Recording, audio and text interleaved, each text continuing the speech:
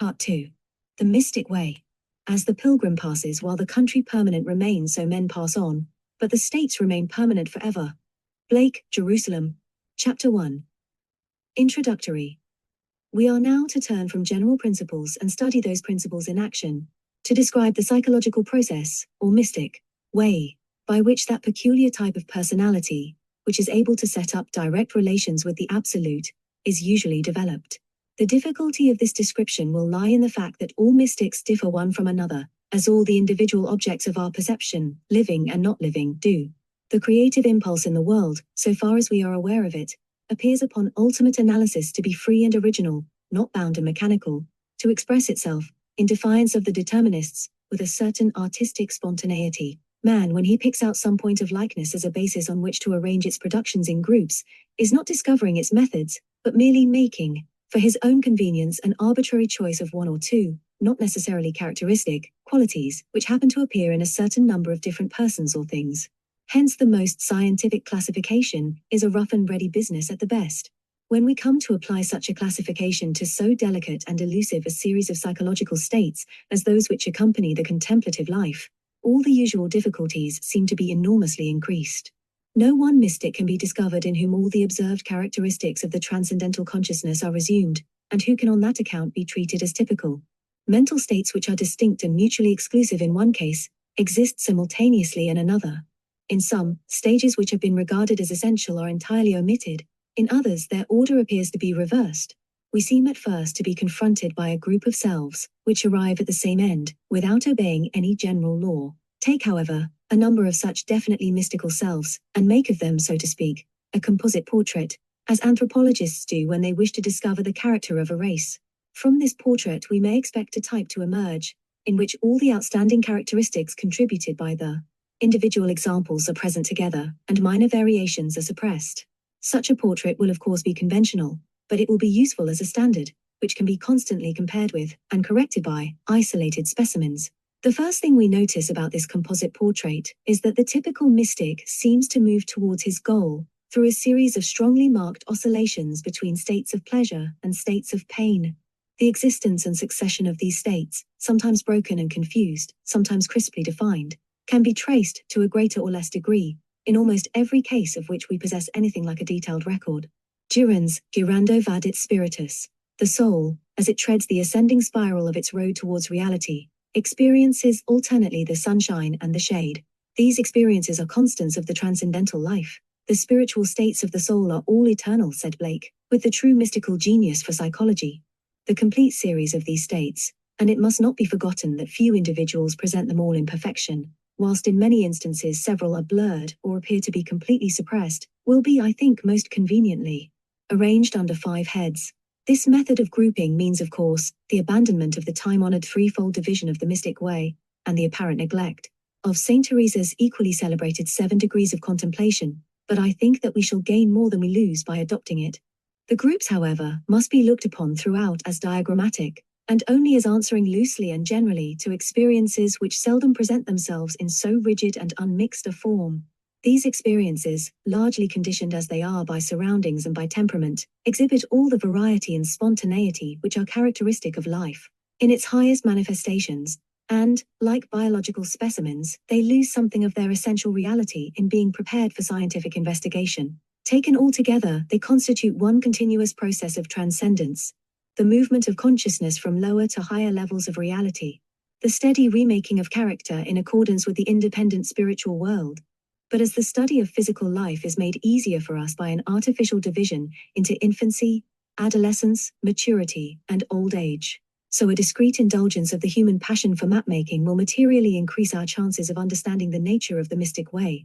Here then is the somewhat arbitrary classification under which we shall study the phases of the mystical life.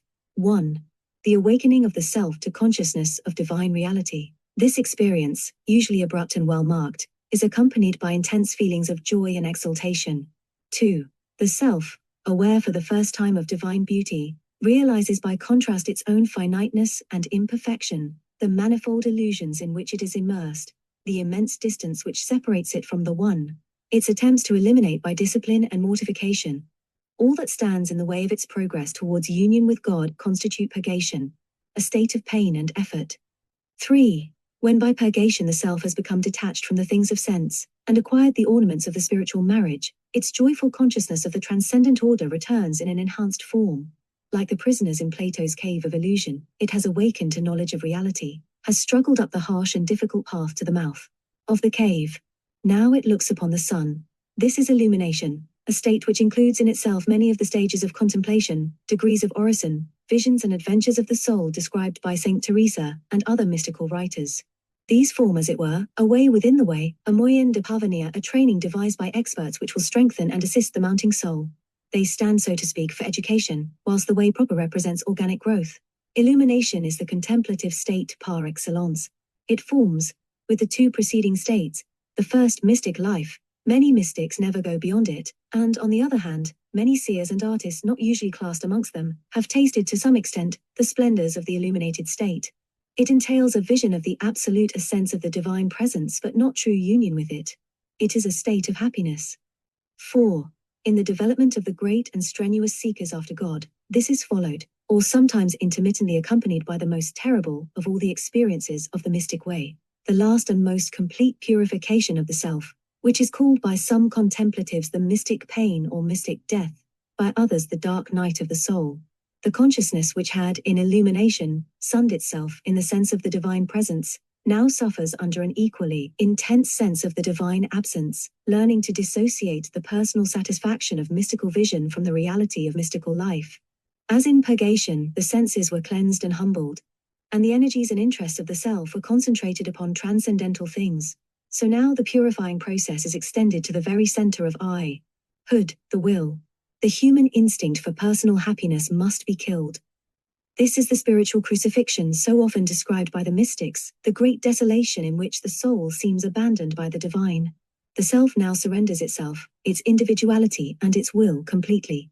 It desires nothing, asks nothing, is utterly passive, and is thus prepared for five union, the true goal of the mystic quest. In this state the absolute life is not merely perceived and enjoyed by the self, as in illumination, but is one with it. This is the end towards which all the previous oscillations of consciousness have tended. It is a state of equilibrium, of purely spiritual life, characterized by peaceful joy, by enhanced powers, by intense certitude. To call this state, as some authorities do, by the name of ecstasy, is inaccurate and confusing, since the term ecstasy has long been used both by psychologists and ascetic writers to define that short and rapturous trance, a state with well-marked physical and psychical accompaniments, in which the contemplative, losing all consciousness of the phenomenal world, is caught up to a brief and immediate enjoyment of the divine vision. Ecstasies of this kind are often experienced by the mystic in illumination, or even on his first conversion. They cannot therefore be regarded as exclusively characteristic of the unitive way. In some, indeed, Saint Teresa is an example, the ecstatic trance seems to diminish rather than increase in frequency after the state of union has been attained. Union must be looked upon as the true end of mystical education, the permanent condition of life upon transcendent levels of reality, of which ecstasies give a foretaste to the soul. Intense forms of it, described by individual mystics, under symbols such as those of mystical marriage, deification, or divine fecundity, all prove on examination to be aspects of this same experience, seen through a temperament. It is right, however, to state here that Oriental mysticism insists upon a further stage beyond that, of union, which stage it regards as the real goal of the spiritual life. This is the total annihilation or reabsorption of the individual soul in the infinite. Such an annihilation is said by the Sufis to constitute the 8th stage of progress, in which alone they truly attain to God. Thus stated, it appears to differ little from the Buddhist nirvana, and is the logical corollary of that pantheism to which the Oriental mystic always tends. It is at least doubtful, however, whether the interpretation which has been put upon it by European students be correct. The passage in which Al-Ghazali attempts to describe it is certainly more applicable to the unitive life, as understood by Christian contemplatives, than to the Buddhistic annihilation of personality. The end of Sufism, he says, is total absorption in God. This is at least the relative end to that part of their doctrine which I am free to reveal and describe. But in reality, it is but the beginning of the Sufi life. For those intuitions and other things which precede it are, so to speak, but the porch by which they enter. In this state some have imagined themselves to be amalgamated with God, others to be identical with him, others again to be associated with him. But all this is sin. The doctrine of annihilation as the end of the soul's ascent, whatever the truth may be as to the Muslim attitude concerning it, is decisively rejected by all European mystics, though a belief in it is constantly imputed to them by their enemies. For their aim is not the suppression of life, but its intensification, a change in its form. This change, they say in a paradox which is generally misunderstood, consists in the perfecting of personality by the utter surrender of self. It is true that the more orientally minded amongst them, such as Dionysius the Areopagite, do use language of a negative kind, which seems almost to involve a belief in the annihilation, rather than the transformation of the self in God. But this is because they are trying to describe a condition of supersensible vitality from the point of view of the normal consciousness, to which it can only seem a nothing, a dark, a self-loss. Further, it will be found that this temperamental language is generally an attempt to describe the conditions of transitory perception, not those of permanent existence. The characteristics, that is to say, of the ecstatic trance, in which for a short time the whole self is lifted to transcendent levels, and the absolute is apprehended by a total suspension of the surface consciousness. Hence the divine dark, the nothing, is not a state of non-being to which the mystic aspires to attain. It is rather an approximate and imperfect name for his consciousness of that undifferentiated Godhead.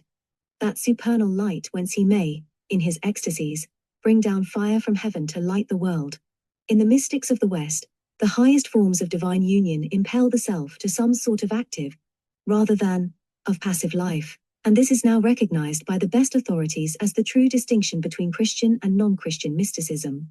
The Christian mystics, says Delacroix, move from the infinite to the definite. They aspire to infinitize life and to define infinity. They go from the conscious to the subconscious, and from the subconscious to the conscious. The obstacle in their path is not consciousness in general, but self-consciousness, the consciousness of the ego. The ego is the limitation, that which opposes itself to the infinite. The states of consciousness free from self, lost in a vaster consciousness, may become modes of the infinite, and states of the divine consciousness. So Starbuck, the individual learns to transfer himself from a center of self-activity into an organ of revelation of universal being, and to live a life of affection for and oneness with the larger life outside. Hence, the ideal of the great contemplatives, the end of their long education, is to become modes of the infinite, filled with an abounding sense of the divine life, of ultimate and adorable reality. Sustaining and urging them on, they wish to communicate the revelation, the more abundant life, which they have received. Not spiritual marriage, but divine fecundity, is to be their final state. In a sense, Saint Teresa in the seventh habitation, Suso when his great renunciation is made, have achieved the quest, yet there is nothing passive in the condition to which they have come. Not Galahad, but the Grail-bearer is now their type. And in their life, words or works, they are impelled to exhibit that hidden treasure which desires to be found. You may think, my daughters, says Saint Teresa, that the soul in this state of union should be so absorbed that she can occupy herself with nothing. You deceive yourselves. She turns with greater ease and ardor than before to all that which belongs to the service of God, and when these occupations leave her free again, she remains in the enjoyment of that companionship. No temperament is less slothful than the mystical one, and the quiet to which the mystics must school themselves in the early stages of contemplation is often the hardest of their tasks. The abandonment of bodily and intellectual activity is only undertaken in order that they may, in the words of Plotinus, energize enthusiastically upon another plane. Work they must, but this work may take many forms which are sometimes so wholly spiritual that they are not perceptible to practical minds. Much of the misunderstanding and consequent contempt of the contemplative life comes from the narrow and superficial definition of work, which is set up by a muscular and wage-earning community.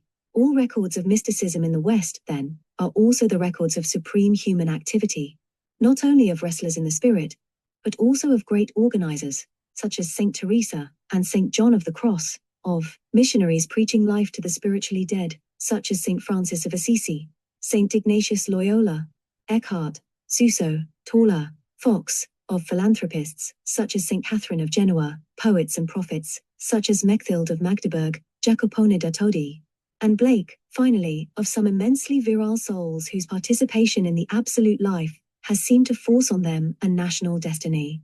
Of this Saint Bernard, Saint Catherine of Siena, and the Blessed Joan of Arc are the supreme examples. The soul enamored of my truth, said God's voice to Saint Catherine of Siena, never ceases to serve the whole world in general, utterly remade in the interests of reality, exhibiting that dual condition of fruition and activity, which Ruysbroek described as the crowning stage of human evolution.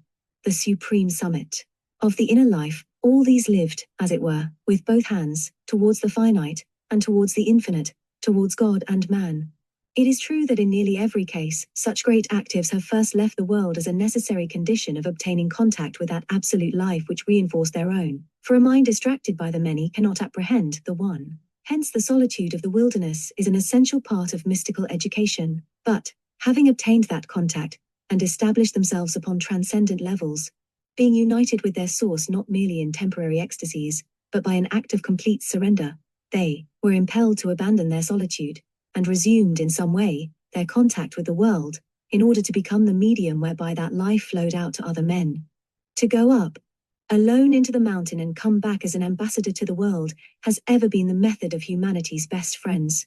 This systole and diastole motion of retreat as the preliminary to a return remains the true ideal of Christian mysticism in its highest development. Those in whom it is not found, however great in other respects they may be, must be considered as having stopped short of the final stage.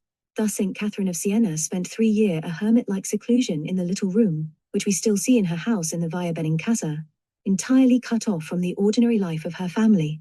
Within her own house, says her legend, she found the desert, and a solitude in the midst of people. There Catherine endured many mortifications, was visited by ecstasies and visions, passed in fact through the states of purgation and illumination, which existed in her case side by side. This life of solitude was brought to an abrupt end by the experience which is symbolized in the vision of the mystic marriage, and the voice which then said to her, "Now will I wed thy soul, which shall ever be conjoined and united to me." Catherine, who had during her long retreat enjoyed illumination to a high degree, now entered upon the unitive state, in which the whole of her public life was passed. Its effect was immediately noticeable. She abandoned her solitude, joined in the family life, went out into the city to serve the poor and sick, attracted and taught disciples, converted sinners, and began that career of varied and boundless activity, which has made her name one of the greatest in the history of the 14th century. Nor does this mean that she ceased to live the sort of life which is characteristic of mystical consciousness, to experience direct contact with the transcendental world, to gaze into the abyss of love divine. On the contrary, her astonishing practical genius for affairs, her immense power of ruling men, drew its strength from the long series of visions and ecstasies which accompanied and supported her labors in the world. She descended into the Valley of Lilies to make herself more fruitful, says her legend. The conscious vehicle of some power not herself, she spoke and acted with an authority which might have seemed strange enough in an uneducated daughter of the people, were it not justified by the fact that all who came into contact with her submitted to its influence. Our business, then, is to trace from its beginning a gradual and complete change in the equilibrium of the self. It is a change whereby that self turns from the unreal world of sense, in which is normally immersed, first to apprehend, then to unite itself with absolute reality, finally, possessed by and wholly surrendered to this transcendent life, becomes a medium whereby the spiritual world is seen in a unique degree, operating directly in the world of sense. In other words, we are to see the human mind advance from the mere perception of phenomena, through the intuition, with occasional contact, of the absolute under its aspect of divine transcendence, to the entire realization of, and union with absolute life under its aspect of divine immanence. The completed mystical life, then, is more than intuitional, it is theopathetic. In the old Frank language of the mystics, it is the deified life. Chapter 2: The Awakening of the Self.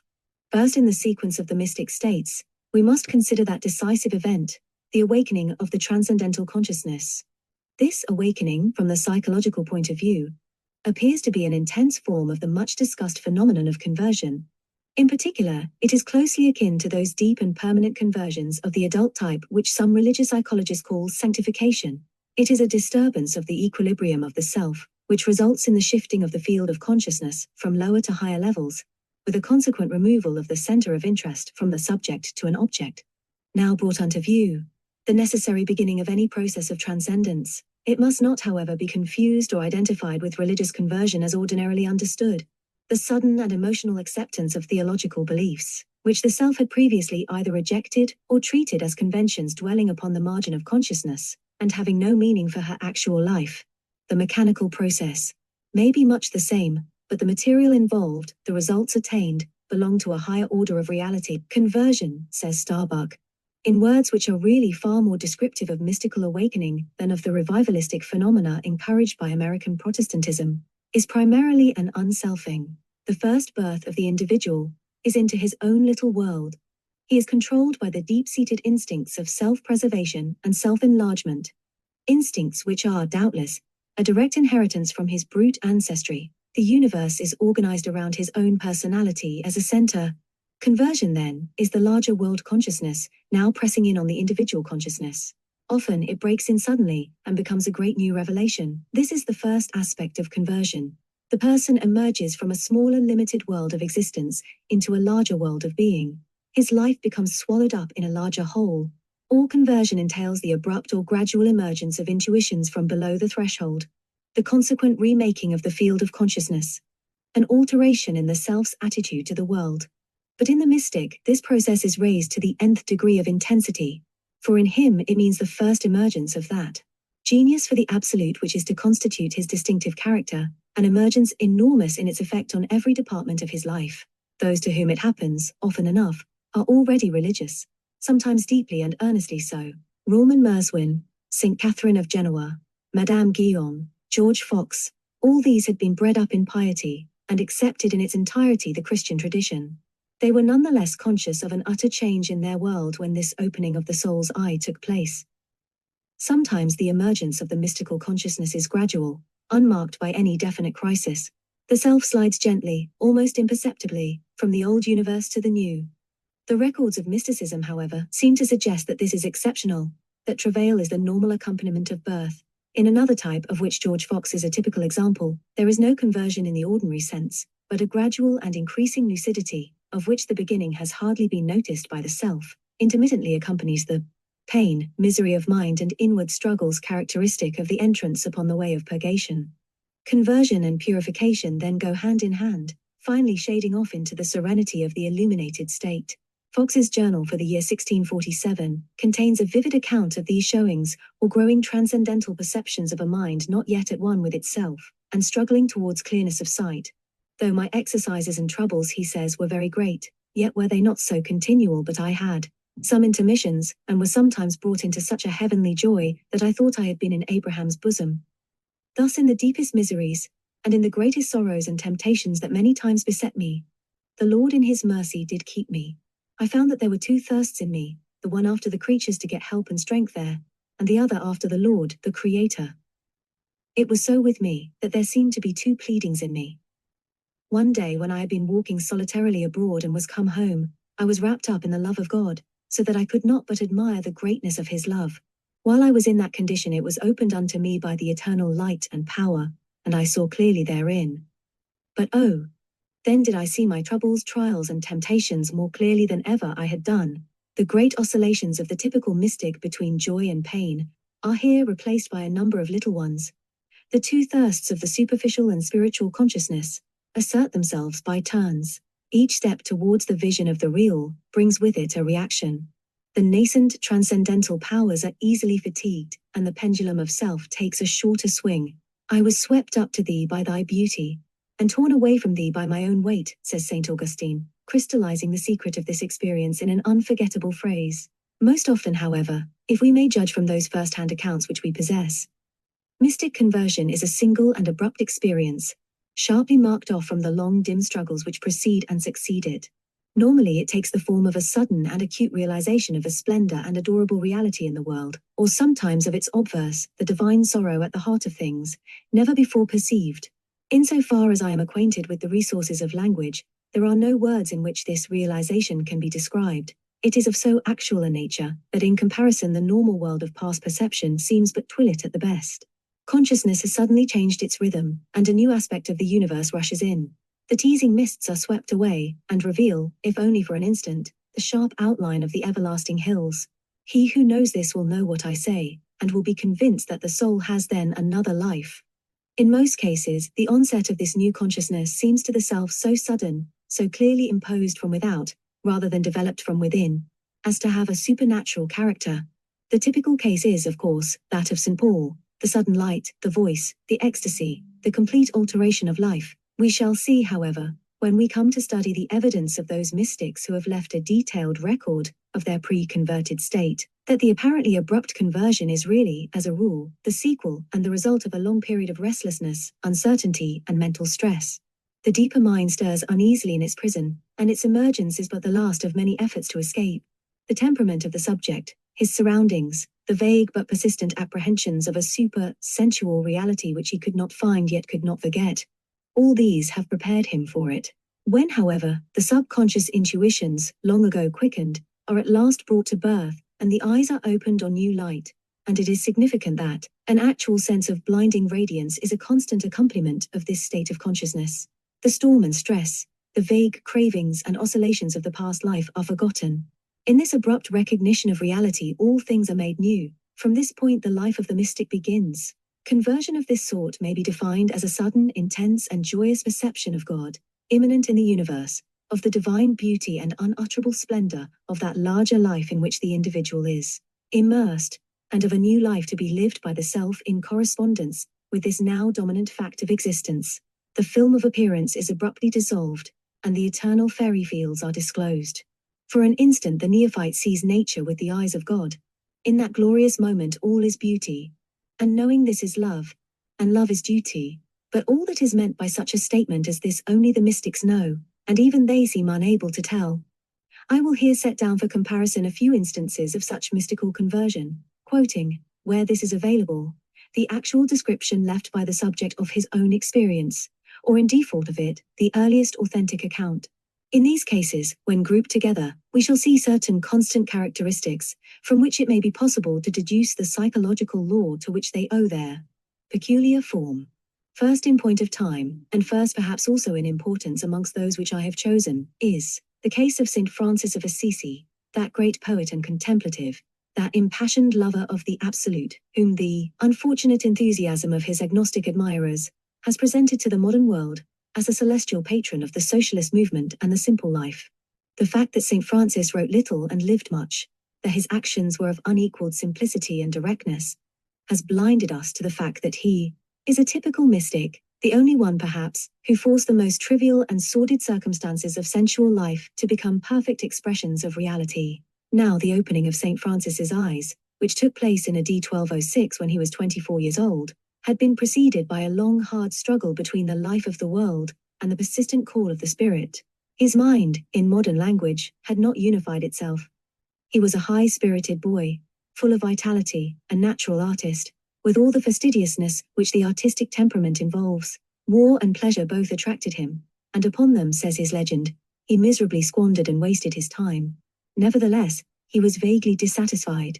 In the midst of festivities, he would have sudden fits of abstraction, abortive attempts of the growing transcendental consciousness, still imprisoned below the threshold but aware of and in touch with the real, to force itself to the surface and seize the reins.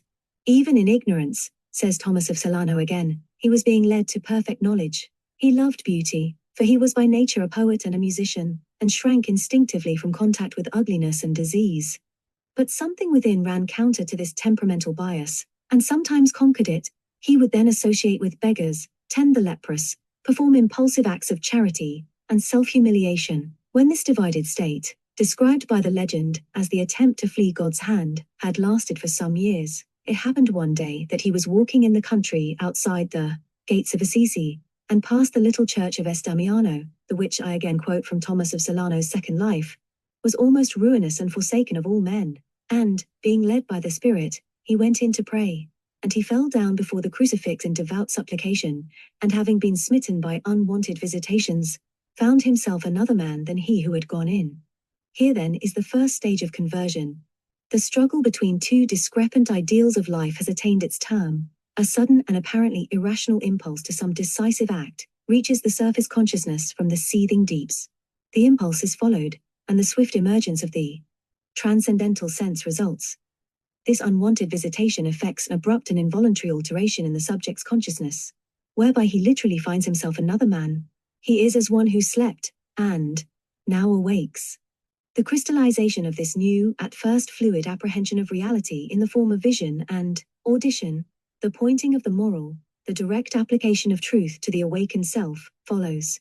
And whilst he was thus moved, straightway, a thing unheard of for long ages. The painted image of Christ crucified spoke to him from out its pictured lips, and calling him by his name Francis, it said, "Go, repair my house, the which as thou seest is falling into decay."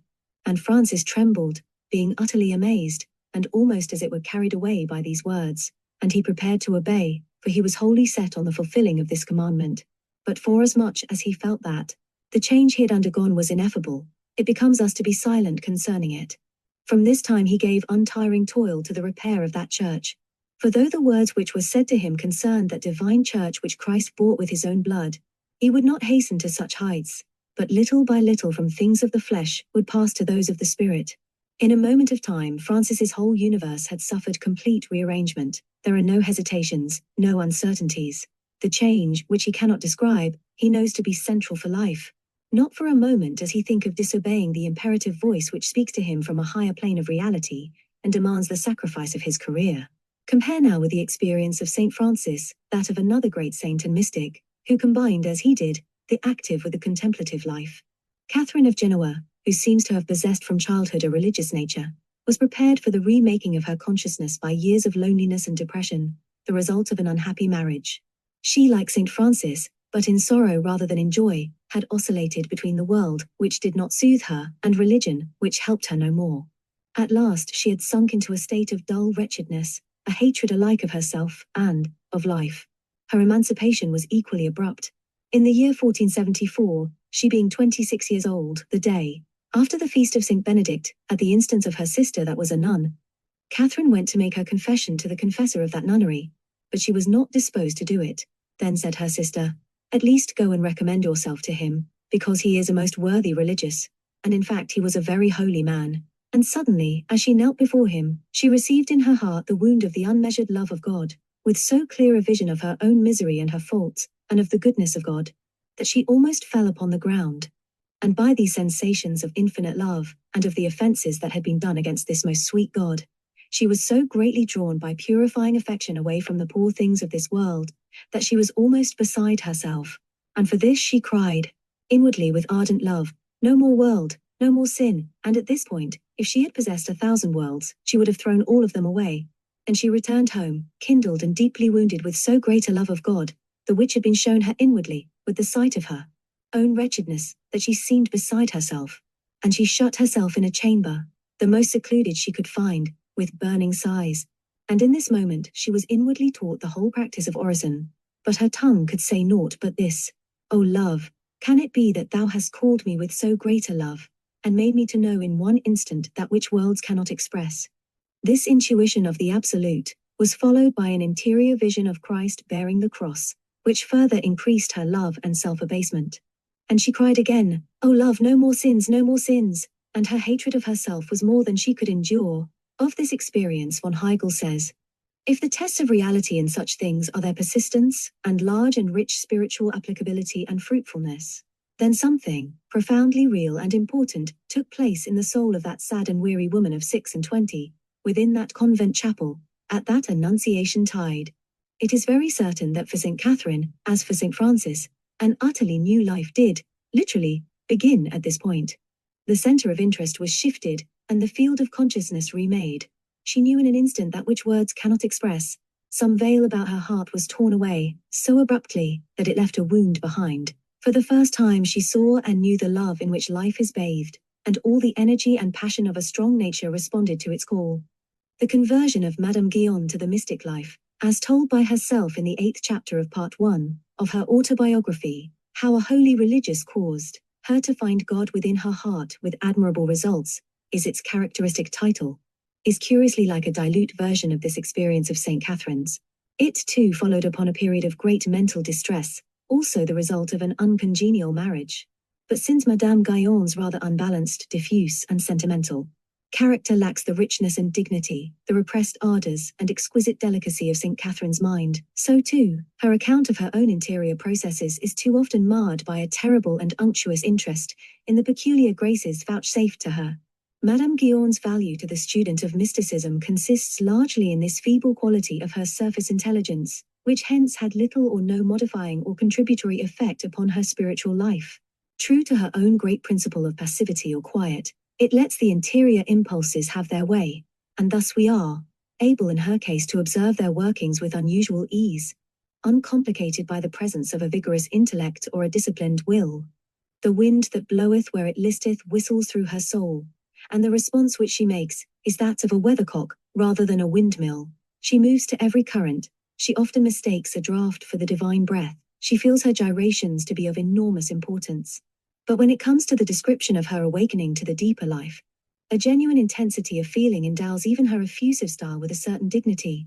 Madame Guyon had from her childhood exhibited an almost tiresome taste for pious observances. At 12 years old she studied Saint François de Sales and Saint Jean-François de Chantal, begged her confessor to teach her the art of mental prayer, and when he omitted to do so, tried to teach herself, but without result.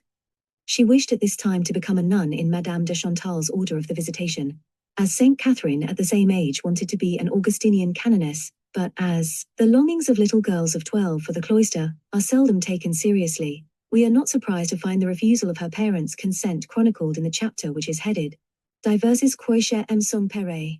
Growing up into an unusually beautiful young woman, she went into society, and for a short time enjoyed life in an almost worldly way.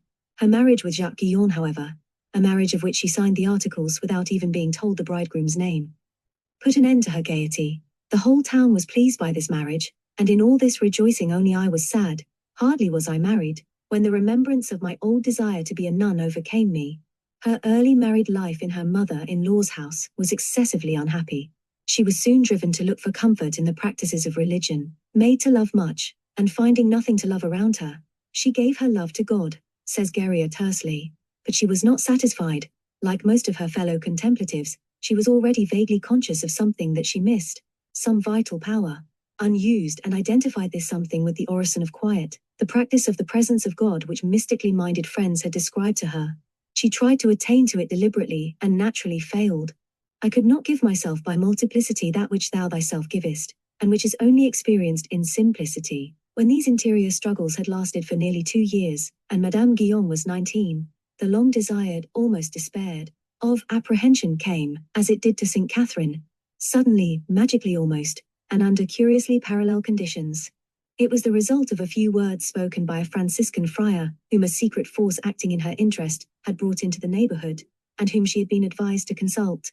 He was a recluse, who disliked hearing the confessions of women, and appears to have been far from pleased by her visit, an annoyance which he afterwards attributed to her fashionable appearance, which filled him with apprehension.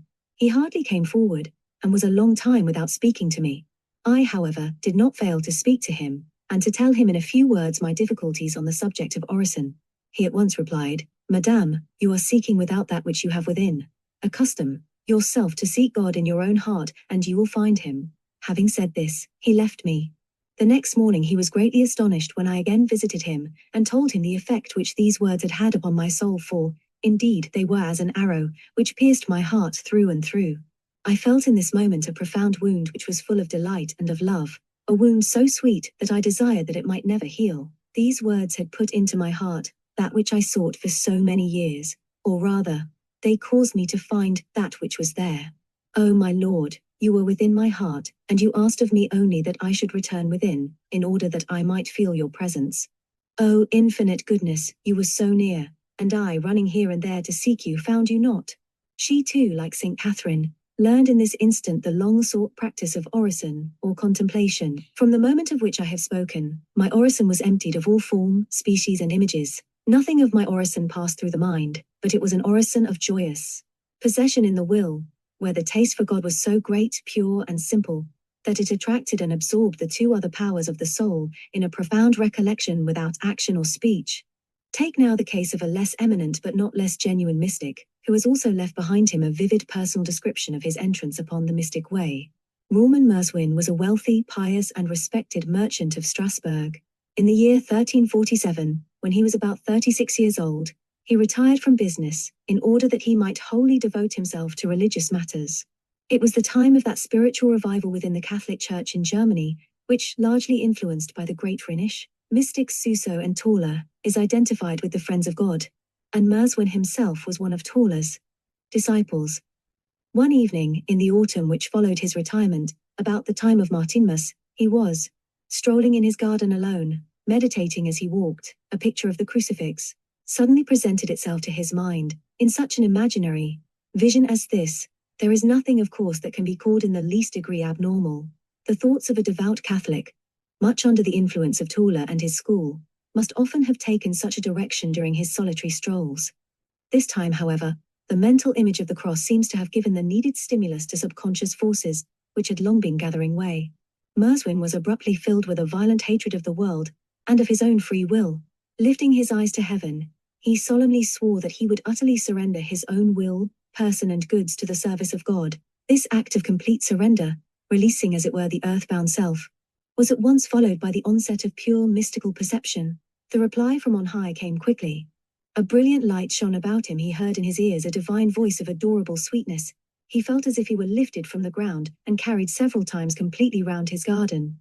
Optical disturbance, auditions, and the sense of levitation are of course well-marked physical accompaniments of these shiftings of the level of consciousness. There are few cases in which one or other is not present, and in some we find all. Coming to himself after this experience, Merswin's heart was filled by a new consciousness of the divine, and by a transport of intense love towards God, which made him undertake with great energy the acts of mortification, which he believed necessary to the purification of his soul. From this time onwards, his mystical consciousness steadily developed. That it was a consciousness wholly different in kind from the sincere piety which had previously caused him to retire from business in order to devote himself to religious truth, is proved by the name of conversion which he applies to the vision of the garden, and by the fact that he dates from this point the beginning of his real life. The conversion of Merswin's greater contemporary, Suso, seems to have been less abrupt. Of its first stage he speaks vaguely at the beginning of his autobiography, wherein he says that he began to be converted when in the 18th year of his age. He was at this time, as St. Francis had been, restless, dissatisfied, vaguely conscious of something essential to his peace, as yet unfound. His temperament, at once deeply human and ardently spiritual, passionately appreciative of sensuous beauty yet unable to rest in it, had not unified itself, nor did it do so completely, until after a period of purgation, which is probably unequaled for its austerity in the history of the mysticism of the West. He was kept of God in this, that when he turned to those things that most enticed him, he found neither happiness nor peace therein. He was restless, and it seemed to him that something which was as yet unknown could alone give peace to his heart. And he suffered greatly of this restlessness. God at last delivered him by a complete conversion. His brothers in religion were astonished by so quick a change, for the event took them unawares. Some said of it one thing, and some another, but none could know the reason of his conversion. It was God who, by a hidden light, had caused this return to himself. This secret conversion was completed by a more violent uprush of the now awakened and active transcendental powers. Suso, whom one can imagine as a great and highly nervous artist, if his genius had not taken the channel of sanctity, instead, was subject all his life to visions of peculiar richness and beauty. Often enough these visions seem to have floated up, as it were, from the subliminal region, without disturbing the course of his conscious life, and to be little more than sharply visualized expressions of his ardor towards an intuition of divine realities.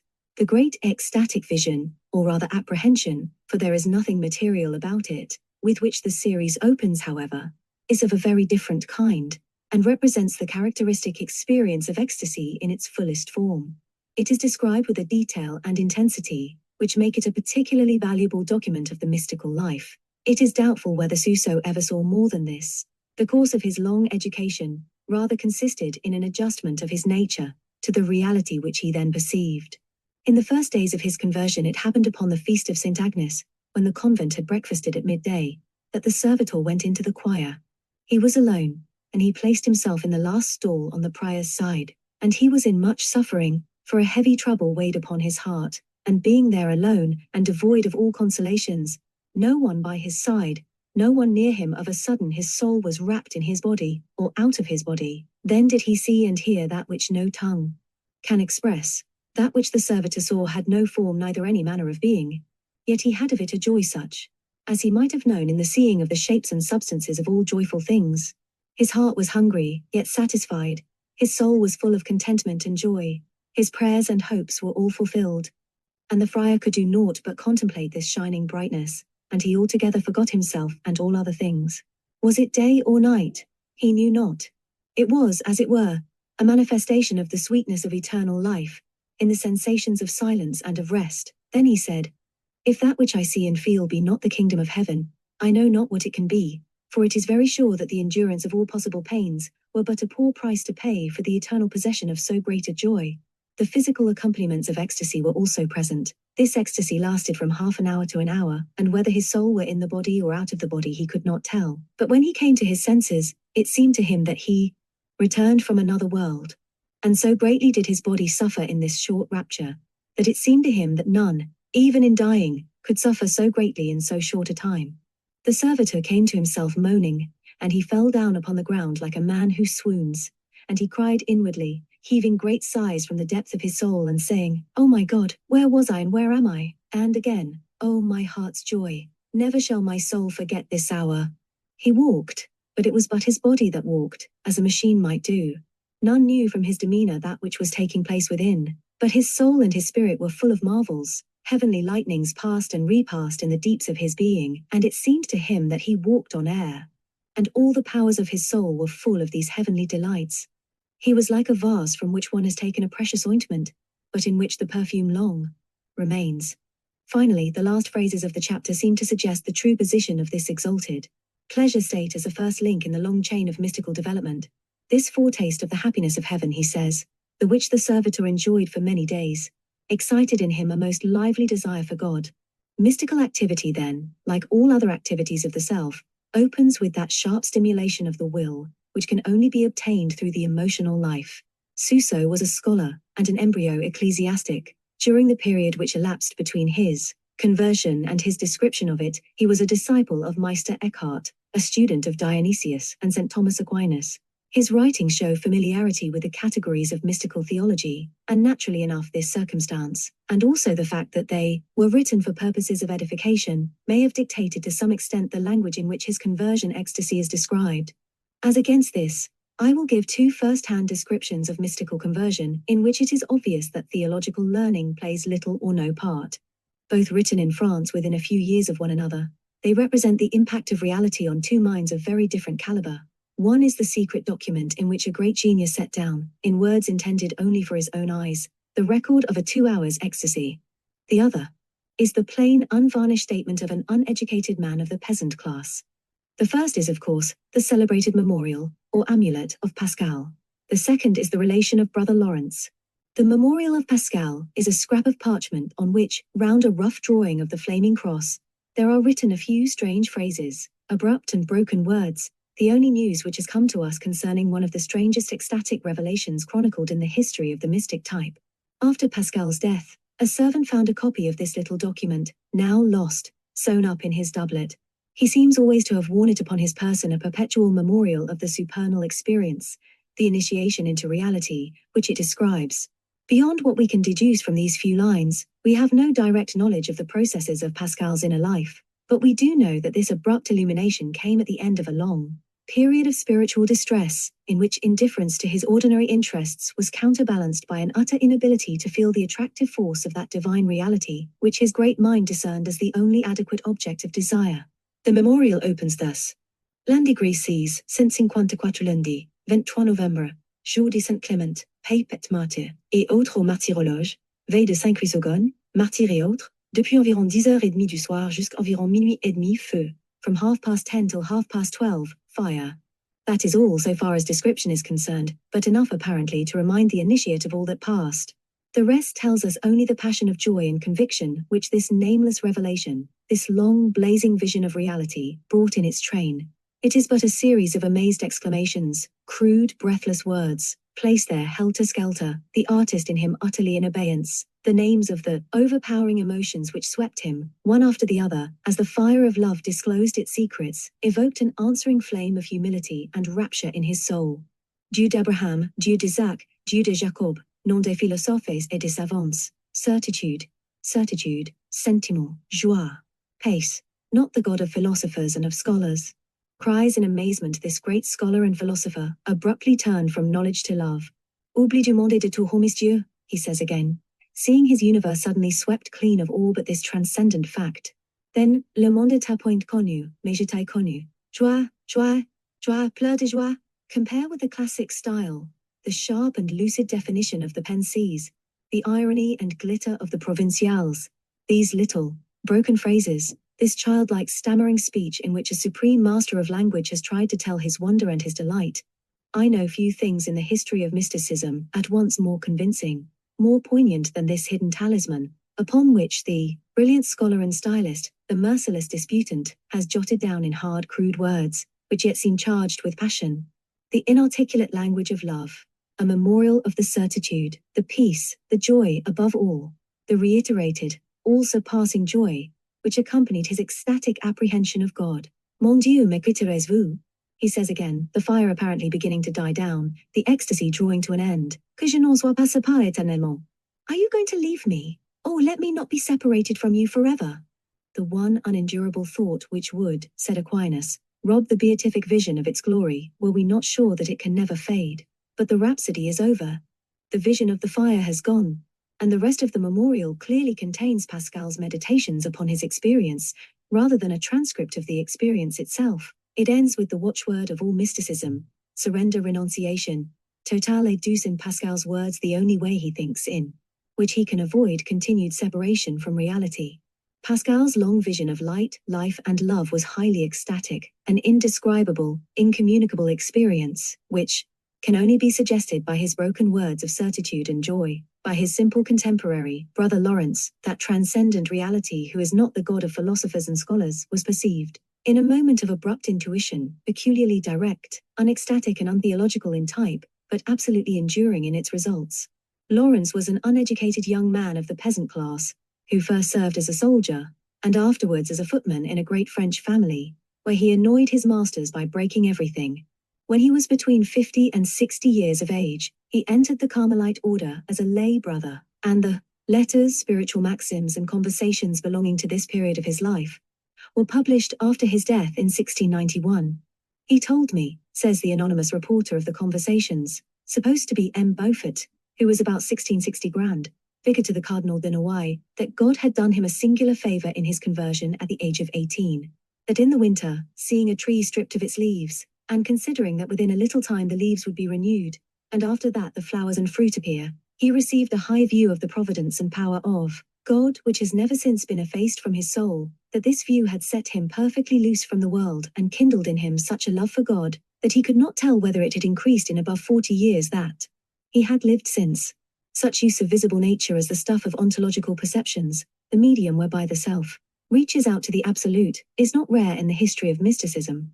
The mysterious primordial vitality of trees and woods, instinct with energy, yet standing as it were upon the borderland of dream, appears, we know not why, to be particularly adapted to it. The silent magic of the forest, the strange and steady cycle of its life, possesses in a peculiar degree this power of unleashing the human soul, is curiously friendly to its cravings, ministers to its inarticulate needs, unsullied by the corroding touch of consciousness, that life can make a contact with the great life of the all, and through its mighty rhythms, man can receive a message concerning the true and timeless world of all that is, and was, and evermore shall be. Plant life of all kinds indeed, from the flower in the crannied wall to the woods of Westermain, can easily become, for cells of a certain type, a mode of the infinite. So obvious does this appear when we study the history of the mystics, that Steiner has seen fit to draw from it the hardly warrantable inference that plants are just those natural phenomena, whose qualities in the higher world are similar to their qualities in the physical world. Though the conclusion be not convincing, the fact remains. The flowery garment of the world is for some mystics a medium of ineffable perception, a source of exalted joy, the veritable clothing of God. I need hardly add that such a state of things has always been found incredible by common sense. The tree which moves some to tears of joy, says Blake, who possessed in an eminent degree this form of sacramental perception, is in the eyes of others only a green thing that stands in the way. Such a perception of the divine in nature, of the true and holy meaning of that rich, unresting life in which we are immersed, is really a more usual feature of illumination than of conversion. All the most marked examples of it must be referred to that state, and will be discussed when we come to its consideration. Sometimes, however, as in the case of Brother Lawrence, the first awakening of the self to consciousness of reality does take this form. The uncreated light manifests itself in and through created things. This characteristically immanental discovery of the absolute occurs chiefly in two classes: in unlettered men who have lived close to nature, and to whom her symbols are more familiar than those of the churches, or the schools, and in temperaments of the mixed or mystical type, who are nearer to the poet than to the true contemplative, for whom as a rule the absolute hath no image. It was like entering into another world, a new state of existence, says a witness quoted by Starbuck, speaking of his own conversion. Natural objects were glorified. My spiritual vision was so clarified that I saw beauty in every material object in the universe. The woods were vocal with heavenly music. Oh, how I was changed! Everything became new. My horses and hogs and everybody became changed, exclaims with naive astonishment another in the same collection. When I went in the morning into the fields to work, says a third, the glory of God appeared in all his visible creation. I well remember we reaped oats, and how every straw and head of the oats seemed, as it were, arrayed in a kind of rainbow glory, or to glow, if I may so express it, in the glory of God. Amongst modern men, Walt Whitman possessed in a supreme degree the permanent sense of this glory, the light rare, untellable, lighting the very light. But evidences of its existence and the sporadic power of apprehending it are scattered up and down the literature of the world. Its discovery constitutes the awakening of the mystical consciousness in respect of the world of becoming, a sharp and sudden break with the old and obvious way of seeing things. The human cinematograph has somehow changed its rhythm and begins to register new and more real aspects of the external world. With this, the self's first escape from the limitations of its conventional universe, it receives an immense assurance of a great and veritable life surrounding, sustaining, explaining its own. Thus Richard Jefferies says, of the same age as that at which Suso and Brother Lawrence awoke to sudden consciousness of reality, I was not more than 18 when an inner and esoteric meaning began to come to me from all the visible universe. I now became lost and absorbed into the being or existence of the universe, and losing thus my separateness of being, came to seem like a part of the whole. I feel on the margin of a life unknown, very near, almost touching it, on the verge of powers which, if I could grasp, would give me an immense breadth of existence. What was this life unknown but the life known to the great mystics, which Richard Jefferies apprehended in these moments of insight, yet somehow contrived to miss? Such participation in the deep realities of the world of becoming, the boundless existence of a divine whole, which a modern psychologist has labeled and described as cosmic consciousness, whilst it is not the final object of the mystics' journey, is a constant feature of it. It represents one half of his characteristic consciousness, an entrance into communion with the second of the triune powers of God, the Word which is through all things everlastingly. Jefferies stood, as so many mystically minded men have done, upon the verge of such a transcendental life. The heavenly door, as Roll calls it, was ajar, but not pushed wide. He peeped through it to the greater world beyond, but, unable to escape from the bonds of his selfhood, he did not pass through to live upon the independent spiritual plane. Roll, Jefferies' fellow countryman and his predecessor by close upon 600 years in the ecstatic love and understanding of natural things, shall be our last example of the mystical awakening. He, like his spiritual brother St. Francis, and other typical cases, had passed through a preliminary period of struggle and oscillation between worldly life and a vague but growing spirituality, between the superficial and the deeper self. My youth was fond, my childhood vain, my young age unclean, but when I should flourish unhappily, and youth of wakeful age was now come, the grace of my Maker was near, the which lust of temporal shape restrained, and unto ghostly supplications turned my desires, and the soul, from low things lifted, to heaven has borne. The real life-changing, however, was sharply and characteristically marked off from this preparatory state. Roll gives to it the name of heat. A song to his musical soul, represents illumination, and sweetness untrowed the unitive way.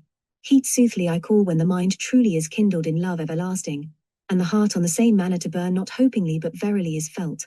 The heart truly turned into fire, gives feeling of burning love.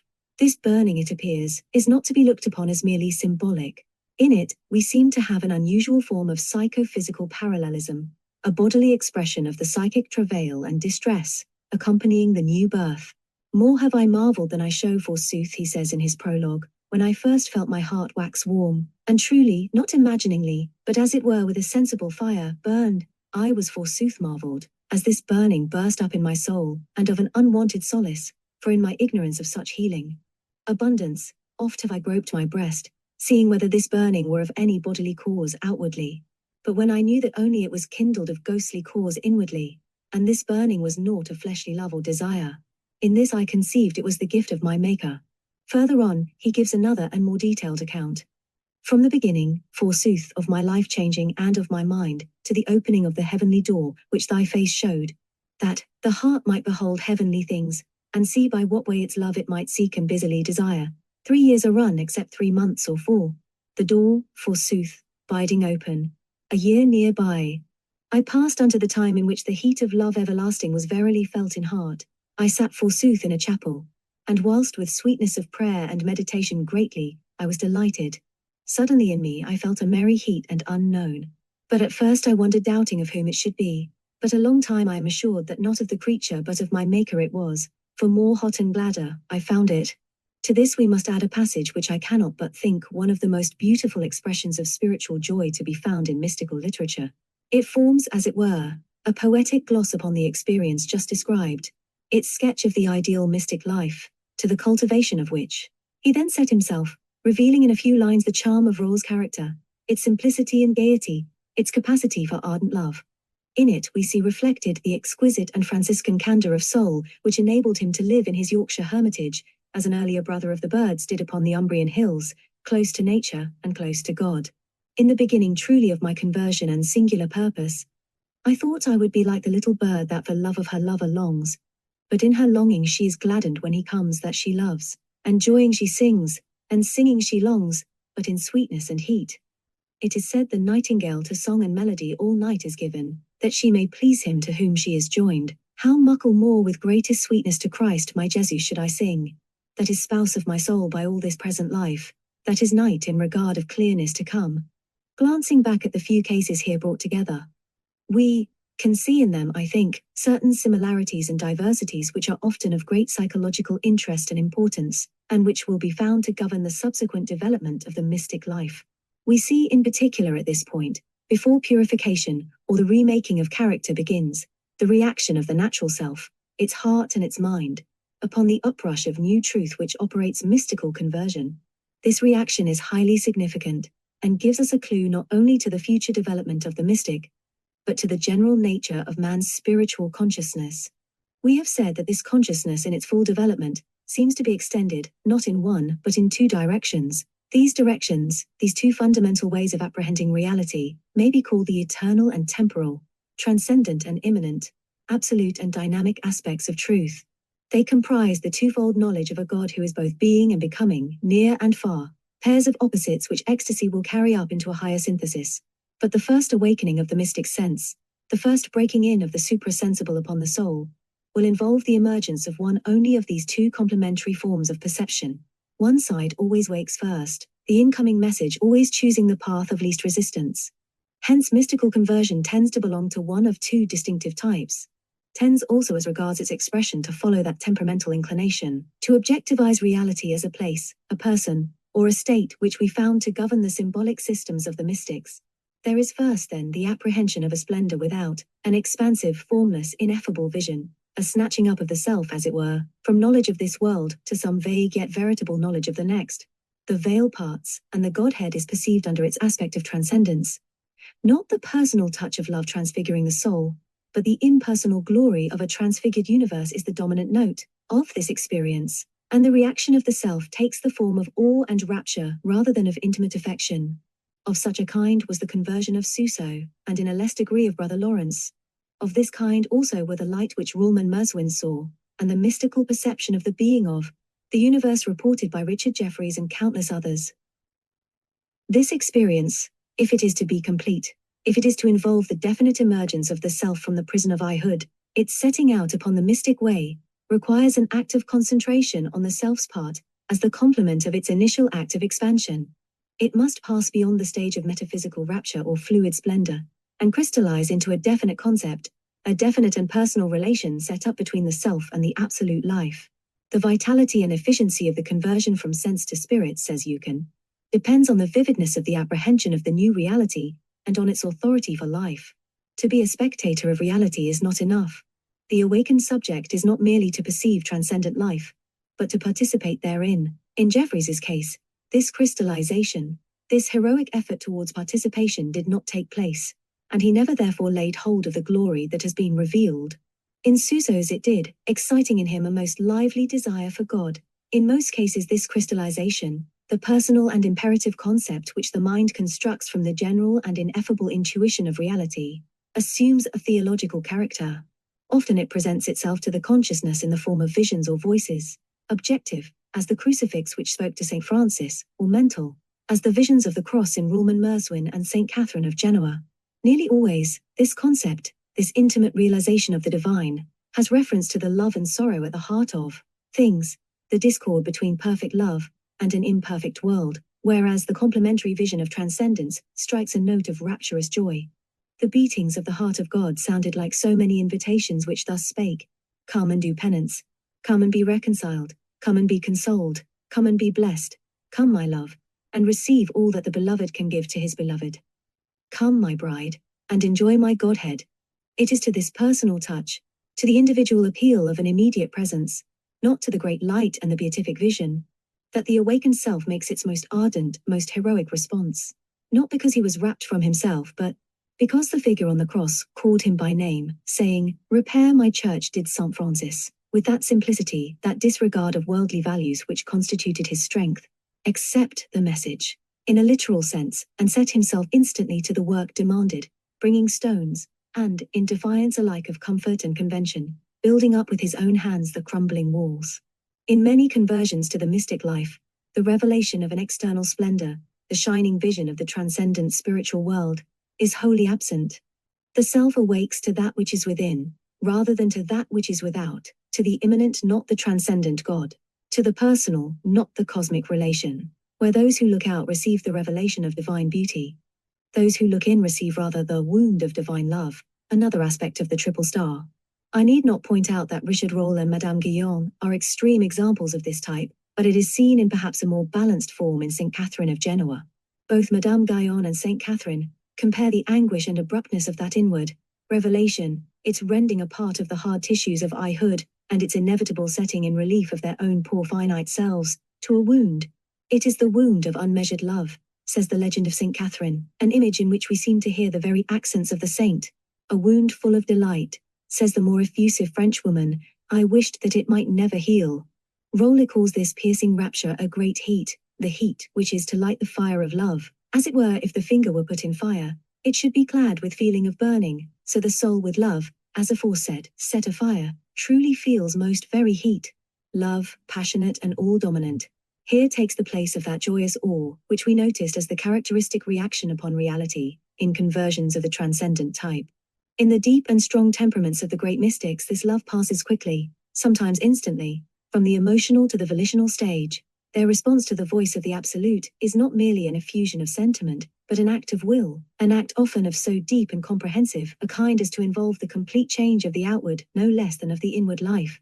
Divine love, says Dionysius, draws those whom it seizes beyond themselves, and this so greatly that they belong no longer to themselves, but wholly to the object loved. Merswin's oath of self-surrender, St. Catherine of Genoa's passionate and decisive, "No more world, no more sins." St. Francis's naive and instant devotion to church restoration, in its most literal sense, these things are earnests of the reality of the change.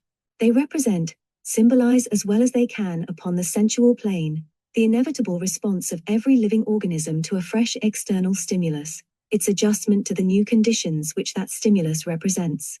They complete the process of conversion, which is not one-sided, not merely an infusion into the surface consciousness of new truth, but rather the beginning of a life process, a breaking down of the old and building up of the new, a never-to-be-ended give and take, now set up between the individual and the Absolute.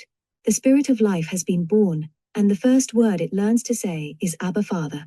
It aspires to its origin, to life in its most intense manifestation, hence all its instincts urge it to that activity which it feels to be inseparable from life. It knows itself a member of that mighty family, in which the stars are numbered, the family of the sons of God, who, free and creative, sharing the rapture of a living, striving cosmos, shout for joy.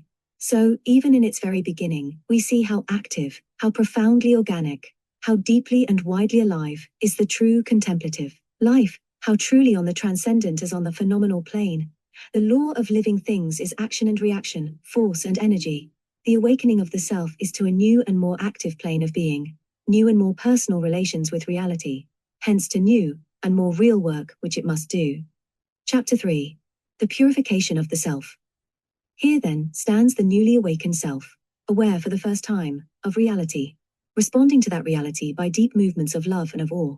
She sees herself, however, not merely to be thrust into a new world, but set at the beginning of a new road. Activity is now to be her watchword, pilgrimage the business of her life. That a quest there is and an end, is the single secret spoken, under one symbol or another, that long slow process of transcendence, of character building, whereby she is to attain freedom, become capable of living upon high levels of reality, is present in her consciousness. Those to whom this secret is not imparted are no mystics, in the exact sense in which that word is here used, however their temporary illumination may have been. What must be the first step of the self upon this road to perfect union with the Absolute? Clearly, a getting rid of all those elements of normal experience which are not in harmony with reality, of illusion, evil, imperfection of every kind. By false desires and false thoughts, man has built up for himself a false universe, as a mollusk, by the deliberate and persistent absorption of lime and rejection of all else, can build up for itself a hard shell which shuts it from the external world, and only represents in a distorted and unrecognizable form the ocean from which it was obtained. This hard and wholly unnutritious shell, this one-sided secretion of the surface consciousness, makes as it were a little cave of illusion for each separate soul. A literal and deliberate getting out of the cave must be for every mystic, as it was for Plato's prisoners, the first step in the individual hunt for reality. In the plain language of old-fashioned theology, man's sin is stamped upon man's universe. We see a sham world, because we live a sham life. We do not know ourselves, hence do not know the true character of our senses, hence attribute wrong values to their suggestions and declarations concerning our relation to the external world. That world, which we have distorted by identifying it with our own self-regarding arrangement of its elements, has got to reassume for us the character of reality, of God.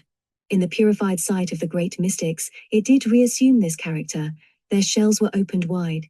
They knew the tides of the eternal sea. This lucid apprehension of the true is what we mean when we speak of the illumination, which results from a faithful acceptance of the trials of the purgative way. The normal self as it exists in the normal world, the old Adam of St. Paul, is wholly incapable of supersensual adventure. All its activities are grouped about a center of consciousness, whose correspondences are with the material world. In the moment of its awakening, it is abruptly made aware of this disability. It knows itself finite. It now inspires to the infinite. It is encased in the hard crust of individuality. It aspires to union with a larger self. It is fettered. It longs for freedom. Its every sense is attuned to illusion. It craves for harmony with the absolute truth. God is the only reality, says Patmore, and we are real only as far as we are in His order and He is in us. Whatever form, then, the mystical adventure may take, it must be preceded by a change in the attitude of the subject, a change which will introduce it into the order of reality, and enable it to set up permanent relations with an object which is not normally part of its universe. Therefore, though the end of mysticism is not goodness, it entails the acquirement of goodness. The virtues are the ornaments of the spiritual marriage, because that marriage is union with the good no less than with the beautiful and the true. Primarily, then, the self must be purged of all that stands between it and goodness, putting on the character of reality, instead of the character of illusion or sin. It longs ardently to do this from the first moment in which it sees itself in the all-revealing radiance of the uncreated light. When once love openeth the inner eye of the soul for to see this truth, says Hilton, with other circumstances that attend it, then beginneth the soul to be really humble, for then through the sight of God it feeleth and seeth itself as it is, and then doth the soul forsake the beholding and leaning upon itself. So with Dante, the first terrace of the Mount of Purgatory is devoted to the cleansing of pride and the production of humility. Such a process is the inevitable, one might almost say mechanical, result of a vision, however fleeting, of reality, an undistorted sight of the earthbound self. All its life it has been measuring its candlelight by other candles. Now for the first time it is out in the open air and sees the sun. This is the way, said the voice of God to St. Catherine of Siena in Ecstasy. If thou wilt arrive at a perfect knowledge and enjoyment of me, the eternal truth, thou shouldst never go outside the knowledge of thyself, and, by humbling thyself in the valley of humility, thou wilt know me and thyself, from which knowledge thou wilt draw all that is necessary. In self-knowledge, then, thou wilt humble thyself, seeing that, in thyself, thou dost not even exist. The first thing that the self observes, when it turns back upon itself in that moment of lucidity, enters, as St. Catherine says, into the cell of self-knowledge, is the horrible contrast between its clouded contours and the pure sharp radiance of the real. between its muddled, faulty life, its perverse self-centered drifting, and the clear onward sweep of that becoming in which it is immersed. It is then that the outlook of rapture and awe receives the countersign of humility, the harbinger of that new self which must be born, appears under the aspect of a desire, a passionate longing to escape from the suddenly perceived hatefulness of selfhood, and to conform, to reality, the perfect which it has seen under its aspect of goodness, of beauty, or of love. To be worthy of it, in fact to be real. This showing, says Gerlach Peterson, of that experience, is so vehement and so strong that the whole of the interior man, not only of his heart but of his body, is marvelously moved and shaken, and faints within itself, unable to endure it, and by this means, his interior aspect is made clear without any cloud, and conformable in its own measure to him whom he seeks. The lives of the mystics abound in instances of the vehemence of this showing, of the deep-seated sense of necessity which urges the newly awakened self to a life of discomfort and conflict, often to intense poverty and pain, as the only way of replacing false experience by true. Here the transcendental consciousness, exalted by a clear intuition of its goal, and not merely counting but perceiving the world to be obviously well lost for such a prize, takes the reins. It forces on the unwilling surface mind a sharp vision of its own disabilities, its ugly and imperfect life. The love of ideal beauty which is closely bound up with the mystic temperament makes instant response. No more sins, was the first cry of St. Catherine of Genoa, in that crucial hour, in which she saw by the light of love the ugly and distorted nature of her past. She entered forthwith upon the purgative way, in which for 4 years she suffered under a profound sense of imperfection, endured fasting, solitude, and mortification, and imposed upon herself the most repulsive duties in her efforts towards that self-conquest which should make her conformable in her own measure to the dictates of that pure love, which was the aspect of reality that she had seen. It is the inner conviction that this conformity, this transcendence of the unreal, is possible, and indeed normal, which upholds the mystic during the terrible years of purgation, so that not only without heaviness, but with a joy unmeasured, he casts back all thing that may him let. To the true lover of the absolute, purgation no less than illumination is a privilege, a dreadful joy. It is an earnest of increasing life. Let me suffer or die, said Saint Teresa, a strange alternative in the ears of common sense, but a forced option in the spiritual sphere. However harsh its form, however painful the activities to which it spurs him, the mystic recognizes in this breakup of his old universe an essential part of the great work, and the act in which he turns to it is an act of love no less than an act of will. Burning of love into a soul truly taken all vices purgeth, for whilst the true lover with strong and fervent desire into God is born, all things him displease that from the sight of God withdraw. His eyes once opened, he is eager for that ordering of his disordered loves, which alone can establish his correspondences with transcendental life. Teach me, my only joy, cries Suso, the way in which I may bear upon my body the marks of thy love. Come, my soul, depart from outward things and gather thyself together into a true interior silence, that thou mayst set out with all thy courage and bury and lose thyself in the desert of a deep contrition. It is in this torment of contrition, this acute consciousness of unworthiness, that we have the first swing back of the oscillating self from the initial state of mystic pleasure to the complementary state of pain. It is, so to speak, on its transcendental side, the reflex action which follows the first touch of God. Thus we read that Rulman Merswin, swept away by the transports of divine love, did not surrender himself to the passive enjoyment of this first taste of absolute being, but was impelled by it to diligent and instant self-criticism. He was seized with a hatred of his body, and inflicted on himself such hard mortifications that he fell ill. It is useless for lovers of healthy-mindedness to resent this and similar examples of self-examination and penance, to label them morbid or medieval. The fact remains that only such bitter knowledge of wrongness of relation, seen by the light of ardent love, can spur the will of man to the hard task of readjustment. I saw full surely, says Julian of Norwich, that it behoveth needs to be that we should be in longing and in penance until the time that we be led so deep into God that we verily and truly know our own soul. Dante's whole journey up the Mount of Purgation is the dramatic presentation of this one truth. So too the celebrated description of purgatory attributed to Saint Catherine of Genoa is obviously founded upon its author's inward experience of this purgative way. In it, she applies to the souls of the dead her personal consciousness of the necessity of purification, its place in the organic process of spiritual growth. It is, as she acknowledges at the beginning, the projection of her own psychological adventures upon the background of the spiritual world, its substance being simply the repetition after death of that eager and heroic acceptance of suffering, those drastic acts of purification which she has herself been compelled to undertake under the whip of the same psychic necessity, that of removing the rust of illusion, cleansing the mirror in order that it may receive the divine light. It is, she says, as with a covered object, the object cannot respond to the rays of the sun, not because the sun ceases to shine, for it shines without intermission, but because the covering intervenes. Let the covering be destroyed, and again the object will be exposed to the sun, and will answer to the rays which beat against it in proportion as the work of destruction advances. Thus the souls are covered by a rust, that is, by sin, which is gradually consumed away by the fire of purgatory. The more it is consumed, the more they respond to God, their true Son. Their happiness increases as the rust falls off and lays them open to the divine ray. The instinctive tendency to seek happiness in God develops itself and goes on increasing through the fire of love, which draws it to its end with such impetuosity and vehemence that any obstacle seems intolerable, and the more clear its vision, the more extreme its pain. Mostrate la via di gira al monte, cry the souls of the newly dead in Dante's vision, pushed by that instinctive tendency towards the purifying flames. Such a tendency, such a passionate desire, the aspiring self must have. No cool, well-balanced knowledge of the need of new adjustments will avail to set it on the purgative way. This is a heroic act, and demands heroic passions in the soul. In order to overcome our desires and to deny ourselves in all things, says St. John of the Cross, who is the classic authority upon this portion of the mystic quest, our love and inclination for which are wont so to inflame the will that it delights therein, we require another and greater fire of another and nobler love, that of the bridegroom, so that having all our joy in him, and deriving from him all our strength, we may gain such resolution and courage as shall enable us easily to abandon and deny all besides.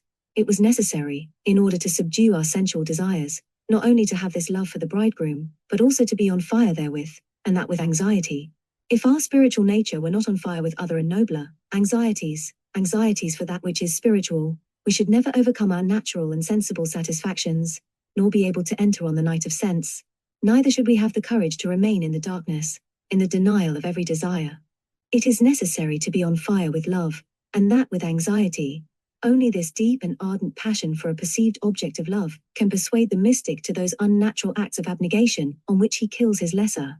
Love of the world of sense, frees himself from the remora of desire, unifies all his energies about the new and higher center of his life. His business, I have said, is transcendence, a mounting up, an attainment of a higher order of reality. Once his eyes have been opened on eternity, his instinct for the absolute roused. From its sleep, he sees union with that reality as his duty no less than his joy. Sees too that this union can only be consummated on a plane where illusion and selfhood have no place. The inward voice says to him perpetually at the least seasonable moments, Dimite omnia, transitoria, quae aeterna. Hence the purgation of the senses, and of the character which they have helped to build, is always placed first in order in the mystic way. Though sporadic flashes of illumination to ecstasy may, and often do, precede and accompany it, since spiritual no less than physical existence is, as we know it, an endless becoming, it too has no end. In a sense, the whole of the mystical experience in this life consists in a series of purifications, whereby the finite slowly approaches the nature of its infinite source, climbing up the cleansing mountain pool by pool, like the industrious fish in Rollman Merswin's vision, until it reaches its origin.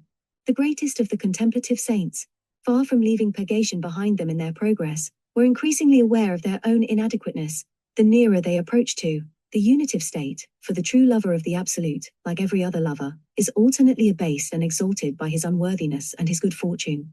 There are moments of high rapture when he knows only that the banner over him is love, but there are others in which he remains, bitterly conscious that in spite of his uttermost surrender, there is within him an ineradicable residuum of selfhood, which stains the white radiance of eternity.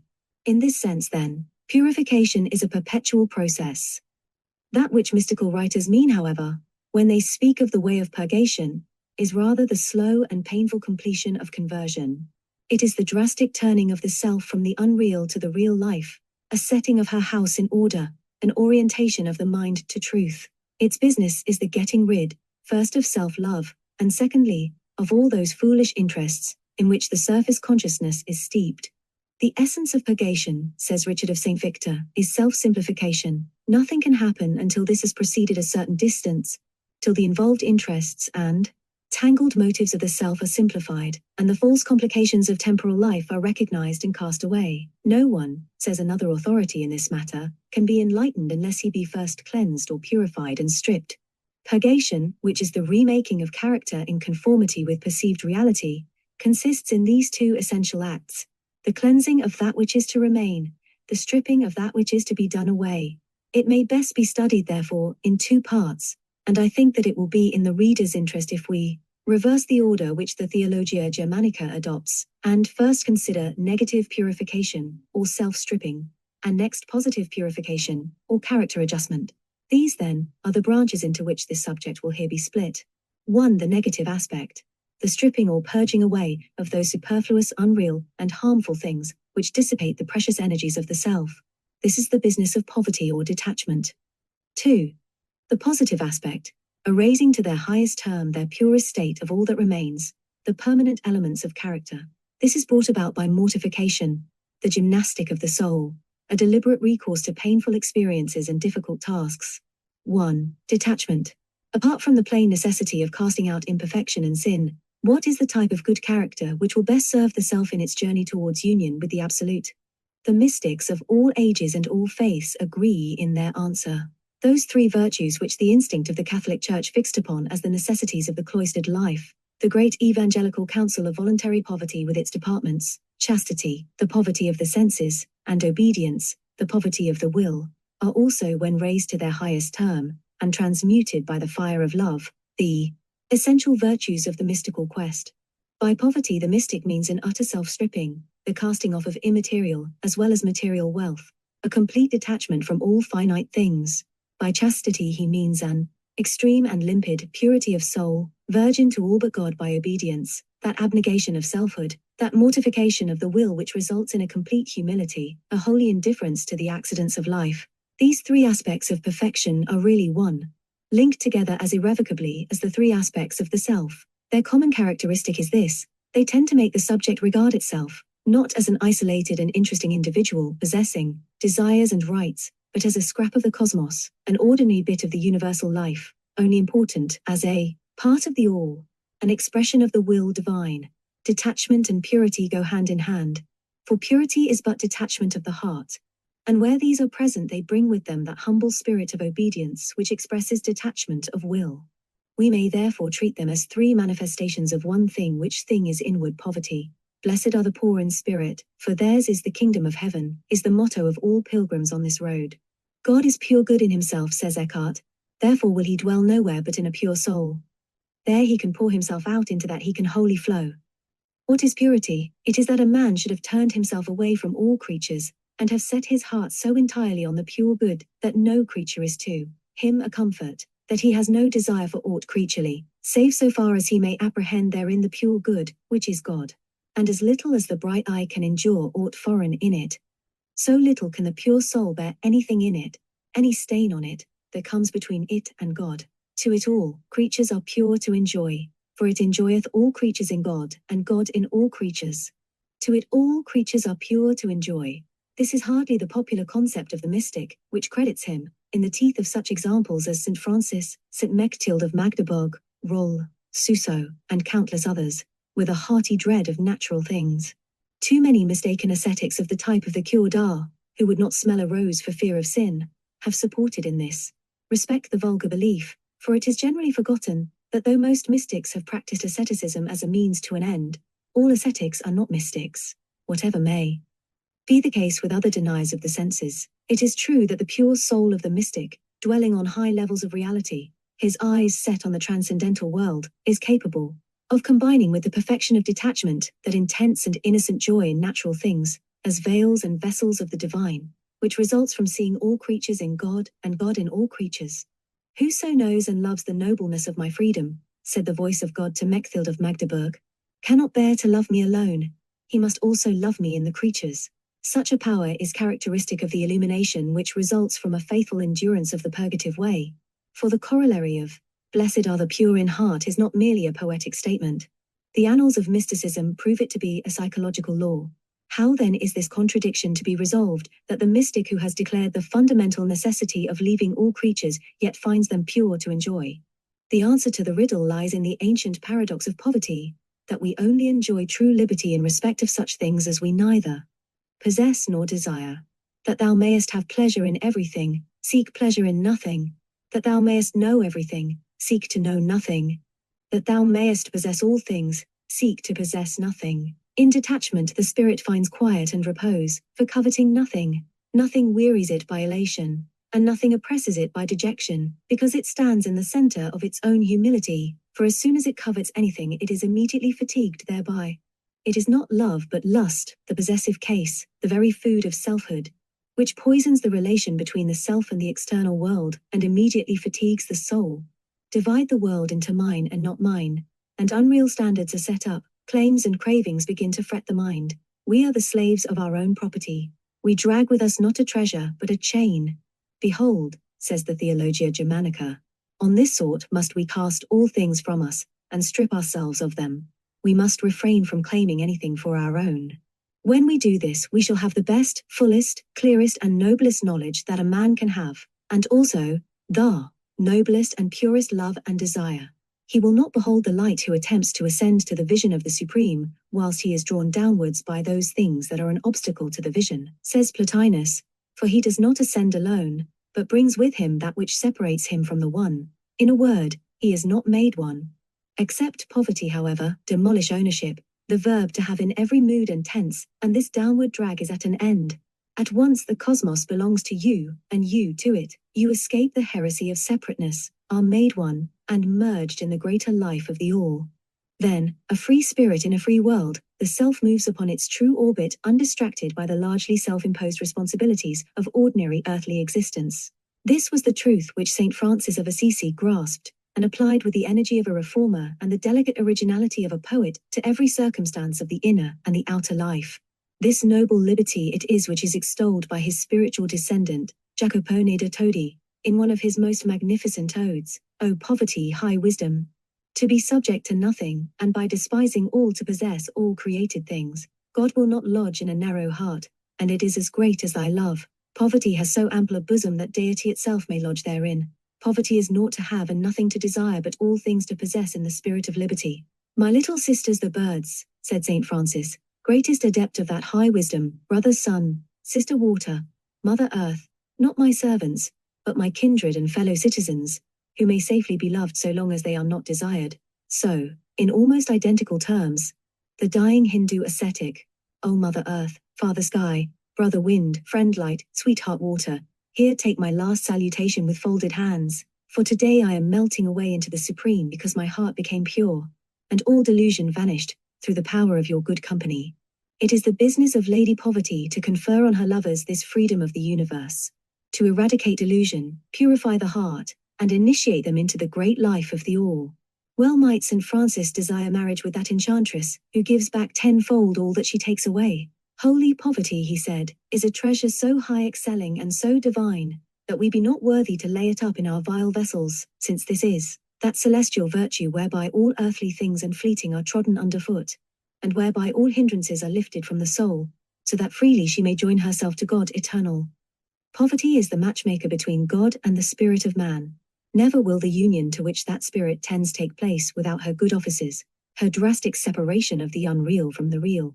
She strips off the clothing which man so often mistakes for himself, transvaluates all his values, and shows him things as they are. Thus, in that beautiful chapter of the Sacrum Commercium, which describes how the friars, climbing the steeps of the hill, find Lady Poverty at the summit enthroned only in her nakedness, we are told that she, preventing them with the blessings of sweetness, said, Why hasten ye so from the vale of tears to the mount of light?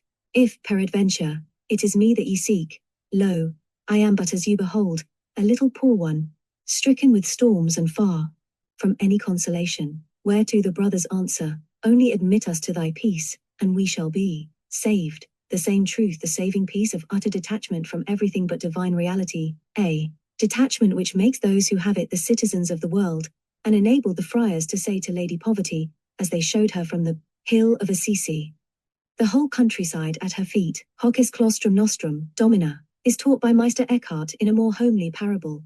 There was a learned man who, 8 years long, desired that God would show him a man who would teach him the truth.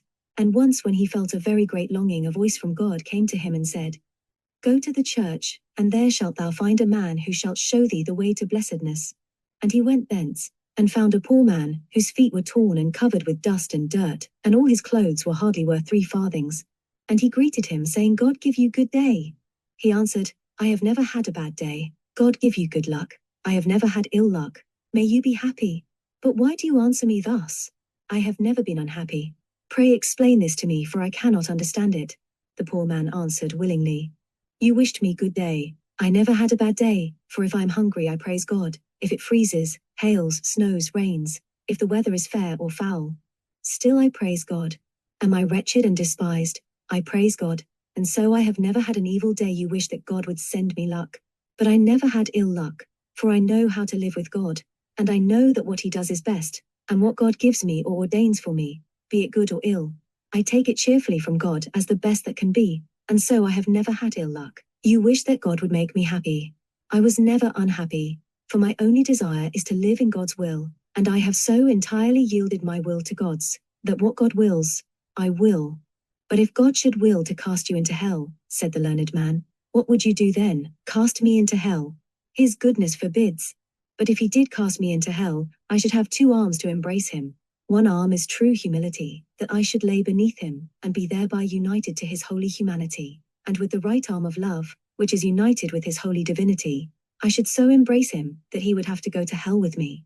And I would rather be in hell and have God, than in heaven and not have God. Then the Master understood that true abandonment with utter humility is the nearest way to God. The Master asked further, Whence are you come? From God. Where did you find God? When I forsook all creatures. Where have you left God? In pure hearts, and in men of good will. The Master asked, What sort of man are you? I am a king. Where is your kingdom? My soul is my kingdom, for I can so rule my senses inward and outward, that all the desires and powers of my soul are in subjection, and this kingdom is greater than a kingdom on earth. What brought you to this perfection? My silence, my high thoughts, and my union with God. For I could not rest in anything that was less than God. Now I have found God, and in God have eternal rest and peace.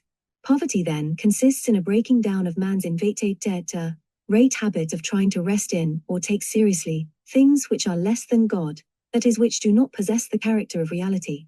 Such a habit is the most fertile of all causes of world, weariness and disillusion, faults, or rather spiritual diseases, which the mystics never exhibit, but which few who are without all mystic feeling can hope to escape.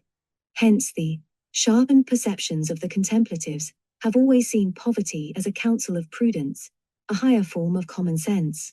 It is not with Saint Francis, or any other great mystic, a first principle, an end in itself. It was rather a logical deduction from the first principle of their science, the paramount importance to the soul of a clear view of reality. Here East and West are in agreement. Their science, says Al-Ghazali of the Sufis, who practiced, like the early Franciscans, a complete renunciation of worldly goods, has for its object the uprooting from the soul of all violent passions, the extirpation from it of vicious desires and evil qualities, so that the heart may become detached from all that is not God, and give itself for its only occupation meditation upon the divine being. All those who have felt themselves urged towards the attainment of this transcendental vision have found that possessions interrupt the view, are centers of conflicting interest in the mind. They assume a false air of importance, force themselves upon the attention, and complicate life. Hence, in the interest of self-simplification, they must be cleared away, a removal which involves for the real enthusiast little more sacrifice than the weekly visit of the dustman. Having entirely surrendered my own free will, says Al-Ghazali of his personal experience, my heart no longer felt any distress in renouncing fame, wealth, or the society of my children. Others have contrived to reconcile self-surrender with a more moderate abandonment of outward things.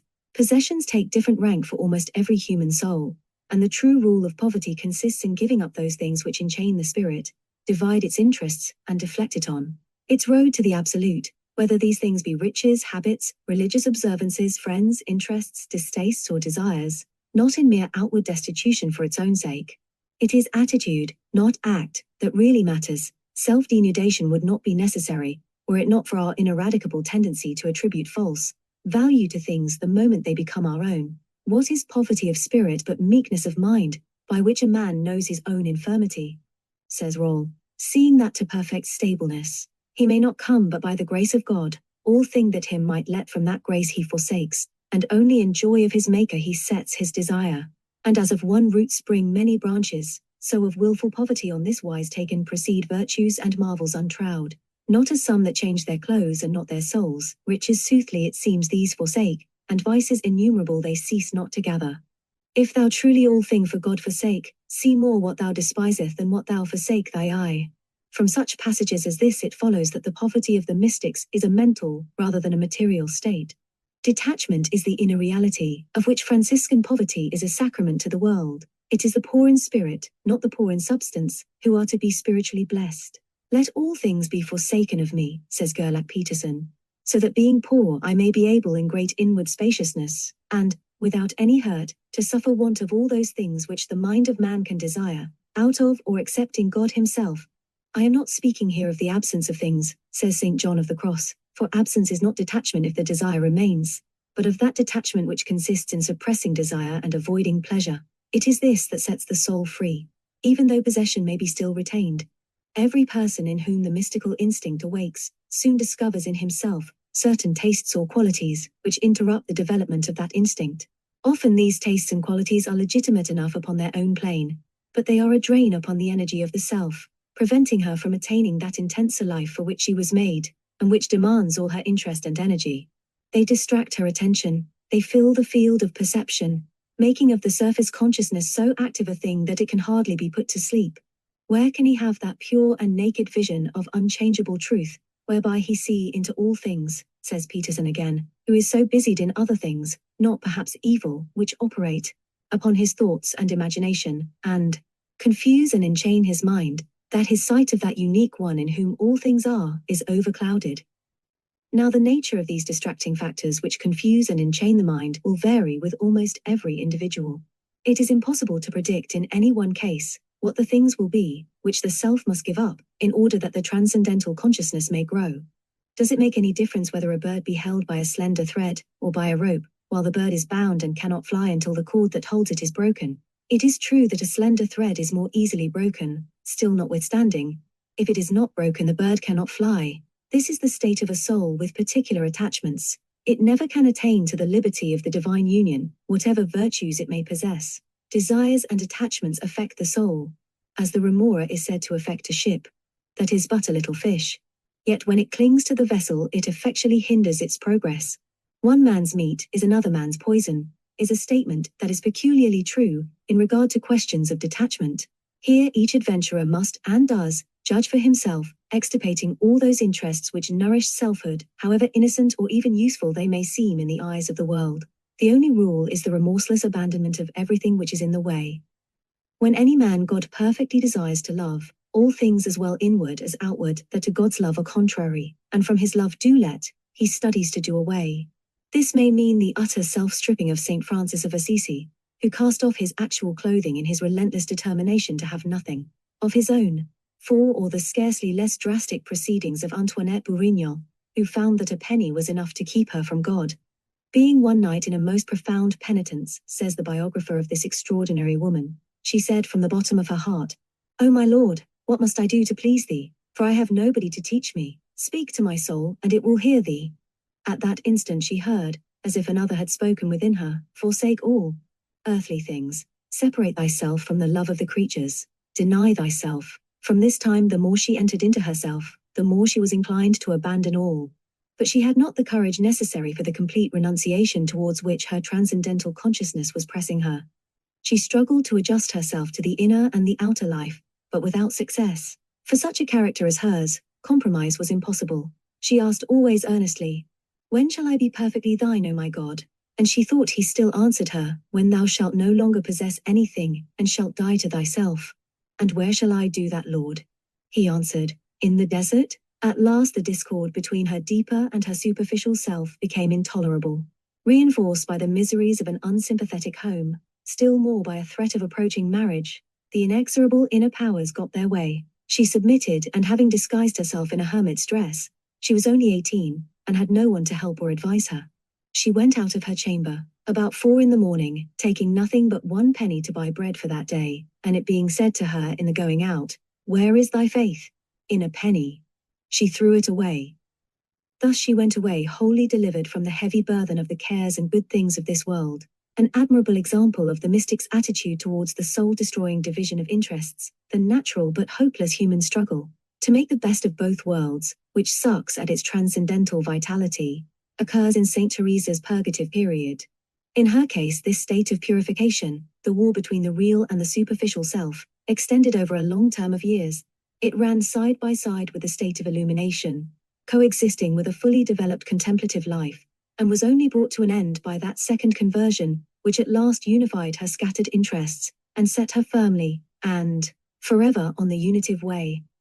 The almost virile strength of Teresa's character, which afterwards contributed to the greatness of her achievement in the unitive state, opposed itself to the invading transcendental consciousness, disputed every inch of territory, resisted every demand made upon it by the growing spiritual self. Bit by bit it was conquered, the sphere of her deeper life enlarged, until the moment came in which she surrendered once for all to her true destiny. During the years of inward stress, of penance and growing knowledge of the infinite, which she spent in the convent of the Incarnation, and which accompanied this slow remaking of character, Teresa's only self-indulgence, as it seems a sufficiently innocent one, was talking to the friends who came down from Avila to the convent parlor, and spoke to her through the grille. Her confessors, unaccustomed to the education of mystical genius, saw nothing incompatible between this practice and the pursuit of a high contemplative life. But as her transcendental consciousness, her states of orison grew stronger, Teresa felt more and more the distracting influence of these glimpses of the outer world. They were a drain upon the energy which ought to be wholly given to that new, deep, more real life, which she felt stirring within her, and which could only hope to achieve its mighty destiny by complete concentration upon the business in hand. No genius can afford to dissipate his energies, the mystic genius least of all. Teresa knew that so long as she retained these personal satisfactions, her life had more than one focus. She was not wholehearted in her surrender to the absolute. But though her inward voices, her deepest instincts, urged her to give them up, for years she felt herself incapable of such a sacrifice. It was round the question of their retention or surrender that the decisive battle of her life was fought.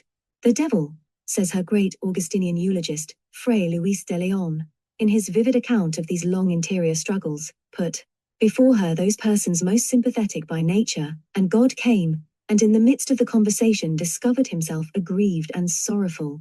The devil delighted in the conversation and pastime. But when she turned her back on them, and betook herself to prayer, God redoubled the delight, and favors, as if to show her how false was the lure which charmed her at the grating, and that his sweetness was the veritable sweetness.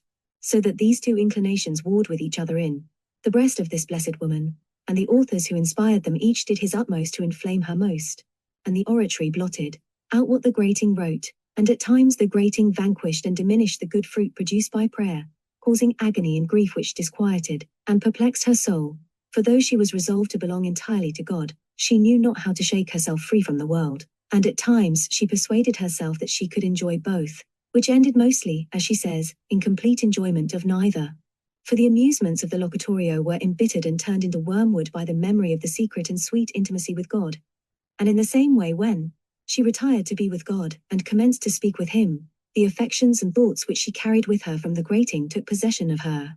Compare with these violent oscillations between the superficial and mystical consciousness, characteristic of Teresa's strong volitional nature, which only came to rest after psychic convulsions which left no corner of its being unexplored, the symbolic act of renunciation under which Antoinette Bourignon's interior self vanquished the surface intelligence and asserted its supremacy. Teresa must give up her passionate interest in human life. Antoinette, never much tempted in that direction, must give up her last penny. What society was to Teresa's generous, energetic nature, prudence was to the temperamentally shrewd and narrow Antoinette a distraction, a check on the development of the all-demanding transcendental genius, an unconquered relic of the lower life.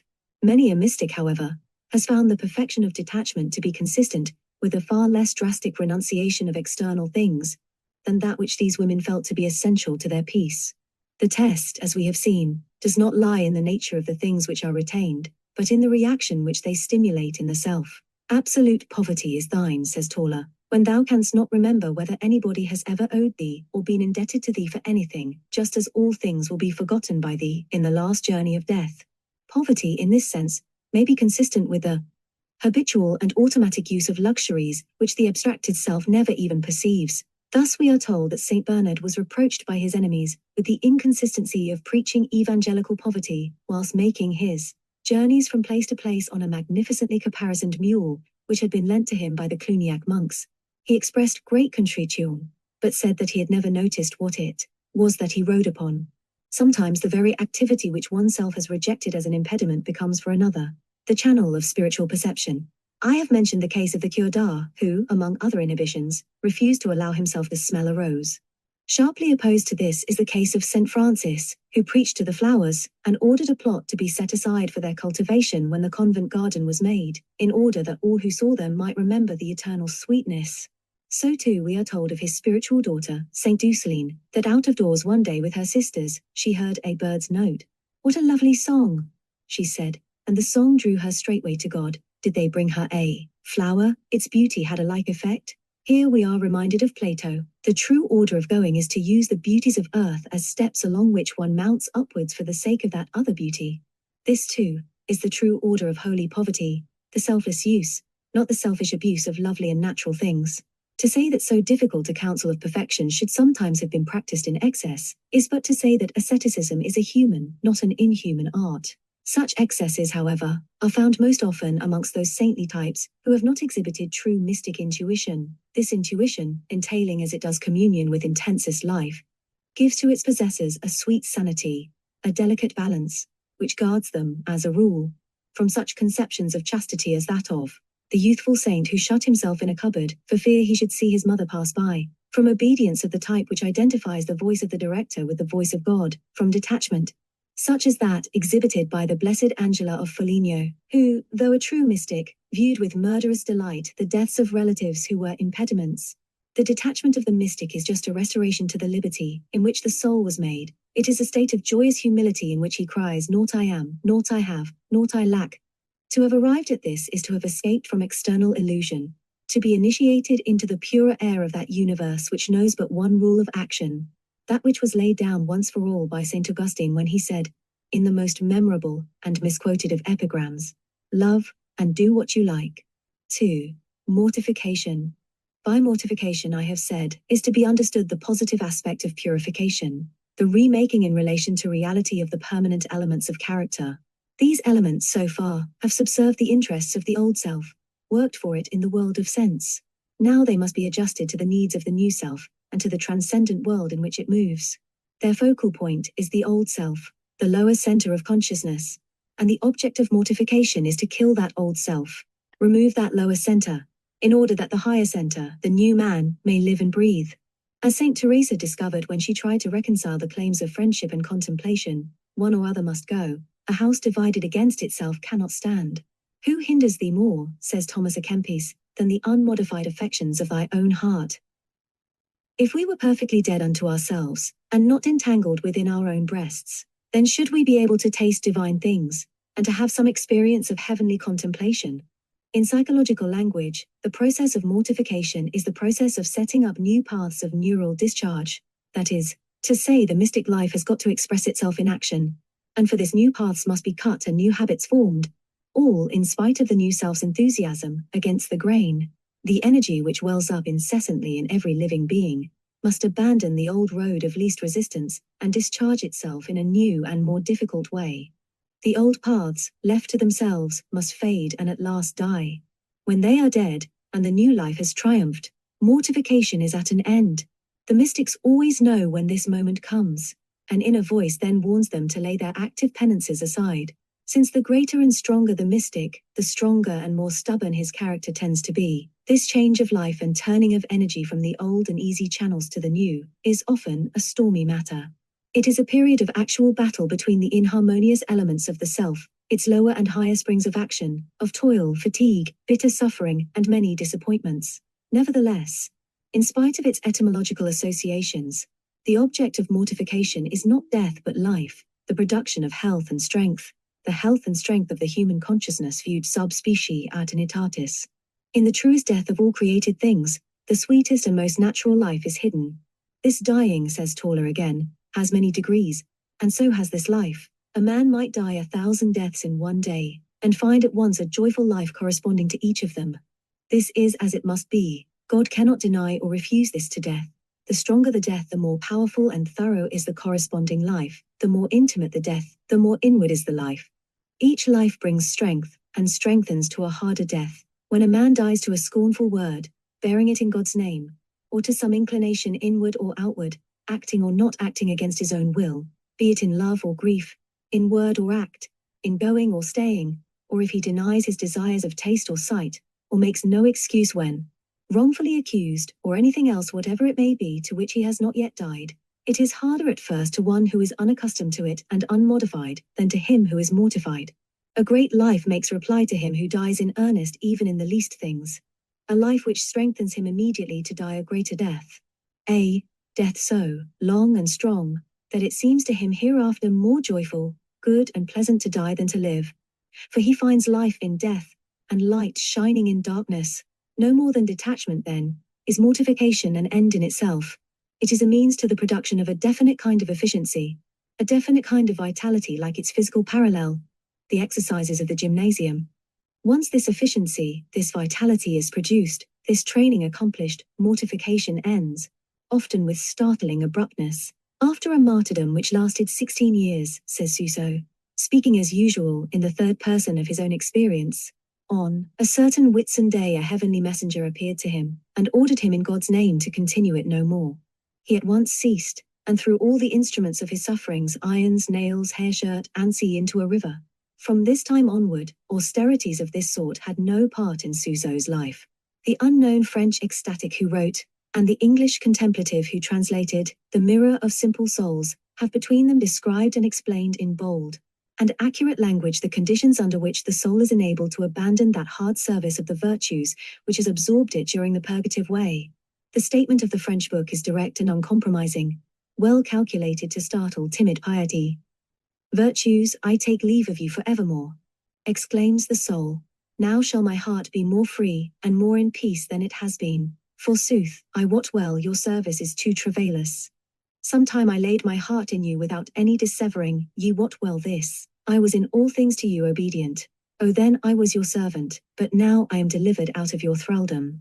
To this astounding utterance, the English translator has added a singularly illuminating gloss, or am stirred here, he says, to say more of the matter, as thus, first when a soul gives her to perfection, she labors busily day and night to get virtues by counsel of reason, and strives with vices at every thought, at every word and deed that she perceives comes of them, and busily ensearches vices, them to destroy.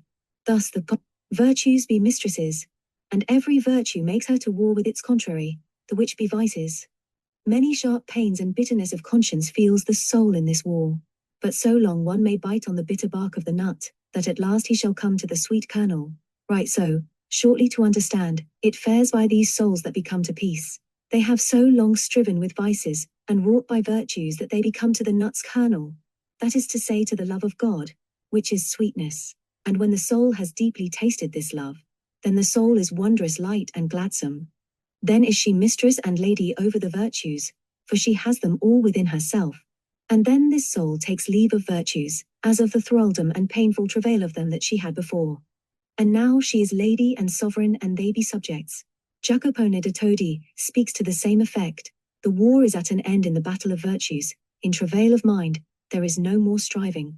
So too in the case of Saint Catherine of Genoa, after a penitential period of 4 years, during which she was haunted by a constant sense of sin, and occupied by incessant mortifications, all thought of such mortifications was in an instant taken from her mind, in such a manner that, had she even wished to continue such mortifications, she would have been unable to do so. The sight of her sins was now taken from her mind, so that henceforth she did not catch a glimpse of them. It was as though they had all been cast into the depths of the sea. In other words, the new and higher center of consciousness finally established, asserted itself and annihilated the old. La guerra è terminata. All the energy of a strong nature flows freely in the new channels, and mortification ceases, mechanically, to be possible to the now unified or regenerated self. Mortification takes its name from the reiterated statement of all ascetic writers that the senses, or body of desire, with the cravings which are excited by different aspects of the phenomenal world, must be mortified or killed, which is, of course, but the statement of psychological necessities from another point of view. All those self-regarding instincts, so ingrained that they have become automatic, which impel the self to choose the more comfortable part, are seen by the awakened intuition of the embryo mystic as gross infringements of the law of love. This then must be the travail and labor of a man, to draw his heart and mind from the fleshly love and liking of all earthly creatures, from vain thoughts, and from fleshly imaginations, and from the love and vicious feeling of himself, so that the soul shall or may find or take no rest in any fleshly thoughts or worldly affections. The rule of poverty must be applied to all the circumstances of normal consciousness, as well as to the tastes and possessions of the self. Under this tonic influence, real life will thrive, unreal life will wither and die. This mortifying process is rendered necessary, not because the legitimate exercise of the senses is opposed to divine reality, but because those senses have usurped a place beyond their station, become the focus of energy, steadily drained the vitality of the self. The dogs have taken the children's meat. The senses have grown stronger than their masters, monopolized the field of perception, dominated an organism which was made for greater activities, and built up those barriers of individuality which must one and all be done away before the subject can fulfill its destiny and pass over into the boundless life of the One. It is thanks to this wrong distribution of energy, this sedulous feeding of the cuckoo in the nest, that in order to approach the Absolute, mystics must withdraw from everything, even themselves. It is therefore supreme ignorance for anyone to think that he can ever attain to the highest state of union with God before he casts away from him the desire of natural things, says St. John of the Cross, and of supernatural also so far as it concerns self-love, because the distance between them and that which takes place in the state of pure transformation in God is the very greatest. Again, until the desires be lulled to sleep by the mortification of sensuality, and sensuality itself be mortified in them, so that it shall be contrary to the spirit no more, the soul cannot go forth in perfect liberty to the fruition of the union with the Beloved. The death of selfhood in its narrow obvious sense is then the primary object of mortification. All the twisted elements of character, which minister to the existence of this unreal yet complex creature, are to be pruned away. Then, as with the trees of the forest, so with the spirit of man, strong new branches will spring into being, grow towards air and light. I live, yet not I is to be the confession of the mystic who has endured this bodily death. The self that is to be will live upon a plane where her own prejudices and preferences are so uninteresting as to be imperceptible. She must be weaned from these nursery toys, and weaning is a disagreeable process. The mystic, however, undertakes it as a rule without reluctance, pushed by his vivid consciousness of imperfection, his intuition of a more perfect state necessary to the fulfillment of his love, often his entrance upon the torments of the purgative way, his taking up of the spiritual or material instruments of mortification, resembles in ardor and abruptness that heroic plunge into purgatory of the newly dead when it perceives itself in the light of love divine, which is described in the treatise of St. Catherine of Genoa as its nearest equivalent. As she, plunged in the divine furnace of purifying love, was united to the object of her love, and satisfied with all he wrought in her, so she understood it to be with the souls in purgatory. This divine furnace of purifying love demands from the ardent soul not only a complete self-surrender and voluntary turning from all impurity, a humility of the most far-reaching kind, but also a deliberate active suffering, a self-discipline in dreadful tasks. As gold in the refiner's fire, so, burning of love into a soul truly taken all vices purgeth, where detachment may be a counsel of prudence, a practical result of seeing the true values of things. The pain of mortification is seized as a splendid opportunity, a love token, timidly offered by the awakened spirit to that all-demanding lover from whom St. Catherine of Siena heard the terrible words, I, fire, the acceptor of sacrifices, ravishing away from them there. Darkness, give the light, suffering is the ancient law of love, says the eternal wisdom to Suso. There is no quest without pain. There is no lover who is not also a martyr. Hence it is inevitable that he who would love so high a thing as wisdom should sometimes suffer hindrances and griefs. The mystics have a profound conviction that creation, becoming, transcendence, is a painful process at the best. Those amongst them who are Christians point to the Passion of Christ as a proof that the cosmic journey to perfection, the path of the eternal wisdom, follows of necessity the way of the cross. That old dreadful law of the inner life, which sounds so fantastic and yet is so bitterly true, no progress without pain, asserts itself. It declares that birth pangs must be endured in the spiritual, as well as in the material world, that adequate training must always hurt the athlete. Hence it is that the mystic's quest of the absolute drives them to an eager and heroic union with the reality of suffering, as well as with the reality of joy. This divine necessity of pain, This necessary sharing in the travail of a world of becoming is beautifully described by Tauler in one of those internal conversations between the contemplative soul and its God, which abound in the works of the mystics and are familiar to all readers of the Imitation of Christ. A man once thought, says Tauler, that God drew some men even by pleasant paths, while others were drawn by the path of pain. Our Lord answered him thus: What think ye can be pleasanter or nobler than to be made most like unto me? That is by suffering. Mark, to whom was ever offered such a troubled life as to me, and in whom can I better work in accordance with my true nobility than in those who are most like me? They are the men who suffer.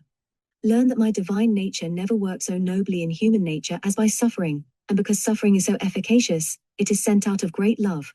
I understand the weakness of human nature at all times, and out of love and righteousness, I lay no heavier load on man than he can bear. The crown must be firmly pressed down that is to bud and blossom in the eternal presence of my heavenly Father. He who desires to be wholly immersed in the fathomless sea of my Godhead must also be deeply immersed in the deep sea of bitter sorrow. I am exalted far above all things, and work supernatural and wonderful works in myself. The deeper and more supernaturally a man crushes himself beneath all things, the more supernaturally will he be drawn far above all things. Pain, therefore, the mystics often court, sometimes in the crudely physical form, which Suso describes so vividly and horribly in the 16th chapter of his life, more frequently in those refinements of torture which a sensitive spirit can extract from loneliness, injustice, misunderstanding, above all, from deliberate contact with the repulsive accidents of life. It would seem from a collation of the evidence that the typical mystical temperament is by nature a highly fastidious one. Its passionate apprehension of spiritual beauty, its intuitive perception of divine harmony, is counterbalanced by an instinctive loathing of ugliness, a shrinking from the disharmonies of squalor and disease. Often its ideal of refinement is far beyond the contemporary standards of decency, a circumstance which is alone enough to provide ample opportunity of wretchedness. This extreme sensitiveness, which appears to form part of the normal psychophysical makeup of the mystic, as it often does of the equally highly strung artistic type, is one of the first things to be seized upon by the awakened self as a disciplinary instrument. Then humility's axiom, naught is too low for love is forced to bear the less lovely gloss, naught must be too disgusting. Two reasons at once appear for this. One is the innate contempt for phenomena, nasty as well as nice, the longing to be free from all the fetters of sense, which goes with the passion for invisible things. Those to whom the attractions of earth are only illusion, are inconsistent if they attribute a greater reality to the revolting and squalid incidents of life. St. Francis did but carry his own principles to their logical conclusion, when he insisted that the vermin were as much his brothers as the birds. Real detachment means the death of preferences of all kinds, even of those which seem to other men the very proofs of virtue and fine taste. The second reason is a nobler one. It is bound up with that principle of self-surrender which is the mainspring of the mystic life. To the contemplative mind, which is keenly conscious of unity and multiplicity, of God in the world, all disinterested service is service of the Absolute which he loves. And the harder it is, the more opposed to his self-regarding and aesthetic instincts, the more nearly it approaches his ideal. The point to which he aspires, though he does not always know it, is that in which all disharmony, all appearance of vileness, is resolved in the concrete reality which he calls the love of God. Then, he feels dimly, everything will be seen under the aspect of a cosmic and charitable beauty, exhibiting through the woof of corruption the web of eternal life. It is told of St. Francis of Assisi, in whom the love of lovely things was always paramount, how he forced himself to visit the lepers whose sight and smell disgusted him, how he served them and even kissed them. Then as he departed, in very truth, that which had aforetime been bitter unto him, to wit, the sight and touch of lepers, now changed into sweetness. For, as he confessed, the sight of lepers had been so grievous unto him, that he had been minded to avoid not only seeing them, but even going nigh their dwelling. And if at any time he chanced to pass their abodes, or to see them, albeit he were moved by compassion to do them an alms through another person, yet alway would he turn aside his face, stopping his nostrils with his hand. But through the grace of God he became so intimate a friend of the lepers that, even as he recorded in his will, he did sojourn with them, and did humbly serve them. Also, after his great renunciation of all property, he, once a prosperous young man who had been dainty in his father's home, accustomed himself to take a bowl and beg scraps of food from door to door, and here too, as in the case of the lepers, that which at first seemed revolting became to him sweet. And when he would have eaten that medley of various meats, says the legend, at first he shrank back, for that he had never been used willingly even to see much less to eat such scraps. At length, conquering himself, he began to eat, and it seemed to him that in eating no rich syrup had he ever tasted aught so delightsome. The object then of this self-discipline is, like the object of all purgation, freedom.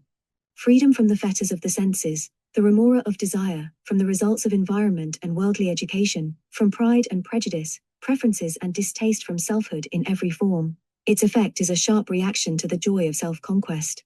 The very act that had once caused in the enchained self a movement of loathing becomes not merely indifferent, but an occasion of happiness.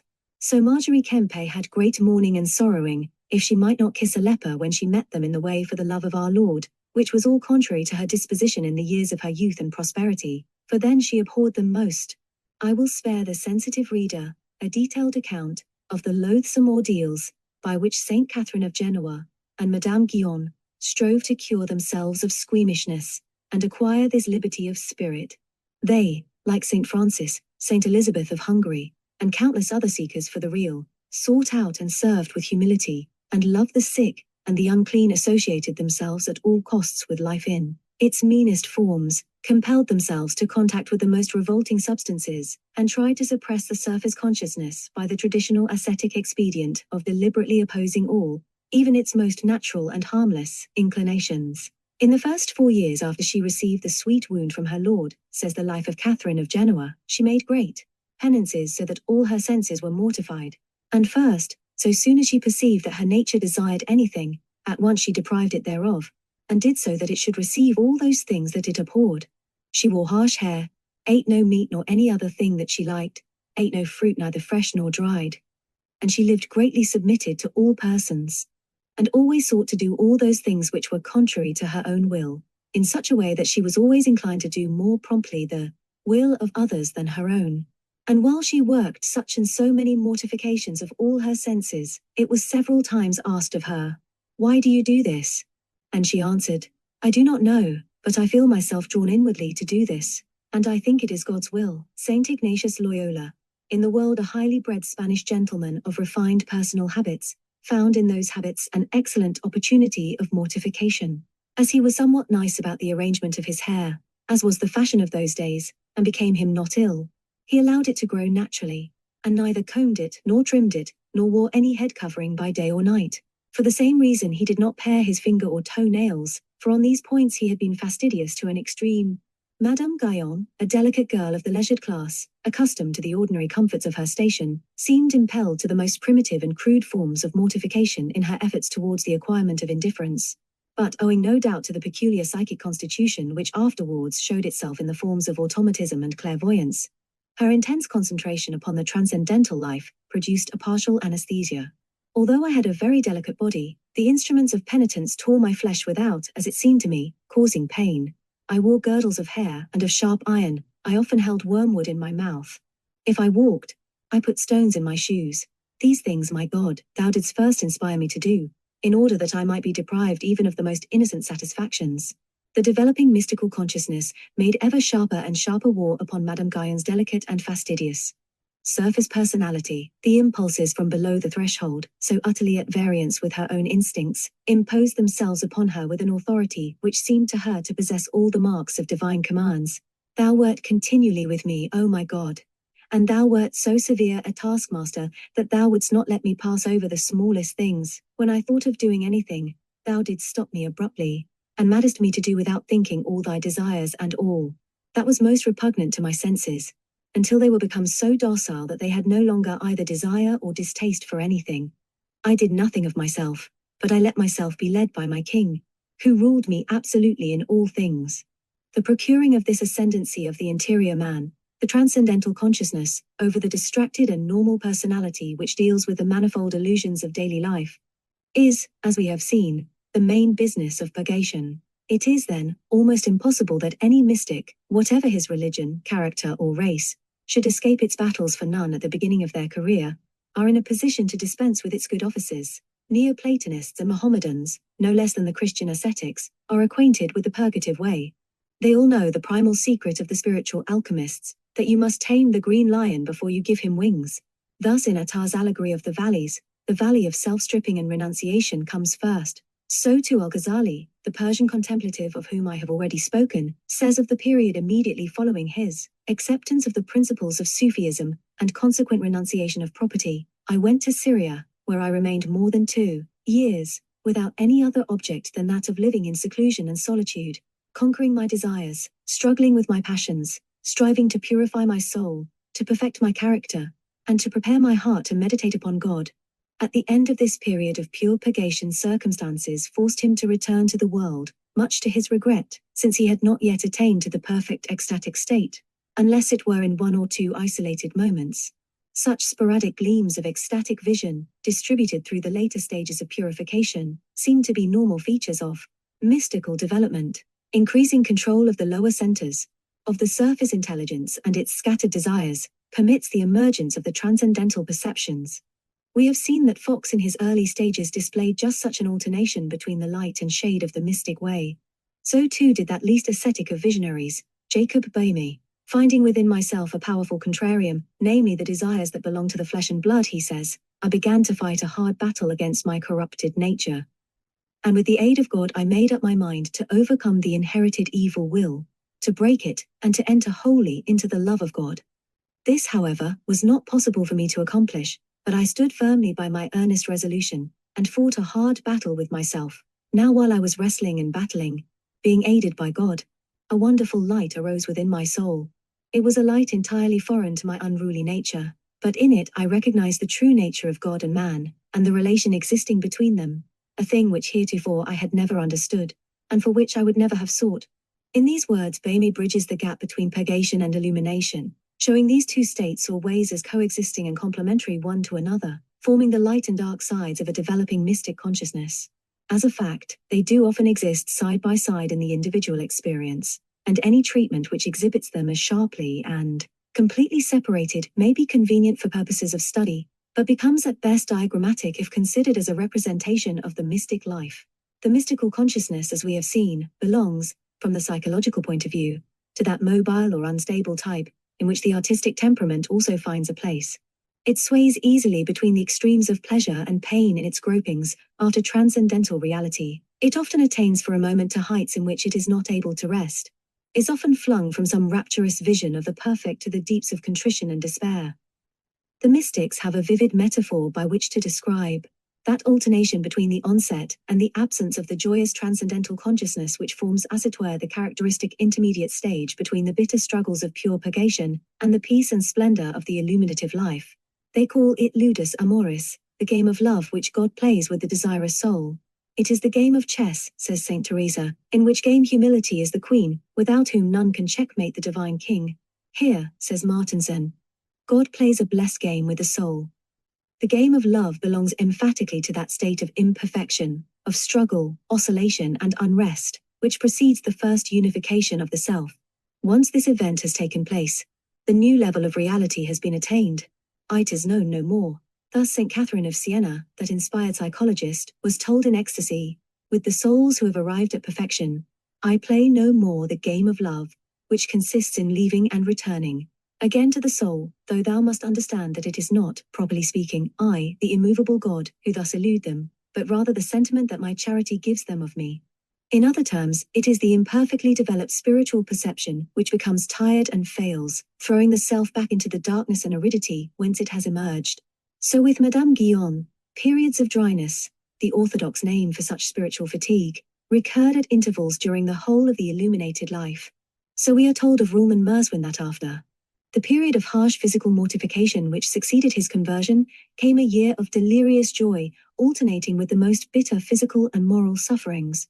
It is, he says, the game of love which the Lord plays with his poor sinful creature. Memories of all his old sins still drove him to exaggerated penances. Morbid temptations made me so ill that I feared I should lose my reason. These psychic storms reacted upon the physical organism. He had a paralytic seizure, lost the use of his lower limbs, and believed himself to be at the point of death. When he was at his worst, however, and all hope seemed at an end, an inward voice told him to rise from his bed. He obeyed and found himself cured. Ecstasies were frequent during the whole of this period.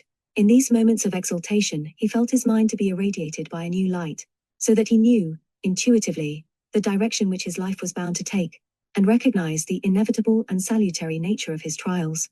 God showed himself by turns harsh and gentle. To each access of misery succeeded the rapture of supernatural grace. In this intermittent style, torn by these constant fluctuations, did Merswin, in whom the psychic instability of the artistic and mystic types is present in excess, pass through the purgative and illuminated states. They appear to have coexisted in his consciousness, first one and then the other emerging and taking control. Hence he did not attain the peaceful condition, which is characteristic of full illumination, and normally closes the first mystic life. He passed direct from these violent alternations of mystical pleasure and mystical pain to the state which he calls the school of suffering love. This, as we shall see when we come to its consideration, is strictly analogous to that which other mystics have called the dark night of the soul, and opens the second mystic life or unitive way.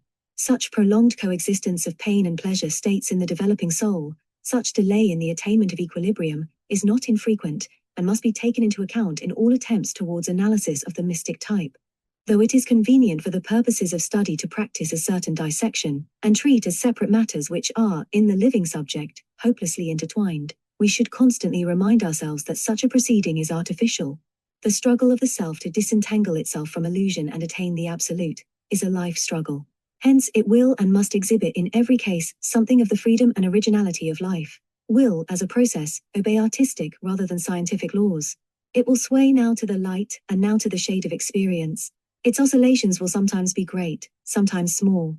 Mood and environment, inspiration and information, will all play their part.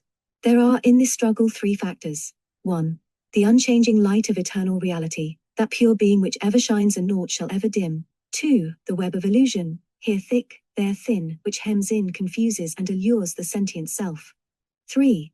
That self, always changing, moving, struggling, always in fact becoming, alive in every fiber, related at once to the unreal and to the real. In the ever-shifting relations between these three factors, the consequent energy engendered, the work done, we may find a cause of the innumerable forms of stress and travail which are called in their objective form the purgative way. One only of the three is constant, the absolute to which the soul aspires. Though all else may fluctuate, that goal is changeless. That beauty so old and so new, with whom is no variableness, neither shadow of turning, which is the one of Plotinus, the all of Eckhart and St. John of the Cross, the eternal wisdom of Suso, the unplumbed abyss of Ruysbroek, the pure love of St. Catherine of Genoa, awaits yesterday, today, and forever the opening of its creature's eyes. In the moment of conversion those eyes were opened for an instant, obtained, as it were, a dazzling and unforgettable glimpse of the uncreated light. They must learn to stay open to look steadfastly into the eyes of love, so that, in the beautiful imagery of the mystics, the faithful servant may become the secret friend. Then it is, says Beme, that the divine glimpse and beam of joy ariseth in the soul, being a new eye, in which the dark fiery soul conceiveth the ends and essence of the divine light. So hard an art is not to be acquired abruptly. On the contrary, it is more in accordance with all that we know of the conditions of growth that its perfect development in the individual should be preceded by a partial acquirement, by bewildering moments of lucidity, by splendid glimpses, whose brevity is due to the weakness of the new and still unpracticed eye which looks upon eternity, the yet undisciplined strength of the eye which looks upon time. Of such a nature is that play of light and dark, of exaltation and contrition, which bridges the gap between the purgative and the illuminative states. Each by turn takes the field and ousts the other. For these two eyes of the soul of man cannot both perform their work at once. To use another and more domestic metaphor, that divine child which was, in the hour of the mystic conversion, born in the spark of the soul, must learn like other children to walk alone. Each effort to stand brings with it, first a glorious sense of growth, and then a fall. Each fall is but the occasion of another struggle towards obtaining the difficult balance which comes when infancy is past. There are many eager trials, many hopes, many disappointments. At last, as it seems suddenly, the moment comes, tottering is over, the muscles have learnt their lesson, they adjust themselves automatically, and the new self suddenly perceives itself, it knows not how, as standing upright and secure. That is the moment which marks the real boundary between the purgative and the illuminative states. The process of this passage of the new or spiritual man from his awakening to the illuminated life has been set out by Jacob Boehme, in language which is at once poetic and precise. When Christ the cornerstone, that is the divine principle latent in man, stirreth himself in the extinguished image of man, in his hearty conversion and repentance, he says, then Virgin Sophia appeareth in the stirring of the Spirit of Christ in the extinguished image, in her virgin's attire before the soul, at which the soul is so amazed and astonished in its uncleanness that all its sins immediately awaken it, and it trembleth before her. For then the judgment passeth upon the sins of the soul, so that it even goeth back in its unworthiness, being ashamed in the presence of its fair love, and entereth into itself, feeling and acknowledging itself utterly unworthy to receive such a jewel. This is understood by those who are of our tribe, and have tasted of this heavenly gift, and by none else. But the noble Sophia draweth near in the essence of the soul, and kisseth it in friendly manner, and tinctureth its dark fire with her rays of love, and shineth through it, with her bright and powerful influence, penetrated with the strong sense and feeling of which, the soul skippeth in its body for great joy, and in the strength of this virgin love exalteth, and praiseth the great God for his blessed gift of grace. I will set down here a short description how it is when the bride thus embraceth the bridegroom, for the consideration of the reader, who perhaps hath not yet been in this wedding chamber. It may be he will be desirous to follow us, and to enter into the inner choir, where the soul joineth hands and danceth with Sophia, or the divine wisdom. Chapter 4. The Illumination of the Self. In illumination we come for the first time to the consideration of that state of consciousness which is popularly supposed to be peculiar to the mystic, a form of mental life, a kind of perception, which is radically different from that of normal men. His preceding adventures and experiences cannot be allowed this quality. His awakening to consciousness of the Absolute, though it be often accompanied by circumstances of splendor and intensity, which seem to mark it off from other psychic upheavals of that kind, does but reproduce upon higher levels those characteristic processes of conversion and falling in love, which give depth and actuality to the religious and passional life. The purification to which he then sets himself, though this does as a rule possess certain features which are confined to the phenomena of mystical development, is again closely related to the mortifications of ascetic, but not necessarily mystical, piety. It is the most exalted form with which we are acquainted of that process of selection and self-discipline, that pruning and training of the human plant, which is the essence of all education, and a necessary stage in every kind of transcendence. Here, the mystic does but adopt in a more drastic shape the principles which all who would live with an intense life, or seekers after freedom, all true lovers must accept, though he may justly claim with Ophelia that these wear their rue with a difference. But in the mighty swing back into sunshine which is the reward of that painful descent into the cell of self-knowledge, he parts company with these other pilgrims, those who still go with him a little way. Certain prophets, poets, artists, dreamers, do so in virtue of that mystical genius, that instinct for transcendental reality, which seers and creators so often possess. These people have a measure, sometimes a large measure, of illumination. They are the initiates of beauty or of wisdom, as the great mystic is the initiate of love. He has now obtained a veritable foothold in that transcendental world into which they too can penetrate now and again, has acquired the art of fellowship, not yet of union, with the great life of the all, and thence draws strength and joy. Really and actually, as one whose novitiate is finished, he has entered the inner choir, where the soul joineth hands and danceth with Sophia, the divine wisdom, and keeping time with the great rhythms of the spiritual universe, feels that he has found his place. This change of consciousness, however abrupt and amazing it may seem to the self which experiences it, seems to the psychologist a normal incident of that organic process of development which was initiated by the first awakening of the transcendental sense. Responding to the intimations received in that awakening, ordering itself in their interest, concentrating its scattered energies on this one thing, the self emerges from long and varied acts of purification to find that it has pushed through to another order of reality. It has risen to acute consciousness of a world that was always there, and wherein its substantial being, that ground which is of God, has always stood. Such a consciousness is transcendental. Feeling in excelsis, a deep intuitional knowledge of the secret plan, as a chorus about its choragus, says Plotinus in a passage which strangely anticipates Bamy's metaphor. So do we all perpetually revolve about the principle of all things. But because our attention is diverted by looking at things foreign to the choir, all the foolish complexities of the world of appearance, the little diurnal incidents of that existence which we call life, we are not aware of this. Hence, instead of that free and conscious cooperation in the great life of the all which alone can make personal life worth living, we move, like slaves or marionettes, and, oblivious of the whole to which our little steps contribute, fail to observe the measure whereto the worlds keep time. Our minds being distracted from the Coryphaeus in the midst, the energetic word who sets the rhythm. We do not behold him. We are absorbed in the illusions of sense, the eye which looks on eternity is idle. But when we do behold him, says Plotinus, then we obtain the end of our wishes and rest. Then also we are no longer discordant, but form a truly divine dance about him, in the which dance the soul beholds the fountain of life, the fountain of intellect, the principle of being, the cause of good, the root of soul. Such a beholding, such a lifting of consciousness from a self-centered to a God-centered world, is of the essence of illumination. It will be observed that in these passages the claim of the mystic is not yet to supreme communion, to that flight of the alone, to the alone which is the Plotinian image for the utmost bliss of the emancipated soul, a vision and a knowledge, which is the result of conscious harmony with the divine world of becoming, is the ideal held out, not self-mergence in the principle of life, but willing and harmonious revolution about him, that in dancing we may know what is done. This distinction holds good in almost every first-hand description of illumination which we possess, and it is this which marks it off from mystic union in all its forms. All pleasurable and exalted states of mystic consciousness, in which the sense of I-hood persists, in which there is a loving and joyous relation between the absolute as object and the self as subject, fall under the head of illumination, which is really an enormous development of the intuitional life at high levels.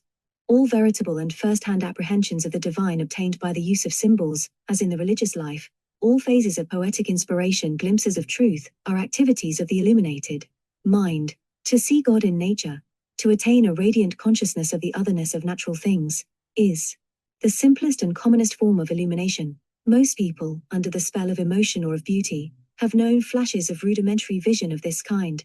Where such a consciousness is permanent, as it is in many poets, there results that partial yet often overpowering apprehension of the infinite life immanent in all living things, which some modern writers have dignified by the name of nature. Mysticism, where it is raised to its highest denomination, till the veil is obliterated by the light behind, and faith has vanished into sight, we obtain such a case as that of Blake, in which the mystic swallows up the poet. Dear sir, says that great genius in one of his most characteristic letters, written immediately after an onset of the illuminated vision which he had lost for many years, excuse my enthusiasm, or rather madness, for I am really drunk with intellectual vision, whenever I take a pencil or graver into my hand. Many a great painter, philosopher or poet, perhaps every inspired musician, has known this indescribable inebriation of reality, in those moments of transcendence in which his masterpieces were conceived. This is the saving madness of which Plato speaks in the Phaedrus, the ecstasy of the God-intoxicated man, the lover, the prophet, and the poet drunk with life. When the Christian mystic, eager for his birthright, says Sanguis Christi, inebria me, he is asking for just such a gift of supernal vitality, a draught of that wine of absolute life which runs in the arteries of the world. Those to whom that cup is given attain to an intenser degree of vitality, hence to a more acute degree of perception, a more vivid consciousness, than that which is enjoyed by other men. It is the prize of which purgation is the price, the passing from death unto life. Blake conceived that it was his vocation to bring this mystical illumination, this vision of reality, within the purview of ordinary men, to cleanse the doors of perception of the race. They thought him a madman for his pains. I rest not Irem my great task to open the eternal worlds, to open the immortal eyes of man inwards into the worlds of thought, into eternity ever expanding in the bosom of God, the human imagination. O Saviour, pour upon me thy spirit of meekness and love, annihilate the selfhood in me, be thou all my life. The mysteries of the antique world were, one and all, attempts, often by the wrong road of a merely magical initiation, to open the immortal eyes of man inwards, exalt his powers of perception, until they could receive the messages of a higher degree of reality. In spite of much eager theorizing, it is impossible for us to tell how far they succeeded in this task. In the case of those who had a natural genius for the infinite, symbols and rituals which were doubtless charged with ecstatic suggestions, and which often dramatize the actual course of the mystic way, may well have brought about some change of consciousness, though hardly that complete rearrangement of character which is an essential part of the mystic's entrance on the true illuminated state. Hence Plato only claims that he whose initiation is recent can see immortal beauty under mortal veils. O blessed he in all wise, who hath drunk the living fountain, whose life no folly staineth, and whose soul is near to God, whose sins are lifted poor-wise as he worships on the mountain. Thus sang the initiates of Dionysus, that mystery cult in which the Greeks seem to have expressed all that they knew of the possible movement of consciousness. through rites of purification to the ecstasies of the illuminated life. The mere crude rapture of illumination has seldom been more vividly expressed. With its half-oriental fervors, its self-regarding glory in personal purification achieved, and the spiritual superiority conferred by adeptship, may be compared the deeper and lovelier experience of the Catholic poet and saint, who represents the spirit of Western mysticism at its best. His sins too had been lifted Paul-wise, as a cloud melts in the sunshine of divine love. But here the center of interest is not the little self which has been exalted, but the greater self which deigns thus to exalt. O burn that burns to heal, O more than pleasant wound, and O soft hand, O touch most delicate, that dost new life reveal, that dost in grace abound, and, slaying, dost from death to life translate. Here the joy is as passionate, the consciousness of an exalted life as intense, but it is dominated by the distinctive Christian concepts of humility, surrender, and intimate love. We have seen that all real artists, as well as all pure mystics, are sharers to some degree in the illuminated life, are sojourners in, if not true citizens of, the land of heart's desire. They have drunk, with Blake, from that cup of intellectual vision which is the chalice of the spirit of life, know something of its divine inebriation whenever beauty inspires them to create. Some have only sipped it, some, like John of Palma, have drunk deep, accepting in that act the mystic heritage, with all its obligations. But to all who have seen beauty face to face, the Grail has been administered, and, through that sacramental communion, they are made participants in the mystery of the world. In one of the most beautiful passages of the Fioretti, it is told how Brother Jacques of La Massa, unto whom God opened the door of his secrets, saw in a vision this chalice of the Spirit of life delivered by Christ into the hands of St. Francis, that he might give his brothers to drink thereof. Then came St. Francis to give the chalice of life to his brothers, and he gave it first to Brother John of Palma, who taking it, drank it all in haste, devoutly.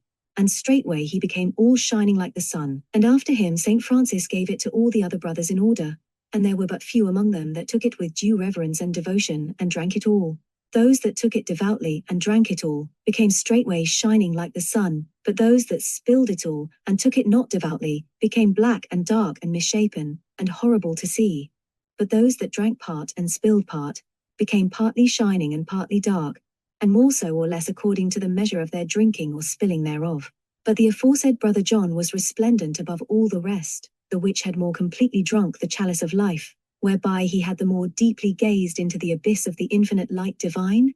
No image, perhaps, could suggest so accurately as this divine picture the conditions of perfect illumination, the drinking deeply, devoutly and in haste, that is without, prudent and self-regarding hesitation, of the heavenly wine of life. That wine of which Roll says that it fulfills the soul with a great gladness through a sweet contemplation. John of Palma, the hero of the spiritual Franciscans in whose interest this exquisite allegory was composed, stands for all the mystics, who, having completely drunk, have attained the power of gazing into the abyss of the infinite light divine. In the brothers who drank part and spilled part, so that they became partly shining and partly dark, according to the measure of their drinking or spilling thereof, we may see an apt image of the artist, musician, prophet, poet, dreamer, more or less illuminated according to the measure of self-abandonment in which he has drunk the cup of ecstasy, but always in comparison with the radiance of the pure contemplative, partly shining and partly dark. Hinder me not, says the soul to the senses in Mechthild of Magdeburg's vision. I would drink for a space of the unmingled wine. In the artist, the senses have somewhat hindered the perfect inebriation of the soul. We have seen that a vast tract of experience, all the experience in fact, which results from contact between a purged and heightened consciousness and the world of becoming in which it is immersed, and much too of that which results from contact set up between such a consciousness and the Absolute itself, is included in that stage of growth, which the mystics call the illuminative way. This is the largest and most densely populated province of the mystic kingdom. Such disparate visionaries as Suso and Blake, Boehme, and Madame Guyon, Mechthild of Magdeburg, Fox, Roll, Saint Teresa, and countless others, have left us the record of their sojourn therein. Amongst those who cannot justly be reckoned as pure mystics we can detect in the works of Plato and Heraclitus, Wordsworth, Tennyson, and Walt Whitman certain indications that they too were acquainted, beyond most poets and seers, with the phenomena of the illuminated life. In our study of this degree of transcendence then, we shall be confronted by a large mass of apparently irreconcilable material, the results of the relation set up between every degree of lucidity, every kind of character, and the suprasensible world. To say that God is infinite, is to say that he may be apprehended and described in an infinity of ways. That circle whose center is everywhere, and whose circumference is nowhere, may be approached from every angle with a certainty of being found. Mystical history, particularly that which is concerned with the illuminative way, is a demonstration of this fact. Here, in the establishment of the first mystic life, of conscious correspondence with reality, the self which has oscillated between two forms of consciousness, has alternately opposed and embraced its growing intuitions of the absolute, comes for a time to rest. To a large extent, the discordant elements of character have been purged away. The dark night of the senses has been endured, though the more terrible night of the spirit is yet to come. Temporally at least the mind has unified itself upon high levels, and attained, as it believes, a perdurable consciousness of the divine and veritable world. The depth and richness of its own nature will determine how intense that consciousness shall be. Whatever its scope, however, this new apprehension of reality at first appears to the illuminated self as final and complete. As the true lover is always convinced that he has found in his bride the one rose of the world, so the mystic is sure that his quest is now fulfilled. In the first glow of his initiation into the perfect land, he can conceive no higher rapture than this, no more intimate adventure of the soul. Ignorant as yet of that final act of communion which overpasses the proceedings of the inward eye and ear, he exclaims with entire assurance, Beati oculi qui, exterioribus classi, interioribus autem sunt intenti. I, and, absorbed in this new blissful act of vision, forgets that it belongs to those who are still in via. More experience is needed if he is to learn how many more celestial secrets await his discovery. How powerless is the heavenly food here given to satisfy his hunger for the absolute. How far removed from the true end of being is this basking in the sunbeams of the uncreated light, this revolving about the principle of things. Only the very greatest souls, the Galahads of the quest, learn this lesson and tread the whole of that king's highway, which leads man back to his source. For the many that come to Bethlehem, there be few that will go on to Calvary. The rest stay here, in this earthly paradise, these flowery fields, where the liberated self wanders at will, describing to us as well as it can now this corner, now that, of the country of the soul. It is in these descriptions of the joy of illumination, in the outpourings of love and rapture belonging to this state, that we shall find the most lyrical passages of mystical literature. Here poet, mystic and musician are on common ground, for it is only by the oblique methods of the artist, only by the use of aesthetic suggestion and musical rhythm, that the wonder of that vision can be expressed. When essential goodness, truth and beauty, light, life and love, are apprehended by the heart, whether the heart be that of lover, painter, saint, that apprehension can only be adequately communicated in a living, that is to say, an artistic form. Here then, genius and sanctity kiss one another, and each, in that sublime encounter, looks for an instant through the other's eyes. Hence it is natural and inevitable that the mystic should here call into play all the resources of artistic expression. The lovely imagery of Julian and Mechtilde of Magdeburg, Suso's poetic visions, St. Augustine's fire and light, the heavenly harmonies of St. Francis and Richard Rolle. Symbols, too, play a vast part, not only in the description, but also in the machinery of illumination. The intuitions of many mystics presenting themselves directly to the surface mind in a symbolic form. We must therefore be prepared for a great variety and fluidity of expression in such writers as have tried to communicate to us the secret of this state of consciousness. We must examine, and even classify insofar as this is possible, a wide variety of experience, some which is recognized by friends and foes, alike as purely mystical, some in which the operation of poetic imagination is clearly discernible, some which involve psychic phenomena, and other abnormal activities of the mind. There is no use in being frightened away from investigation by the strange, and apparently irreconcilable aspect of these things. The wounds of truth are as faithful as the wounds of a friend. Now there are three main types of experience which appear over and over again in the history of mysticism, and always in connection with illumination, rather than any other phase of mystical development. I think that they may fairly be regarded as its main characteristics, though of course the discussion of them cannot cover all the ground. In few forms of life is the spontaneity of the individual so clearly seen as here, and in few is the ever-deadly process of classification attended with so many risks. The three characteristics which I propose to consider are these. 1. A joyous apprehension of the absolute, that which many ascetic writers call the practice of the presence of God. This, however, is not to be confused with that unique consciousness of union with the divine which is peculiar to a later stage of mystical development. The self, though purified, still seems to itself to exist as a separate entity. It is not immersed in its origin, but contemplates it. This is the betrothal rather than the marriage of the soul. 2. This clarity of vision may also be enjoyed in regard to the phenomenal world. The actual physical perceptions are strangely heightened, so that the self perceives an added significance and reality in all natural things, is often convinced that it knows at last the secret of the world. In Blake's words, the doors of perception are cleansed, so that everything appears to man as it is, infinite. Plainly, these two forms of perception represent that dual intuition of a transcendent immanent reality. That stretching of consciousness in two directions until it includes in it span both the world of pure being and the world of becoming, which we found to be one of the distinguishing marks of the mystic type. 3.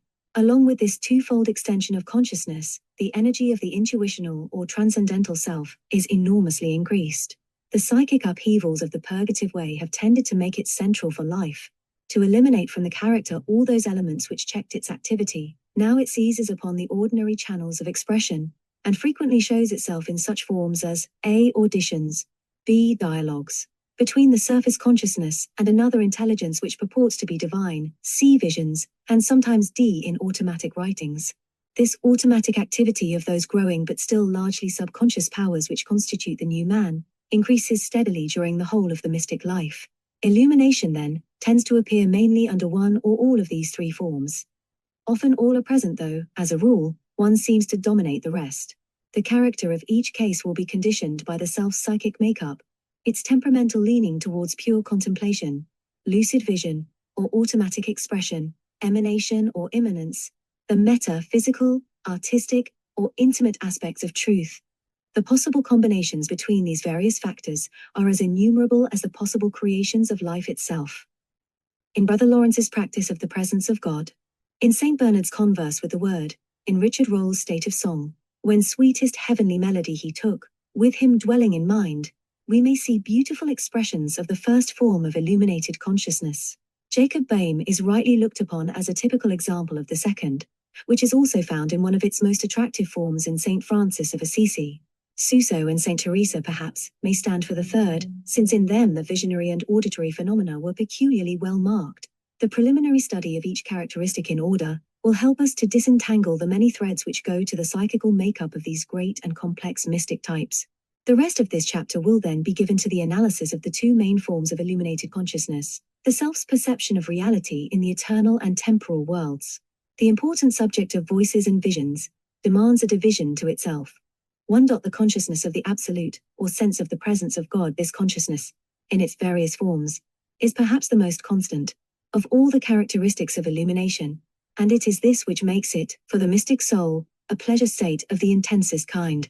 I do not mean by this that the subject passes months or years in a continuous ecstasy of communion with the divine, intermittent periods of spiritual fatigue or aridity, the last vestiges of purgation, the oncoming gloom of the dark night.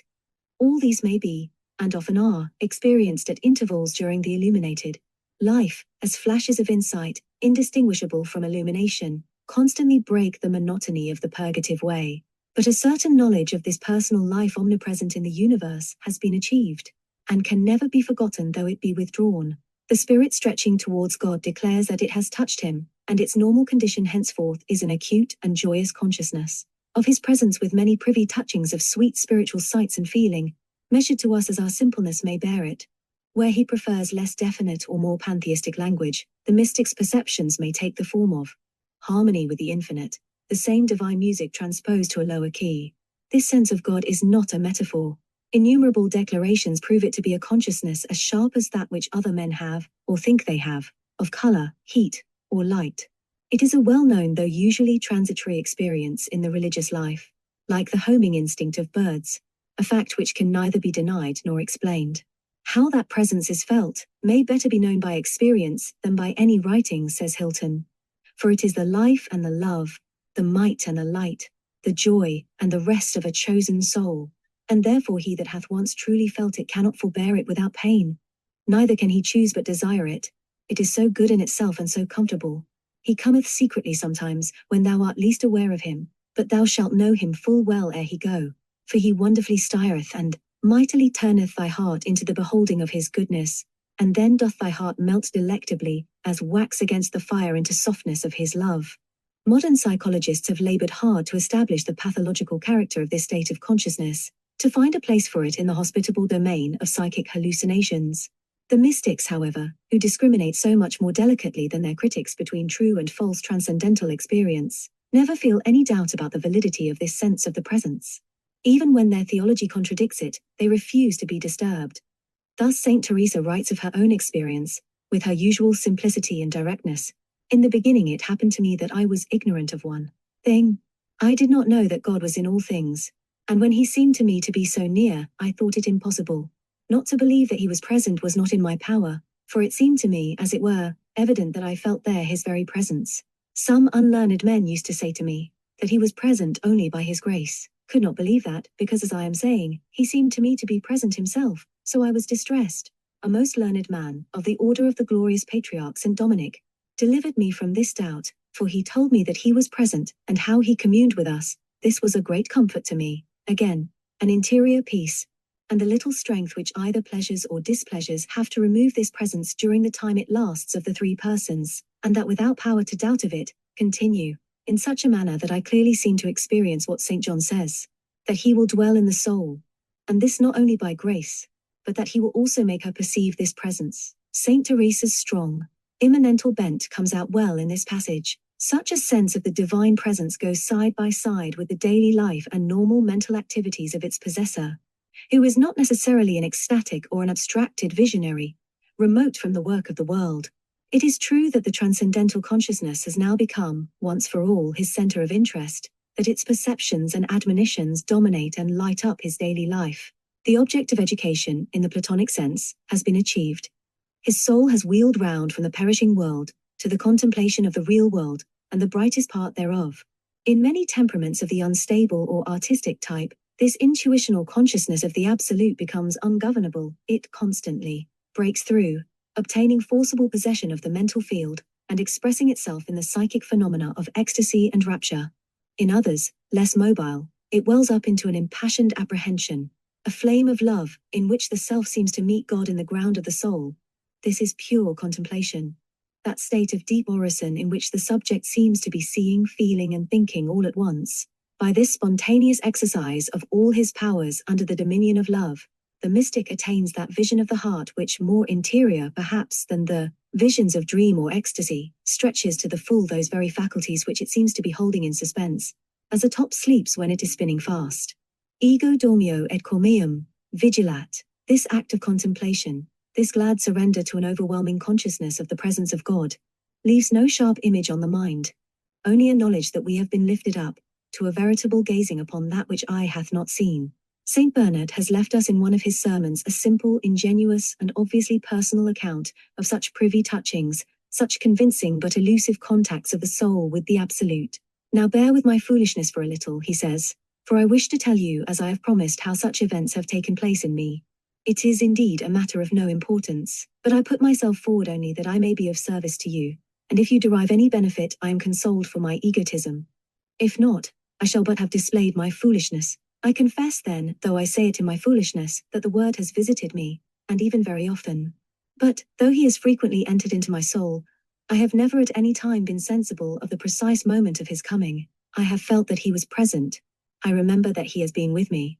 I have sometimes been able even to have a presentiment that he would come, but never to feel his coming nor his departure. For whence he came to enter my soul, or whither he went on quitting it, by what means he has made entrance or departure, I confess that I know, not even to this day, according to that which is said, Nescis unde veniat aut quo vadat. Nor is this strange, because it is to him that the psalmist has said in another place, Vestigia tua non cognoscentur. It is not by the eyes that he enters, for he is without form or color that they can discern, nor by the ears, for his coming is without sound, nor by the nostrils, for it is not with the air but with the mind that he is blended. By what avenue then has he entered? Or perhaps the fact may be that he has not entered at all, nor indeed come at all from outside, for not one of these things belongs to outside, yet it has not come from within me, for it is good, and I know that in me dwelleth no good thing. I have ascended higher than myself, and lo, I have found the word above me still. My curiosity has led me to descend below myself also, and yet I have found him still at a lower depth. If I have looked without myself, I have found that he is beyond that which is outside of me, and if within, he was at an inner depth still. And thus have I learned the truth of the words I have read, in ipso enim vivimus et movemur et sumus. Such a lifting up, such a condition of consciousness as that which Saint Bernard is here trying to describe, seems to snatch the spirit for a moment into a state which it is hard to distinguish from that of true union. This is what the contemplatives call passive or infused contemplation, or sometimes the orison of union, a brief foretaste of the unitive state, often enjoyed for short periods in the illuminative way, which reinforces their conviction that they have now truly attained the absolute.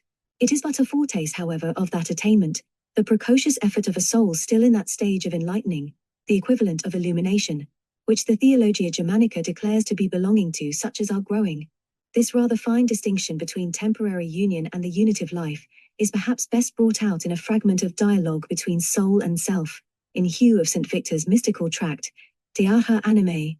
The soul says, "Tell me, what can be this thing of delight that merely by its memory touches and moves me with such sweetness and violence that I am drawn out of myself and carried away? I know not how. I am suddenly renewed.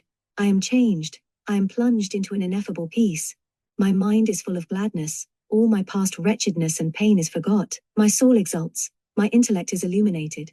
My heart is afire. My desires have become kindly and gentle. I know not where I am, because my love has embraced me. Also, because my love has embraced me, I seem to have become possessed of something, and I know not what it is, but I try to keep it, that I may never lose it. My soul strives in gladness that she may not be separated from that which she desires to hold fast forever, as if she had found in it the goal of all her desires. She exults in a sovereign and ineffable manner, seeking naught, desiring naught, but to rest in this. Is this then my beloved? Tell me that I may know him, and that if he come again I may entreat him to leave me not, but to stay with me forever. Man says, "It is indeed thy beloved who visits thee, but he comes in an invisible shape, he comes disguised, he comes incomprehensibly, he comes to touch thee, not to be seen of thee, to arouse thee, not to be comprehended of thee, he comes not to give himself wholly, but to be tasted by thee, not to fulfill thy desire, but to lead upwards thy affection. He gives a foretaste of his delights, brings not the plenitude of a perfect satisfaction, and the earnest of thy betrothal consists chiefly in this, that he, who shall afterwards give himself to be seen and possessed by thee perpetually, now permits himself to be sometimes tasted, that thou mayest learn how sweet he is. This shall console thee for his absence, and the savour of this gift shall keep thee from all despair." The real distinction between the illuminative and the unitive life is that in illumination the individuality of the subject, however profound his spiritual consciousness, however close his communion with the infinite, remains separate and intact. His heightened apprehension of reality governs rather than obliterates the rest of his life, and may even increase his power of dealing adequately with the accidents of normal existence. Thus Brother Lawrence found that his acute sense of reality, his apprehension of the presence of God, and the resulting detachment and consciousness of liberty in regard to mundane things, upheld and assisted him in the most unlikely tasks, as for instance, when he was sent into Burgundy to buy wine for his convent, which was a very unwelcome task to him, because he had no turn for business, and because he was lame, and could not go about the boat but by rolling himself over the casks. That, however, he gave himself no uneasiness about, nor about the purchase of the wine. That he said to God, it was his business he was about, and that he afterwards found it very well performed. So likewise in his business in the kitchen, to which he had naturally a great aversion. The mind concentrated upon a higher object of interest, is undistracted by its own likes and dislikes, and performs efficiently the work that is given it to do. Where it does not do so, then the normal makeup of the subject, rather than its mystical proclivities, must be blamed. Saint Catherine of Genoa found in this divine companionship the power which made her hospital a success. Saint Teresa was an admirable housewife, and declared that she found her God very easily amongst the pots and pans. Appearances notwithstanding, Mary would probably have been a better cook than Martha, had circumstances forced on her this form of activity. In persons of feeble or diffuse intelligence, however, this deep absorption in the sense of divine reality may easily degenerate into mono-ideism. Then the black side of illumination, a selfish preoccupation with transcendental joys, the spiritual gluttony condemned by St. John of the Cross, comes out. "I made many mistakes," says Madame Guyon pathetically, "through allowing myself to be too much taken up by my interior joys. I used to sit in a corner and work, but I could hardly do anything, because the strength of this attraction made me let the work fall out of my hands. I spent hours in this way without being able to open my eyes or to know what was happening to me, so simply, so peacefully, so gently, that sometimes I said to myself, can heaven itself be more peaceful than I? Here we see Madame Guyon basking like a pious tabby cat in the beams of the uncreated light, and already leaning to the extravagances of quietism with its dangerous double character of passivity and beatitude. The heroic aspect of the mystic vocation is wholly in abeyance. The triumphing spiritual life, which her peculiar psychic makeup permitted her to receive, has been treated as a source of personal and placid satisfactions, not as a wellspring whence new vitality might be drawn for great and self-giving activities. It has been claimed by the early biographers of Saint Catherine of Genoa that she passed in the crisis of her conversion directly through the purgative to the unitive life, and never exhibited the characteristics of the illuminative way. This has been effectually disproved by the Baron von Hugel, though he too is inclined in her case to reject the usual sequence of the mystic states. Yet the description of Catherine's condition after her 4 great penitential years were ended, as given in Cap. Vith. Of the Vita e Doctrina, is an almost perfect picture of healthy illumination of the inward or immanent type, and may fruitfully be compared with the passage which I have quoted from Madame Guyon's life. No doubt there were hours in which St. Catherine's experience, as it were, ran ahead, and she felt herself not merely lit up by the indwelling light, but temporally merged in it. These moments are responsible for such passages as the beautiful fragment in Cap. V, which does, when taken alone, seem to describe the true unitive state. Sometimes, she said, I do not see or feel myself to have either soul, body, heart, will, or taste, or any other thing except pure love. Her normal condition of consciousness, however, was clearly not yet that which Julian of Norwich calls being one with bliss, but rather an intense and continuous communion with an objective reality which she still felt to be distinct from herself. After the aforesaid 4 years, says the next chapter of the Vita, there was given unto her a purified mind, free, and filled with God, insomuch that no other thing could enter into it. Thus, when she heard sermons or mass, so much was she absorbed in her interior feelings, that she neither heard nor saw that which was said or done without, but, within, in the sweet divine light, she saw and heard other things, being wholly absorbed by their interior light, and it was not in her power to act otherwise. Catherine, then, is still a spectator of the Absolute, does not feel herself to be one with it, and it is a marvelous thing that with so great an interior recollection, the Lord never permitted her to go beyond control. But when she was needed, she always came to herself, so that she was able to reply to that which was asked of her. And the Lord so guided her that none could complain of her, and she had her mind so filled by love divine, that conversation became hard to her, and by this continuous taste and sense of God, several times she was so greatly transported, that she was forced to hide herself, that she might not be seen. It is clear, however, that Catherine herself was aware of the transitory and imperfect nature of this intensely joyous state, her growing transcendental self, unsatisfied with the sunshine of the illuminative way, the enjoyment of the riches of God, already aspired to union with the divine. With her, as with all truly heroic souls, it was love for love, not love for joy. She cried to God because he gave her so many consolations. I desire not that which comes forth from thee, but only I desire thee, O sweetest love. Non voglio quello che esté da te. When the crescent soul has come to this, the illuminative way is nearly at an end. It has seen the goal, that country which is no mere vision, but a home, and is set upon the forward march. So Gertrude Moore, no knowledge which we can here have of thee, can satisfy my soul seeking and longing without ceasing after thee. Alas, my Lord God, what is all thou canst give to a loving soul which seeketh and panteth after thee alone, and esteemeth all things as dung that she may gain thee? What is all I say, whilst thou givest not thyself, who art that one thing which is only necessary, and which alone can satisfy our souls? Was it any comfort to Saint Mary Magdalene, when she sought thee, to find 2 angels which presented themselves instead of thee? Verily I cannot think it was any joy unto her, for that soul that hath set her whole love and desire on thee can never find any true satisfaction, but only in thee. What is the nature of this mysterious mystic illumination? Apart from the message it transmits, what is the form which it most usually assumes in the consciousness of the self? The illuminatives, one and all, seem to assure us that its apparently symbolic name is a realistic one, that it appears to them as a kind of radiance, a flooding of the personality with new light.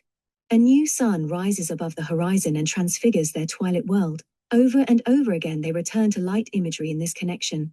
Frequently, as in the case of their first conversion, they report an actual and overpowering consciousness of radiant light, ineffable in its splendor, as an accompaniment of their inward adjustment. Love above all language, goodness unimagined, light without measure shines in my heart, sang Jacopone da Todi. Light rare, untellable, said Whitman. The The flowing light of the Godhead, said Mechtilde of Magdeburg, trying to describe what it was that made the difference between her universe and that of normal men. Lux vivens deceit, said St. Hildegard of her revelations, which she described as appearing in a special light, more brilliant than the brightness round the sun. It is an infused brightness, says St. Teresa, a light which knows no night, but rather, as it is always light, nothing ever disturbs it. De subito parve giorno, a giorno essere aggiunto, exclaims Dante. Initiated into the atmosphere of heaven, lume lassù is his constant declaration. Sio chi io dico è un simplice lume, his last word, in the effort to describe the soul's apprehension of the being of God. It really seems as though the mystics' attainment of new levels of consciousness did bring with it the power of perceiving a splendor, always there, but beyond the narrow range of our poor sight, to which it is only a luminous darkness at the best. In eternal nature, or the kingdom of heaven, said Law, materiality stands in life and light. The cumulative testimony on this point is such as would be held to prove, in any other department of knowledge, that there is indeed an actual light, rare, untellable, lighting the very light, and awaiting the recognition of men. Consider the accent of realism with which St. Augustine speaks in the most celebrated passage of the Confessions, where we seem to see a born psychologist desperately struggling by means of negations to describe an intensely positive state. I entered into the secret closet of my soul, led by thee, and this I could do, because thou wast my helper. I entered, and beheld with the mysterious eye of my soul the light that never changes, above the eye of my soul, above my intelligence. It was not the common light which all flesh can see, nor was it greater yet of the same kind, as if the light of day were to grow brighter and flood all space. It was not like this, but different, altogether different from all such things. Nor was it above my intelligence in the same way as oil is above water, or heaven above earth, but it was higher because it made me, and I was lower because made by it. He who knoweth the truth knoweth that light, and who knoweth it, knoweth eternity. Love knoweth it. Here, as in the case of St. Teresa, St. Catherine of Genoa, and Jacopone de Todi, we have a characteristically immanental description of the illuminated state. The self, by the process which mystics call introversion, the deliberate turning inwards of its attention, its conative powers, discerns reality. Within the heart, the rippling tide of love which flows secretly from God into the soul, and draws it mightily back into its source. But the opposite or transcendental tendency, the splendid cosmic vision of infinity exterior to the subject, the expansive, outgoing movement towards a divine light, which makes visible the Creator to that creature, who only in beholding him finds its peace. The strange formless absorption in the divine dark to which the soul is destined to ascend. These modes of perception are equally characteristic of the illuminative way. As in conversion, so here, reality may be apprehended in either transcendent or immanent, positive or negative terms. It is both near and far, and for some selves that which is far is easiest to find. To a certain type of mind, the veritable practice of the presence of God is not the intimate and adorable companionship of the inward light, but the awestruck contemplation of the absolute, the naked Godhead, source and origin of all that is. It is an ascent to the supernal plane of perception, where, without veils, in themselves and in their changelessness, the mysteries of theology appear in the midst of the luminous darkness of a silence which is full of profound teaching, a marvelous darkness which shines with rays of splendor, and which, invisible and intangible, inundates with its fires the dazzled and sanctified soul. With such an experience of eternity, such a vision of the triune all-including absolute which binds the universe with love, Dante ends his Divine Comedy, and the mystic joy with which its memory fills him is his guarantee that he has really seen the inviolate rose, the flaming heart of things. O grace abounding, wherein I presume to fix my gani on the eternal light, so long that I consumed my sight thereon. In its depths I saw ingathered the scattered leaves of the universe, bound into one book by love. Substance and accidents, and their relations, as if fused together in such a manner that what I tell of is a simple light, and I believe that I saw the universal form of this complexity, because, as I say this, I feel that I rejoice more deeply. Oh, but how scant the speech, and how faint to my concept, and that to what I saw is such, that it suffices not to call it little. O light eternal, who only in thyself abidest, only thyself dost comprehend, and, of thyself comprehended and thyself comprehending, dost love and smile. In Dante, the transcendent and impersonal aspect of illumination is seen in its most exalted form. It seems at first sight almost impossible to find room within the same system for this expansive vision of the undifferentiated light and such intimate and personal apprehensions of deity. as Lady Julian's conversations with her courteous and dear worthy lord, St. Catherine's companionship with love divine. Yet all these are really reports of the same psychological state, describe the attainment of the same grade of reality. In a wonderful passage, unique in the literature of mysticism, Angela of Foligno has reported the lucid vision in which she perceived this truth, the twofold apprehension of an absolute at once humble and omnipotent, personal and transcendent, the unimaginable synthesis of unspeakable power, and deep humility. The eyes of my soul were opened, and I beheld the plenitude of God, whereby I did comprehend the whole world, both here and beyond the sea, and the abyss and all things else, and therein did I behold naught save the divine power, in a manner assuredly indescribable, so that through excess of marveling the soul cried with a loud voice, saying, This whole world is full of God. Wherefore did I now comprehend that the world is but a small thing. I saw, moreover, that the power of God was above all things, and that the whole world was filled with it. Then he said unto me, I have shown thee something of my power, the which I did so well understand, that it enabled me better to understand all other things. He said also, I have made thee to see something of my power, behold now, and see my humility. Then was I given so deep an insight into the humility of God towards man and all other things, that when my soul remembered his unspeakable power, and comprehended his deep humility, it marveled greatly, and did esteem itself to be nothing at all. It must never be forgotten that all apparently one-sided descriptions of illumination, all experiences of it, are governed by temperament. That light whose smile kindles the universe is ever the same, but the self through whom it passes, and by whom we must receive its report, has already submitted to the molding influences of environment and heredity, church and state. The very language of which that self avails itself in its struggle for expression, links it with 100 philosophies and creeds. The response which it makes to divine love will be the same in type as the response which its nature would make to earthly love, but raised to the nth degree. We, receiving the revelation, receive with it all those elements which the subject has contributed in spite of itself. Hence the apprehension of divine reality may take almost any form, from the metaphysical ecstasies which we find in Dionysius, and to a less degree in St. Augustine, to the simple, almost common-sense statements of Brother Lawrence, the lovely intimacies of Julian or Mechtilde. Sometimes so rich and varied does the nature of the great mystic tend to be the exalted and impersonal language of the Dionysian theology goes, with no sense of incongruity, side by side with homely parallels drawn from the most sweet and common incidents of daily life. Suso, in whom illumination and purgation existed side by side for 16 years, alternately obtaining possession of the mental field, and whose oscillations between the harshest mortification and the most ecstatic pleasure states were exceptionally violent and swift, is a characteristic instance of such an attitude of mind. His illumination was largely of the intimate and immanental type, but it was not without touches of mystical transcendence, which break out with sudden splendor, side by side with those tender and charming passages, in which the servitor of the eternal wisdom tries to tell his love. Thus he describes in one of the earlier chapters of his life, how whilst he was thinking, according to his custom, of the most lovable wisdom, he questioned himself, and interrogated his heart which sought persistently for love, saying, O my heart, whence comes this love and grace? Whence comes this gentleness and beauty, this joy and sweetness of the heart?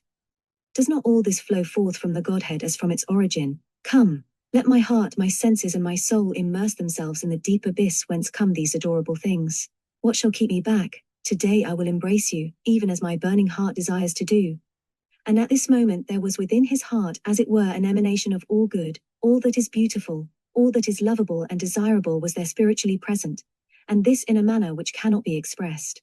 Whence came the habit that every time he heard God's praises sung or said, he recollected himself in the depths of his heart and soul, and thought on that beloved object. Whence comes all love?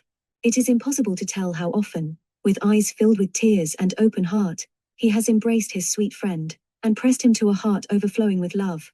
He was like a baby which a mother holds upright on her knees, supporting it with her hands beneath its arms.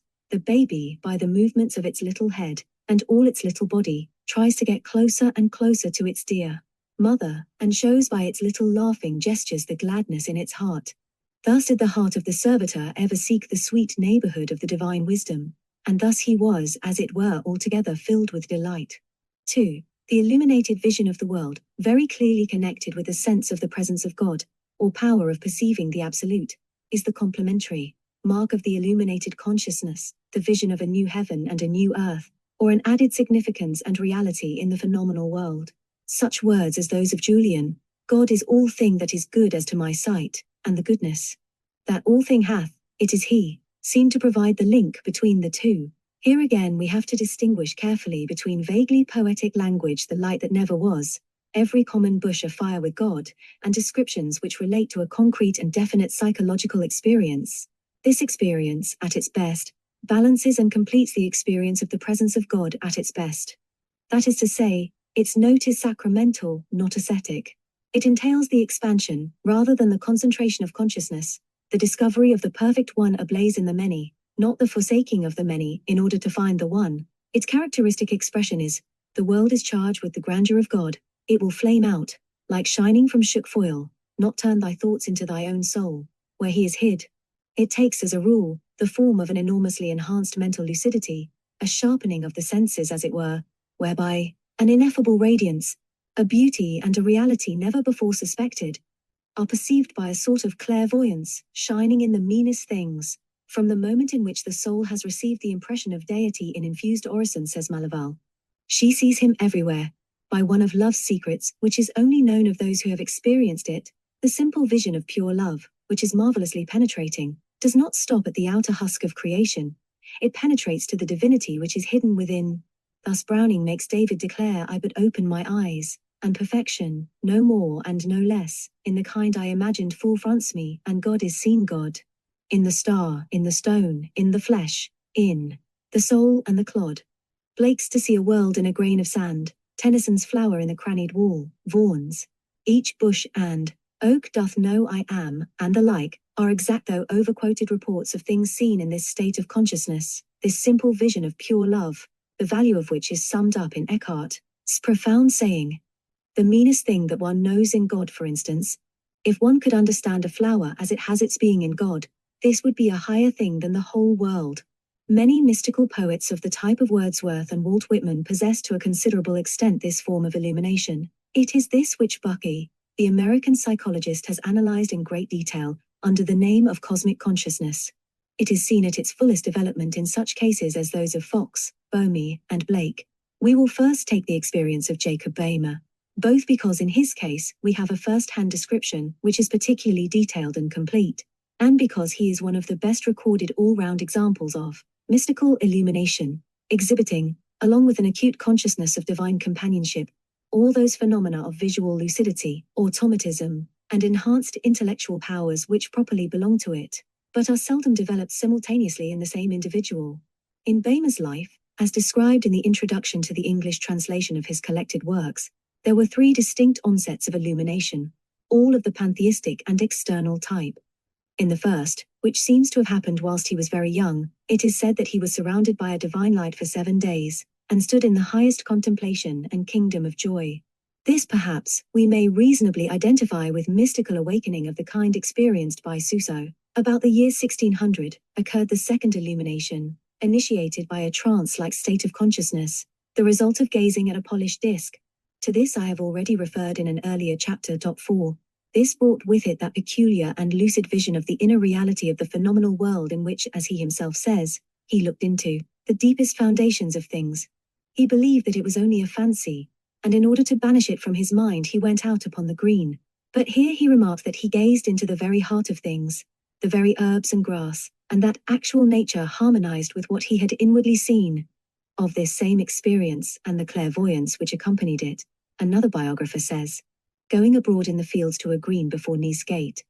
At Gorlitz, he there sat down, and, viewing the herbs and grass of the field in his inward light, he saw into their essences, use and properties, which were discovered to him by their lineaments, figures and signatures.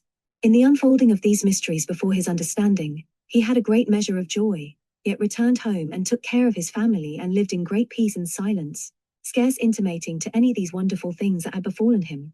So far as we can tell from his own scattered statements, Bay must have lived from this time onwards in fairly constant and growing consciousness of the transcendental world, though there is evidence that he, like all other mystics, knew seasons of darkness, many a shrewd repulse, and times of struggle with that powerful contrarium, the lower consciousness. In 1610, perhaps as the result of such intermittent struggles, The vivid illumination of 10 years before was repeated in an enhanced form, and it was in consequence of this, and in order that there might be some record of the mysteries upon which he had gazed, that he wrote his first and most difficult book, the Aurora, or Morning Redness. The passage in which the inspired shoemaker has tried hard to tell us what his vision of reality was like, to communicate something of the grave and enthusiastic travail of his being, the indicible knowledge of things to which he attained, is one of those which arouse in all who have even the rudiments of mystical perception the sorrow and excitement of exiles, who suddenly hear the accents of home. It is a musical passage, addresses itself to the whole being, not merely to the intellect. In its movement, and in the quality of its emotion, it is like some romance by Brahms. Those who will listen and be receptive will find themselves repaid by a strange sense of extended life, an exhilarating consciousness of truth.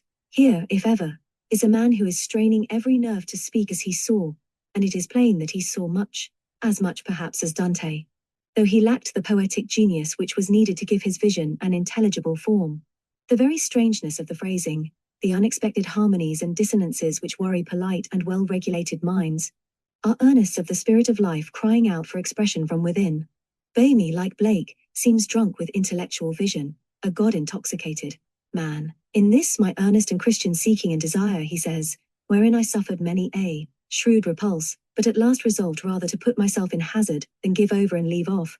The gate was open to me, that in 1/4 of an hour I saw and knew more than if I had been many years together at an university, at which I exceedingly admired, and thereupon turned my praise to God for it. For I saw and knew the being of all beings, the abyss, and the eternal generation of the Holy Trinity, the descent and original of the world, and of all creatures through the divine wisdom. Knew and saw in myself all the 3 worlds, namely, the divine, angelical and paradisical, and the dark world, the original of the nature to the fire.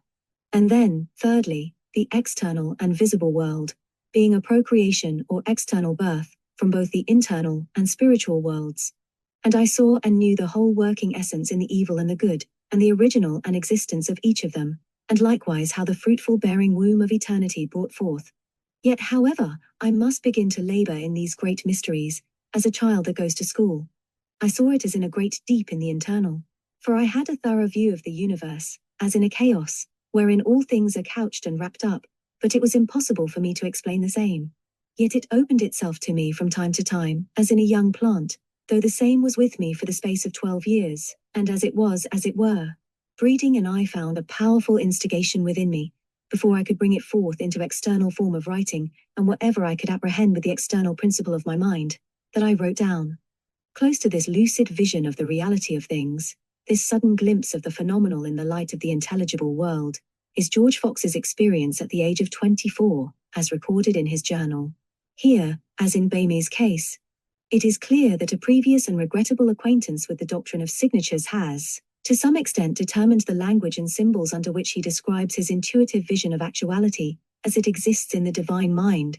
Now was I come up in spirit through the flaming sword into the paradise of God. All things were new, and all the creation gave another smell unto me than before, beyond what words can utter. The creation was open to me, and it was showed me how all things had their names given them, according to their nature and virtue.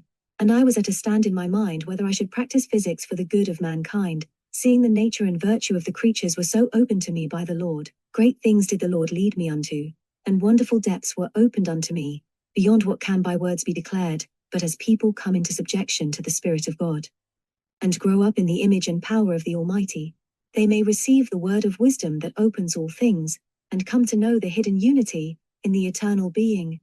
To know the hidden unity in the eternal being, know it with an invulnerable certainty, in the all-embracing act of consciousness with which we are aware of the personality of those we truly love, is to live at its fullest the illuminated life, enjoying all creatures in God and God in all creatures. Lucidity of this sort seems to be an enormously enhanced form of the true poetic consciousness of otherness in natural things, the sense of a unity in separateness, a mighty and actual life beyond that which eye can see, a glorious reality shining through the phenomenal veil, frequent in those temperaments which are at one with life, often, as in Blake, a permanent accompaniment of the illuminative state, and a constant though transitory feature in conversions of all kinds. The self becomes conscious, as it were, of that world of becoming, that great and many-colored river of life, in which the little individual life is immersed. alike in howling gale and singing cricketed. Here's the crying aloud of that word which is through all things everlastingly. It participates, actively and open-eyed, in the mighty journey of the Son towards the Father's heart, and seeing with purged sight all things, and creatures as they are in that transcendent order, detects in them too, that striving of creation to return to its center which is the secret of the universe. A harmony is thus set up between the mystic and life in all its forms. Undistracted by appearance, he sees, feels, and knows it, in one piercing act of loving comprehension.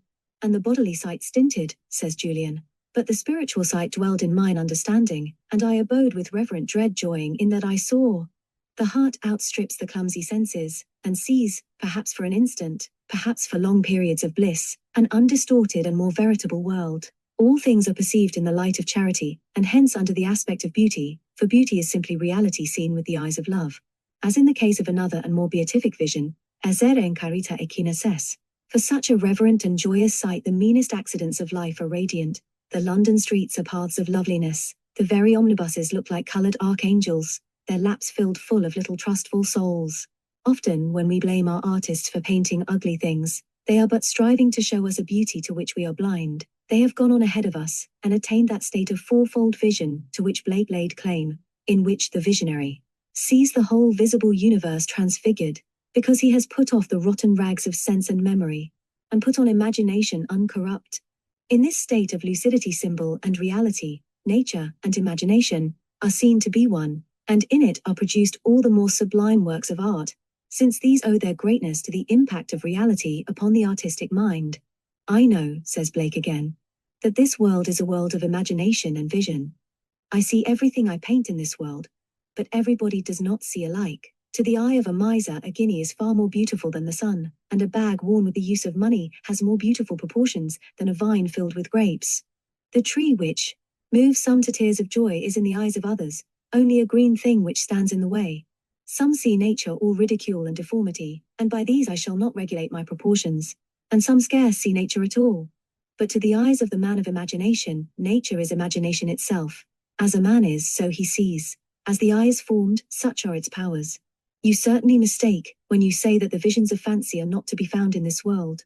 To me this world is all one continued vision of fancy or imagination, and I feel flattered when I am told so.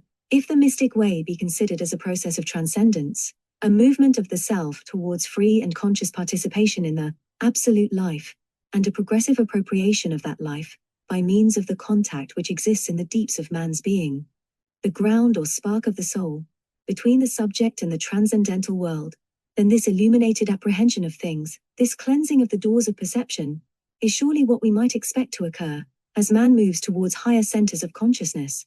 His surface intelligence, purified from the domination of the senses, is invaded more and more by the transcendent personality, the new man who is by nature a denizen of the independent spiritual world, and whose destiny in mystical language is a return to his origin.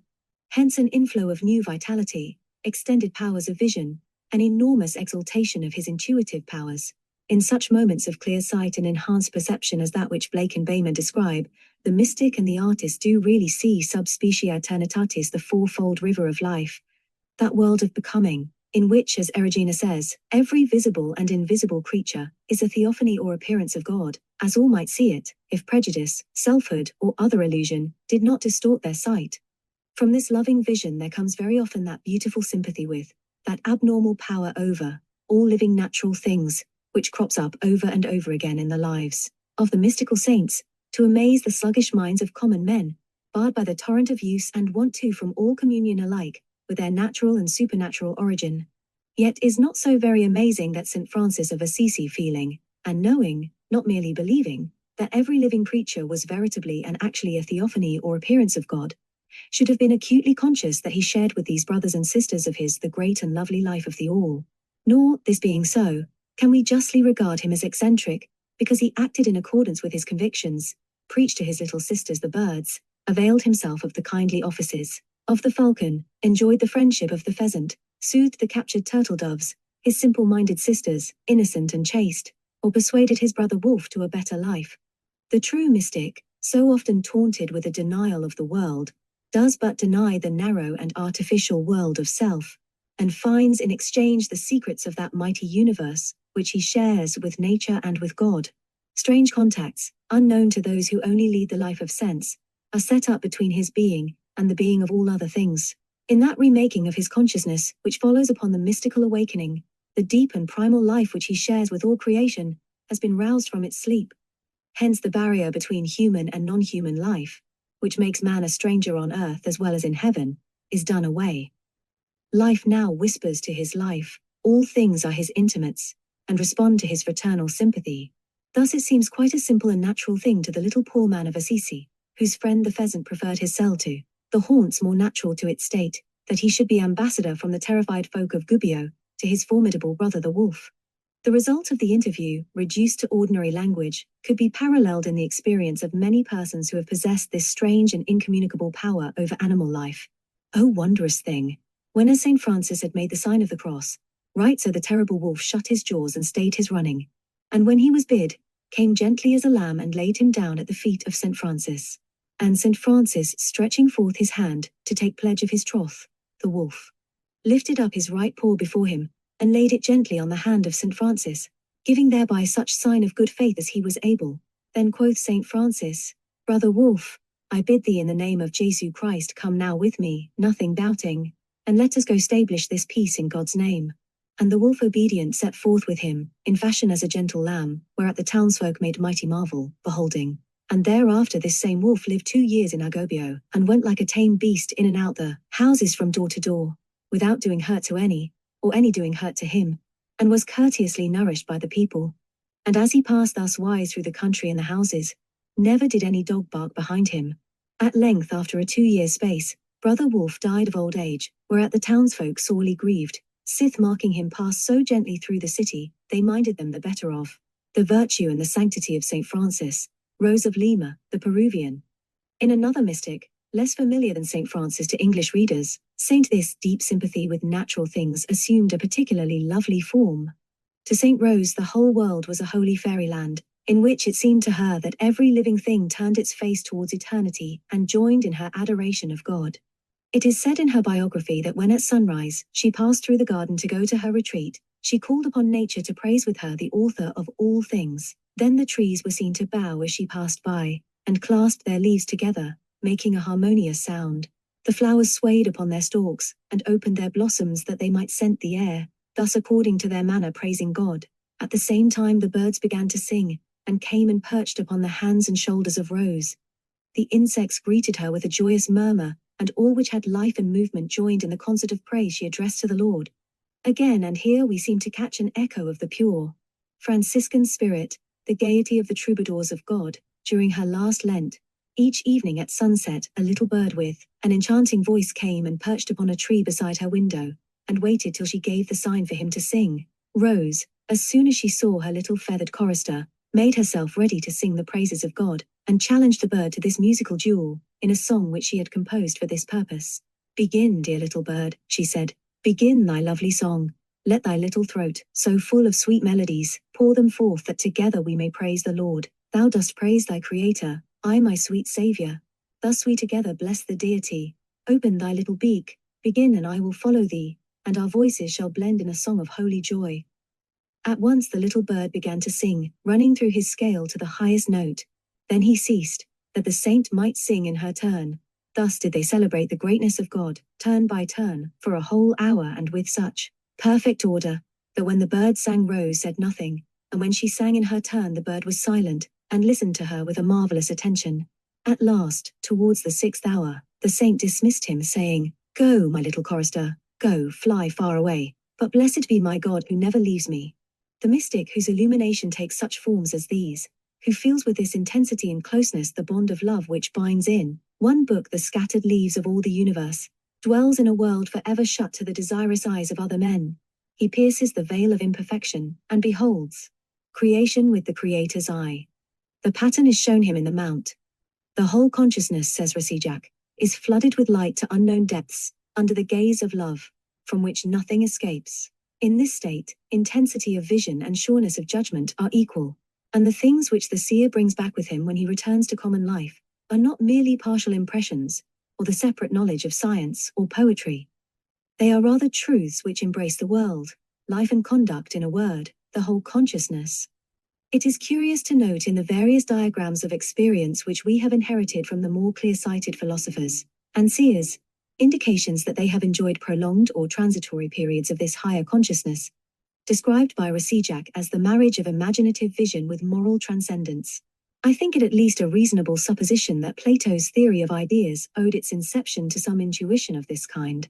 For philosophy, though it prate of pure reason, is more often found to be based upon psychological experience. The Platonic statements as to the veritable existence of the idea of a house, a table, or a bed, and other such painfully concrete and practical applications of the doctrine of the ideal, which have annoyed many metaphysicians, become explicable on such a psychological basis. That illuminated vision in which all things are made new can afford to embrace the homeliest as well as the sublimest things, and, as a matter of experience, it does do this, seeing all objects, as Monet saw the hayrick, as modes of light. Blake said that his cottage at Felpham was a shadow of the angels' houses, and I have already referred to the case of the converted Methodist, who saw his horses and hogs on the ideal plane. Again, when Plotinus, who is known to have experienced ecstatic states, speaks with the assurance of an explorer of an intelligible world, and asks us, what other fire could be a better image of the fire which is there, than the fire which is here? Or what other earth than this, of the earth which is there? We seem to detect behind the trappings of Neo-Platonic philosophy a hint of the same type of first-hand experience. The unknown minds to whom we owe the Hebrew Kabbalah found room for it too in their diagram of the soul's ascent towards reality. The first Sephirah above Malkuth, the world of matter, or lowest plane upon that tree of life which is formed by the 10 emanations of the Godhead, is, they say, Yesod, the archetypal universe. In this are contained the realities, patterns, or ideas, whose shadows constitute the world of appearance in which we dwell. The path of the ascending soul upon the tree of life leads him first from Malkuth to Yesod, that is human consciousness. In the course of its transcendence passes from the normal illusions of men to a more real perception of the world, a perception which is symbolized by the archetypal plane or world of Platonic ideas. Everything in temporal nature, says William Law, is descended out of that which is eternal, and stands as a palpable visible outbirth of it. So when we know how to separate the grossness, death, and darkness of time from it, we find what it is in its eternal state. In eternal nature, or the kingdom of heaven, materiality stands in life and light. It is the light's glorious body, or that garment wherewith light is clothed, and, therefore, has all the properties of light in it, and only differs from light, as it is its brightness and beauty, as the holder and displayer of all its colors, powers, and virtues. When Law wrote this, he may have believed that he was interpreting to English readers the unique message of his master, Jacob Boehme. As a matter of fact, he was spreading the news which a long line of practical mystics had been crying for centuries into the deaf ears of mankind. He was saying in the 18th century what Gregory of Nyssa had said in the 4th, and Erigena in the 9th, telling the secret of that inviolate rose, which can never be profaned, because it can only be seen with the eyes of love. This same belief in the perfect world of archetypes, lurking behind the symbols of sense, and lending them a measure of its reality, is discoverable in Hermetic philosophy, which is of course largely influenced by Kabbalism. It receives practical application in the course of the occult education, to which neophytes are subjected a mental and moral training calculated to induce lucid vision of this kind. Such vision, a byproduct in true mysticism, never sought for though often achieved, is the end at which magic deliberately aims. No magician was ever found capable of St. Catherine's cry, non voglio quello che est da te, that serene and illuminated consciousness of the relation of things inward and outward, of the hidden treasure and its casket, the energizing absolute and its expression in time and space which we have been studying in this chapter, is at its best a state of fine equilibrium, a sane adjustment of the inner and outer life. By that synthesis of love and will which is the secret of the heart, the whole world is seen and known in God, and God is seen and known in the whole world. It is a state of exalted emotion, being produced by love. Of necessity it produces love in its turn. The sharp division between its in-looking and out-looking forms, which I have adopted for convenience of description, is seldom present in the minds of its adepts. They, cleansed, fed, and sanctified, are initiated into a spiritual universe where such clumsy distinctions have little meaning. All is alike part of the new life of peaceful charity, and that progressive abolition of selfhood, which is of the essence of mystical Development is alone enough to prevent them from drawing a line between the inward personal companionship and outward impersonal apprehension of the real. True illumination, like all real and vital experience, consists rather in the breathing of a certain atmosphere, the living at certain levels of consciousness, than in the acquirement of specific information. It is, as it were, a resting place upon the steep stairway of love, where the self turns, and sees all about it a transfigured universe, radiant with that same light divine which nests in its own heart, and leads it on. When man's desires are fixed immovably on his Maker, and as for deadliness and corruption of the flesh he is letted, says Roll of the purified soul, which has attained the illuminated state, then it is no marvel that his strength manly using, first as it were heaven being opened, with his understanding he beholds high heavenly citizens, and afterwards sweetest heat, as it were burning fire, he feels. Then with marvellous sweetness he is taught, and so forth in songful noise he is joyed. This therefore is perfect charity, which no man knows but he that hath it took. And he that it has taken, it never leaves, sweetly he lives and sickly he shall die. Sweetly, it is true, the illuminated mystic may live, but not, as some think, placidly. Enlightenment is a symptom of growth, and growth is a living process, which knows no rest. The spirit indeed is invaded by a heavenly peace, but it is the peace, not of idleness, but of ordered activity. A rest most busy, in Hilton's words, a progressive appropriation of the divine, the urgent push of an indwelling spirit, aspiring to its home in the heart of reality, is felt more and more, as the invasion of the normal consciousness by the transcendental personality, the growth of the new man, proceeds toward its term. Therefore the great seekers for reality are not as a rule long deceived by the exalted joys of illumination. Intensely aware now of the Absolute whom they adore, they are aware too that though known he is unachieved. Even whilst they enjoy the rapture of the divine presence, of life in a divine ideal world, something they feel makes default. Sol voglio te, or dolce amore. Hence for them that which they now enjoy, and which passes the understanding of other men, is not a static condition. Often it coexists with that travail of the heart which Tauler has called stormy love. The greater the mystic, the sooner he realizes that the heavenly manna which has been administered to him is not yet that with which the angels are full fed. Nothing less will do, and for him the progress of illumination is a progressive consciousness that he is destined not for the sunny shores of the spiritual universe, but for the vast and stormy sea of the divine. Here, says Ruysbroek of the soul which has been lit by the uncreated light, there begins an eternal hunger, which shall never more be satisfied. It is the inward eagerness and aspiration of the effective powers and created spirit towards an uncreated good. And as the spirit desires fruition, and is indeed invited and urged thereto by God, she continually wishes to attain it. Behold, here begin the eternal aspiration and eternal effort of an eternal helplessness. These men are poor indeed, for they are hungry, greedy, insatiable. Whatsoever they eat and drink, they cannot be satisfied, since theirs is the hunger of eternity. Here there are great feasts of food and drink, of which none know but those who are bidden, but the full satisfaction of fruition is the one dish that lacks them, and this is why their hunger is ever renewed. Nevertheless, there flow in this communion rivers of honey full of all delight, for the spirit tastes of these delights under every mode that can be conceived. But all this is according to the manner of the creatures, and is below God, and this is why there is here an eternal hunger and impatience. If God gave to man all the gifts which all the saints possess, and all that he has to offer, but without giving himself, the craving spirit would remain hungry and unfulfilled. Chapter 5, Voices and Visions.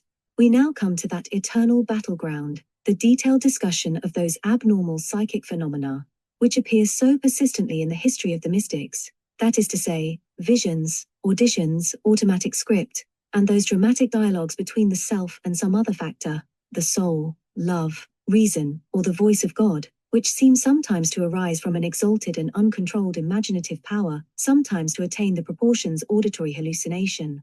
Here, moderate persons are like to be hewn in pieces between the two great powers who have long disputed this territory and agreeably occupied their leisure by tearing out each other's hair. On the other hand, we have the strangely named rationalists, who feel that they have settled the mat once for all, by calling attention to the undoubted parallels which exist between the bodily symptoms of acute spiritual stress and the bodily symptoms of certain forms of disease. These considerations, reinforced by those comfortable words autosuggestion and psychosensorial hallucination, which do but reintroduce mystery in another and less attractive form, enable them to pity rather than blame the peculiarities of the great contemplatives. Modern French psychology in particular revels in this sort of thing, and would, if it had its way, fill the wards of the Salpêtrière with patients from the Roman calendar. The modern interpreter, says Rufus Jones, finds in the stigmata of St. Francis of Assisi a point of weakness rather than a point of strength, not the marks of a saint, but the marks of emotional and physical abnormality. This is a very moderate statement of the rational position, by a writer who is in actual sympathy with certain aspects of mysticism. Yet it may well be doubted whether that flame of living love which could, for one dazzling instant, weld body and soul in one, was really a point of weakness in a saint, whether Blake was quite as mad as some of his interpreters, or the powers of St. Paul and St. Teresa are fully explained on a basis of epilepsy or hysteria, whether finally it is as scientific as it looks, to lump together all visions and voices, from Wandering Willie to the Apocalypse of St. John, as examples of unhealthy cerebral activity. As against all this, the intransigent votaries of the supernatural seem determined to play into the hands of their foes. They pin themselves, for no apparent reason, to the objective reality and absolute value of visions, voices, and other experiences, which would be classed, in any other department of life, as the harmless results of a vivid imagination, and claim as examples of miraculous interference with natural law psychic phenomena, which may well be the normal if rare methods by which a certain type of intuitive genius actualizes its perceptions of the spiritual world. Materialistic piety of this kind, which would have us believe that Saint Anthony of Padua really held the infant Christ in his arms, and that the Holy Ghost truly told the Blessed Angela of Foligno that he loved her better than any other woman in the Vale of Spoleto, and she knew him more intimately than the apostles themselves, is the best friend the rationalists possess. It turns dreams into miracles and miracles into dreams, and drags down the symbolic visions of genius to the level of pious hallucination. Even the profound and beautiful significance of St. Margaret Mary Alacoque's vision of the Sacred Heart, a pictured expression of one of the deepest intuitions of the human soul caught up to the contemplation of God's love, has been impaired by the grossly material interpretation which it has been forced to bear. So too, the beautiful reveries of Suso, the divine visitations experienced by Francis, Catherine, Teresa, and countless other saints, have been degraded, in the course of their supposed elevation to the sphere called supernatural, a process as fatal to their truth and beauty as the stuffing of birds. All this too is done in defiance of the great mystics themselves, who are unanimous in warning their disciples against the danger of attributing too much importance to visions and voices, or accepting them at their face value as messages from God. Nevertheless, these visions and voices are such frequent accompaniments of the mystic life that they cannot be left on one side. The messengers of the invisible world knock persistently at the doors of the senses, and not only at those which we refer to hearing and to sight. In other words, supersensual intuitions, the contact between man's finite being and the infinite being in which it is immersed, can express themselves by means of almost any kind of sensory automatism.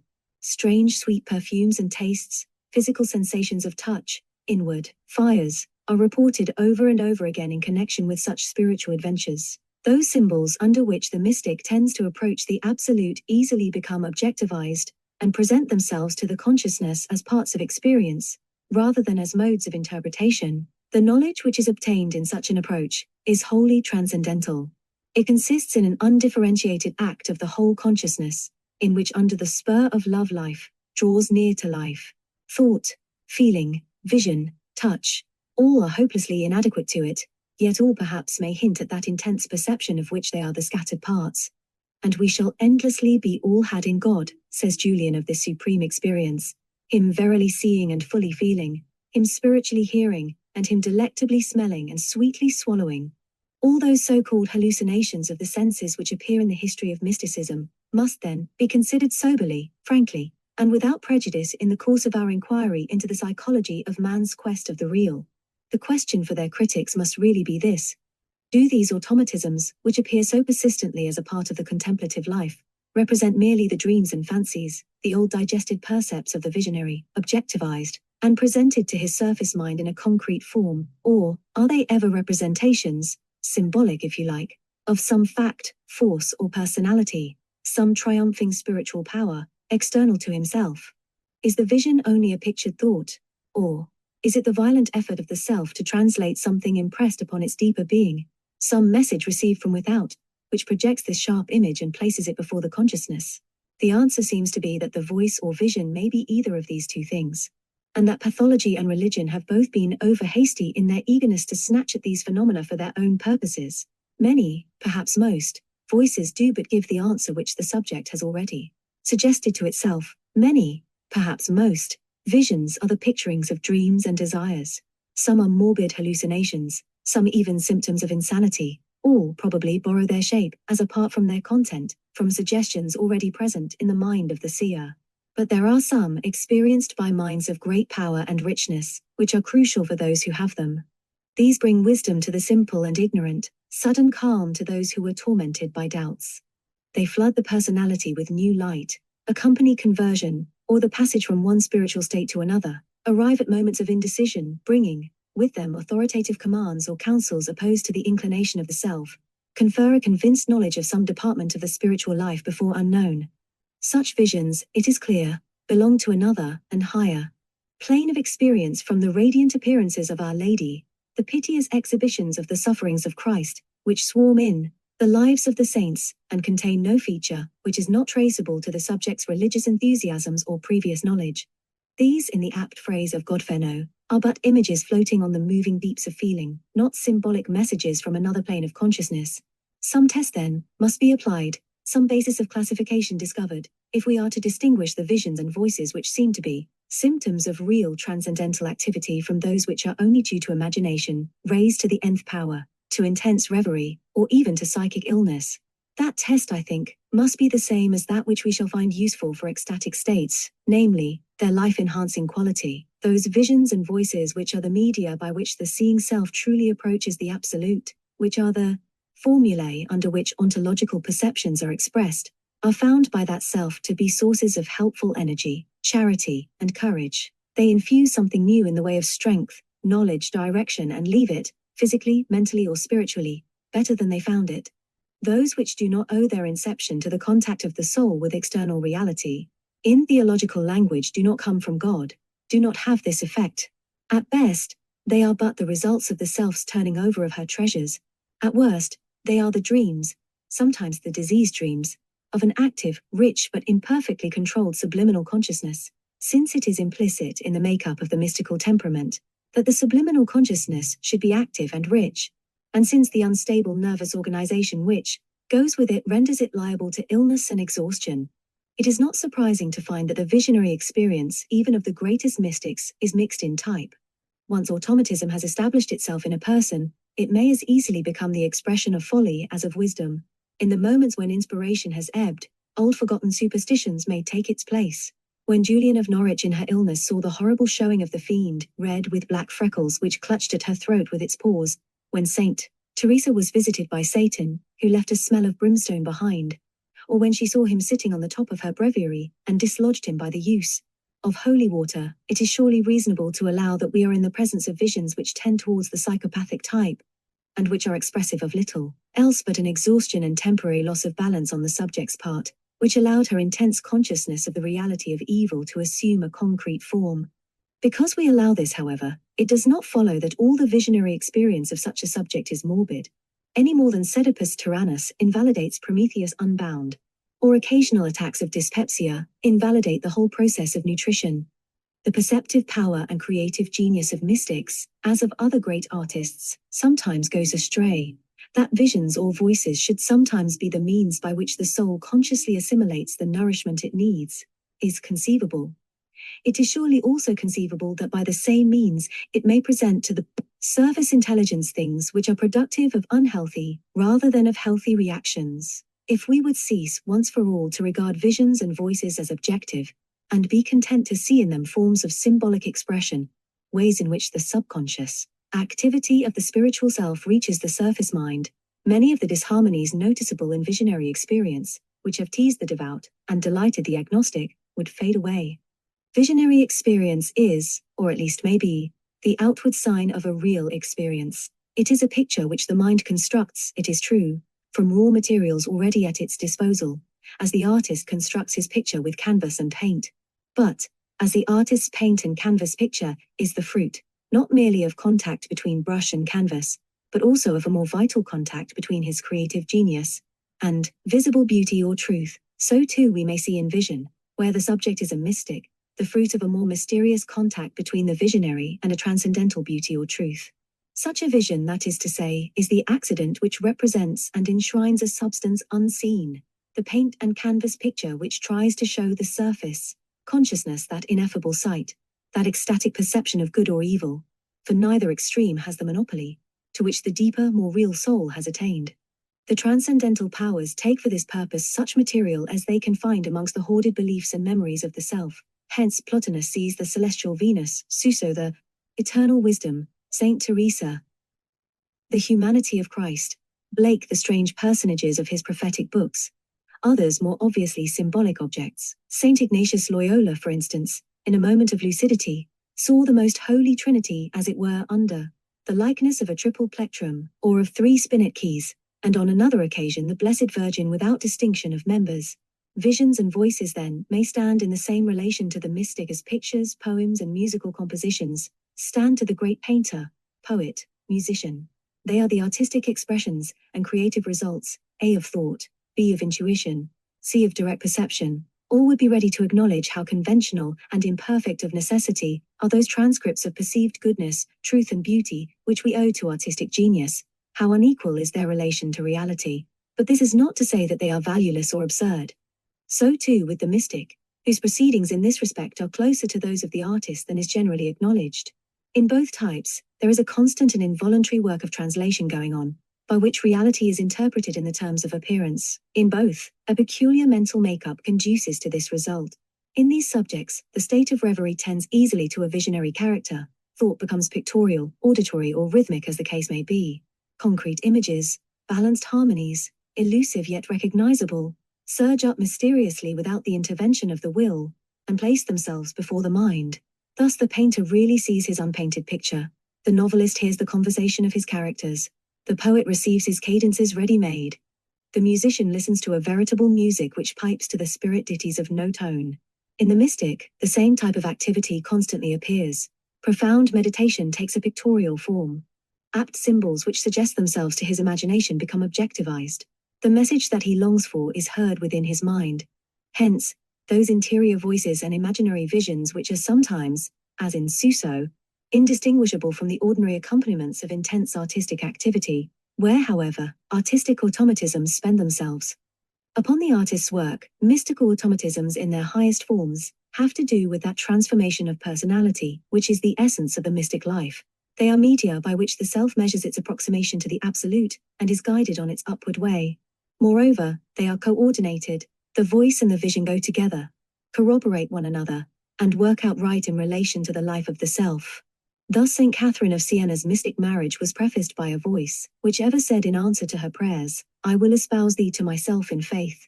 And the vision in which that union was consummated was again initiated by a voice saying, "I will this day celebrate solemnly with thee the feast of the betrothal of thy soul, and even as I promised I will espouse thee to myself in faith."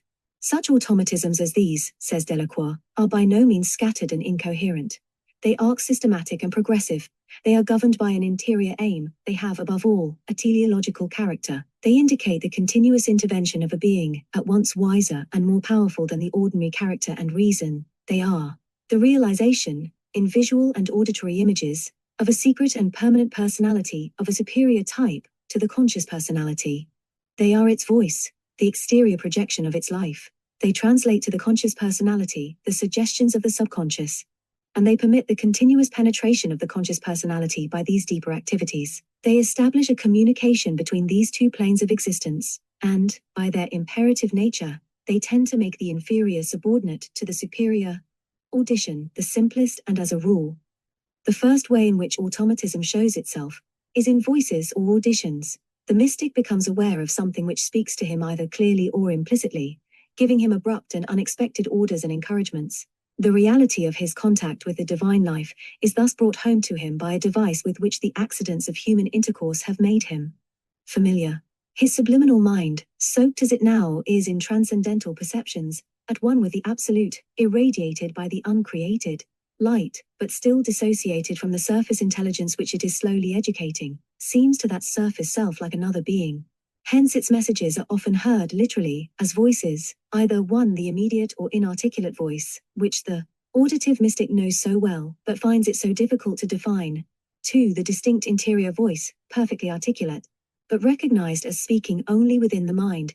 3. By a hallucination which we have all experienced in dream or reverie, the exterior voice, which appears to be speaking externally to the subject, and to be heard by the outward ear. This, the traditional classification of auditions, also answers exactly to the three main types of vision. 1. Intellectual. 2. Imaginary. 3. Corporeal. Of these three kinds of voices, the mystics are unanimous in their opinion that the first and least marvelous is by far the best, belonging indeed to an entirely different plane of consciousness from the uttered interior or exterior word.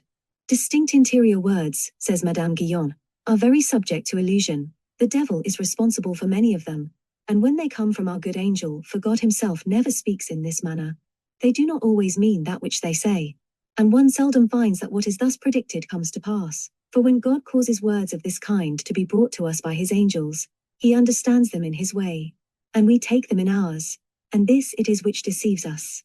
The word which God speaks without intermediary is no other than his word logos in the soul, a substantial word, silent and inarticulate, a vivifying and energizing word, as has been said, dixit et facta sunt. This word is never for a moment dumb nor sterile. This word is heard ceaselessly in the center of the soul which is disposed thereto, and returns to its principle as pure as when it came forth therefrom. Let thy good spirit enter my heart, and there be heard without utterance, and without the sound of words speak all truth, says a prayer attributed to St. Ambrose, exactly describing the function of these unmediated or intellectual words.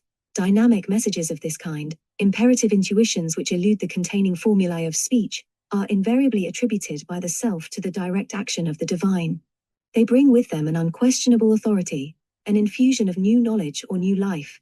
They are in fact not messages but actual invasions from beyond the threshold, sudden emergences of that hidden child of the absolute which mystics call the spark of the soul, and of which it has been truly said, abyssus abyssum invocat.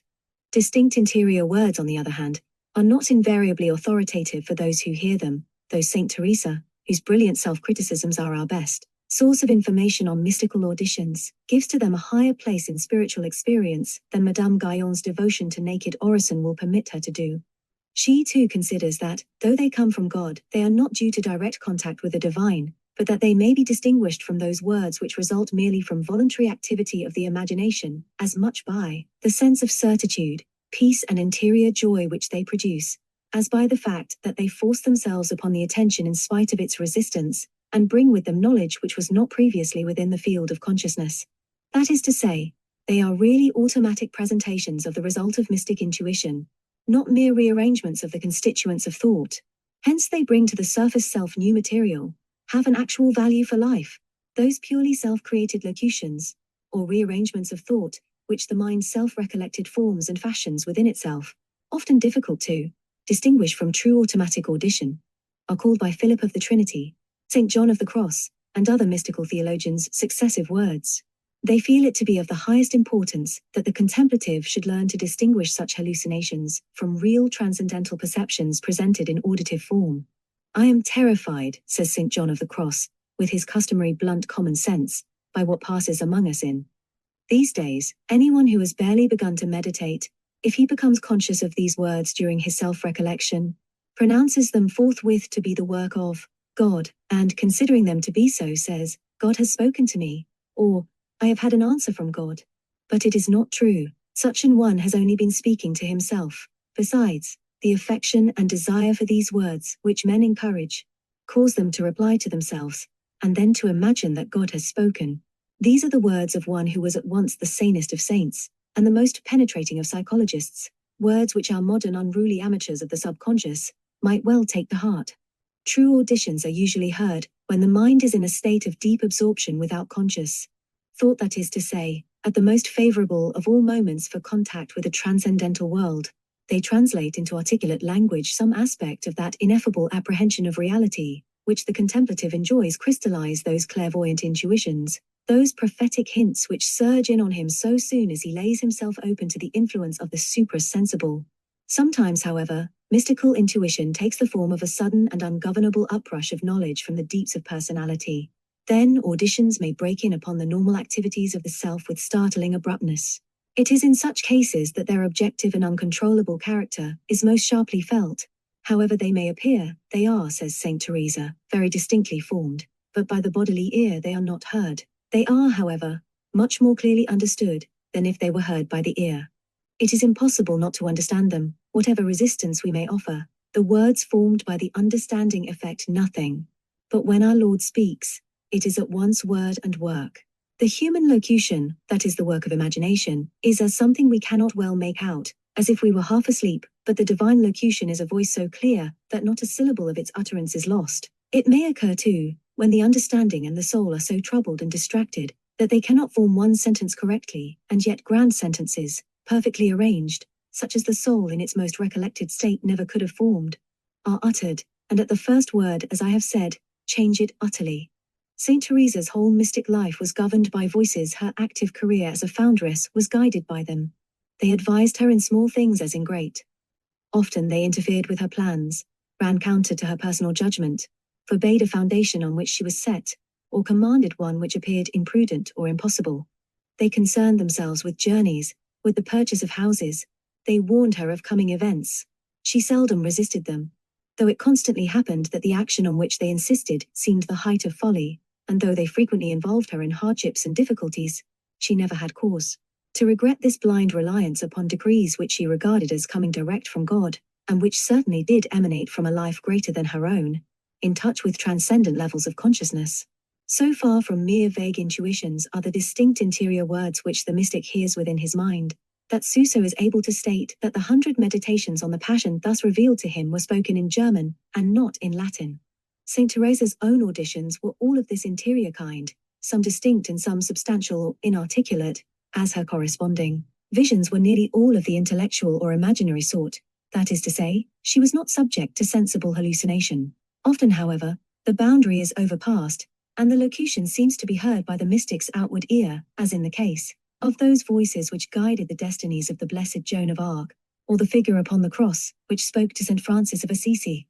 We then have the third form, exterior words, which the mystics for the most part regard with suspicion and dislike. Sometimes audition assumes a musical rather than a verbal character, a form of perception which probably corresponds to the temperamental bias of the self, the ordered sweetness of divine harmony striking responsive chords in the music-loving soul. The lives of St. Francis of Assisi, St. Catherine of Siena, and Richard Rolle provide obvious instances of this, but Suso, in whom automatism assumed its richest and most varied forms, has also given in his autobiography some characteristic examples. One day, whilst the servitor was still at rest, he heard within himself a gracious melody by which his heart was greatly moved, and at the moment of the rising of the morning star, a deep sweet voice sang within him these words, Stella Maria Maris, Hodie processit ad autumn. That is to say, Mary, star of the sea, is risen today. And this song which he heard was so spiritual and so sweet, that his soul was transported by it, and he too began to sing joyously. And one day, it was in carnival time, the servitor had continued his prayers until the moment when the bugle of the watch announced the dawn. Therefore, he said to himself, rest for an instant, before you salute the shining morning star. And, whilst that his senses were at rest, behold, angelic spirits began to sing the fair respond, Illumina, Illumina Jerusalem. And this song was echoed with a marvelous sweetness in the deeps of his soul. And when the angels had sung for some time, his soul overflowed with joy, and his feeble body being unable to support such happiness, burning tears escaped from his eyes. Closely connected on the one hand with the phenomena of automatic words, on the other with those of prophecy and inspiration, is the prevalence in mystical literature of revelations, which take the form of dialogue of intimate colloquies between divine reality and the soul. The revelations of Julian of Norwich and St. Catherine of Siena, and many of those of the blessed Angela of Foligno, appear to have been received by them in this way. We seem as we read them to be present at the outpourings of the divine mind, snatching at some form of words on its way through the human consciousness. We feel on the one hand a oneness with the Absolute on the part of the mystic which has made her really for the time, being the voice of God, whilst on the other we recognize in her the persistence of the individual, exalted but not yet wholly absorbed in the divine, whose questions, here and there, break in upon the revelation which is mediated to it by its deeper mind. Duologues of this sort are reported with every appearance of realism and good faith by Suso, Tauler, Mechtilde of Magdeburg, Angela of Foligno, Saint Teresa, and countless other mystics. The third book of the Imitation of Christ contains some conspicuously beautiful examples. which may or may not be due to literary artifice. The self, wholly obsessed by the intimate sense of divine companionship, receives its messages in the form of distinct interior words, as of an alien voice, speaking within the mind with such an accent of validity and spontaneity, as to leave no room for doubt as to its character. Often, as in Julian's revelations, the discourses of the divine voice, its replies to the eager questions of the self, are illustrated by imaginary visions. Since these dialogues are, on the whole, more commonly experienced in the illuminated than the unitive part of the mystic way, that self, retaining a clear consciousness of its own separateness, and recognizing the voice as personal and distinct from its own soul, naturally enters into a communion which has an almost conversational character, replies to questions or asks others in its turn, and in this dramatic style, the content of its intuitions is gradually expressed.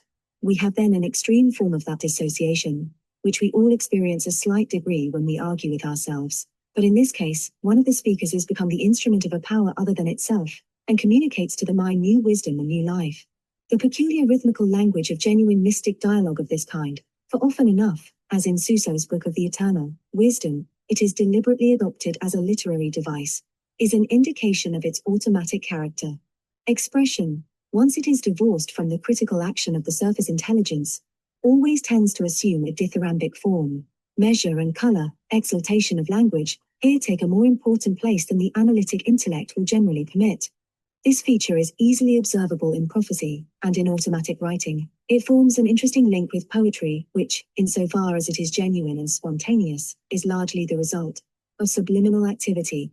Life which eludes language can yet, we know not why, be communicated by rhythm, and the mystic fact is above all else the communication of a greater life.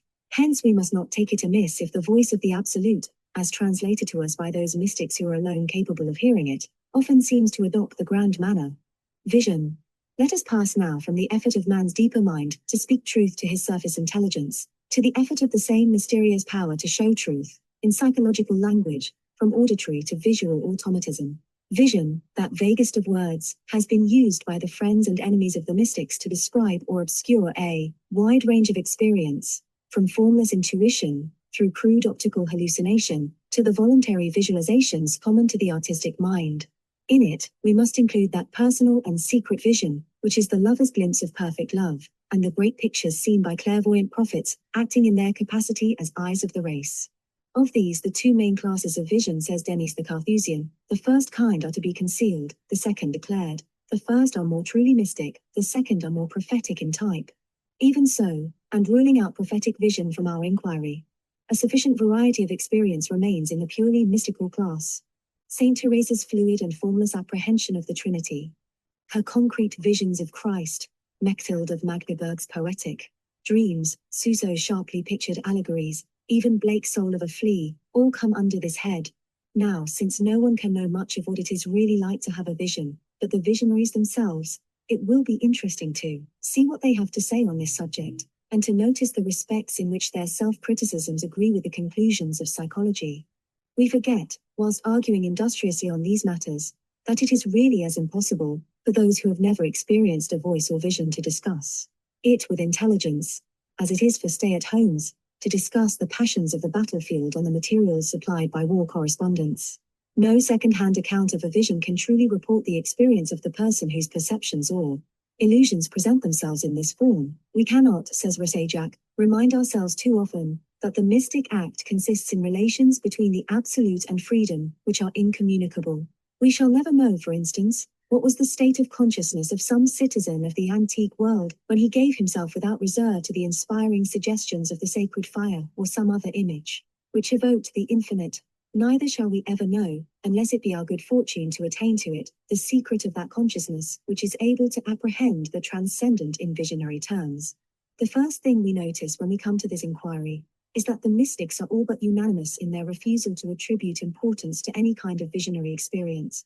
The natural timidity and stern self-criticism with which they approach auditions is here greatly increased, and this, if taken to heart, might well give pause to their more extreme enemies and defenders. If it be so, says Hilton of automatisms in general, that thou see any manner of light or brightness with thy bodily eye or in imagination, other than every man seeth, or if thou hear any pleasant wonderful sounding with thy ear, or in thy mouth any sweet sudden savour, other than what thou knowest to be natural, or any heat in thy breast like fire, or any manner of delight in any part of thy body, or if a spirit appears bodily to thee, as it were an angel to comfort thee or teach thee, or if any such feeling which thou knowest well that it cometh not of thyself, nor from any bodily creature, beware in that time or soon after, and wisely consider the stirrings of thy heart.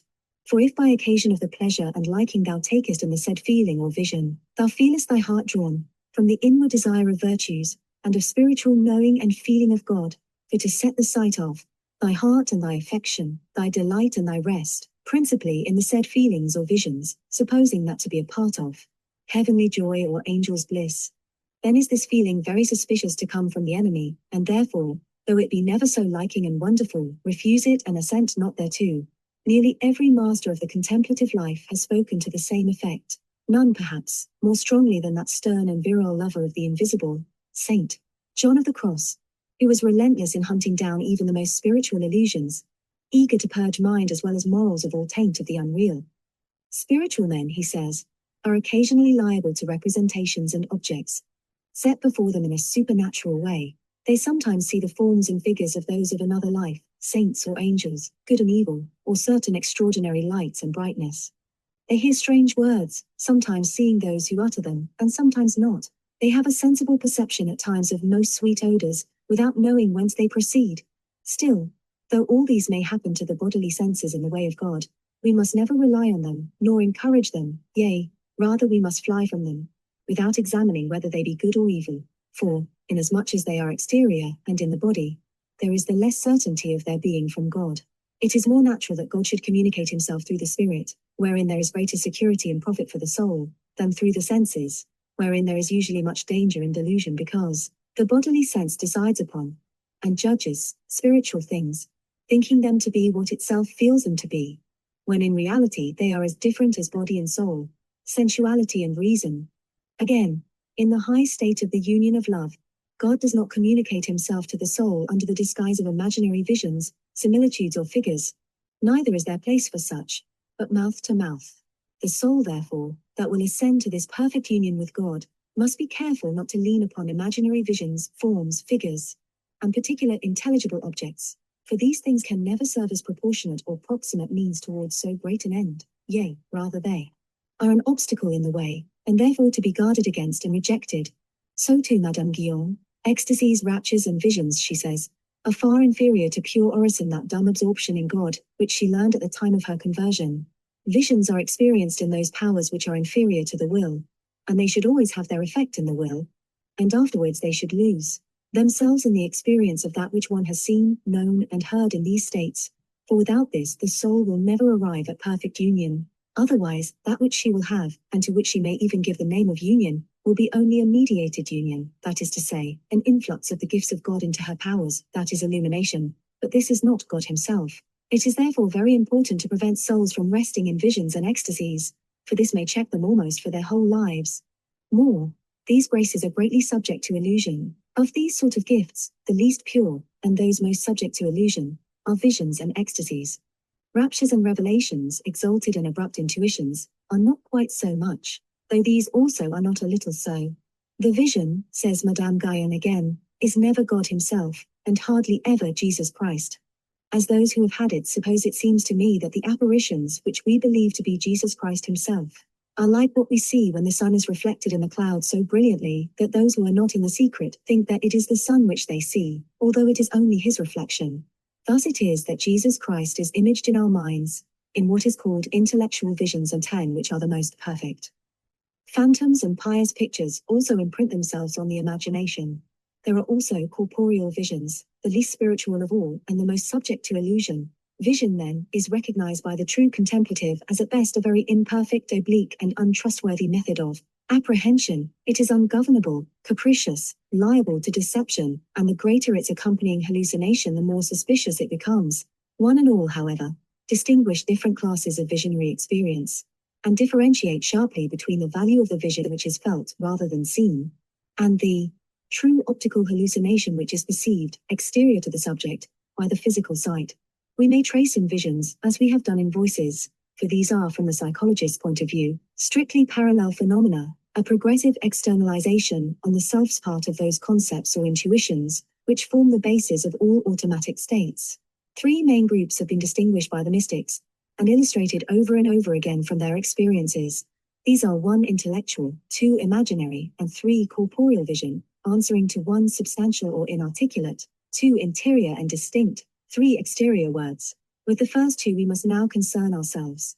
As to corporeal vision, it has few peculiarities of interest to the student of pure mysticism. Like the exterior word, it is little else than a more or less uncontrolled externalization of inward memories, thoughts, or intuitions, often, as Madame Guyon acutely observed, of some pious picture which has become imprinted on the mind, which may, in some subjects, attain the dimensions of true sensorial hallucination.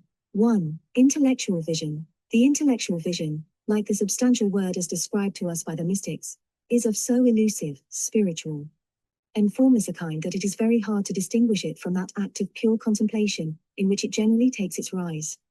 These moods and apprehensions of the soul are so closely linked together, the names applied to them are so often little more than the struggles of different individuals to describe by analogy an experience which is one, that we risk a loss of accuracy the moment that classification begins.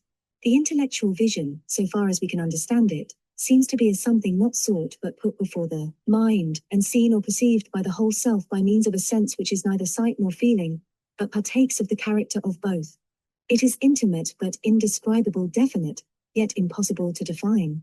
There is a passage in the Consolations of Angela of Foligno, which describes very vividly the sequence of illuminated states, which leads up to and includes the intuitions which form the substance of this formless vision, and its complement the formless word. And this does far more towards making us realize its nature than the most painstaking psychological analysis could ever do. It must be known, says Angela, that God cometh sometimes unto the soul, when it hath neither called nor prayed unto, nor summoned him.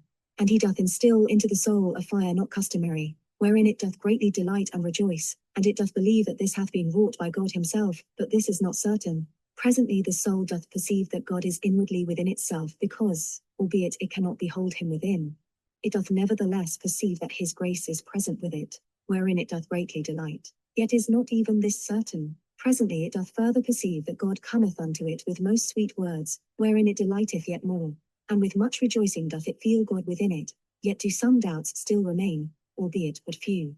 Further, when God cometh unto the soul, it is sometimes given unto it to behold him, and it beholdeth him devoid of any bodily shape or form, and more clearly than doth one man behold another. For the eyes of the soul do behold a spiritual and not a bodily presence, of the which I am not able to speak because words and imagination do fail me. And in very truth the soul doth rejoice in that sight with an ineffable joy, and regardeth naught else, because this it is which doth fill it with most inestimable satisfaction. This searching and beholding, wherein God is seen in such a manner that the soul can behold naught else, is so profound that much doth it grieve me that I cannot make manifest aught whatsoever of it, seeing that it is not a thing the which can be touched or imagined or judged of. Intellectual vision, then, seems to be closely connected with that consciousness of the presence of God which we discussed in the last chapter, though the contemplatives themselves declare that it differs from it. It is distinguished apparently from that more or less diffused consciousness of divine immanence by the fact that, although unseen of the eyes, it can be exactly located in space. The mystic's general awareness of the divine is here focused upon one point, a point to which some theological or symbolic character is at once attached. The result is a sense of presence so concrete, defined, and sharply personal that, as Saint Teresa says, it carries more conviction than bodily sight. This invisible presence is generally identified by Christian mystics, rather with the humanity of Christ, than with the unconditioned absolute. In the prayer of union and of quiet, says Saint Teresa again, certain inflowings of the Godhead are present, but in the vision the sacred humanity also, together with them, is pleased to be our companion, and to do us good. When one is not thinking at all of any such favor, she says again, and has not even had the idea of meriting it suddenly, one feels at one side our Lord Jesus Christ, without seeing him either with the eyes of the body or those of the soul. This sort of vision is called intellectual. I do not know why. Intellectual visions do not go quickly, like imaginary ones, but last several days, sometimes more than a year. We know that God is present in all our actions, but such is the infirmity of our nature, that we often lose sight of this truth. Here this forgetfulness is impossible, because our Lord, who is close to the soul, keeps her constantly awake, and as she has an almost continual love for that which she sees, or rather feels close to her, she receives the more frequently the favors of which we have spoken. In such a state, to which the term vision is barely applicable, it will be observed that consciousness is at its highest, and hallucination at its lowest point. Nothing is seen, even with the eyes of the mind, as in the parallel case of the substantial word. Nothing is said. It is pure apprehension, in the one case of personality, in the other of knowledge. The immediate vision of the naked Godhead, says Suso of this, is without doubt the pure truth a vision is to be esteemed. The more noble, the more intellectual it is, the more it is stripped of all image and approaches the state of pure contemplation. We owe to Saint Teresa our finest first-hand account of this strange condition of awareness. It came upon her abruptly, after a period of psychic distress, and seemed to her to be an answer to her unwilling prayers that she might be led by some other way than that of interior words, and which were, in the opinion of her director, so suspicious. I could not force myself, she says, to desire the change, nor believe that I was under the influence of Satan. Though I was doing all I could to believe the one and to desire the other, it was not in my power to do so. She resolved this divided state by making an act of total surrender to the will of God, and it seems to have been as the result of this release of stress, this willing receptivity, that the new form of automatism suddenly developed itself, reinforcing and justifying the auditions, and bringing peace and assurance to the distracted surface self. At the end of 2 years spent in prayer by myself and others for this end, namely, that our Lord would either lead me by another way, or show the truth of this, for now the locutions of our Lord were extremely frequent. This happened to me. I was in prayer one day. It was the feast of the glorious St. Peter, when I saw Christ close by me, or to speak more correctly, felt him. For I saw nothing with the eyes of the body, nothing with the eyes of the soul. He seemed to me to be close beside me, and I saw too, as I believe, that it was he who was speaking to me. As I was utterly ignorant that such a vision was possible, I was extremely afraid at first, and did nothing but weep. However, when he spoke to me but one word to reassure me, I recovered myself, and was, as usual, calm and comforted, without any fear whatever. Jesus Christ seemed to be by my side continually, and, as the vision was not imaginary, I saw no form, but I had a most distinct feeling that he was always on my right hand, a witness of all I did, and never at any time, if I was but slightly recollected, or not too much distracted, could I be ignorant of his near presence. I went at once to my confessor in great distress, to tell him of it. He asked in what form I saw our Lord. I told him I saw no form. He then said, "How did you know that it was Christ?" I replied that I did not know how I knew it, but I could not help knowing that he was close beside me. There are no words whereby to explain, at least, none for us women, who know so little. Learned men can explain it better. For if I say that I see him neither with the eyes of the body nor those of the soul was not an imaginary vision, how is it that I can understand and maintain that he stands beside me, and be more certain of it than if I saw him? If it be supposed that it is as if a person were blind, or in the dark, and therefore unable to see another who is close to him, the comparison is not exact. There is a certain likelihood about it, however, but not much, because the other senses tell him who is blind of that presence. He hears the other speak or move, or he touches him. But in these visions, there is nothing like this. The darkness is not felt. Only he renders himself present to the soul by a certain knowledge of himself, which is more clear than the sun. I do not mean that we now see either a sun or any other brightness, only that there is a light not seen, which illumines the understanding, so that the soul may have the fruition of so great a good.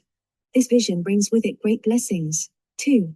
In imaginary vision, as in interior words, there is again no sensorial hallucination. The self sees sharply and clearly, it is true, but is perfectly aware that it does so in virtue of its most precious organ, that inward eye which is the bliss of solitude. Imaginary vision is the spontaneous and automatic activity of a power which all artists, all imaginative people, possess. So far as the machinery employed in it is concerned, there is little real difference except in degree between Wordsworth's imaginary vision of the dancing daffodils and Suso's of the dancing angels, who, though they leapt very high in the dance, did so without any lack of gracefulness. Both are admirable examples of passive imaginary vision, though in the first case the visionary is aware that the picture seen is supplied by memory, whilst in the second it arises spontaneously like a dream from the subliminal region, and contains elements which may be attributed to love, belief, and direct intuition of truth.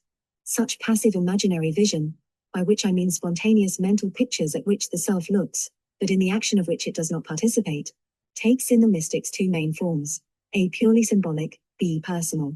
A. In the symbolic form there is no mental deception. The self is aware that it is being shown truth under an image. Wilman Merswin's vision of 9 rocks is thus described to us as being seen by him in a sharp picture, the allegorical meaning of which was simultaneously presented to his mind. In Suso's life such symbolic visions abound. He seems to have lived always on the verge of such a world of imagination, and to have imbibed truth most easily in this form. Thus, it happened one morning that the servitor saw in a vision that he was surrounded by a troop of heavenly spirits. He therefore asked one of the most radiant amongst these princes of the sky to show him how God dwelt in his soul. The angel said to him, "Do but fix your eyes joyously upon yourself, and watch how God plays the game of love within your loving soul." And he looked quickly, and saw that his body in the region of his heart was pure and transparent like crystal. And he saw the divine wisdom peacefully enthroned in the midst of his heart, and she was fair to look upon. And by her side was the soul of the servitor, full of heavenly desires, resting lovingly upon the bosom of God, who had embraced it, and pressed it to his heart. And it remained altogether absorbed and inebriated with love in the arms of God its well-beloved. In such a vision as this, we see the mystic's passion for the absolute, his intuition of its presence in his soul, combining with the constituents of poetic imagination, and expressing themselves in an allegorical form. It is really a visualized poem, inspired by a direct contact with truth. Of the same kind are many of those great reconstructions of eternity, in which mystics and seers of the transcendent and outgoing type actualize their profound apprehensions of truth. In such cases, as Beatrice told Dante, when he saw the great vision of the river of light, the thing seen is the shadowy presentation of a transcendent reality, which the self is not yet strong enough to see. And I saw light in the form of a river blazing with radiance, streaming between banks painted with a marvelous spring. Out of that river issued living sparks, and settled on the flowers on every side, like rubies set in gold. Then, as it were inebriated by the perfume, they plunged again into the wondrous flood, and as one entered another issued forth. Then added the sun of my eyes, the river, the topazes that enter and come forth, the smiling flowers, are shadowy foretastes of their reality. Not that these things are themselves imperfect, but on thy side is the defect, in that thy vision cannot rise so high. This vision probably owes something to Mechthild of Magdeburg's concept of deity as a flowing light. In the last 2 lines of this wonderful passage, the whole philosophy of vision is expressed. It is an accommodation of the suprasensible to our human disabilities, a symbolic reconstruction of reality. This symbolic reconstruction is seen as a profoundly significant, vivid and dramatic dream. And since this dream is directly representative of truth and initiates the visionary into the atmosphere of the eternal, it may well claim precedence over that prosaic and perpetual vision which we call the real world. In it, as in the meaningless dreams of our common experience, vision and audition are often combined. Many of the visions of Saint Mechthild of Hackborn are of this complex type. Thus, she saw in the heart of God, as it were a virgin exceeding fair, holding a ring in her hand on which was a diamond, with which incessantly she touched the heart of God. Moreover, the soul asked why that virgin thus touched the heart of God. And the virgin answered, "I am divine love, and this stone signifieth the sin of Adam. As soon as Adam sinned, I introduced myself, and intercepted the whole of his sin. And by thus ceaselessly touching the heart of God and moving him to pity, I suffered him not to rest until the moment when I took the Son of God from his father's heart, and laid him in the Virgin Mother's womb." Another time, she saw how love, under the likeness of a fair virgin, went round about the consistory singing alone, "I have made the circuit of heaven, and I have walked on the waves of the sea."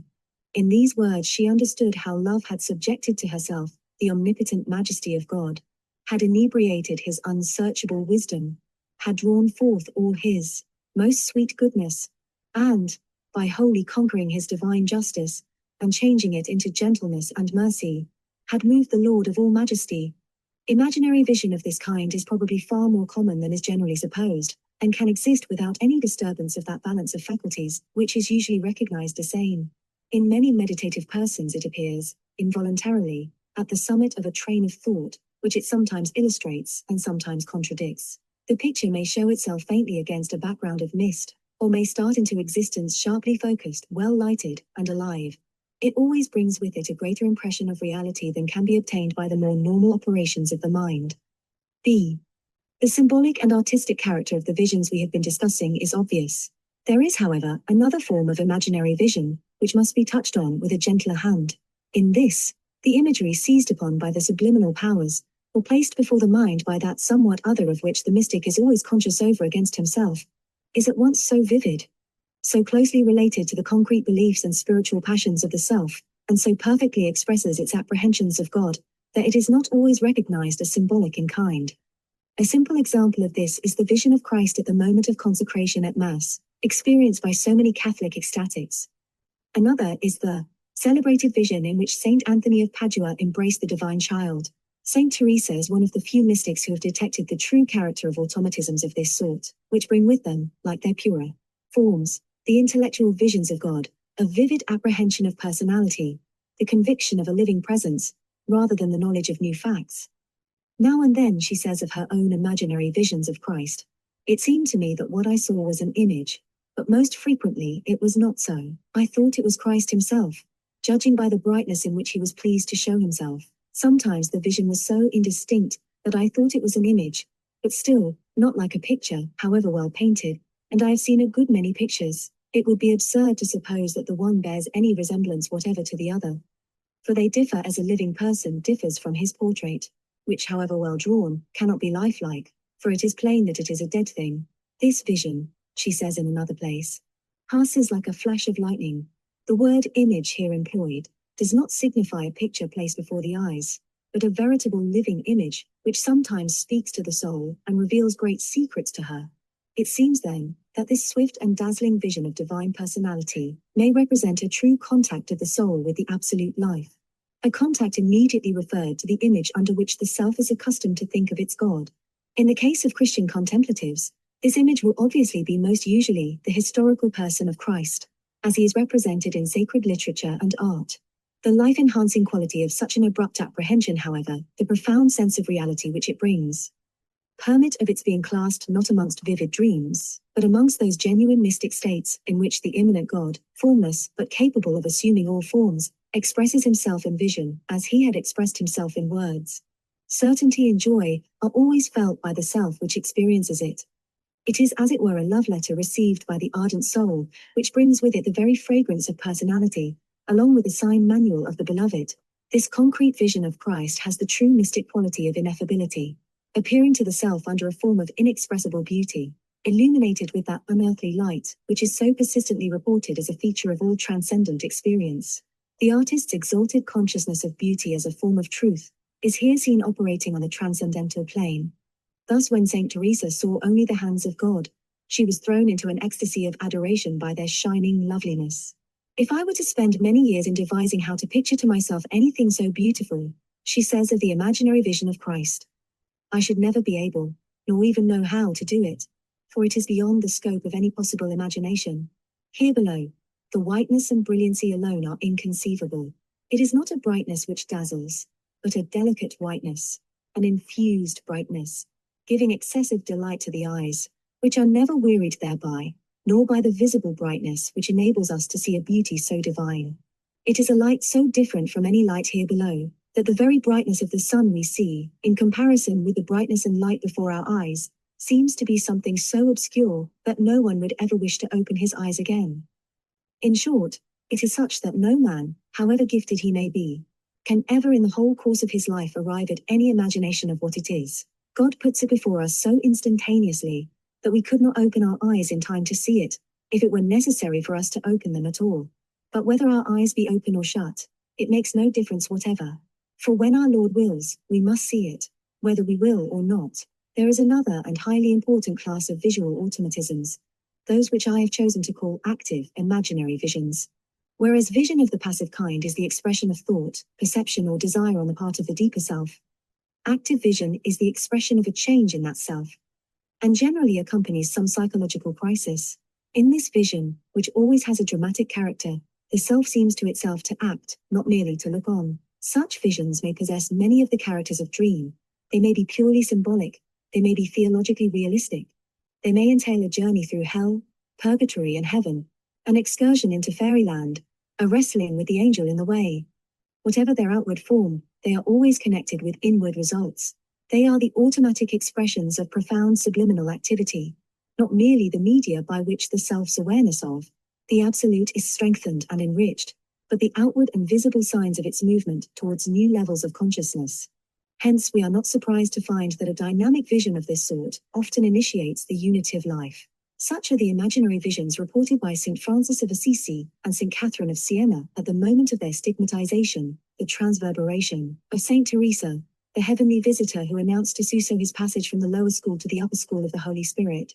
But perhaps the most picturesque and convincing example of all such dramas of the soul is that which is known in art as the mystic marriage of St. Catherine of Siena. We have already seen that Catherine, who was subject from childhood to imaginary visions and interior words, had long been conscious a voice reiterating the promise of this sacred betrothal. And that on the last day of the carnival, A.D. 1366, it said to her, I will this day celebrate solemnly with thee the feast of the betrothal of thy soul, and even as I promised I will espouse thee to myself in faith. Then, says her legend, whilst the Lord was yet speaking, there appeared the most glorious Virgin his mother, the most blessed John, Evangelist, the glorious Apostle Paul, and the most holy Dominic, father of her order, and with these the prophet David, who had the psaltery set to music in his hands, and while he played with most sweet melody, the Virgin Mother of God took the right hand of Catherine with her most sacred hand, and holding out her fingers towards the sun, besought him to deign to espouse her to himself in faith. To which graciously consenting the only begotten of God drew out a ring of gold, which had in its circle 4 pearls enclosing a most beauteous diamond. And placing this ring upon the ring finger of Catherine's right hand, he said, Lo, I espouse thee to myself, thy Creator and Saviour in the faith, which until thou dost celebrate thy eternal nuptials with me in heaven, thou wilt preserve ever without stain. Henceforth, my daughter, do manfully, and without hesitation those things which by the ordering of my providence will be put into thy hands, for being now armed with the fortitude of the faith, thou wilt happily overcome all thy adversaries. Then the vision disappeared, but that ring ever remained on her finger, not indeed to the sight of others, but only to the sight of the Virgin herself, for she often, albeit with bashfulness, confessed to me that she always saw that ring on her finger, nor was there any time when she did not see it. It is not difficult to discern the materials from which this vision has been composed. As far as its outward circumstances go, it is borrowed intact from the legendary history of St. Catherine of Alexandria, with which her namesake, the Dia, daughter of Italy, must have been familiar from babyhood. Caterina Benincasa showed a characteristic artistic suggestibility and quickness in transforming the stuff of this old story into the medium of a profound personal experience as her contemporaries. Amongst the Sienese painters took subject, method, and composition from the traditional Byzantine source, yet forced them to become expressions of their own overpowering individuality. The important matter for us, however, is not the way in which the second Catherine adapted a traditional story to herself, actualized it, in her experience, but the fact that it was for her the sacramental form under which she became acutely and permanently conscious of union with God, long prepared by that growing disposition of her deeper self, which caused her to hear the reiterated promise of her beloved. The vision when it came was significant, not for its outward circumstances, but for its permanent effect upon her life. In it she passed to a fresh level of consciousness, entering upon that state of spiritual wedlock, of close and loving identification with the interests of Christ, which Richard of St. Victor calls the third stage of ardent love. Of the same active sort is St. Teresa's great and celebrated vision, or rather experience, of the transverberation, in which imagery and feeling go side by side, in their effort towards expressing the anguish of insatiable love. I saw, she says, an angel close by me, on my left side in bodily form. This I am not accustomed to see unless very rarely, though I have visions of angels frequently, yet I see them only by an intellectual vision, such as I have spoken of before.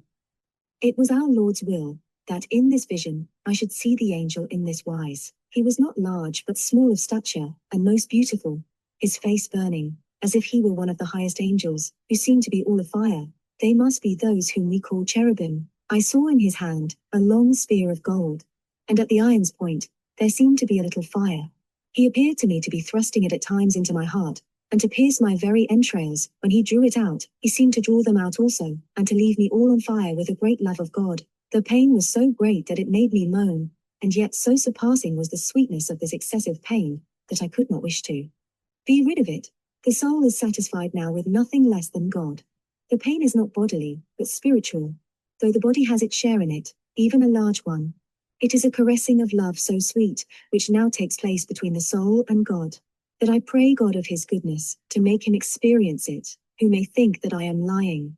Finally, it should be added that dynamic vision may assume a purely intellectual form, as in the case of the Blessed Angela of Foligno, being thus exalted in spirit during the time of Lent. Therefore, she says, I was joined to God in a manner other than was customary for me.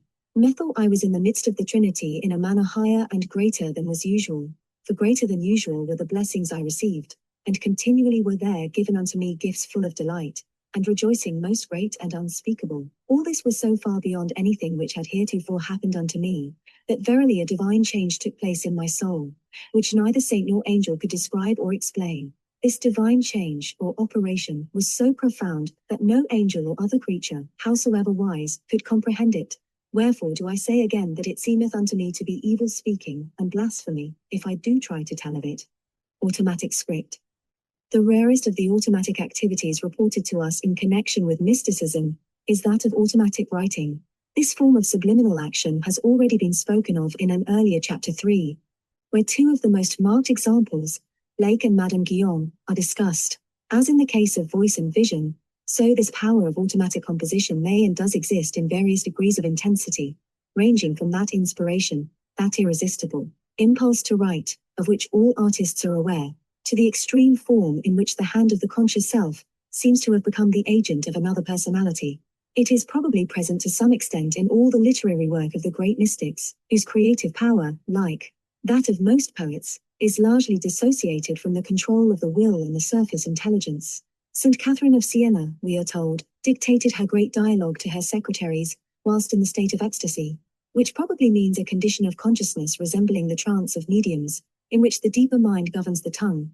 Had she been more accustomed to the use of the pen, she did not learn writing until after the beginning of her apostolic life. That deeper mind would almost certainly have expressed itself by means of automatic script. As it is, in the rhythm and exaltation of its periods, the dialogue bears upon it all the marks of true automatic composition of the highest type, the very discursiveness of its style, its loose employment of metaphor, the strangely mingled intimacy and remoteness of its tone, link it with prophetic literature, and are entirely characteristic of subliminal energy of a rich type, dissociated from the criticism and control of the normal consciousness.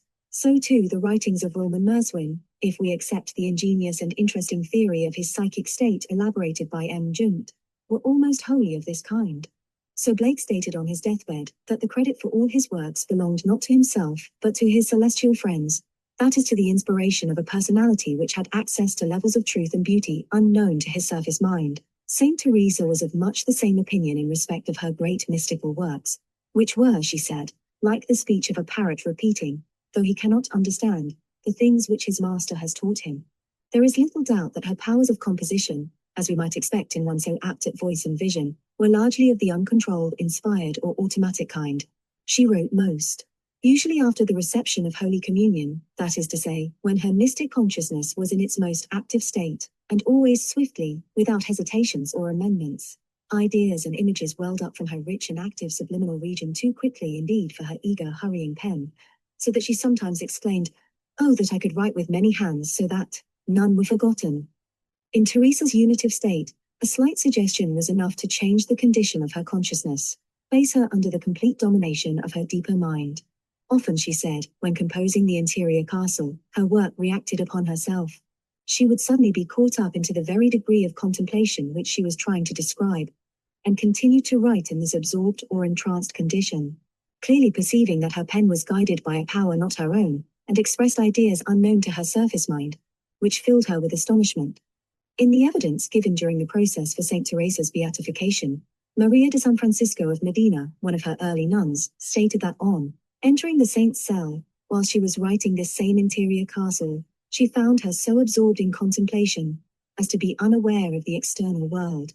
If we made a noise close to her, said another, Maria del Nacimiento, she neither ceased to write nor complained of being disturbed. Both these nuns and also Ana de la Encarnacion, prioress of Granada, affirmed that she wrote with immense speed, never stopping to erase or to correct, being anxious, as she said, to write what the Lord had given her, before she forgot it.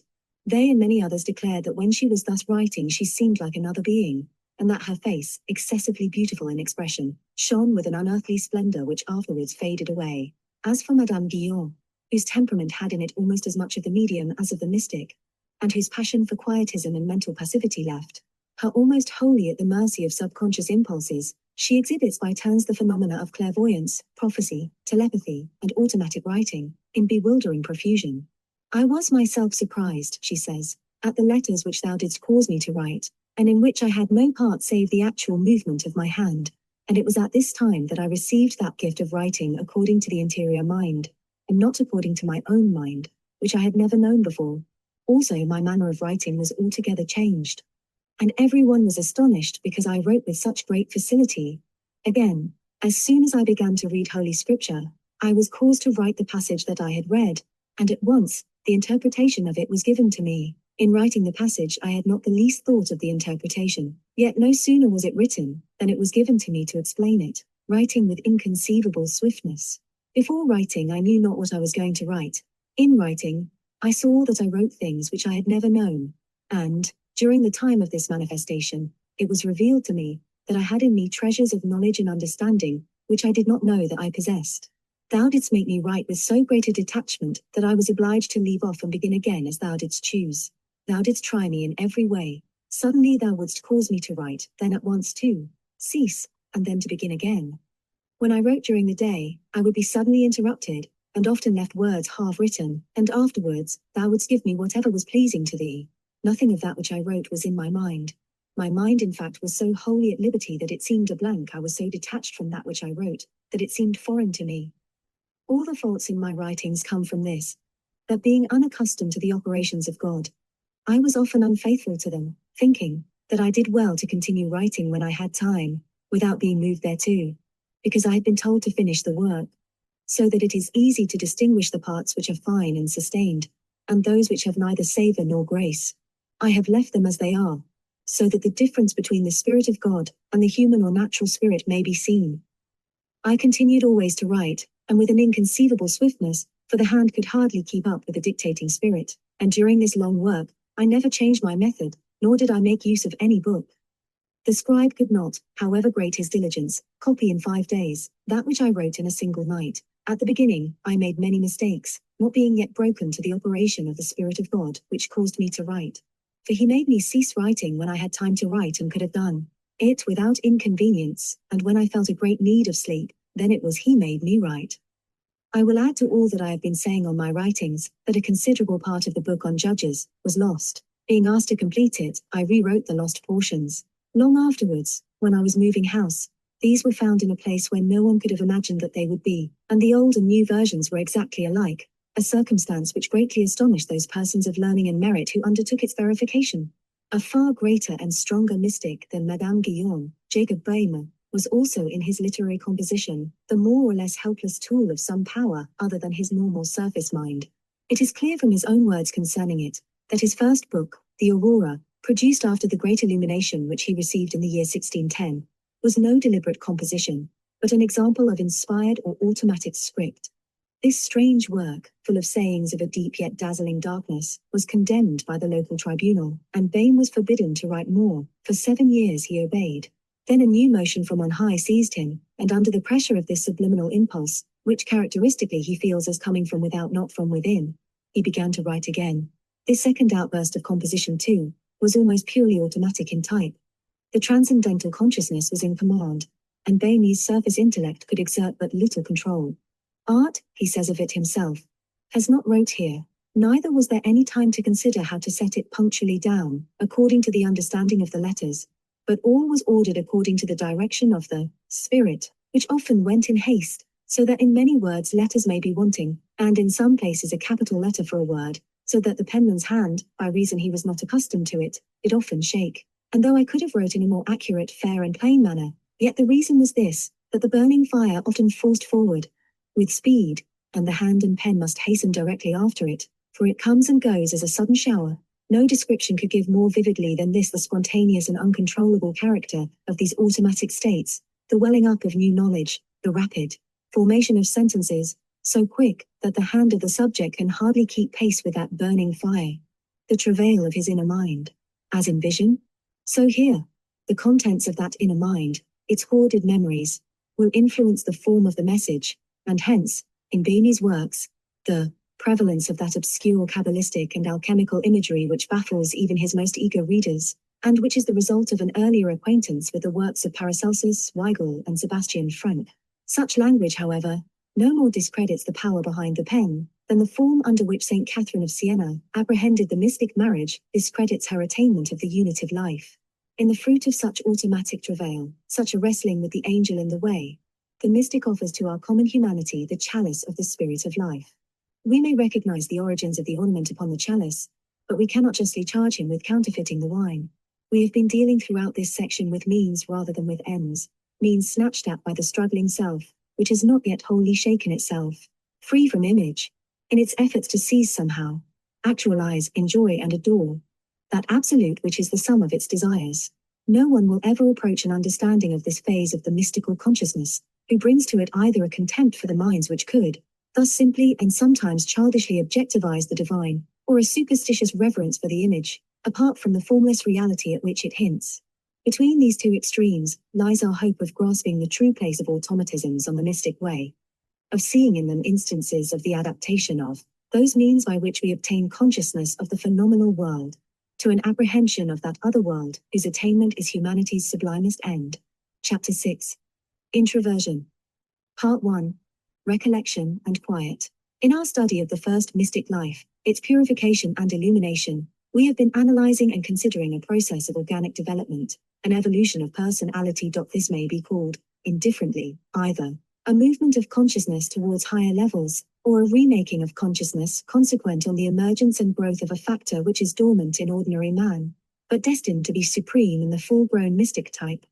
We have seen the awakening of this factor, this spark of the soul, with its innate capacity for apprehending the absolute. We have seen it attack and conquer the old sense-fed and self-centered life of the normal self, and introduce it into a new universe, lit up by the uncreated light. These were the events which, taken together, constituted the first mystic life, a complete round upon the spiral road which leads from man to God. What we have been looking at then is a life process, the establishment of a certain harmony between the self and reality, and we have discussed this life process, rather as if it contained no elements which were not referable to natural and spontaneous growth, to the involuntary adjustments of the organism, to that extended or transcendental universe of which it gradually becomes aware. But side by side with this organic growth goes a specific kind of activity, which is characteristic of the mystic, a form under which his consciousness works best, and his awareness of the infinite is enriched and defined. Already once or twice we have been in the presence of this activity, have been obliged to take its influence into account, as, were we studying other artistic types, we could not leave the medium in which they work wholly on one side. Contemplation is the mystic's medium. It is to him that which harmony is to the musician, form and color to the artist, measure to the poet, the vehicle by which he can best apprehend the good and beautiful, enter into communion with the real. As voice or vision is the way in which his transcendental consciousness presents its discoveries to the surface mind, so contemplation is the way in which it makes those discoveries, perceives the supra-sensible. The growth of his effective genius, therefore, is connected with his growth in this art, and that growth is largely conditioned by education. The painter, however great his natural powers may be, can hardly dispense with some technical training. The musician is wise if he acquaint himself at least with the elements of counterpoint. So too the mystic. It is true that he sometimes seems to spring abruptly to the heights, to be caught into ecstasy without previous preparation, as a poet may startle the world by a sudden masterpiece. But unless they be backed by discipline, these sudden and isolated flashes of inspiration will not long avail for the production of great works. Ordina questa more. Oltushimami is the one imperative demand made by goodness, truth, and beauty, by every aspect of reality, upon the human soul. Lover and philosopher, saint, artist, and scientist must alike obey or fail. Transcendental genius, then, obeys the laws which govern all other forms of genius, in being susceptible of culture, and indeed, cannot develop its full powers without an educative process of some kind. This strange art of contemplation, which the mystic tends naturally to practice during the whole of his career, which develops step by step with his vision and his love, demands of the self which undertakes it the same hard dull work, the same slow training of the will, which lies behind all supreme achievement, and is the price of all true liberty. It is the want of such training, such supersensual drill, which is responsible for the mass of vague, ineffectual, and sometimes harmful mysticism which has always existed, the dilute cosmic emotion and limp spirituality which hangs, as it were, on the skirts of the true seekers of the absolute and brings discredit upon their science. In this, as in all the other and lesser arts which have been developed by the race, education consists largely in a humble willingness to submit to the discipline and profit by the lessons of the past. Tradition runs side by side with experience. The past collaborates with the present. Each new and eager soul rushing out towards the only end of love passes on its way the landmarks left by others upon the pathway to reality. If it be wise, it observes them, and finds in them rather helps towards attainment than hindrances to that freedom which is of the essence of the mystic act. This act, it is true, is in the last resort a solitary affair, the flight of the alone to the alone. There is nothing of social Christianity in that supreme adventure, whereby God and the soul are made one thing. At the same time, here as elsewhere, man cannot safely divorce his own personal history from that of the race. The best and truest experience does not come to the eccentric and individual pilgrim, whose intuitions are his only law, but rather to him who submits personal intuition to the guidance afforded by the general history of the mystic type. Those who refuse this guidance do as a fact expose themselves to all the dangers which crowd about the individualist, from heresy at one end of the scale to madness at the other. Ve soli. Nowhere more clearly than in the history of mysticism do we observe the essential solidarity of mankind, the penalty paid by those who will not acknowledge it. Now the education which tradition has ever prescribed for the mystic consists in the gradual development of an extraordinary faculty of concentration, a power of spiritual attention. It is not enough that he should naturally be aware of the absolute, unless he be able to contemplate it, just as the mere possession of eyesight or hearing, however acute, needs to be supplemented by trained powers of perception and reception, if we are really to appreciate, see or hear to any purpose, the masterpieces of music or of art. More, nature herself reveals little of her secret to those who only look and listen with the outward ear and eye. The condition of all valid seeing and hearing upon every plane of consciousness lies not in the sharpening of the senses, but in a peculiar attitude of the whole personality, in a self-forgetting attentiveness, a profound concentration, a self-merging, which operates a real communion between the seer and the seen. In a word, in contemplation. Contemplation then is a power which we may, and often must, apply to the perception, not only of divine reality, but of anything. It is the condition under which all things give up to us the secret of their life.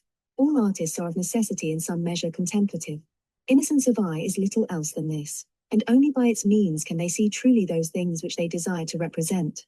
I invite those to whom these statements seem a compound of cheap psychology and cheaper metaphysics, to clear their minds of prejudice, and submit this matter to an experimental test. If they will be patient and honest, and unless they belong to that minority which is temperamentally incapable of the simplest contemplative act, they will emerge from the experiment possessed of a little new knowledge as to the nature of the relation between the human mind and the outer world. All that is asked is that we shall look for a little time, in a special and undivided manner, at some simple, concrete and external thing. This object of our contemplation may be almost anything we please. A picture, a statue, a tree, a distant hillside, a growing plant, running water, little living things. We need not, with Kant, go to the starry heavens. A little thing the quantity of an hazel nut will do for us as it did for Lady Julian long ago. Remember, it is a practical experiment on which we are set, not an opportunity of pretty and pantheistic meditation. Look then, at this thing which you have chosen. Willfully refuse the messages which countless other aspects of the world are sending, and so concentrate your whole attention on this one active sight, that all other objects are excluded from the conscious field. Do not think, but as it were pour out your personality towards it, let your soul raise. Almost at once, this new method of perception will reveal unsuspected qualities in the external world. First, you will perceive about you a strange and deepening quietness. Next, you will become aware of a heightened significance, an intensified existence in the thing at which you look. As you, with all your consciousness, lean out towards it, an answering current will meet yours. It seems as though the barrier between its life and your own, between subject and object, had melted away. You are merged with it in an act of true communion, and you know the secret of its being deeply and unforgettably, yet in a way which you can never hope to express. Seen thus, a thistle has celestial qualities, a speckled hen a touch of the sublime. Our greater comrades, the trees, the clouds, the rivers, initiate us into mighty secrets, flame out at us like shining from shook foil. The eye which looks upon eternity has been given its opportunity. We have been immersed for a moment in the life of the all, A deep and peaceful love unites us with the substance of all things. A mystic marriage has taken place between the mind and some aspect of the external world. Cor ad cor loquitur, life has spoken to life, but not to the surface intelligence. That surface intelligence knows only that the message was true and beautiful, no more. The price of this experience has been a stilling of that surface mind, a calling in of all our scattered interests, an entire giving of ourselves to this one activity, without self-consciousness, without reflective thought. Not mere mental concentration, but total self-donation, is its secret. The contemplative is contented to absorb and be absorbed, and by this humble access he attains to a plane of true communion, which no intellectual process can come near. Now this simple experiment exercises on a small scale, and in regard to visible nature, the faculty by which the mystic apprehends invisible reality, enters into communion with the Absolute. It is one thing, of course, to see truthfully for an instant the flower in the crannied wall, another, to bear the full blaze of eternal truth, true love and loved eternity. Yet both according to their measure, are functions of the inward eye, operating in the suspension of the mind, this humble receptiveness, this still and steady gazing, in which emotion, will and thought are lost and fused, is the secret of the great contemplative on fire with love of that which he has been allowed to see. But whilst the contemplation of nature entails an outgoing towards somewhat indubitably external to us, the contemplation of spirit, as it seems to those who practice it, more often entails an ingoing or introversion of our faculties, a journey towards the center. The kingdom of God, they say, is within you. Seek it then, in the most secret habitations of the soul. The mystic then must learn so to concentrate all his faculties, his very self, upon the invisible and intangible, that all visible things are forgot, to bring it so sharply into focus that everything else is blurred. He must call in his scattered faculties by a deliberate exercise of the will, empty his mind of its swarm of images, its riot of thought. In mystical language he must sink into his nothingness, into that blank abiding place where busy clever reason cannot come. The whole of this process, this gathering up and turning inwards of the powers of the self, this gazing into the ground of the soul, is that which is called introversion. Introversion is an art which can be acquired, as gradually and as certainly, by the born mystic, as the art of piano playing can be acquired by the born musician. In both cases it is the genius of the artist which makes his use of the instrument effective, but it is also his education in the use of the instrument which enables that genius to express itself in an adequate way. Such mystical education, of course, presumes as something that can be educated. The new birth, the awakening of the deeper self, must have taken place before it can begin. It is a psychological process, and obeys psychological laws. There is in it no element of the unexpected or the supernatural. In its early stages, the practice of introversion is voluntary, difficult, and deliberate, as are the early stages of learning to read or write. But as reading or writing finally becomes automatic, so as the mystic's training in introversion proceeds, habits are formed, and those contemplative powers which he is educating establish themselves amongst his normal faculties. Sometimes they wholly dominate these faculties, escape the control of the will, and appear spontaneously, seizing upon the conscious field. Such violent and involuntary invasions of the transcendental powers, when they utterly swamp the surface consciousness and the subject is therefore cut off from his ordinary external world, constitute the typical experience of rapture or ecstasy. It is under the expansive formulas of such abrupt ecstatic perception, not by gradual steps, but by sudden ecstatic flights soaring aloft to the glorious things on high, that the mystical consciousness of divine transcendence is most clearly expressed. Those wide, exalted apprehensions of the Godhead, which we owe to the mystics, have been obtained, not by industrious meditation, but by a transcending of all creatures, a perfect going forth from oneself, by standing in an ecstasy of mind. Hence the experiences peculiar to these ecstatic states have a great value for the student of mystical science. It will be our duty to consider them in some detail in a later section of this book. The normal and deliberate practice of introversion, on the contrary, is tightly bound up with a sense of divine immanence. Its emphasis is on the indwelling God who may be found by a journey towards the center, on the conviction indeed that angels and archangels are with us, but he is more truly our own, who is not only with us, but in us. Contemplation, taking that term in its widest sense, as embracing the whole mystic art, establishes communion between the soul and the absolute by way of these two complementary modes of apprehending that which is one. A. The usually uncontrollable, definitely outgoing, ecstatic experience, the attainment of pure being, or flight to God. B. The more controllable ingoing experience, the breaking down of the barrier between the surface self and those deeper levels of personality where God is met and known in our nothingness. And a mysterious fusion of divine and human life takes place. The one, says the Christian mystic, is the going forth to the Father, the other is the marriage with the Son. Both are operated by the indwelling Spirit, the spark of the soul. Yet it is probable, in spite of the spatial language which the mystics always use concerning them, that these two experiences, in their most sublime forms, are but opposite aspects of one whole, the complementary terms of a higher synthesis beyond our span. In that consummation of love which Ruysbroeck has called the peace of the summits they meet, then distinctions between inward and outward, near and far, cease to have any meaning, in the dim silence where lovers lose themselves. To mount to God, says a tract attributed to Albert the Great, is to enter into one's self. For he who inwardly entereth and intimately penetreth into himself, gets above and beyond himself and truly mounts up to God. Says Tauler of this ineffable meeting place, which is to the intellect an emptiness, and to the heart a fulfillment of all desire. All there is so still and mysterious and so desolate, for there is nothing there but God only, and nothing strange. This wilderness is the quiet desert of the Godhead, into which he leads all who are to receive this inspiration of God, now or in eternity.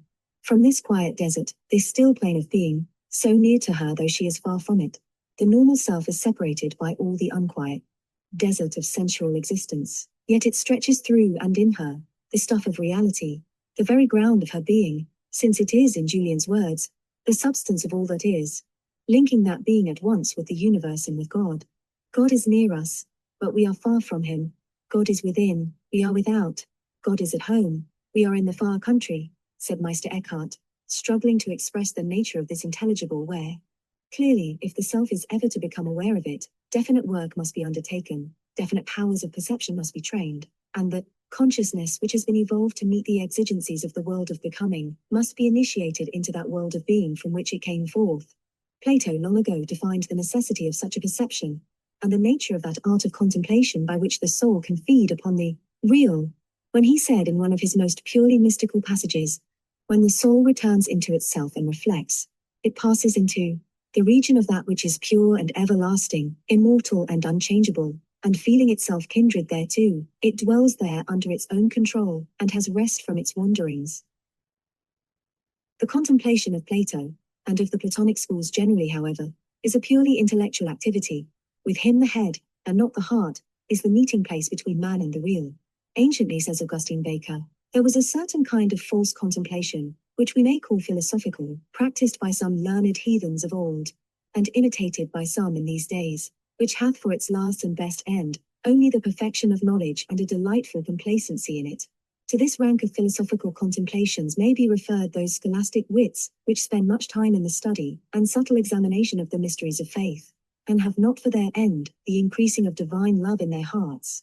We cannot long read the works of the mystics without coming across descriptions, often first-hand descriptions of great psychological interest, of the processes through which the self must pass, the discipline which it must undertake, in the course of acquiring the art of contemplation. Most of these descriptions differ as to detail, as to the divisions adopted, the emotions experienced, the number of degrees through which the subject passes, from the first painful attempt to gather up its faculties, to the supreme point at which it feels itself to be lost in God.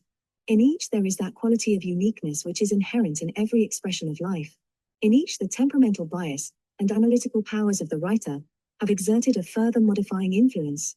All, however, describe a connected experience, the progressive concentration of the entire self, under the spur of love, upon the contemplation of transcendental reality, as the mystic way involves transcendence of character, the movement of the whole man to higher levels of vitality, his attainment of freedom, so the ascent of the ladder of contemplation involves such a transcendence, or movement to high levels of liberty, of his perceptive powers. The steps of the ladder, the substance of the progressive exercises undertaken by the developing self, its education in the art of contemplation, are called, in technical terms, the degrees of orison, or sometimes, by an unfortunate confusion of the English language, the degrees of prayer. Prayer, as understood of the multitude, with all its implications of conventional piety, formality, detailed petition, a definite something asked for, and a definite duty done, by means of extempore or traditional allocutions addressed to the anthropomorphic deity of popular religion, is far from suggesting the nature of those supersensual activities which the mystics mean to express in their use of this term. Orison has nothing in common with petition, It is not articulate, it has no forms, it is, says the Mirror of St. Edmund, naught else but yearning of soul. On the psychological side, it is a steady discipline imposed upon the mystic's rich, subliminal mind. A slow preparation of the channels in which that deeper consciousness is to flow. A reducing to some sort of order, a making effective for life, of those involuntary states of passivity, rapture, and intuition, which are the characteristic ways in which an uncontrolled, uncultivated genius for the absolute breaks out. To the subject himself, however, it seems rather a free and mutual act of love, a strange, splendid supernatural intercourse between the soul and the divine, or some aspect of the divine, a wordless conversation in heaven. In some of its degrees it is a placid, trustful waiting upon messages from without. In others, it is an inarticulate communion, a wordless rapture, a silent gazing upon God.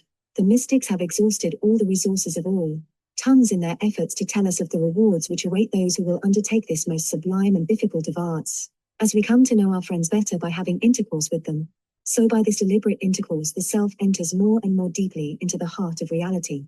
Climbing like Dante step by step up the ladder of contemplation, it comes at last to the Empyrean, eva perfetta, natura et intera ciascuna disianza. Journey's end in lovers' meeting. The true end of orison, like the true end of that mysticism which it cultivates, is the supreme meeting between lover and beloved, between God and the soul. Its method is the method of the mystic life, transcendence, a gradual approximation of the contemplative self to reality, the production within it of those conditions in which union can take place. This entails a concentration, a turning inwards, of all those faculties which the normal self has been accustomed to turn outwards, and fritter upon the manifold illusions of daily life. It means, during the hours of introversion, a retreat from and refusal of the many, in order that the mind may be able to apprehend the one. Behold, says Bami, if thou desirest to see God's light in thy soul, and be divinely illuminated and conducted, this is the short way that thou art to take, not to let the eye of thy spirit enter into matter, or fill itself with anything whatever, either in heaven or earth, but to let it enter by a naked faith into the light of the majesty. What this opening of the spiritual eye is, says Hilton, the greatest scholar on earth cannot imagine by his wit, nor show fully by his tongue. For it cannot be gotten by study, nor by man's industry alone, but principally by grace of the Holy Ghost, and with human industry. I am afraid to speak anything of it, for methinketh that I cannot. It passeth my assay, and my lips are unclean. Nevertheless, because it seems to me that love asketh, yea, love biddeth that I should, therefore shall I say a little more of it, as I hope love teacheth. This opening of the spiritual eye is that lightsome darkness and rich naught that I spake of before, and it may be called purity of spirit and spiritual rest, inward stillness and peace of conscience, highness of thought, and loneliness of soul, a lively feeling of grace, and privity of heart, the watchful sleep of the spouse and tasting of heavenly savour, burning in love and shining in light, the entry of contemplation and reforming in feeling. These be divers in show of words, yet are they all one in meaning and verity. Human industry, says Hilton here, must be joined to grace. If the spiritual eye is to be opened, work must be done. So long as the eye which looks upon time fills itself with things and usurps the conscious field, that spiritual eye which looks upon eternity can hardly act at all. And this eye must not only be opened, it must be trained, so that it may endure to gaze steadfastly at the uncreated light. This training and purging of the transcendental sight is described under many images, diverse in show of words, one in meaning and verity. Its essence is a progressive cleansing of the mirror, a progressive self-emptying of all that is not real, the attainment of that unified state of consciousness, which will permit a pure, imageless apprehension of the final reality, which hath no image to be received by the self. Naked orison, emptiness, nothingness, entire surrender, peaceful love in life naughted, say the mystics again and again, where apprehension of the divine comes by way of vision or audition. This is but a concession to human weakness, a sign, they think, that the senses are not quite killed. It is a translation of the true tongue of angels into a dialect that they can understand, a steady abolition of sense imagery, a cutting off of all possible sources of illusion, all possible encouragements of selfhood and pride, the most fertile of all sources of deception. This is the condition of pure sight, and the degrees of orison, the steep stairs of love which they climb so painfully, are based upon this necessity. Now the terms used by individual mystics, the divisions which they adopt in describing the self's progress in this art of orison, are bewildering in their variety. Here, more than elsewhere, has the mania for classification obsessed them.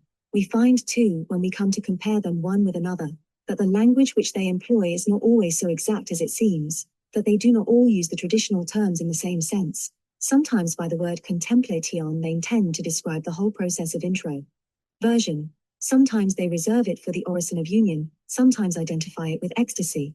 It has been pointed out by Delacroix that even Saint Teresa's classification of her own states is far from lucid, and varies in each of her principal works. Thus in the life she appears to treat recollection and quiet as synonymous, whilst in the way of perfection, these conditions are sharply differentiated. In the interior castle, she adopts an entirely different system, the orison of quiet being there, called tasting of God. Finally, Augustine Baker, in treating of the prayer of interior silence and quiet, insists that by the term quiet St. Teresa did not mean this at all, but a form of supernatural contemplation. Thus we are gradually forced to the conclusion that the so-called degrees of orison, so neatly tabulated by ascetic writers, are largely artificial and symbolic, that the process which they profess to describe is really, like life itself, one and continuous, not a stairway but a slope, and the parts into which they break it up are diagrammatic. Nearly every mystic makes these breaks in a different place, though continuing to use the language of his predecessors. In his efforts towards self-analysis he divides and subdivides, combines and differentiates his individual moods. Hence the confusion of mind which falls upon those who try to harmonize different systems of contemplation, to identify St. Teresa's 4 degrees with Hugh of St. Victor's other 4, and with Richard of St. Victor's 4 steps of ardent love, or to accommodate upon this diagram, Hilton's simple and poetic 3 steps of contemplation, knowing, loving and loving, where the dreamer rather than the mapmaker speaks. Such fine shades, says Augustine Baker in this connection, are nicely distinguished by the author, rather out of a particular experience, of the effects passing in his own soul, which perhaps are not the same in all, than for any more general reason. Some diagram, however, some set scheme, the writer on introversion must have, if he is to describe with lucidity the development of the contemplative consciousness, and so long as the methodological nature of this diagram is kept in mind, there can be little objection to the use of it. I propose then to examine under 3 divisions, that continuous and orderly stream of experience, that process of incessant change, by which the mystical consciousness is turned from visible to invisible things. We will give to these 3 divisions names which will be familiar to all readers of ascetic literature: recollection, quiet, and contemplation. Each of these 3 parts of the introversive experience may be discerned in embryo, in that little experiment at which the reader has been invited to assist. The act of concentration, the silence, the new perception which results. Each has a characteristic beginning, which links it with its predecessor, and a characteristic end which shades off into the next state. Thus recollection begins in meditation, and develops into the orison of inward silence, which again melts into the true quiet.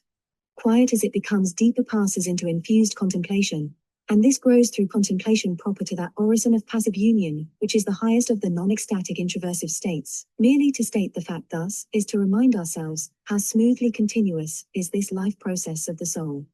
It is the object of orison, as it is the object of all education, to discipline and develop certain growing faculties. In this case, the faculties are those of the transcendental self, the new man. All those powers which we associate with the spiritual consciousness. The sons of God, however, like the sons of men, begin as babies, and their first lessons must not be too hard. Therefore the educative process conforms to and takes advantage of every step of the natural process of growth, as we, in the education of our children, make the natural order in which their faculties develop the basis of our scheme of cultivation. Recollection, quiet and contemplation then, answer to the order in which the mystic's powers unfold. Roughly speaking, we shall find that the form of spiritual attention which is called meditative or recollective goes side by side with the purification of the self. That quiet tends to be characteristic of illumination, that contemplation, at any rate in its higher forms, is most constantly experienced by those who have attained or nearly attained the unitive way. At the same time, just as the self in its first mystic life before it has passed through the dark night of the will, often seems to run through the whole gamut of spiritual states, and attain that oneness with the absolute which it seeks, though as a fact, it has not yet reached those higher levels of consciousness, on which true and permanent union takes place. So too in its origin, at any point in its career, it may experience for brief periods, that imageless and overpowering sense of identity with the absolute life, that loving and exalted absorption in God, which is called passive union, and anticipates the consciousness which is characteristic of the deified life. Over and over again in its prayerful process, it recapitulates, in little the whole great process of its life. It runs up for an instant to levels where it is not yet strong enough to dwell. Therefore, we must not be too strict in our identification of the grades of education with the stages of growth. This education, rightly understood, is one coherent process. It consists in a steady and voluntary surrender of the awakened consciousness, its feeling, thought, and will, to the play of those transcendental influences, that inflowing vitality, which it conceives of as divine. In the preparative process of recollection, the unruly mind is brought into harmony. In quiet, the eager will is silenced, the wheel of imagination is stilled. In contemplation, the heart at last comes to its own, cor ad cor loquitur.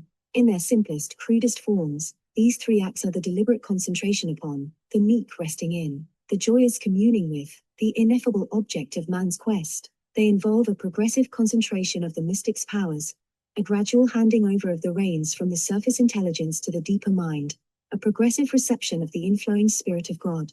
In recollection, the surface mind still holds, so to speak, the leading strings, but in quiet it surrenders them wholly, allowing consciousness to sink into that blissful silence in which God works and speaks. This act of surrender, this deliberate negation of thought, is an essential preliminary of the contemplative state. Lovers put out the candles and draw the curtains when they wish to see the god and the goddess. And in the higher communion, the night of thought is the light of perception.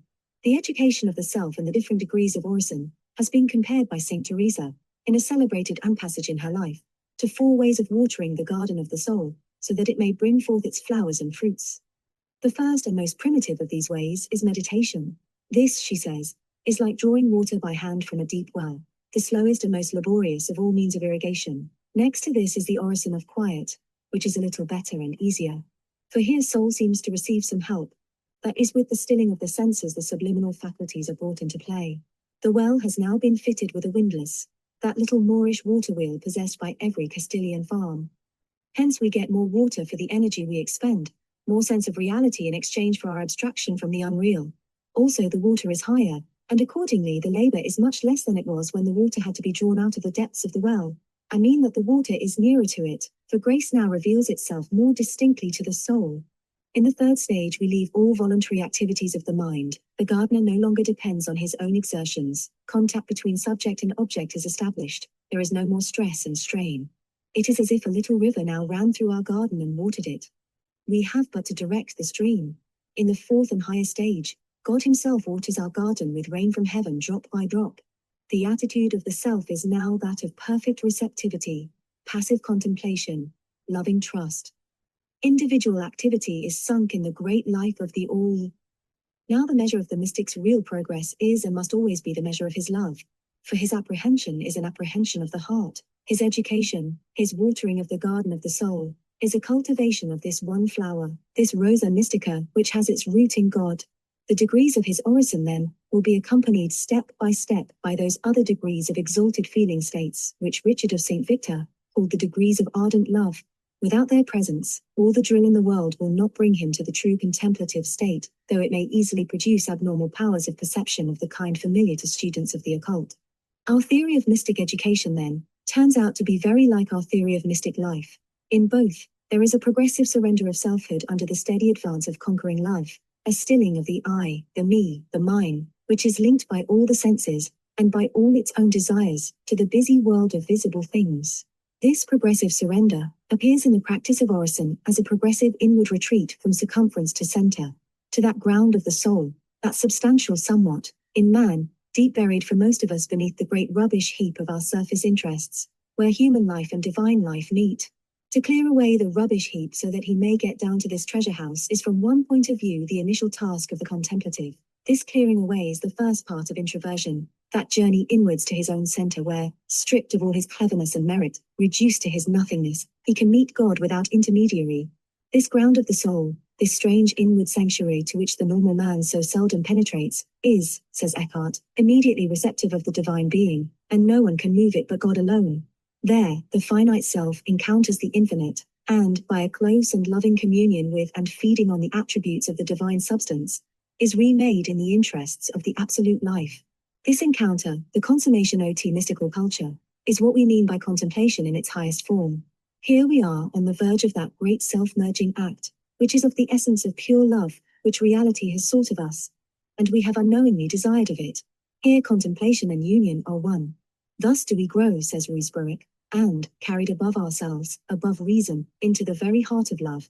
There do we feed according to the Spirit, and taking flight for the Godhead by naked love, we go to the encounter of the bridegroom, to the encounter of his Spirit, which is his love, and this immense love burns and consumes us in the Spirit, and draws us into that union where bliss awaits us. Recollection. The beginning of the process of introversion, the first mechanical act in which the self turns round towards the inward path, will not merely be the yielding to an instinct, the indulgence of a natural taste for reverie. It will be a voluntary and purposeful undertaking. Like conversion, it entails a break with the obvious, which must of necessity involve and affect the whole normal consciousness. It will be evoked by the mystic's love, and directed by his reason, but can only be accomplished by the strenuous exercise of his will. These preparatory labors of the contemplative life, these first steps upon the ladder are, says St. Teresa, very hard, and require greater courage than all the rest. All the scattered interests of the self have here to be collected. There must be a deliberate and unnatural act of attention, a deliberate expelling of all discordant images from the consciousness, a hard and ungrateful task. Since, at this point, the transcendental faculties are still young and weak, the sense is not wholly mortified, it needs a stern determination, a willful choice, if we are to succeed in concentrating our attention upon the whispered messages from within, undistracted by the loud voices which besiege us from without. How, says the disciple to the master in one of Boehmer's dialogues, am I to seek in the center this fountain of light which may enlighten me throughout, and bring my properties into perfect harmony? I am in nature, as I said before, and which way shall I pass through nature and the light thereof, so that I may come into the supernatural and supersensual ground whence this true light, which is the light of minds, doth arise, and this without the destruction of my nature, or quenching the light of it, which is my reason. Master, cease but from thine own activity, steadfastly fixing thine eye upon one point. For this end, gather in all thy thoughts, and by faith press into the center, laying hold upon the word of God, which is infallible, and which hath called thee. Be thou obedient to this call, and be silent before the Lord, sitting alone with him in thy inmost and most hidden cell, thy mind being centrally united in itself, and attending his will in the patience of hope, so shall thy light break forth as the morning, and after the redness thereof is past, the sun himself, which thou waitest for, shall arise unto thee, and under his most healing wings thou shalt greatly rejoice, ascending and descending in his bright and health-giving beams. Behold, this is the true supersensual ground of life. In this short paragraph, Bain has caught and described the psychological state in which all introversion must begin, the primary simplification of consciousness, the steadfast fixing the soul, his eye upon one point, the turning inwards of the whole cognitive powers for a purpose rather believed in than known, by faith pressing into the center. The unfortunate word recollection, which the hasty reader is apt to connect with remembrance, is the traditional term by which mystical writers define just such a voluntary concentration, such a first collecting or gathering in of the attention of the self to its most hidden cell. That self is as yet unacquainted with the strange, changeless, and indescribable plane of silence, which so soon becomes familiar to those who attempt even the lowest activities of the contemplative life, where the noises of the world are never heard, and the great adventures of the spirit take place. It stands here between two planes of being. The eye of time is still awake. It knows that it wants to enter the inner world, that interior palace where the King of Kings is guest, but it must find some device to help it over the threshold, rather in the language of modern psychology, to shift that threshold and permit its subliminal intuition of the absolute to emerge. This device is, as a rule, the practice of meditation, in which the state of recollection usually begins, that is to say, the deliberate consideration of and dwelling upon some one aspect of reality, an aspect most usually chosen from amongst the religious beliefs of the self. Thus Hindu mystics will brood upon a sacred word, whilst Christian contemplatives set before their minds one of the names or attributes of God, a fragment of scripture, an incident of the life of Christ, and allow, indeed encourage, this consideration and the ideas and feelings which flow from it to occupy the whole mental field. This powerful suggestion, kept before the consciousness by an act of will, overpowers the stream of small suggestions which the outer world pours incessantly upon the mind. The self, concentrated upon this image or idea, dwelling on it more than thinking about it, as one may gaze upon a picture that one loves, falls gradually and insensibly into the condition of reverie, and, protected by this holy daydream from the more distracting dream of life, sinks into itself, and becomes, in the language of asceticism, recollected or gathered together. Although it is deliberately ignoring the whole of its usual external universe, its faculties are wide awake. All have had their part in the willful production of this state of consciousness, and this it is which marks off meditation and recollection from the higher or infused degrees of orison. Such meditation as this, says Richard of St. Victor, is the activity proper to a mystic who has attained the first degree of ardent love. By it, God enters into the mind, and the mind also enters into itself, and thus receives in its inmost cell the first visit of the beloved. It is a kind of halfway house between the perception of appearance and the perception of reality. To one in whom this state is established, consciousness seems like a blank field, save for the one point in its center, the subject of the meditation. Towards this focus, the introversive self seems to press inwards from every side, still faintly conscious of the buzz of the external world outside its ramparts, but refusing to respond to its appeals. Presently, the subject of meditation begins to take on a new significance, to glow with life and light. The contemplative suddenly feels that he knows it, in the complete, vital but indescribable way in which one knows a friend. More, that through it hints are coming to him of mightier, nameless things. It ceases to be a picture, and becomes a window through which, by straining all his faculties, the mystic peers out into the spiritual universe and apprehends to some extent, though how he knows not, the veritable presence of God. In these meditative and recollective states, the self still feels very clearly the edge of its own personality, its separateness from the somewhat other, the divine reality set over against the soul. It is aware of that reality. The subject of its meditation becomes a symbol through which it receives a distinct message from the transcendental world. But there is yet no conscious fusion with a greater life, no resting in the divine atmosphere as in the quiet, no involuntary and ecstatic lifting up of the soul to direct apprehension of truth, as in contemplation. Recollection is a perfectly definite psychic condition, which has perfectly logical psychic results, originally induced by meditation, or the dreamy pondering upon certain aspects of the real. It develops, by way of the strenuous control exercised by the will, over the understanding, a power of cutting the connection between the self and the external world, and retreating at will to the inner world of the spirit. True recollection, says Saint Teresa, has characteristics by which it can be easily recognized. It produces a certain effect which I do not know how to explain, but which is well understood by those who have experienced it. It is true that recollection has several degrees, and that in the beginning these great effects are not felt, because it is not yet profound enough. But support the pains which you first feel in recollecting yourself, despise the rebellion of nature, overcome the resistance of the body, which loves a liberty, which is its ruin, learn self-conquest, persevere thus for a time, and you will perceive very clearly the advantages which you gain from it. As soon as you apply yourself to orison, you will at once feel your senses gather themselves together. They seem like bees which return to the hive and there shut themselves up to work at the making of honey. And this will take place without effort or care on your part. God thus rewards the violence which your soul has been doing to itself, and gives to it such a domination over the senses that a sign is enough when it desires to recollect itself, for them to obey, and so gather themselves together. At the first call of the will they come back more and more quickly. At last, after many and many exercises of this kind, God disposes them to a state of absolute repose, and of perfect contemplation. Such a description as this makes it clear that recollection is a form of spiritual gymnastics, less valuable for itself than for the training which it gives, the powers which it develops. In it, says Saint Teresa again, the soul enters with its God into that paradise which is within itself, and shuts the door behind it upon all the things of the world. You should know, my daughters, she continues, that this is no supernatural act, but depends upon our will, and that therefore we can do it with that ordinary assistance of God, which we need for all our acts and even for our good thoughts. For here we are not concerned with the silence of the faculties, but with a simple retreat of these powers into the ground of the soul.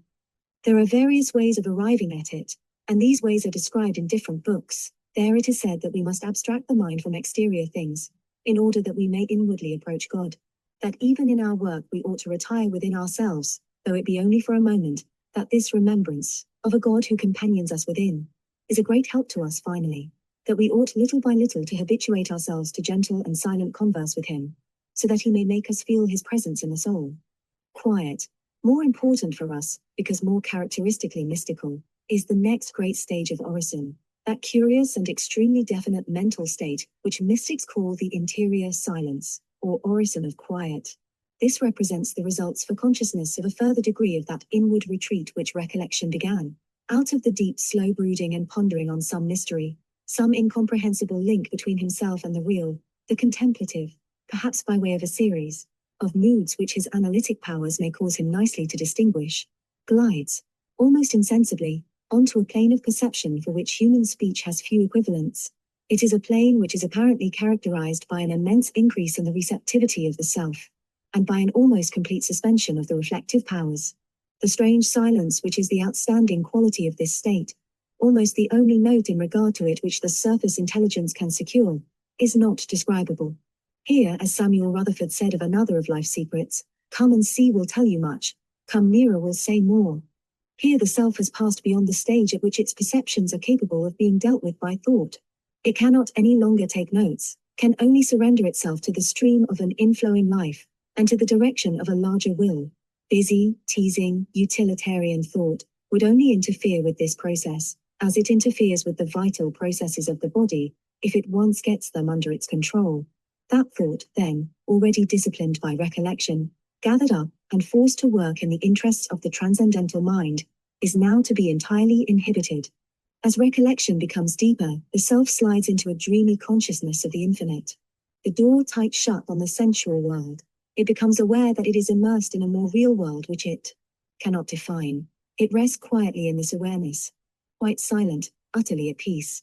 In the place of the struggles for complete concentration which mark the beginning of recollection, there is now an entire surrender of the will and activity, of the very power of choice, and with this surrender to something bigger, as with the surrender of conversion, comes an immense relief of strain. This is quiet in its most perfect form. This sinking, as it were, of the little child of the infinite into its father's arms, the giving up of I-hood, the process of self-stripping, which we have seen to be the very essence of the purification of the self, finds its correspondence in this part of the contemplative experience. Here, in this complete cessation of man's proud effort to do somewhat of himself, humility, who rules the fourth degree of love, begins to be known in her paradoxical beauty and power. Consciousness here loses to find, and dies that it may live. No longer, in Roll's pungent phrase, is it a ransaker of the might of God and of his majesty. Thus the act by which it passes into the quiet is a sacrament of the whole mystic quest, of the turning from doing to being, the abolition of separateness in the interests of the absolute life. The state of quiet, we have said, entails an utter suspension of the surface consciousness, yet consciousness of the subject's personality remains. It follows, generally, on a period of deliberate and loving recollection, of a slow and steady withdrawal, of the attention from the channels of sense. To one who is entering into this state of orison, the external world seems to get further and further away, till at last nothing but the paramount fact of his own existence remains. So startling, very often, is the deprivation of all his accustomed mental furniture, of the noise and flashing of the transmitting instruments of sense, that the negative aspect of his state dominates consciousness, and he can but describe it as a nothingness, an emptiness, a naked orison. He is there, as it were poised, resting, waiting. He does not know for what. Only he is conscious that all, even in this utter emptiness, is well. Presently, however, he becomes aware that something fills this emptiness, something omnipresent, intangible, like sunny air. Ceasing to attend to the messages from without, he begins to notice that which has always been within. His whole being is thrown open to its influence. It permeates his consciousness. There are then two aspects of the orison of quiet: the aspect of deprivation, of emptiness which begins it, and the aspect of acquisition, of something found in which it is complete. In its description, all mystics will be found to lean to one side or the other, to the affirmative or negative element which it contains. The austere mysticism of Eckhart and his followers, their temperamental sympathy with the Neoplatonic language of Dionysius the Areopagite, caused them to describe it, and, also very often the higher state of contemplation to which it leads, as above all things an emptiness, a sublime dark, an ecstatic deprivation. They will not profane its deep satisfactions by the inadequate terms proper to earthly peace and joy, and, true to their school, fall back on the paradoxically suggestive powers of negation. To Saint Teresa, and mystics of her type on the other hand, even a little and inadequate image of its rapture seems better than none. To them it is a sweet calm, a gentle silence, in which the lover apprehends the presence of the beloved, a God-given state, over which the self has little control. In Eckhart's writings, enthusiastic descriptions of the quiet, of inward silence and passivity, as the fruit of a deliberate recollection, abound. In his view, this psychical state of quiet is preeminently that in which the soul of man begins to be united with its ground, pure being.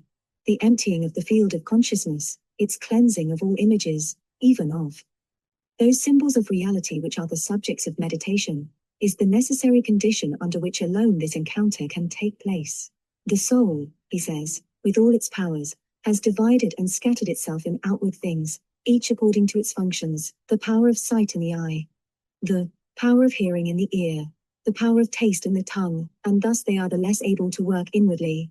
For every power which is divided is imperfect, so the soul, if she would work inwardly, must call home all her powers, and collect them from all divided things to one inward work. If a man will work an inward work, he must pour all his powers into himself, as into a corner of the soul, and must hide himself from all images and forms, and then he can work. Then he must come into a forgetting and a not knowing. He must be in a stillness and silence, where the word may be heard. One cannot draw near to this word better than by stillness and silence, then it is heard and understood in utter ignorance. When one knows nothing, it is opened and revealed. Then we shall become aware of the divine ignorance, and our ignorance will be ennobled and adorned with supernatural knowledge. And when we simply keep ourselves receptive, we are more perfect than when at work. The psychic state of quiet has a further value for the mystic, as being the intellectual complement and expression of the moral state of humility and receptivity, the very condition, says Eckhart, of the new birth. It may be asked whether this birth is best accomplished in man when he does his work and forms and thinks himself into God, or when he keeps himself in silence, stillness, and peace, so that God may speak and work in him. The best and noblest way in which thou mayst come into this work and life is by keeping silence and letting God work and speak. When all the powers are withdrawn from their work and images, there is this word spoken. Eckhart's view of the primary importance of quiet, as essentially the introverted state, is shared by all those medieval mystics who lay stress on the psychological rather than the objective aspect of the spiritual life. They regard it as the necessary preliminary of all contemplation, and describe it as a normal phase of the inner experience, possible of attainment, by all those who have sufficiently disciplined themselves in patience, recollection, and humility. In a certain Old English mystical work, which still remains in one of that group of treatises of the 14th century of which the Cloud of Unknowing is the best known, there is a curious and detailed instruction on the disposition of mind proper to this orison of silence. It clearly owes much to the teaching of the Areopagite, something perhaps to Eckhart himself, and something surely, if we may judge by its vivid and exact instructions, to personal experience. When thou comest by thyself, says the Master to the disciple for whom this epistle was composed, think not before what thou shalt do after, but forsake as well good thoughts as evil thoughts, and pray not with thy mouth, but lift thee right well, and look that nothing live in thy working mind but a naked intent stretching unto God, not clothed in any special thought of God in thyself, how he is in himself, or in any of his works, but only that he is as he is. Let him be so, I pray thee, and make him on none otherwise speech, nor search in him by subtlety of wit, but believe by thy ground. This naked intent freely fastened and grounded by very belief, shall be naught else to thy thought and thy feeling, but a naked thought, and a blind feeling of thine own being. That darkness be thy mirror and thy mind whole. Think no further of thyself, than I bid thee do of thy God. So that thou be one with him in spirit as in thought, without departing and scattering. For he is thy being, and in him thou art that thou art, not only by cause and by being, but also he is in thee, both thy cause and thy being. And therefore think on God, as in this work as thou dost on thyself, and on thyself as thou dost on God, that he is as he is, and thou art as thou art, and that thy thought be not scattered nor departed, but privied in him that is all. Let him be so, I pray thee. It is an admonition against spiritual worry, an entreaty to the individual, already at work twisting experience to meet his own conceptions, to let things be as they are, to receive and be content. Leave off doing, that you may be. Leave off analysis, that you may know. That meek darkness be thy mirror. Humble receptivity is the watchword of this state. In this, says Eckhart finally, the soul is of equal capacity with God.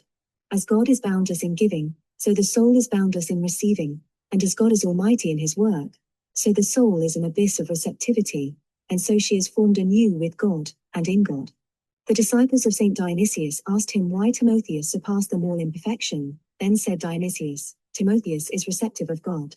And thus thine ignorance is not a defect but thy highest perfection, and thine inactivity thy highest work. And so in this work, thou must bring all thy works to naught, and all thy powers into silence, if thou wilt in truth experience this birth within thyself. It is interesting to contrast these descriptions of the quiet with St. Teresa's temperamental reaction on the same psychological state. Where the English mystic's teaching is full of an implied appeal to the will, the Spanish saint is all for the involuntary, or, as she would call it, the supernatural actions of the soul. This true orison of quiet, she says, has in it an element of the supernatural. We cannot, in spite of all our efforts, procure it for ourselves. It is a sort of peace in which the soul establishes herself, or rather in which God establishes the soul, as he did the righteous Simeon. All her powers are at rest. She understands, but otherwise than by the senses, that she is already near her God, and that if she draws a little nearer, she will become by union one with him. She does not see this with the eyes of the body, nor with the eyes of the soul. It is like the repose of a traveler who, within sight of the goal, stops to take breath, and then continues with new strength upon his way. One feels a great bodily comfort, a great satisfaction of soul. Such is the happiness of the soul in seeing herself close to the spring, that even without drinking of the waters she finds herself refreshed. It seems to her that she wants nothing more. The faculties which are at rest would like always to remain still, for the least of their movements is able to trouble or prevent her love. Those who are in this orison wish their bodies to remain motionless, for it seems to them that at the least movement they will lose this sweet peace. They are in the palace close to their king, and they see that he begins to give them his kingdom. It seems to them that they are no longer in the world, and they wish neither to hear nor to see it, but only God. There is this difference between the orison of quiet and that in which the whole soul is united to God, that in this last the soul has not to absorb the divine food. God deposits it with her, she knows not how. The orison of quiet, on the other hand, demands, it seems to me, a slight effort, but it is accompanied by so much sweetness that one hardly feels it. A slight effort, says St. Teresa. A naked intense stretching, says the Epistle of Private Counsel. In these words lies the difference between the true and healthy mystic state of quiet and its morbid perversion in quietism. The difference between the tense stillness of the athlete and the limp passivity of the sluggard, who is really lazy, though he looks resigned. True quiet is a means, not an end, is actively embraced, not passively endured. It is an incident in the self's growth in contemplation, a bridge which leads from its old and uncoordinated life of activity to its new unified life of deep action, the real mystic life of man. This state is desired by the mystic, not in order that consciousness may remain a blank, but in order that the word which is alive may be written thereon. Too often, however, this primary fact has been ignored, and the interior silence has been put by wayward transcendentalists to other and less admirable use. Quiet is the danger zone of introversion. Of all the forms of mystical activity, perhaps this has been the most abused, the least understood. Its theory, seized upon, divorced from its context, and developed to excess, produced the foolish and dangerous exaggerations of quietism, and these, in their turn, caused a wholesale condemnation of the principle of passivity, and made many superficial persons regard naked orison as an essentially heretical act. The accusation of quietism has been hurled at many mystics, whose only fault was a looseness of language, which laid them open to misapprehension. Others, however, have certainly contrived, by a perversion and isolation of the teachings of great contemplatives on this point, to justify the deliberate production of a half-hypnotic state of passivity. With this meaningless state of absorption in nothing at all they were content, claiming that in it they were in touch with the divine life, and therefore exempt from the usual duties and limitations of human existence. Quietism usually, and rather unfairly, spoken of in connection with Madame Guyon, already existed in a far more dangerous and perverted form, in the Middle Ages, and was denounced with violence by Ruysbroek, one of the greatest masters of true introversion whom the Christian world has known. It is important in the spiritual life, he says, that we should know, denounce, and crush all quietism.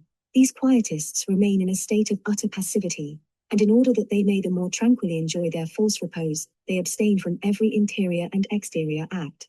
Such a repose is treason to God, a crime of lèse majesté. Quietism blinds a man, plunging him into that ignorance which is not superior, but inferior to all knowledge. Such a man remains seated within himself, useless and inert. This repose is simply laziness, and this tranquility is forgetfulness of God, one's self, and one's neighbor. It is the exact opposite of the divine peace, the opposite of the peace of the abyss, of that marvelous peace which is full of activity, full of affection, full of desire, full of seeking. that burning and insatiable peace which we pursue more and more after we have found it. Between the peace of the heights and the quietism of the depths, there is all the difference that exists between God and a mistaken creature. Horrible error! Men seek it themselves, they establish themselves comfortably within themselves, and no longer seek God, even by their desires. Yet it is not He whom they possess in their deceitful repose. There can be no doubt that for selves of a certain psychical constitution, this deceitful repose is only too easy of attainment. They can by willful self-suggestion deliberately produce this emptiness, this inward silence, and luxuriate in its peaceful effects. To do this from self-regarding motives, or to do it to excess, to let peaceful enjoyment swamp active love, is a mystical vice and thus perversion of the spiritual faculties, like perversion of the natural faculties, brings degeneration in its train. It leads to the absurdities of holy indifference, and ends in the complete stultification of the mental and moral life. The true mystic never tries deliberately to enter the orison of quiet with St. Teresa. He regards it as a supernatural gift, beyond his control, though fed by his will and love. That is to say, where it exists in a healthy form, it exists as a natural though involuntary state, the result of normal development, not as a self-induced one. A psychic trick. The balance to be struck in this stage of introversion can only be expressed, it seems, in paradox. The true condition of quiet, according to the great mystics, is at once active and passive. It is pure surrender, but a surrender which is not limp self-abandonment, but rather the free and constantly renewed self-giving and self-emptying of a burning love. The departmental intellect is silenced, but the totality of character is flung open to the influence of the real. Personality is not lost, only its hard edge is gone. A rest most busy, says Hilton. Like the soaring of an eagle, says Augustine Baker, when the flight is continued for a good space with a great swiftness, but withal with great stillness, quietness and ease. Without any waving of the wings at all, or the least force used in any member, being in as much ease and stillness, as if she were reposing in her nest. According to the unanimous teaching of the most experienced and explicit of the specifically theistic and Christian mystics, says von Hegel, the appearance, the soul's own impression, of a cessation of life and energy of the soul, in periods of special union with God, or of great advance in spirituality, is an appearance only. Indeed this, at such times strong, impression of rest springs most certainly from an unusually large amount of actualized energy, an energy which is now penetrating and finding expression by every pore and fiber of the soul. The whole moral and spiritual creature expands and rests, yes, but this very rest is produced by action, unperceived because so fleet, so near, so all-fulfilling. The great teachers of quietism, having arrived at and experienced the psychological state of quiet, having known the ineffable peace and certainty, the bliss which follows on its act of complete surrender, its utter and speechless resting in the absolute life, believed themselves to have discovered in this halfway house the goal of the mystic quest. Therefore, whilst much of their teaching remains true, as a real description of a real and valid state experienced by almost all contemplatives in the course of their development, the inference which they drew from it, that in this mere blank abiding in the deeps the soul had reached the end of her course, was untrue and bad for life. Thus Molinos gives in the Spiritual Guide many unexceptional maxims upon interior silence. By not speaking nor desiring, and not thinking, he says justly enough of the contemplative spirit, she arrives at the true and perfect mystical silence wherein God speaks with the soul, communicates himself to it, and in the abyss of its own depth teaches it the most perfect and exalted wisdom. He calls and guides it to this inward solitude and mystical silence, when he says that he will speak to it alone in the most secret and hidden part of the heart. Here Molinos speaks the language of all mystics, yet the total result of his teaching was to suggest to the ordinary mind that there was a peculiar virtue in doing nothing at all, and that all deliberate spiritual activities were bad. A good deal of the pseudo-mysticism, which is industriously preached at the present time, is thus crudely quietistic. It speaks much of the necessity of going into the silence, and even, with a strange temerity, gives preparatory lessons in subconscious meditation, a proceeding which might well provoke the laughter of the saints. The faithful, being gathered together, are taught by simple exercises in recollection, the way to attain the quiet. By this mental trick the modern transcendentalist naturally attains to a state of vacant placidity in which he rests, and remaining in a distracted idleness and misspending the time in expectation of extraordinary visits believes, with a faith which many of the orthodox might envy, that he is here united with his principle. But, though the psychological state which contemplatives call the orison of quiet, is a very common condition of mystical attainment, It is not by itself mystical at all. It is a state of preparation, a way of opening the door. That which comes in when the door is opened will be that which we truly and passionately desire. The will makes plain the way.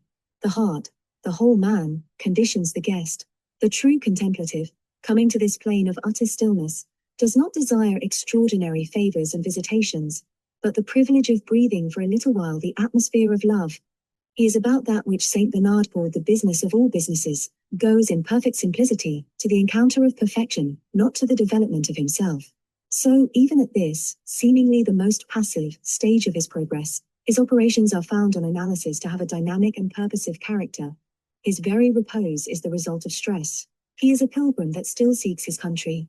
Urged by his innate tendency to transcendence, he is on his way to higher levels, more sublime fulfillments, greater self-giving acts. Though he may have forsaken all superficial activity, deep, urgent action still remains. The possession of God, says Riesbrek, demands and supposes perpetual activity. He who thinks otherwise deceives himself and others. All our life as it is in God is immersed in blessedness. All our life as it is in ourselves is immersed in activity, and these two lives form one, self-contradictory in its attributes, rich and poor, hungry and fulfilled, active and quiet.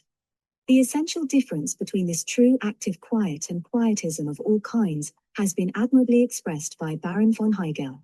Quietism, the doctrine of the one act, passivity in a literal sense, as the absence or imperfection of the power or use of initiative on the soul's part. In any and every state, these doctrines were finally condemned, and most rightly and necessarily condemned, the prayer of quiet and the various states and degrees of an ever-increasing predominance of action over activity, an action which is all the more the soul's very own, because the more occasioned, directed, and informed by God's action and stimulation, these and the other chief lines of the ancient experience and practice remain as true, correct, and necessary as ever.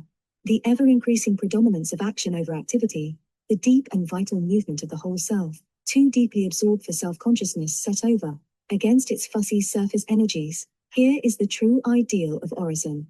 This must inform all the self's effort towards union with the absolute life and love which waits at the door. It is an ideal which includes quiet as surely as it excludes quietism. As for that doctrine of the one act here mentioned, which was preached by the more extreme quietists, it, like all else in this movement, was the perversion of a great mystical truth. It taught that the turning of the soul towards reality, the merging of the will in God, which is the very heart of the mystic life, was one act, never to be repeated.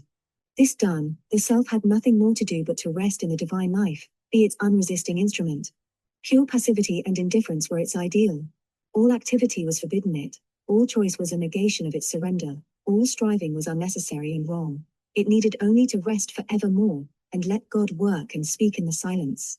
This doctrine is so utterly at variance with all that we know of the laws of life and growth, that it hardly seems to stand in need of condemnation. Such a state of indifference, which the quietists strove in vain to identify with that state of pure love, which seeketh not its own in spiritual things, cannot coexist with any of those degrees of ardent charity through which man's spirit must pass on its journey to the one. And this alone is enough to prove its non-mystical character. It is only fair to Madame Guyon to say that she cannot justly be charged with preaching this exaggeration of passivity, whatever inferences a loose and fluid style may have allowed her enemies and more foolish followers to draw from her works. Some persons, she says, when they hear of the orison of quiet, falsely imagine that the soul remains stupid, dead, and inactive. But unquestionably it acteth therein, more nobly and more extensively than it had ever done before. For God himself is the mover, and the soul now acteth by the agency of his spirit. Instead, then, of promoting idleness, we promote the highest activity, by inculcating a total dependence on the Spirit of God as our moving principle. For in him we live and move and have our being. This meek dependence on the Spirit of God is indispensably necessary to reinitiate the soul in its primeval unity and simplicity, that it may thereby attain the end of its creation. Our activity should therefore consist in endeavoring to acquire and maintain such a state as may be most susceptible of divine impressions, most flexile to all the operations of the eternal word. Whilst a tablet is unsteady, the painter is unable to delineate a true copy, so every act of our own selfish and proper spirit is productive of false and erroneous lineaments. It interrupts the work and defeats the design of this adorable artist. We must then remain tranquil and move only when he moves us.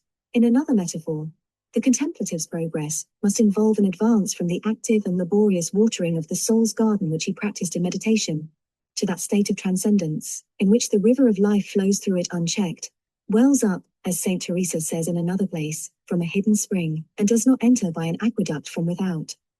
The true mystics, in whom the orison of quiet develops to this state of receptivity, seldom use in describing it the language of holy indifference. Their love and enthusiasm will not let them do that. It is true, of course, that they are indifferent to all else save the supreme claims of love, but then, it is of love that they speak. Ego dormio et cor meum vigilat. This, says Saint Teresa, is a sleep of the powers of the soul, which are not wholly lost, nor yet understanding how they are at work. To me it seems to be nothing else than a death, as it were, to all the things of this world, and a fruition of God. I know of no other words whereby to describe it or explain it, neither does the soul then know what to do, for it knows not whether to speak or be silent, whether it should laugh or weep. It is a glorious folly, a heavenly madness, wherein true wisdom is acquired, and to the soul a kind of fruition most full of delight. The faculties of the soul now retain only the power of occupying themselves wholly with God. Not one of them ventures to stir, neither can we move one of them without making great efforts to distract ourselves. And indeed, I do not think we can do it at all at this time.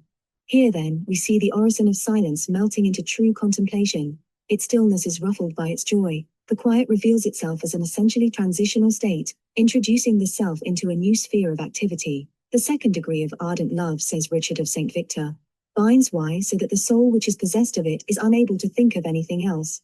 It is not only insuperable, but also inseparable. He compares it to the soul's bridal, the definitive, irrevocable act, by which permanent union is initiated. The feeling state, which is the equivalent of the quiet, is just such a passive and joyous yielding up of the virgin soul to its bridegroom, a silent marriage vow. It is ready for all that may happen to it, all that may be asked of it, to give itself and lose itself, to wait upon the pleasure of its love. From this inward surrender, the self emerges to the new life, the new knowledge which is mediated to it under the innumerable forms of Chapter 7. Introversion. Part 2. Contemplation. We must now consider, under the general name of contemplation, all those more advanced states of introversion in which the mystic attains somewhat, the results and rewards of the discipline of recollection and quiet. If this course of spiritual athletics has done its work, he has now brought to the surface, trained and made efficient for life, a form of consciousness, a medium of communication with reality, which remains undeveloped in ordinary men. Thanks to this faculty, he is now able to perform the characteristic mystic act, to obtain a temporary union with that spiritual, found closed to all reactions from the world of sense, where, without witnesses of any kind, God and our freedom meet. In the degrees of recollection, the self trained itself in spiritual attention, and at the same time lifted itself to a new level of perception where, by means of the symbol which formed the gathering point of its powers, it received a new inflow of life. In the degrees of quiet it passed on to a state characterized by a tense stillness, in which it rested in that reality at which, as yet, it dared not look. Now, in contemplation, it is to transcend alike the stages of symbol and of silence, and energize enthusiastically on those high levels, which are dark to the intellect, but radiant to the heart. We must expect this contemplative activity to show itself in many different ways, and take many different names, since its type will be largely governed by individual temperament. It appears under the forms which ascetic writers call ordinary and extraordinary, infused or passive contemplation, and as that orison of union which we have already discussed. Sometimes, too, it shows itself under those abnormal psychophysical conditions, in which the intense concentration of the self upon its overpowering transcendental perceptions results in the narrowing of the field of consciousness to a point at which all knowledge of the external world is lost. All the messages of the senses are utterly ignored. The subject then appears to be in a state of trance, characterized by physical rigidity and more or less complete anesthesia. These are the conditions of rapture or ecstasy, conditions of which the physical resemblances to certain symptoms of hysteria have so greatly reassured the enemies of mysticism. Rapture and ecstasy differ from contemplation proper in being wholly involuntary states. Rapture, says Saint Teresa, who frequently experienced it, is absolutely irresistible, we cannot hinder it. Whereas the orison of union, which is one of the forms in which pure contemplation appears at its highest point of development, is still controlled to a large extent by the will of the subject, and may be hindered, although that resistance be painful and violent. There is thus a sharp natural division, a division both physical and psychical, established between the contemplative, and the ecstatic states, and we shall do well to avail ourselves of it in our examination of their character. First then, as to contemplation proper. What is it? It is a supreme manifestation of that indivisible power of knowing, which lies at the root of all our artistic and spiritual satisfactions. In it, man's made trinity of thought, love, and will becomes a unity in feeling and perception are fused, as they are in all our apprehensions of beauty and best contacts with life. It is an act, not of the reason, but of the whole personality working under the stimulus of mystic love. Hence, its results feed every aspect of that personality, minister to its instinct for the good, the beautiful, and the true. Psychologically, it is an induced state, in which the field of consciousness is greatly contracted, the whole of the self, its cognitive powers, being sharply focused, concentrated upon one thing. We pour ourselves out, or, as it sometimes seems to us, in towards this overpowering interest, seem to ourselves to reach it and be merged with it. Whatever the thing may be, in this act we know it, as we cannot know it by the mere ordinary devices of thought, the turning of our attention from that crisp and definite world of multiplicity, that cinematograph show, with which intelligence is accustomed and able to deal, has loosed new powers of perception which we never knew that we possessed. Instead of sharply perceiving the fragment, we feel the solemn presence of the whole. Deeper levels of personality are opened up, and go gladly to the encounter of the universe. That universe, or some reality hid between it and ourselves, responds to the true lovely will of our heart. Our ingoing concentration is balanced by a great outgoing sense of expansion, of new worlds made ours, as we receive the inflow of its life. Delacroix has described with great subtlety the psychological character of pure contemplation. When contemplation appears, he says, A. It produces a general condition of indifference, liberty, and peace, an elevation above the world, a sense of beatitude. The subject ceases to perceive himself in the multiplicity and division of his general consciousness. He is raised above himself. A deeper and a purer soul substitutes itself for the normal self. B. In this state, in which consciousness of I-hood and consciousness of the world disappear, the mystic is conscious of being in immediate relation with God himself, of participating in divinity. Contemplation installs a method of being and of knowing. Moreover, these two things tend at bottom to become one. The mystic has more and more the impression of being that which he knows, and of knowing that which he is. Temporarily rising, in fact, to levels of freedom, he knows himself real, and therefore knows reality. Now, the object of the mystic's contemplation is always some aspect of the infinite life of God, the one reality. Hence, the enhancement of vitality which artists or other unself-conscious observers may receive from their communion with scattered manifestations of goodness, truth, and beauty, is in his case infinitely increased. His uniformly rapturous language is alone enough to prove this. In the contemplative act, his whole personality, directed by love and will, transcends the sense world, casts off its fetters, and rises to freedom, becoming operative on those high levels where, says Tauler, reason cannot come. There it apprehends the supra, sensible by immediate contact, and knows itself to be in the presence of the supplier of true life. Such contemplation, such attainment of the absolute, is the whole act of which the visions of poets, the intuition of philosophers give us hints. It is a brief act. The very greatest of the contemplatives have been unable to sustain the brilliance of this awful vision for more than a very little while. A flash, an instant, the space of an Ave Maria, they say. My mind, says St. Augustine, in his account of his first purely contemplative glimpse of the one reality, withdrew its thoughts from experience, extracting itself from the contradictory throng of sensuous images, that it might find out what that light was wherein it was bathed, and thus, with the flash of one hurried glance, it attained to the vision of that which is. And then at last I saw thy invisible things understood by means of the things that are made, but I could not sustain my gaze, my weakness was dashed back, and I was relegated to my ordinary experience, bearing with me only a loving memory, and as it were the fragrance of those desirable meats, on the which as yet I was not able to feed. This fragrance, as St. Augustine calls it, remains forever with those who have thus been initiated, if only for a moment, into the atmosphere of the real, and this, the immortal and indescribable memory of their communion with that which is, gives to their work the perfume of the inviolate rose, and is the secret of its magic power. But they can never tell us in exact and human language what it was that they attained in their ecstatic flights towards the thought of God, their momentary emergence in the absolute life. That which is, says Augustine, the one, the supplier of true life, says Plotinus, the energetic word, says St. Bernard, eternal light, says Dante, the abyss, says Ruysbroek, pure love, says Saint Catherine of Genoa. Poor symbols of perfection at the best, but through and by these oblique utterances, they give us the far more valuable assurance that the object of their discovery is one with the object of our quest. William James has well observed that ineffability and noetic quality are the constant characteristics of the contemplative experience. Those who have seen are quite convinced, those who have not seen can never be told. There is no certitude to equal the mystic's certitude, no impotence more complete than that which falls on those who try to communicate it. Of these most excellent and divine workings in the soul, whereby God doth manifest himself, says Angela of Foligno, man can in no wise speak or even stammer.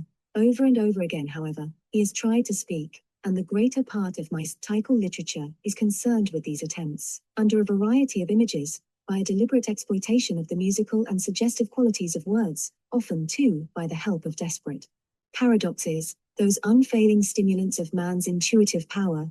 He tries to tell others somewhat of that veritable country which eye hath not seen. His success, partial though it be, can only be accounted for upon the supposition that somewhere within us lurks a faculty which has known this country from its birth, which dwells in it, partakes of pure being, and can under certain conditions be stung to consciousness. Then transcendental feeling, waking from its sleep, acknowledges that these explorers of the infinite have really gazed upon the secret plan.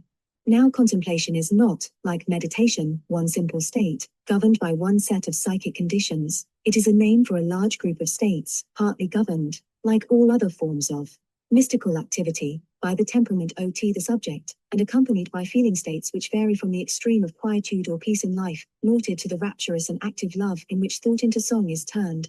Some kinds of contemplation are inextricably entwined with the phenomena of intellectual vision and inward voices. In others we find what seems to be a development of the quiet, a state which the subject describes as a blank absorption, a darkness, or contemplation in. Calogene sometimes the contemplative tells us that he passes through this darkness to the light.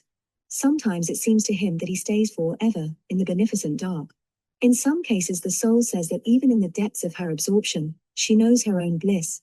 In others she only becomes aware of it when contemplation is over, and the surface intelligence reassumes the reins. In this welter of personal experiences, it becomes necessary to adopt some basis of classification, some rule by which to distinguish true contemplation from other introversive states. Such a basis is not easy to find.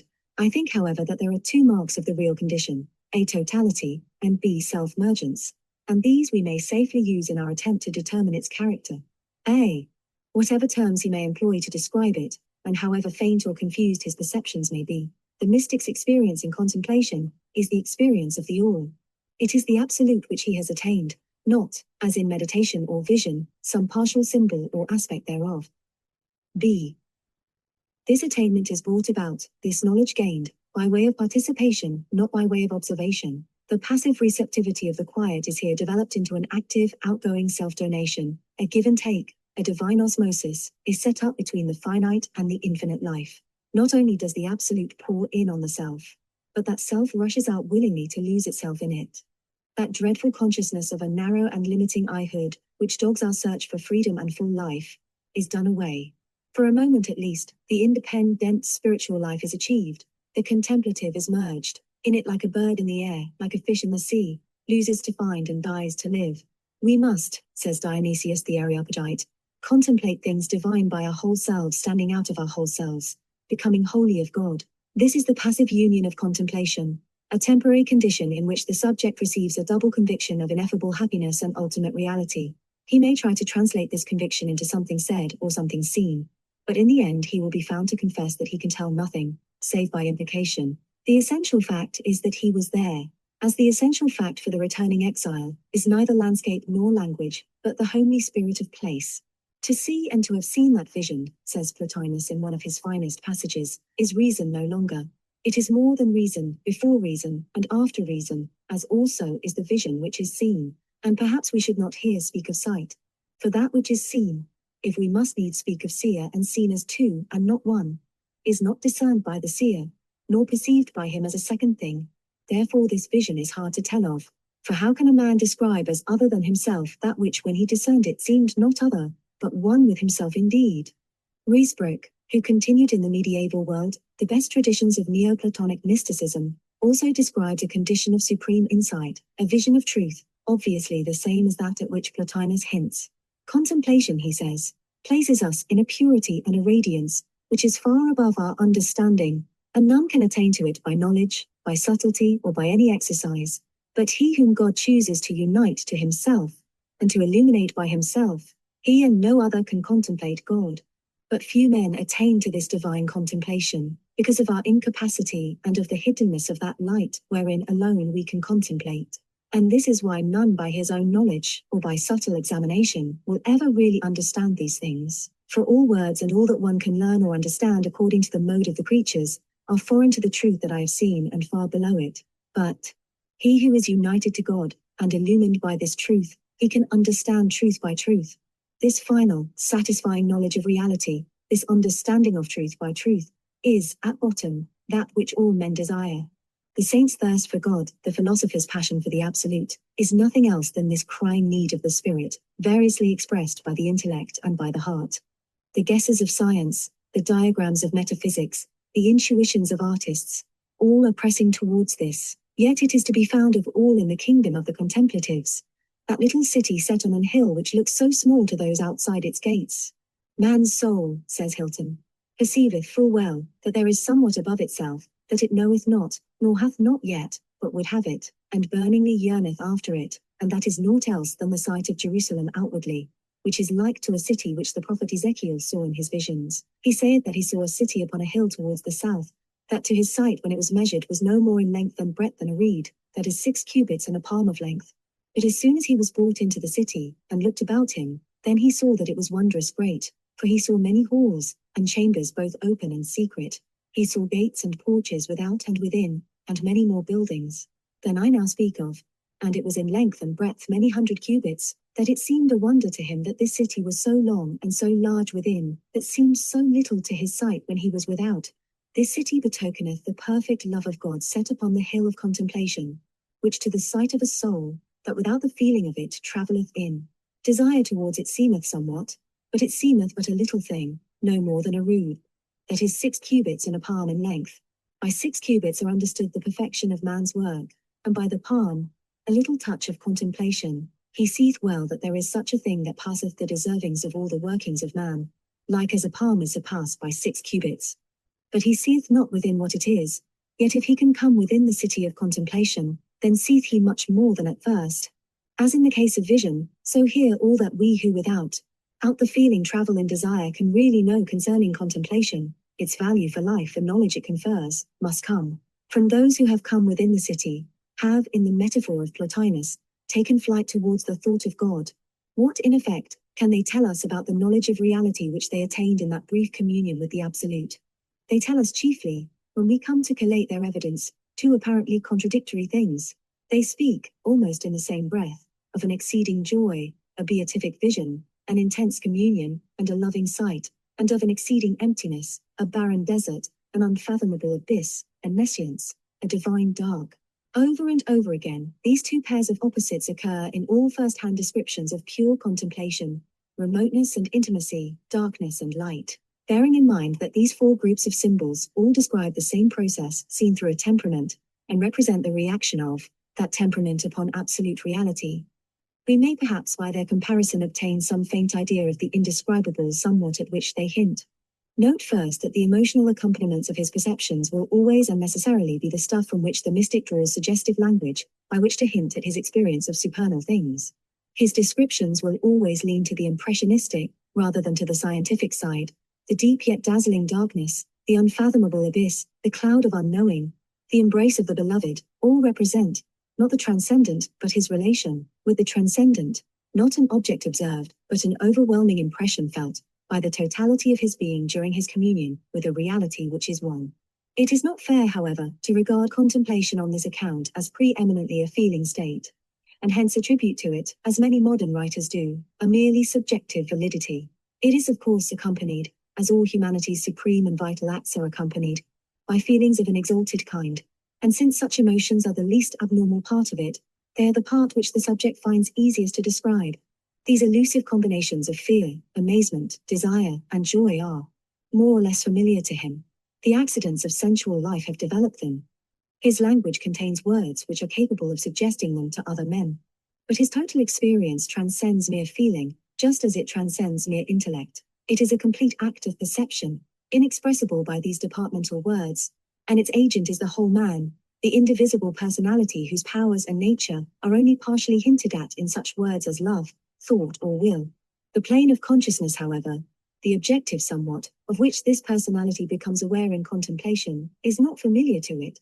Neither is it related to its systems of thought. Man, accustomed to dwell among spatial images adapted to the needs of daily life, has no language that will fit it at all. So, a person hearing for the first time some masterpiece of classical music would have no language in which to describe it objectively, but could only tell us how it made him feel. This is one reason why feeling states seem to preponderate in all descriptions of the mystic act. Earthly emotions provide a parallel which enables the subject to tell us by implication something of that which he felt, but he cannot tell us, for want of standards of comparison, what it was that induced him thus to feel. His best efforts to fit words to this elusive somewhat generally result in the evaporation alike of its fragrance and of its truth. As St. Augustine said of time, he knows what it is until he is asked to define it. How symbolic and temperamental is all verbal description of mystical activity may be seen by the aspect which contemplation takes in the music-loving soul of Richard Rolle, who always found his closest parallels with reality, not in the concepts of intimate union or of self-loss in the divine abyss, but in the idea of the soul's participation in a supernal harmony, that sweet minstrelsy of God in which thought into song is turned. To me, he says, it seems that contemplation is joyful song of God's love taken in mind, with sweetness of angels loving. This is jubilation, that is the end of perfect prayer in high devotion in this life. This is that mirth in mind, had ghostily by the lover everlastingly, with great voice breaking contemplative sweetness not without full great labour is gotten, and with joy untold is possessed. Forsooth, it is not man's merit but God's gift, and yet from the beginning to this day, never might man be ravished in contemplation of love everlasting, but if he before perfectly all the world's vanity had forsaken. We must then be prepared to accept, sift, and use many different descriptions of evoked emotion, in the course of our inquiry, into the nature of the contemplative's perceptions of the absolute. We find on analysis that these evoked emotions separate themselves easily into two groups. Further, these two groups answer to the two directions in which the mystic consciousness of reality is extended, and to the pairs of descriptions of the Godhead which we have found throughout to be characteristic of mystical literature. That is the personal and spatial, immanental and transcendental, indwelling life and unconditioned source. A. The strange, dark, unfathomable abyss of pure being always dwelt upon by mystics of the metaphysical type. And B. The divine and love companion of the soul, whose presence is so sharply felt by those selves which lean to the concept of divine personality. A. The contemplation of transcendence. The first group of feeling states, allied to those which emphasize the theological idea of divine transcendence, is born of the mystic's sense of his own littleness, unworthiness and incurable ignorance in comparison with the ineffable greatness of the absolute Godhead which he has perceived, and in which he desires to lose himself, of the total and incommunicable difference in kind between the divine and everything else. Awe and self-abasement, and the paradoxical passion for self-loss in the all, here govern his emotional state. All affirmative statements seem to him blasphemous. So far are they from an ineffable truth which is more than reason before, reason and after reason. To this group of feelings, which usually go with an instinctive taste for Neoplatonism, an iconoclastic distrust of personal imagery, we owe all negative descriptions of supreme reality. For this type of self God is the unconditioned, for whom we have no words, and whom all our poor symbols insult. To see him is to enter the darkness, the cloud of unknowing, and know only that we know naught. Nothing else can satisfy this exaggerated spiritual humility, which easily degenerates into that subtle form of pride, which refuses to acquiesce in its own limitations. There is none other God but he that none may know, which may not be known, says this contemplative soul. No, soothly, no. Without fail, no, says she. He only is my God that none can one word of say, nor all they of paradise one only point attain nor understand. For all them knowing that they have of him, when they tried very hard to be geographically exact, to define and describe their apprehension of and contact with the unconditioned one, who is the only country of the soul, contemplatives of this type became, like their great master the Areopagite, impersonal and remote. They seem to have been caught up to some measureless height, where the air is too rarefied for the lungs of common men. When we ask them the nature of the life on these summits, they are compelled as a rule to adopt the Dionysian concept of divine darkness, or the parallel idea of the fathomless abyss, the desert of the Godhead, the Acartian still wilderness where no one is at home.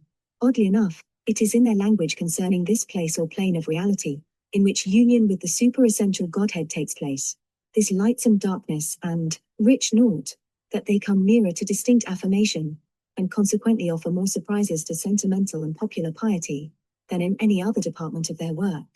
Unquestionably this language, these amazing tidings of a still desert, a vast sea, an unplumbed abyss, in which the emptiness, the nothing, the dark, on which the self entered in the orison of quiet, is infinitely increased, yet positive satisfaction is at last attained, does correspond with a definite psychological experience.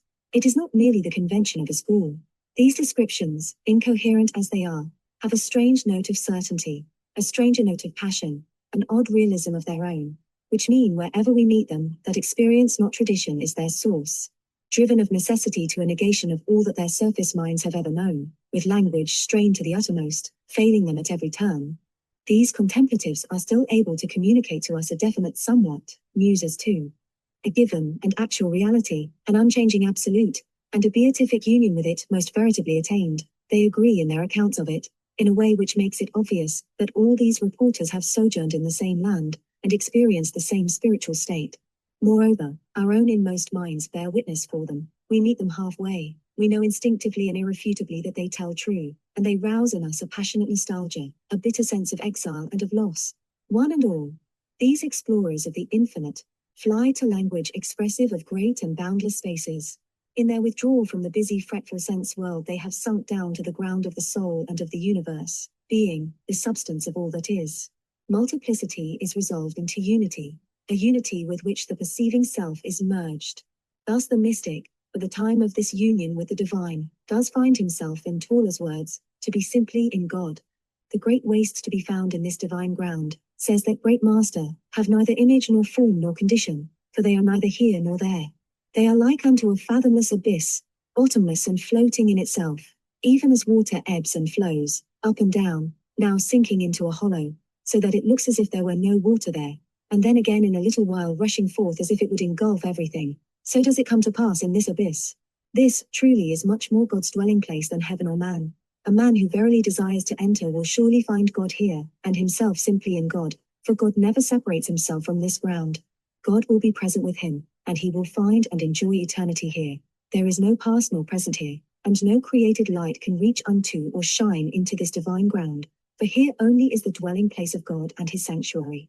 Now this divine abyss can be fathomed by no creatures, it can be filled by none, and it satisfies none. God only can fill it in his infinity, for this abyss belongs only to the divine abyss, of which it is written, abyssus abyssum invocat. He who is truly conscious of this ground, which shone into the powers of his soul, and lighted and inclined its lowest and highest powers to turn to their pure source and true origin, must diligently examine himself, and remain alone, listening to the voice which cries in the wilderness of this ground. This ground is so desert and bare, that no thought has ever entered there. None of all the thoughts of man which, with the help of reason, have been devoted to meditation on the Holy Trinity, and some men have occupied themselves much with these thoughts, have ever entered this ground, for it is so close, and yet so far off, and so far beyond all things, that it has neither time nor place. It is a simple and unchanging condition. A man who really and truly enters, feels as though he had been here throughout eternity, and as though he were one therewith. Many other mystics have written to the same effect, have described with splendor the ineffable joys and terrors of the abyss of being where man existed in God from all eternity, the soul's adventures when, stripped of its very life, it sails the wild billows of the sea divine. But their words merely amaze the outsider, and give him little information. The contemplative self who has attained this strange country, can only tell an astonished and incredulous world that here his greatest deprivation is also his greatest joy. That here the extremes of possession and surrender are the same, that ignorance and knowledge, light and dark are one. Love has led him into that timeless, spaceless world of being which is the peaceful ground, not only of the individual striving spirit, but also of the striving universe, and he can but cry with Philip, "It is enough." Here, says Maeterlinck, we stand suddenly at the confines of human thought, and far beyond the polar circle of the mind. It is intensely cold here, it is intensely dark, and yet you will find nothing but flames and light. But to those who come without having trained their souls to these new perceptions, this light and these flames are as dark and as cold as if they were painted. Here we are concerned with the most exact of sciences, with the exploration of the harshest and most uninhabitable headlands of the divine. Know thyself, and the midnight sun reigns over that rolling sea, where the psychology of man mingles with the psychology of God. On one hand flames and light the flame of living love, which fills the universe. On the other, the quiet desert of Godhead, the divine dark. Under these two types, one affirmative, one negative, resumed in his most daring paradox, nearly the whole of man's contemplative experience of the absolute can be and is expressed. We have considered his negative description of utmost transcendence, that confession of divine ignorance which is a higher form of knowledge, but this is balanced, in a few elect spirits, by a positive contemplation of truth, an ecstatic apprehension of the secret plan. Certain rare mystics seem able to describe to us a beatific vision experienced here and now, a knowledge by contact of the flaming heart of reality which includes, in one great whole, the planes of being and becoming, the fixed point of deity, the eternal Father, and his manifestation in the energetic word. We saw something of this power, which is characteristic of mystical genius of a high order, when we studied the characteristics of illumination. Its finest literary expression is found in that passage of the Paradiso, where Dante tells us how he pierced, for an instant, the secret of the Empyrean. Already he had enjoyed a symbolic vision of twofold reality, as the moving river of light and the still white rose. Now these two aspects vanished, and he saw the one. My vision, becoming purified, entered deeper and deeper into the ray of that supernal light which in itself was true. Thenceforth my vision was greater than our language, which fails such a sight, and memory too fails before such excess. As he who sees in a dream, and after the dream is gone, the impression or emotion remains, but the rest returns not to the mind, such am I, for nearly the whole of my vision fades, and yet there still wells within my heart the sweetness born therefrom. I think that by the keenness or the living ray which I endured I had been lost, had I once turned my eyes aside, and I remember that for this, I was the bolder so long to sustain my gaze, as to unite it with the power infinite. Thus did my mind, wholly in suspense, gaze fixedly, immovable and intent, ever enkindled by its gazing. In the presence of that light one becomes such, that never could one consent to turn from it to any other sight, because the good, which is the object of the will, is therein wholly gathered, and outside of this, that is defective which therein is perfect. Intermediate between the Dantesque apprehension of eternal reality, and the contemplative communion with divine personality, is the type of mystic whose perceptions of the suprasensible are neither wholly personal nor wholly cosmic, and transcendental in type. To him, God is preeminently the perfect, goodness, truth and beauty, light, life and love, discovered in a moment of lucidity at the very door of the seeking self. Here the symbols under which he is perceived are still the abstractions of philosophy, but in the hands of the mystic, these terms cease to be abstract, are stung to life. Such contemplatives preserve the imageless and ineffable character of the absolute, but are moved by its contemplation to a joyous and personal love. Thus upon a certain time, says Angela of Foligno, when I was at prayer and my spirit was exalted, God spake unto me many gracious words full of love. And when I looked, I beheld God who spake with me. But if thou seekest to know that which I beheld, I can tell thee nothing, save that I beheld a fullness and a clearness, and felt them within me so abundantly that I can in no wise describe it, nor give any likeness thereof. For what I beheld was not corporal, but as though it were in heaven. Thus I beheld a beauty so great that I can say naught concerning it, save that I saw the supreme beauty which containeth within itself all of good. Again, I beheld the ineffable fullness of God, but I can relate nothing of it, save that I have seen the plenitude of divine wisdom wherein is all goodness. B. The contemplation of immanence. The second group of contemplatives is governed by that love which casteth out fear, by a predominating sense of the nearness, intimacy and sweetness, rather than the strangeness and unattainable transcendence of that same infinite life, at whose being the first group could only hint by amazing images, which seem to be borrowed from the poetry of metaphysics. They are, says Hilton, in a lovely image, feelingly fed with the savour of his invisible blessed face, all the feelings which flow from joy, confidence and affection, rather than those which are grouped about rapture and awe, though awe is always present in some measure, as it is always present in all perfect love here, contribute towards a description of the truth. These contemplatives tell us of their attainment of that which is, as the closest and most joyous of all communions, a coming of the bridegroom, a rapturous immersion in the uncreated light.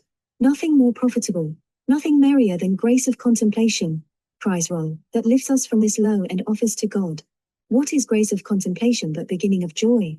What is half-fightness of joy but grace? Confirmed? In such bright contemplation as this, says the mirror of simple souls, the soul is full, gladsome and jolly, utter peace and wild delight. Every pleasure state known to man's normal consciousness is inadequate to the description of her joy. She has participated for an instant in the divine life, knows all and knows naught. She has learnt the world's secret, not by knowing, but by being, the only way of really knowing anything. Where the dominant emotion is that of intimate affection, and where the training or disposition of the mystic inclines him to emphasize the personal and incarnational, rather than the abstract and Trinitarian side of Christianity, the contemplative of this type will always tend to describe his secret to us as above all things an experience of adorable friendship. Reality is for him a person, not a state. In the orison of union it seems to him that an absolute communion, a merging of his self with this other and strictly personal self, takes place. God, he says, then meets the soul in her ground, that is in that world of pure being to which by divine right she belongs. Clearly the degree of contemplation, the psychological state, is here the same as that in which the mystic of the impersonal type attained the abyss. But from the point of view of the subject, this joyful and personal encounter of lover and beloved will be a very different experience from the soul's immersion in that desert of deity, as described by Eckhart and his school. In this awning, says Hilton, consisteth the marriage which passeth betwixt God and the soul that shall never be dissolved or broken. Saint Teresa is the classic example of this intimate and effective type of contemplation. But Saint Gertrude, Suso, Julian, Mechtild of Magdeburg, and countless others provide instances of its operation. We owe to it all the most beautiful and touching expressions of mystic love. Julian's I saw him and sought him, and I had him. I wanted him expresses in epigram its combination of rapturous attainment and insatiable desire, its apprehension of a presence at once friendly and divine.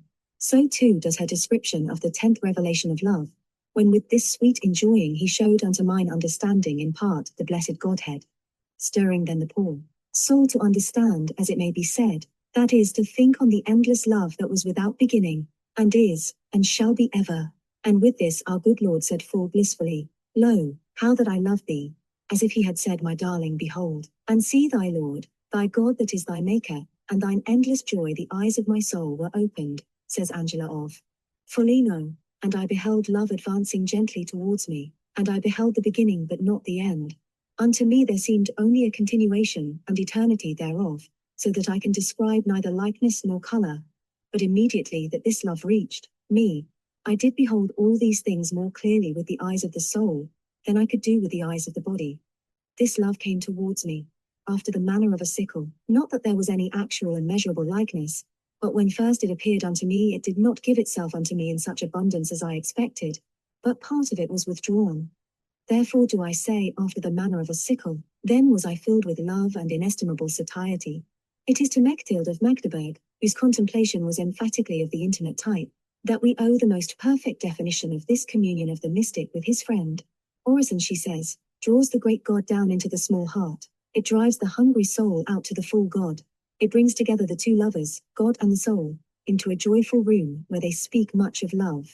We have already seen that the doctrine of the Trinity makes it possible for Christian mystics, and still more, for Christian mysticism as a whole, to reconcile this way of apprehending reality with the negative and impersonal perception of the ineffable one, the absolute which hath no image, though they seem in their extreme forms to be so sharply opposed as to justify Eckhart's celebrated distinction between the unknowable totality of the Godhead and the knowable personality of God. The image and the circle are yet aspects of one thing. Instinctive monists as they are, all the mystics feel, and the German school in particular have expressed, Dante's conviction that these two aspects of reality, these two planes of being, however widely they seem to differ, are one Z.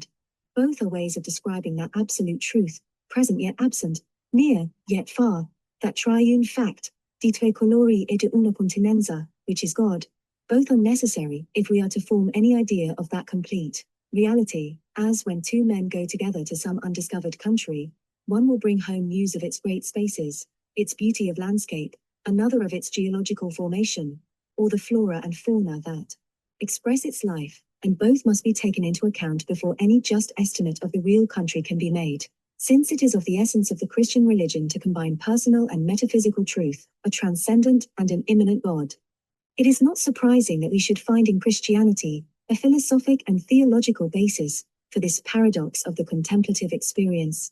Most often, though not always, the Christian mystic identifies the personal and intimate lover of the soul, of whose elusive presence he is so sharply aware.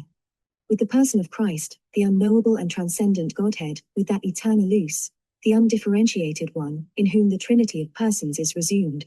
Temperamentally, most practical contemplatives lean to either one or other of these apprehensions of reality, to a personal and immanental meeting in the ground of the soul, or to the austere joys of the naughted soul, abased before an impersonal transcendence, which no language but that of negation can define.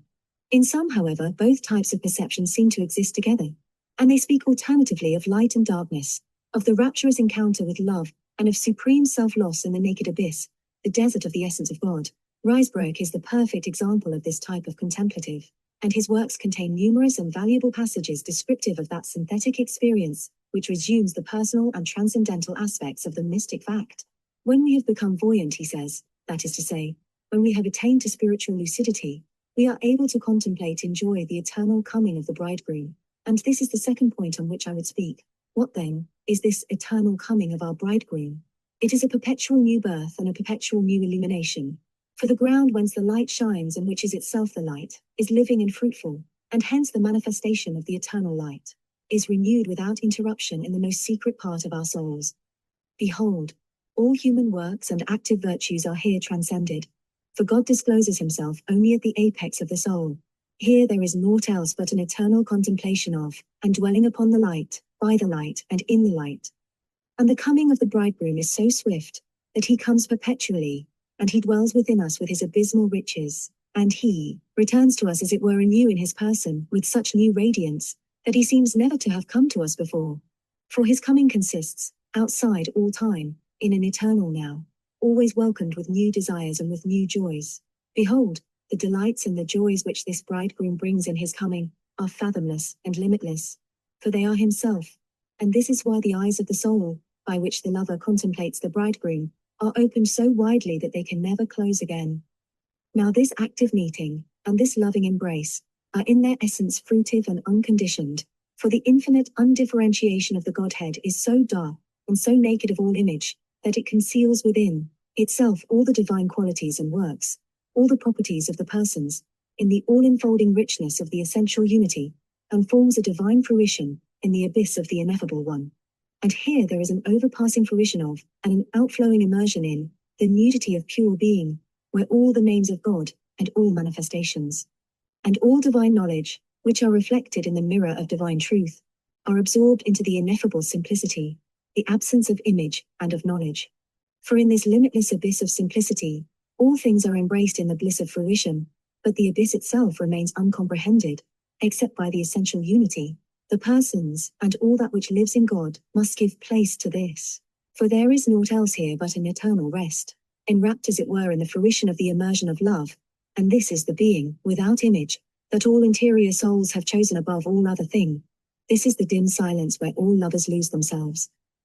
Here Ruysbroeck, beginning with a symbol of the divine personality as bridegroom of the soul, which would have been congenial to the mind of St. Catherine of Siena, ends upon the summits of Christian metaphysics, with a description of the loving immersion of the self in that unconditioned one who transcends the persons of theology, and beggars human speech. We seem to see him desperately clutching at words and similes which may, he hopes, give some hint of the soul's fruition of reality, its immeasurable difference in kind from the dreams and diagrams of anthropomorphic religion. His strange statements in respect of this divine abyss are on a par with those which I have already quoted from the works of those other contemplatives, who, refusing to be led away by the emotional aspect of their experience, have striven to tell us, as they thought, not merely what they felt, but what they beheld. Ruysbroeck's great mystical genius, however, the depth and wholeness of his intuition of reality, does not allow him to be satisfied with a merely spatial or metaphysical description of the Godhead. The active meeting and the loving embrace are, he sees, an integral part of the true contemplative act. In the dim silence where lovers lose themselves, a person meets a person, and this it is, not the philosophic absolute, which all interior souls have chosen above all other thing. We must now look more closely at the method by which the contemplative attains to his unique communion with the absolute life, the kind of activity which seems to him to characterize his mergence with reality. As we might expect, That activity, like its divine perfection, is conceived as the soul's companion, the bridegroom, the beloved. The method of approach will be very different from that which ends in the self-submersion, in the paradoxical splendor of the abyss, the still wilderness where no one is at home. It is all the difference between the preparations for a wedding and for an expedition to the Arctic seas. Hence we find, at one end of the scale, that extreme form of personal and intimate communion, the going forth of lover to beloved, which the mystics call the orison of union, and at the other end, the dark contemplation, by which alone selves of the transcendent and impersonal type claim that they draw near to the unconditioned one, of the dim and ineffable contemplation of unnameable transcendence, the imageless absorption in the absolute. Dionysius the Areopagite of course provides the classic example. It was he who gave to it the name of divine darkness, and all later mystics of this type borrow their language from him. His directions upon the subject are singularly explicit. His descriptions, like those of St. Augustine, glow with an exultant sense of a reality attained, and which others may attain if they will but follow where he leads. As for thee, O well-beloved Timothy, he says, exercise thyself ceaselessly in mystical contemplation. Leave on one side the senses and the operations of the understanding, all that which is material and intellectual, all things which are and all things which are not, and, with a supernatural flight, go and unite thyself as closely as possible with that which is above all essence and all idea. For it is only by means of this sincere, spontaneous, and entire surrender of thyself and all things that thou shalt be able to precipitate thyself, free and unfettered, into the mysterious radiance of the divine dark. Again, the divine dark is naught else but that inaccessible light wherein the Lord is said to dwell. Although it is invisible because of its dazzling splendors and unsearchable because of the abundance of its supernatural brightness, nevertheless, whosoever deserves to see and know God rests therein, and by the very fact that he neither sees nor knows, is truly in that which surpasses all truth and all knowledge. It has become a commonplace with writers on mysticism to say that all subsequent contemplatives took from Dionysius this idea of divine darkness and entrance therein, as the soul's highest privilege, took it, so to speak, ready-made and on faith, and incorporated it in their tradition. But to argue thus is to forget that mystics are above all things practical people. They do not write for the purpose of handing on a philosophical scheme, but in order to describe something which they have themselves experienced, something which they feel to be of transcendent importance for humanity. If therefore they persist, and they do persist, in using this simile of darkness in describing their adventures in contemplation, it can only be because it fits the facts. No Hegelian needs to be told that we shall need the addition of its opposite before we can hope to approach the truth, and it is exactly the opposite of this dim ignorance which is offered us by mystics of the joyous or intimate type, who find their supreme satisfaction in the positive experience of union, the mystical marriage of the soul. What, then, do those who use this image of the dark really mean by it? They mean this, that God in his absolute reality is unknowable, is dark, to man's intellect, which is, as Bergson has reminded us, adapted to very different purposes than those of divine intuition. When, under the spur of mystic love, the whole personality of man comes into contact with that reality, it enters a plane of experience to which none of the categories of the intellect apply. Reason finds itself, in a very actual sense, in the dark, immersed in the cloud of unknowing. This dimness and lostness of the mind, then, is a necessary part of the mystic's ascent to the absolute. That absolute will not be known of the heart until we acknowledge that it is unknown of the intellect, and obey the Dionysian injunction to leave the operations of the understanding on one side. The movement of the contemplative must be a movement of the whole man. He is to precipitate himself, free and unfettered, into the bosom of reality. Only when he has thus transcended sight and knowledge, can he be sure that he has also transcended the world with which they are competent to deal, and is in that which surpasses all essence and all idea. This is love, to fly heavenward, to rend, every instant, 100 veils. The first moment, to renounce life, the last step, to fare without feet. To regard this world as invisible, not to see what appears to oneself. This acknowledgement of our intellectual ignorance, this humble surrender, is the entrance into the cloud of unknowing, the first step towards mystical knowledge of the absolute. For truth and humility are full true sisters, says Hilton, fastened together in love and charity, and there is no distance of counsel betwixt them two. Thou askest me and sayest, says the author of The Cloud of Unknowing, how shall I think upon himself, and what is he? To this I cannot make the other answer, but thus, I wot not. For thou hast brought me, with thy question, into that same darkness and cloud of unknowing that I would thou wert in thyself. For of all other creatures and their works and of God himself, A man may have full head of knowledge, and well of them think, but of God himself can no man think, and therefore I will leave all that I can think upon, and choose to my love that thing that I cannot think. And why? Because he may well be loved, but not thought on. By love he may be gotten and holden, but by thought never. Go up towards that thick cloud of unknowing with a sharp dart of longing love, and go not thence for anything that befall. So long, therefore, as the object of the mystic's contemplation is amenable to thought, is something which he can know, he may be quite sure that it is not the absolute, but only a partial image or symbol of the absolute. To find that final reality, he must enter into the cloud of unknowing, must pass beyond the plane on which the intellect can work. When I say darkness, says this same great mystic, I mean thereby a lack of knowing, and therefore it is not called a cloud of the air, but a cloud of unknowing, that is between thee and thy God.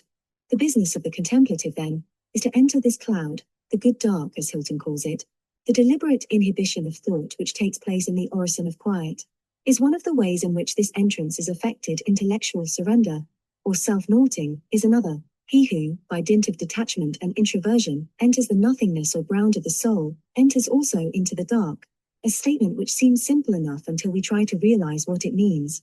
Oh, where, says the bewildered disciple in one of Bain's dialogues, is this naked ground of the soul void of all self?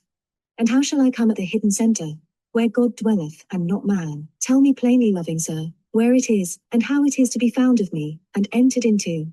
Master. There where the soul hath slain its own will, and willeth no more anything as from itself. Disciple. But how shall I comprehend it? Master. If thou goest about to comprehend it, then it will fly away from thee, but if thou dost surrender thyself wholly up to it, then it will abide with thee, and become the life of thy life, and be natural to thee. The author of the Cloud of Unknowing is particularly explicit as to the sense of dimness and confusion which overwhelms the self when it first enters this dark, a proceeding which is analogous with that annihilation of thought in the interests of passive receptivity which we have studied in the quiet. The first time thou dost it, he says of the neophyte's first vague steps in contemplation, thou findest but a darkness, and, as it were a cloud of unknowing, to wit, a dark mist, which seemeth to be between thee and the light that thou aspirest to, and thou knowest naught saving that thou feelest in thy will a certain naked intent unto God, that is, a certain imperfect and bare intent, as it showeth at the first sight, to come to a thing, without convenient means to come to the thing intended. This cloud, howsoever thou work, is evermore between thee and thy God, and letteth to thee, that thou mayest not see him clearly by light of understanding in thy reason, nor feel him by sweetness of love in thine affection, and therefore shape thyself to abide in this darkness so long as thou mayest, evermore crying after him whom thou lovest, or if ever thou shalt feel him, or see him, in such sort as he may be seen or felt in this life. It behoveth always to be in this cloud and darkness. From the same century, but from a very different country and temperament, comes another testimony as to the supreme value of this dark contemplation of the divine, this absorption, beyond the span of thought or emotion, in the substance of all that is. It is one of the most vivid and detailed accounts of this strange form of consciousness which we possess, and deserves to be compared carefully with the statements of the Cloud of Unknowing and of St. John of the Cross. We owe it to that remarkable personality, the Blessed Angela of Foligno, who was converted from a life of worldliness to become not only a Christian and a Franciscan, but also a Platonist. In it, we seem to hear the voice of Plotinus speaking from the veil of Spoleto. There was a time, she says, when my soul was exalted to behold God with so much clearness that never before had I beheld him so distinctly, but love did I not see here so fully. Rather did I lose that which I had before, and was left without love. Afterward did I see him darkly, and this darkness was the greatest blessing that could be imagined. And no thought could conceive aught that would equal this. And by that blessing most certain, and including also that darkness, have I attained unto all my hope, and inasmuch as now I see clearly, I have all that I desired to have or to know. Here likewise do I see all good, and seeing it, the soul cannot think that it will depart from it, or it from the good, or that in future it must ever leave the good. The soul delighteth unspeakably therein, yet it beholdeth naught which can be related by the tongue or imagined in the heart. It seeth nothing, yet seeth all things, because it beholdeth this good darkly, and the more darkly and secretly the good is seen, the more certain is it, and excellent above all things. Wherefore is all other good which can be seen or imagined doubtless less than this, because all the rest is darkness. And even when the soul seeth the divine power, wisdom, and will of God, which I have seen most marvelously at other times, it is all less than this most certain good, because this is the whole, and those other things are but part of the whole. Another difference is, that albeit those other things are unspeakable, yet they do bring great joy, which is felt even in the body. But seen thus darkly, the good bringeth no smile upon the lips, no fervour or devotion or love into the heart, for the body doth not tremble, or become moved or distressed, as it doth at other times. And the cause thereof is that the soul seeth, and not the body, which reposeth and sleepeth, and the tongue is made dumb and cannot speak. Unto this most high power of beholding God ineffably through such great darkness, was my spirit uplifted, but 3 times and no more. And although I beheld him countless times, and always darkly, yet never in such an high manner and through such great darkness. And to me it seemeth that I am fixed in the midst of it, and that it draweth me unto itself, more than anything else the which I ever beheld, or any blessing I ever yet received. So there is nothing which can be compared unto it. These words, and indeed the whole idea which lies at the bottom of dark contemplation, will perhaps be better understood in the light of Baron von Hugel's deeply significant saying, souls loving God in his infinite individuality will necessarily love him beyond their intellectual comprehension of him. The element of devoted trust, of free self-donation to one fully known only through and in such an act, will thus remain to man forever. Hence, the contemplative act, which is an act of loving and self-forgetting, concentration upon the divine, the outpouring of man's little and finite personality towards the absolute personality of God, will, insofar as it transcends thought, mean darkness for the intellect, but it may mean radiance for the heart. Psychologically, it will mean the necessary depletion of the surface consciousness, the stilling of the mechanism of thought, in the interest of another center of consciousness. Since this new center makes enormous demands on the self-stock of vitality its establishment means, during the time that it is active, the withdrawal of energy from other centers. Thus the night of thought becomes the strictly logical corollary of the light of perception. No one has expressed this double character of the divine dark, its nothingness for the dissecting knife of reason, its supreme fruitfulness for expansive active love, with so delicate an insight as St. John of the Cross. In his work, The Christian Touch of Personal Rapture, vivifies the exact and sometimes arid descriptions of the Neoplatonic mystics. Great poet as well as a great mystic, in his poem on the obscure night, he brings to bear on this actual and ineffable experience of the introverted soul, all the highest powers of artistic expression, all the resources of musical rhythm, the suggestive qualities of metaphor. Upon an obscure night fevered with love's anxiety, O hapless happy plight, I went, none seeing me, forth from my house, where all things quiet be, by night secure from sight and by a secret stair disguisedly, O hapless happy plight. By night, and privily forth from my house, where all things quiet be, blessed night of wandering in secret, when by none might I be spied, nor I see anything, without a light to guide save that which in my heart burnt in my side. That light did lead me on, more surely than the shining of noontide, where well I knew that one did for my coming bide. Where he abode might none but he abide, O night that didst lead thus, O night more lovely than the dawn of light, O night that broughtest us, lover to lover's sight, lover to loved, in marriage of delight. Upon my flowery breast wholly for him and save himself for none, there did I give sweet rest to my beloved one, the fanning of the cedars breathed thereon. Observe in these verses the amazing fusion of personal and metaphysical imagery, each contributing by its suggestive qualities to a total effect which conveys to us, we hardly know how, the obscure yet flaming rapture of the mystic, the affirmation of his burning love, and the accompanying negation of his mental darkness and quiet, that hapless, happy plight. All is here, the secrecy of the contemplative's true life unseen of other men, his deliberate and active abandonment of the comfortable house, of the senses, the dim, unknown plane of being into which his ardent spirit must plunge, a night more lovely than the dawn of light, the inward light, the fire of mystic love, which guides his footsteps more surely than the shining of noontide, the self, giving ecstasy of the consummation wholly for him, and save himself for none, in which lover attains communion with beloved in marriage of delight. In his book, The Dark Night of the Soul, St. John has commented upon the opening lines of this poem, and the passages in which he does this are amongst the finest and most subtle descriptions of the psychology of contemplation which we possess.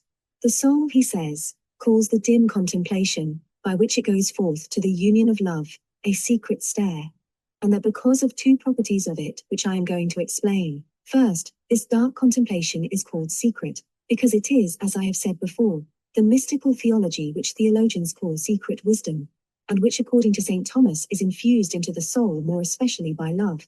This happens in a secret, hidden way, in which the natural operations of the understanding have no share.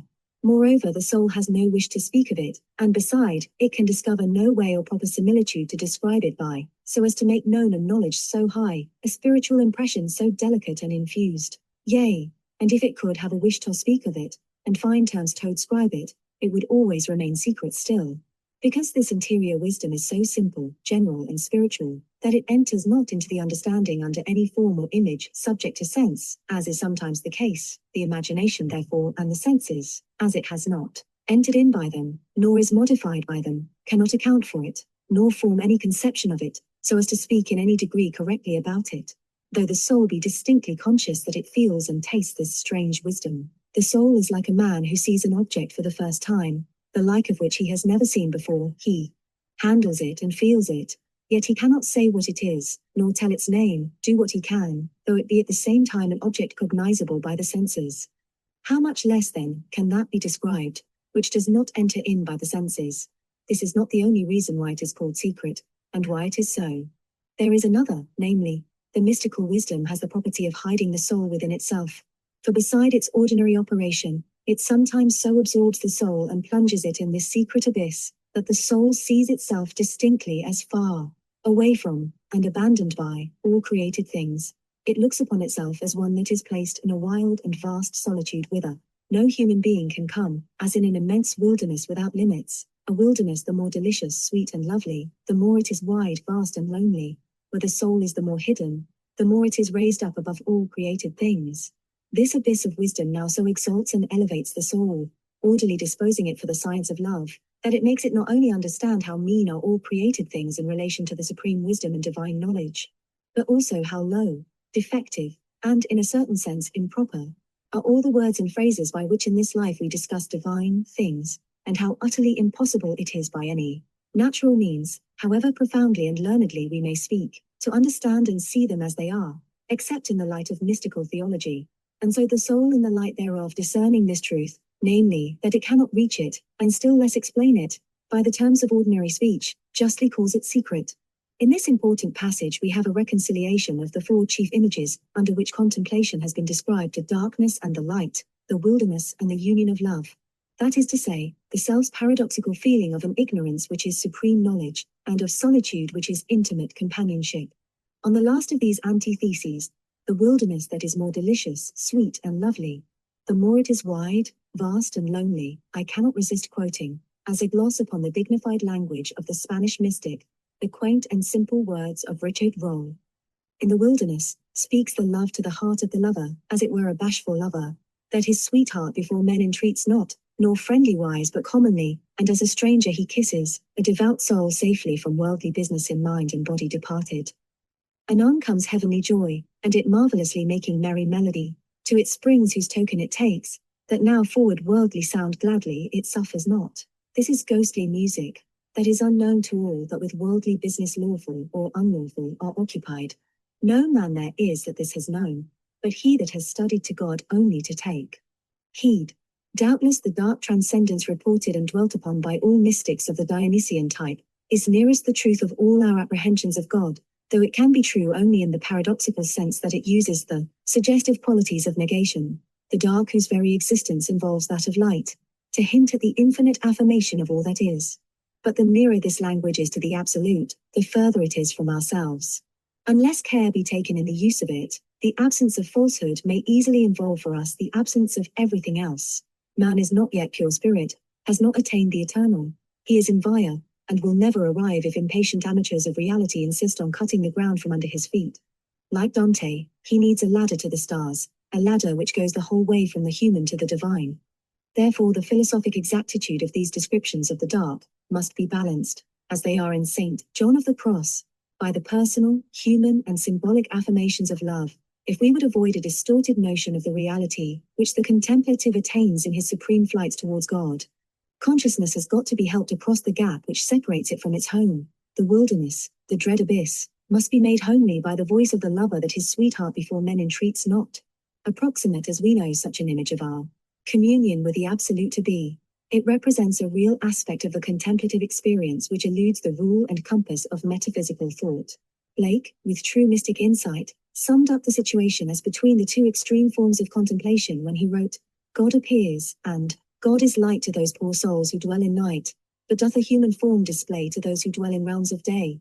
In the orison of union and the spiritual marriage, those contemplatives whose temperament inclines them to dwell in realms of day receive just such a revelation of the human form, a revelation which the Christian dogma of the Incarnation brings to a point.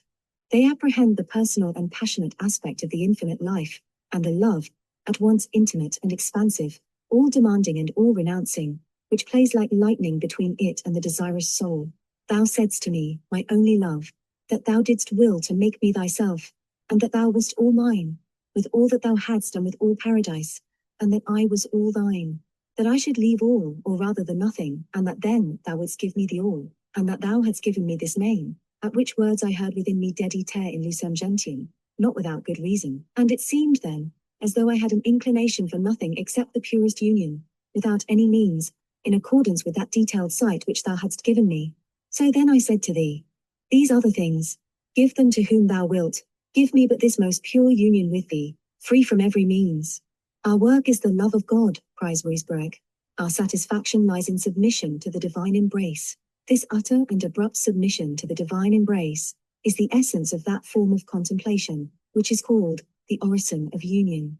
Surrender is its secret, a personal surrender, not only of finite to infinite, but of bride to bride, groom, heart to heart. This surrender, in contemplatives of an appropriate temperament, is of so complete and ecstatic a type, that it involves a more or less complete suspension of normal consciousness, an entrancement, and often crosses the boundary which separates contemplation from true ecstasy, producing in its subject physical, as well as psychical effects. In this state, says St. Teresa, there is no sense of anything, only fruition, without understanding what that may be the fruition of which is granted. It is understood that the fruition is of a certain good, containing in itself all good together at once. But this good is not comprehended. The senses are all occupied in this fruition in such a way, that not one of them is at liberty so as to be able to attend to anything else, whether outward or inward. But this state of complete absorption, together with the utter rest of the imagination, for I believe that the imagination is then wholly at rest, lasts only for a short time, though the faculties do not so completely recover themselves as not to be for some hours afterwards as if in disorder. He who has had experience of this will understand it in some measure, for it cannot be more clearly described, because what then takes place is so obscure. All I am able to say is, that the soul is represented as being close to God, and that there abides a conviction thereof so certain and strong, that it cannot possibly help believing so. All the faculties fail now, and are suspended in such a way that, as I said before, their operations cannot be traced.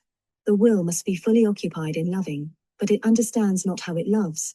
The understanding, if it understands, does not understand how it understands. It does not understand, as it seems to me, because, as I said just now, this is a matter which cannot be understood. Clearly, the psychological situation here is the same as that in which mystics of the impersonal type feel themselves to be involved in the cloud of unknowing, or divine dark. Do not imagine, says Teresa in another place, that this orison, like that which went before, i.e. the quiet, is a sort of drowsiness. I say drowsiness, because in the orison of divine savours or of quiet, it seemed that the soul was neither thoroughly asleep, nor thoroughly awake, but that it dozed. Here, on the contrary, the soul is asleep, entirely asleep as regards herself and earthly things. During the short time that union lasts, she is, as it were, deprived of all feeling, and though she wishes it, she can think of nothing. Thus she needs no effort in order to suspend the action of her intellect, or even the action of love. She is, as it were, absolutely dead to things of the world, the better to live in God. It may be asked, in what way does such contemplation as this differ from unconsciousness? The difference, according to St. Teresa, consists in the definite somewhat, which takes place during this inhibition of the surface consciousness, a somewhat of which that surface consciousness becomes aware when it awakes. Work has been done during this period of apparent passivity. The deeper self has escaped, has risen to freedom, and brings back tidings of the place to which it has been. We must remember that Teresa is here speaking from experience, and that her temperamental peculiarities will modify the form which this experience takes.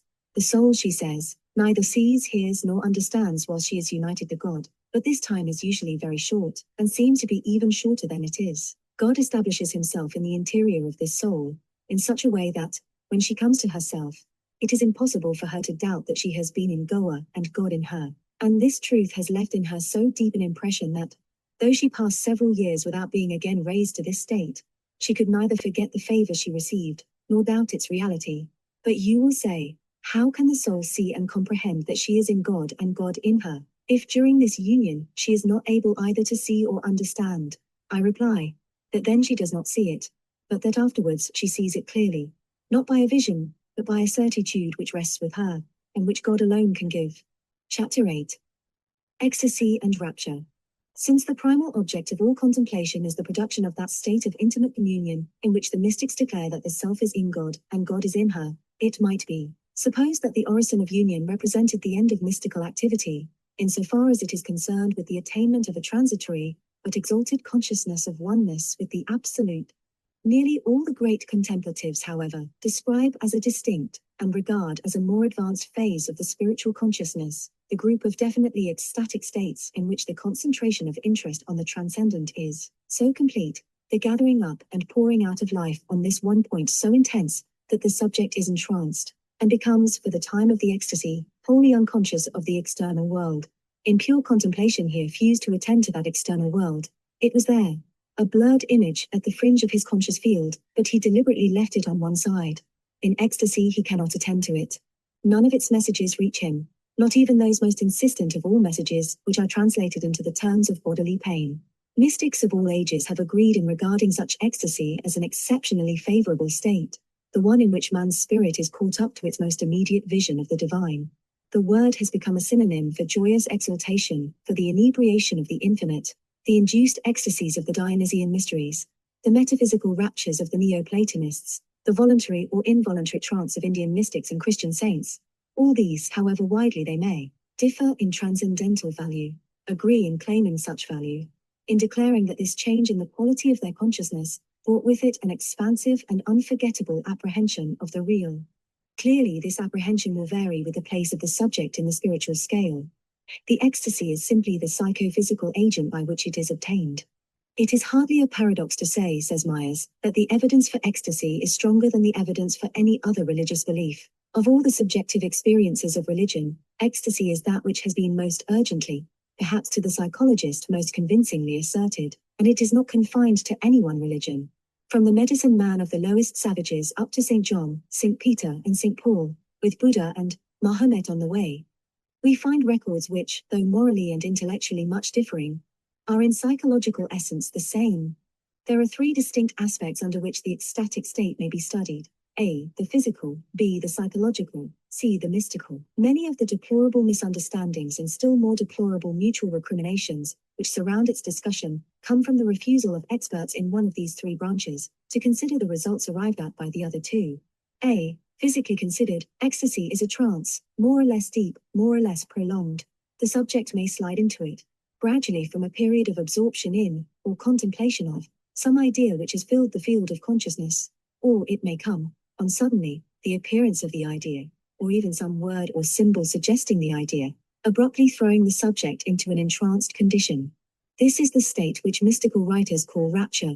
The distinction, however, is a conventional one, and the works of the mystics describe many intermediate forms. During the trance, breathing and circulation are depressed. The body is more or less cold and rigid, remaining in the exact position which it occupied at the oncoming of the ecstasy, however difficult and unnatural this pose may be. Sometimes entrancement is so deep that there is complete anesthesia, as in the case which I quote from the life of St. Catherine of Siena. Credible witnesses report that Bernadette, the visionary of Lourdes, held the flaming end of a candle in her hand for 15 minutes during one of her ecstasies. She felt no pain, neither did the flesh show any marks of burning. Similar instances of ecstatic anesthesia abound in the lives of the saints. The trance includes, according to the testimony of the ecstatics, two distinct phases: A. The short period of lucidity, and B. A longer period of complete unconsciousness, which may pass into A. Death-like catalepsy, lasting for hours, or, as once with St. Teresa, for days.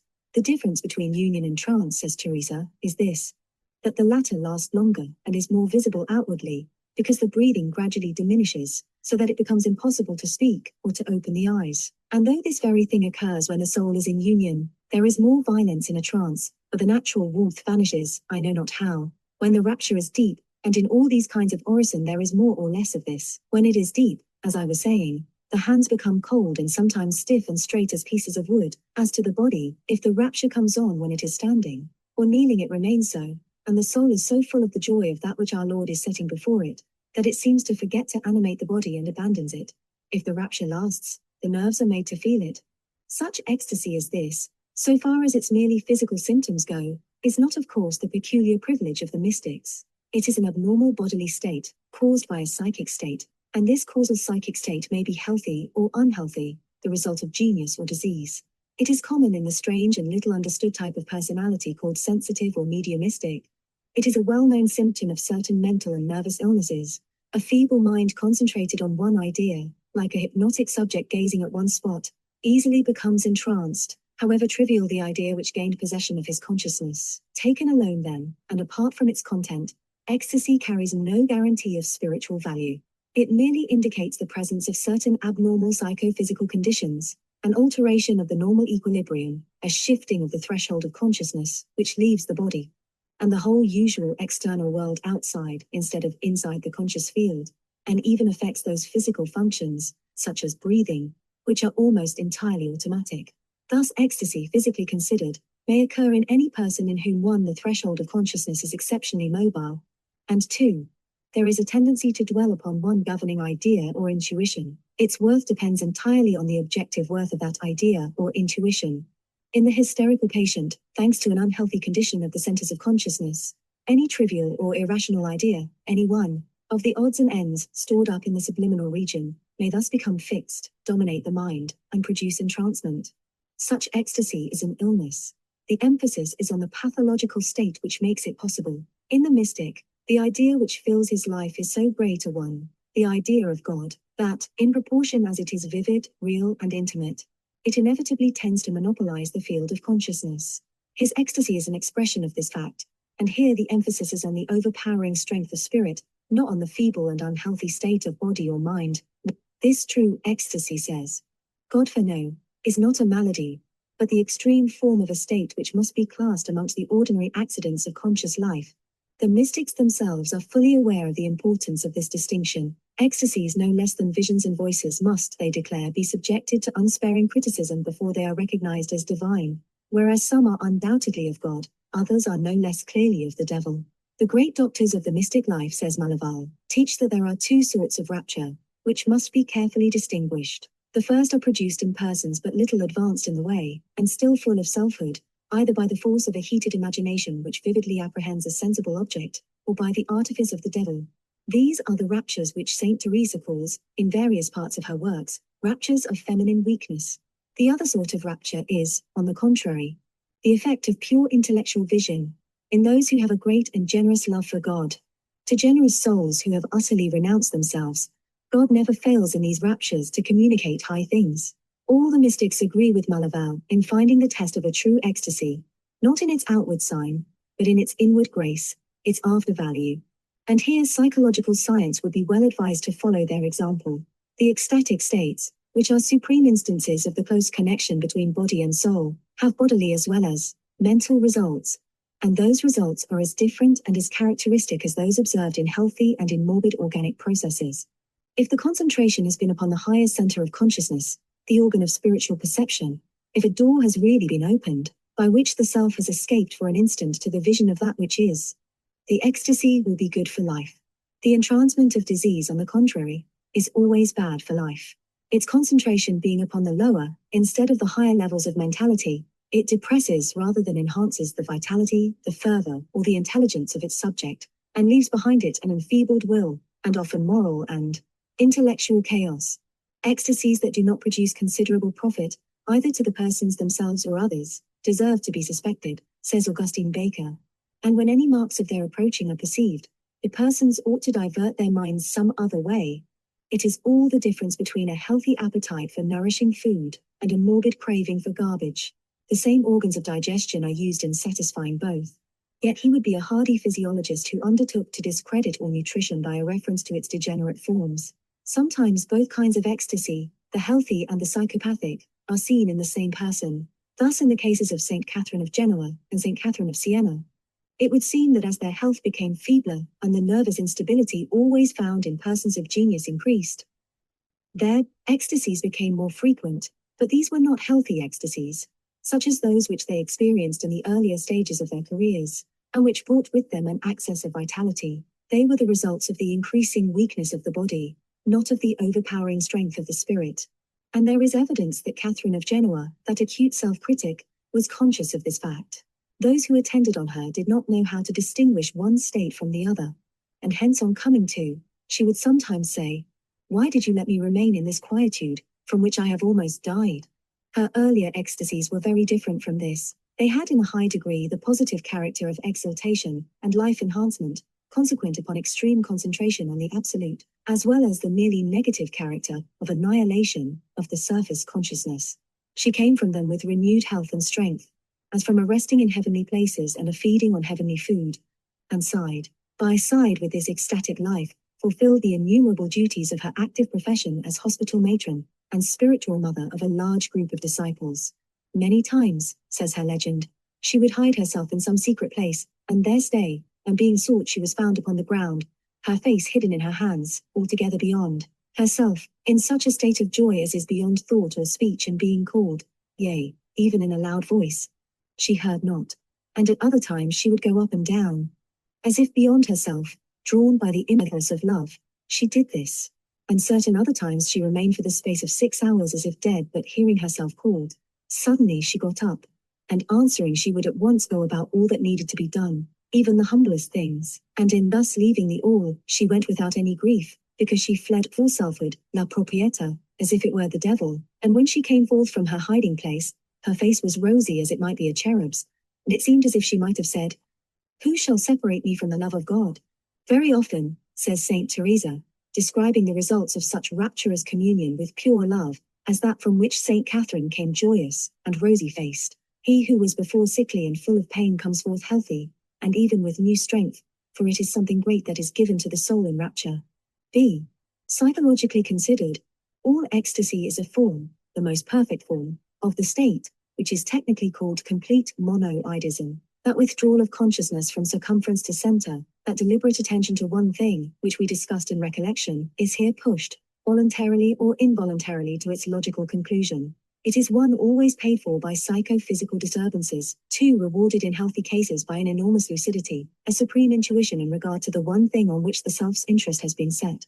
Such ecstasy, then, is an extremely exalted form of contemplation, and might be expected to develop naturally from that state. A simple difference of degree, says Maury, separates ecstasy from the action of forcibly fixing an idea. In the mind, contemplation implies exercise of will, and the power of interrupting the extreme tension of the mind. In ecstasy, which is contemplation carried to its highest pitch, the will, although in the strictest sense able to provoke the state, is nevertheless unable to suspend it. In complete monoideism, then, the attention to one thing, and the inattention to all else, is so entire, that the subject is entranced. Consciousness has been withdrawn from those centers which receive and respond to the messages of the external world. He neither sees, feels, nor hears.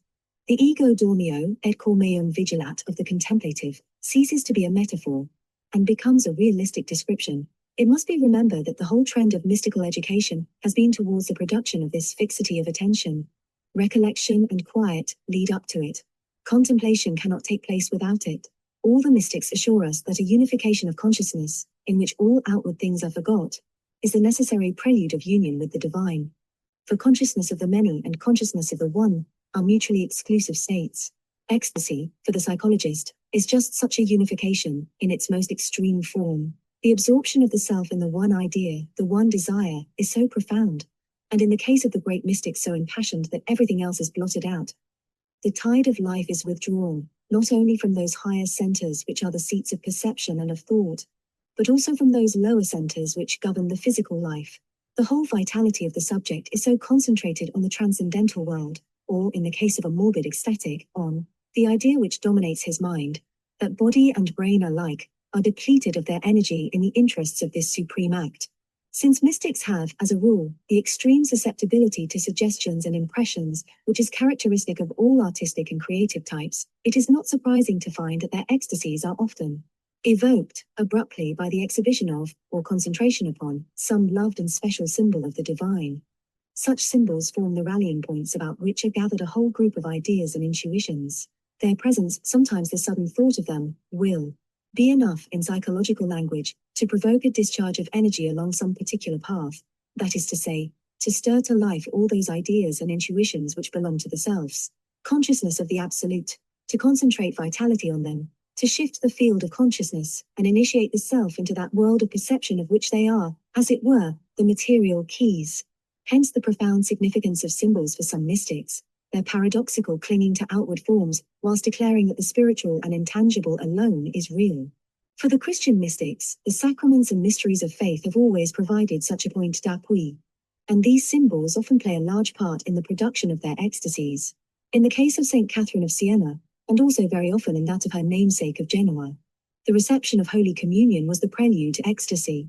Julian of Norwich and St. Francis of Assisi became entranced whilst gazing on the crucifix. We are told of Denis the Carthusian that towards the end of his life, hearing the Veni Creator, or certain verses of the Psalms, he was at once wrapped in God, and lifted up from the earth.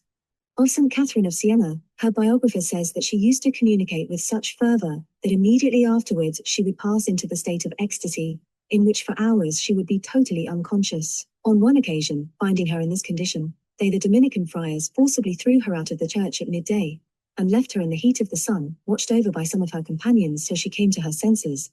Another, catching sight of her in the church when she was in ecstasy, came down and pricked her in many places with a needle. Catherine was not aroused in the least from her trance, but afterwards, when she came back to her senses, she felt the pain in her body, and perceived that she had thus been wounded. It is interesting to compare with this objective description, the subjective account of ecstatic union which Catherine gives. In her divine dialogue, here for once, we have the deeper self of the mystic giving, in a dramatic form, its own account of its inward experiences. Hence we here see the inward side of that outward state of entrancement, which was all that onlookers were able to perceive. As usual in the dialogue, the intuitive perceptions of the deeper self are attributed by Catherine to the divine voice speaking in her soul. Oftentimes, through the perfect union which the soul has made with me, she is raised from the earth, almost as if the heavy body became light.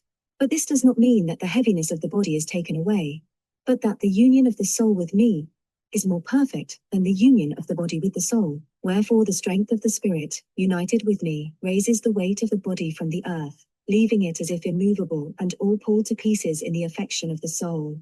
Thou rememberest to have heard it said of some creatures, that were it not for my goodness, in seeking strength for them, they would not be able to live. And I would tell thee that, in the fact that the souls of some do not leave their bodies, is to be seen a greater miracle than in the fact that some have arisen from the dead, so great is the union which they have with me. I therefore, sometimes for a space withdraw from the union, making the soul return to the vessel of her body, from which she was separated by the affection of love. From the body she did not depart, because that cannot be except in death. The bodily powers alone departed, becoming united to me through affection of love. The memory is full of nothing but me. The intellect, elevated, gazes upon the object of my truth. The affection, which follows the intellect, loves and becomes united with that which the intellect sees. These powers, being united and gathered together and immersed and inflamed in me, the body loses its feeling, so that the seeing eye sees not, and the hearing ear hears not, and the tongue does not speak, except as the abundance of the heart was sometimes permitted for the alleviation of the heart, and the praise and glory of my name. The hand does not touch, and the feet walk not, because the members are bound with the sentiment of love. A healthy ecstasy so deep, as this seems to be the exclusive prerogative of the mystics, perhaps because so great a passion, so profound a concentration, can be produced by nothing smaller than their flaming love of God. But as the machinery of contemplation is employed more or less consciously by all types of creative genius, by inventors and philosophers, by poets, prophets and musicians, by all the followers of the triple star, no less than by the mystic saints, so too this apotheosis of contemplation, the ecstatic state, does appear in a less violent form, acting healthily and normally, wherever we have the artistic and creative personality in a complete state of development. It accompanies the prophetic intuitions of the seer, the lucidity of the great metaphysician, the artist's supreme perception of beauty or truth. As the saint is caught up to God, so these are caught up to their vision, their partial apprehensions of the absolute life. Those joyous, expansive, outgoing sensations, characteristic of the ecstatic consciousness, are theirs also. Their great creations are translations, not of something they have thought, but of something they have known, in a moment of ecstatic union with the great life of the all. We begin then to think that the pure monoideism, which the psychologist identifies with ecstasy, though doubtless apart, is far from being the whole content of this state. True, the ecstatic is absorbed in his one idea, his one love. He is in it, and with it, it fills his universe. But this unified state of consciousness does not merely pour upon something already possessed. When it only does this, it is diseased. Its true business is pure perception. It is outgoing, expansive. Its goal is something beyond itself. The rearrangement of the psychic self which occurs in ecstasy is not merely concerned with the normal elements of consciousness. It is a temporary unification of consciousness around that center of transcendental perception, which mystics call the spark of the soul. Those deeper layers of personality which normal life keeps below the threshold are active in it, and these are fused with the surface personality by the governing passion, the transcendent love which lies at the basis of all sane ecstatic states.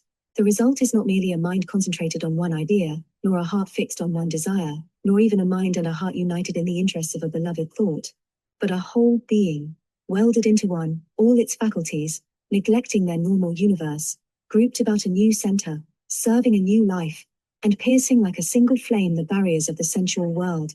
Ecstasy is the psychophysical state which generally accompanies and expresses this brief synthetic act. See, therefore, whilst on its physical side ecstasy is an enhancement, on its mental side a complete unification of consciousness, on its mystical side it is an exalted act of perception. It represents the greatest possible extension of the spiritual consciousness in the direction of pure being. The blind intent stretching here receives its reward in a profound experience of eternal life. In this experience, the departmental activities of thought and feeling, the consciousness of I-hood, of space and time, all that belongs to the world of becoming and our own place therein, are suspended.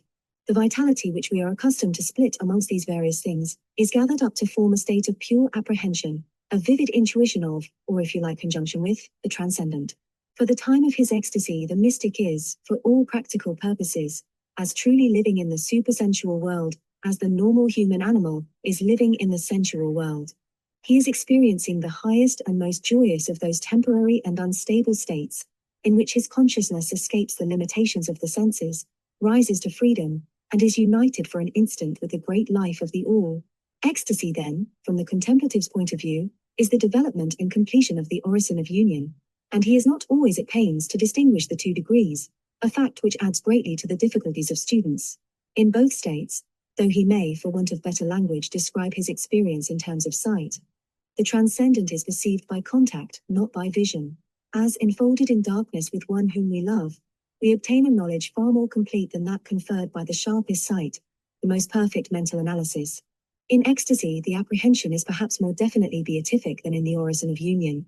Such memory of his feeling states as the ecstatic brings back with him is more often concerned with an exultant certainty, a conviction that he has known for once the reality which hath no image, and solved the paradox of life, than with meek self-loss in that cloud of unknowing where the contemplative in union is content to meet his beloved.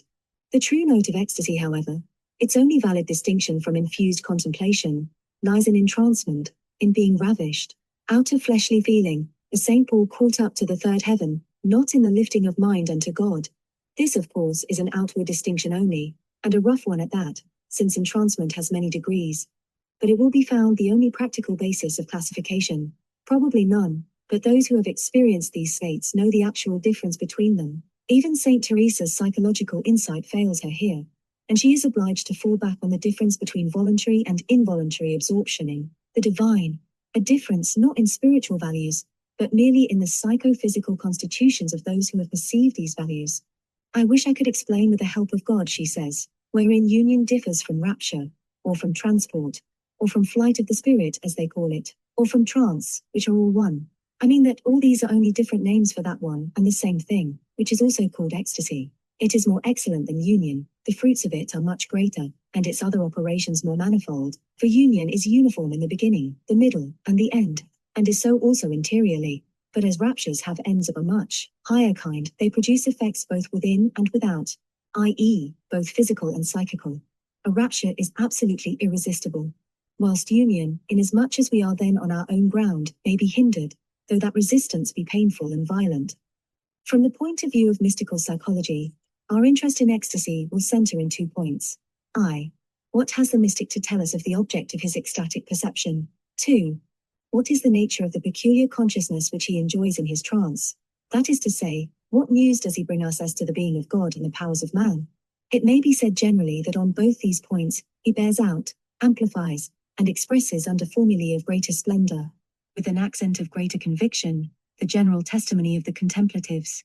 In fact, we must never forget that an ecstatic is really nothing else than a contemplative of a special kind, with a special psychophysical makeup.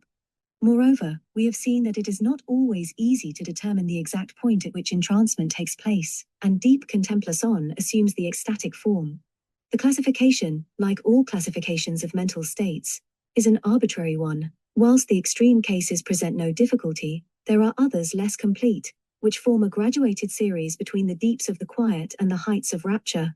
We shall never know, for instance, whether the ecstasies of Plotinus and of Pascal involve true bodily entrancement, or only a deep absorption of the unitive kind.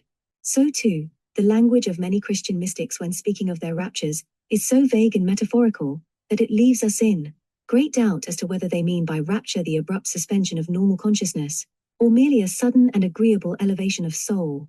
Ravishing, says Roll, as it is showed, in two ways is to be understood. One manner, forsooth, in which a man is ravished out of fleshly feeling, so that for the time of his ravishing plainly he feels not in flesh, nor what is done of his flesh, and yet he is not dead but quick, for yet the soul to the body gives life, and on this manner, saints sometime are ravished to their profit and other men's learning, as Paul ravished to the third heaven, and on this manner sinners also in vision sometime are ravished, that they may see joys of saints and pains of damned for their correction, and many other as we read of. Another manner of ravishing there is, that is lifting of mind into God by contemplation, and this manner of ravishing is in all that are perfect lovers of God, and in none but in them that love God. And as well this is called a ravishing as the other, for with a violence it is done, and as it were against nature.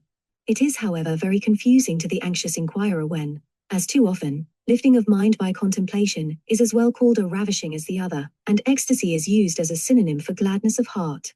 Here, so far as is possible, these words will be confined to their strict meaning, and not applied generally to the description of all the outgoing and expansive states of the transcendental consciousness. What does the mystic claim that he attains in this abnormal condition, this irresistible trance? The price that he pays is a heavy one, involving much psychophysical wear and tear. He declares that his rapture or ecstasy includes a moment, often a very short and always an indescribable moment, in which he enjoys a supreme knowledge of or participation in divine reality. He tells us under various metaphors that he then attains pure being, his source, his origin, his beloved, is engulfed in the very thing for which he longs, which is God. Oh, wonder of wonders, cries Eckhart, when I think of the union the soul has with God.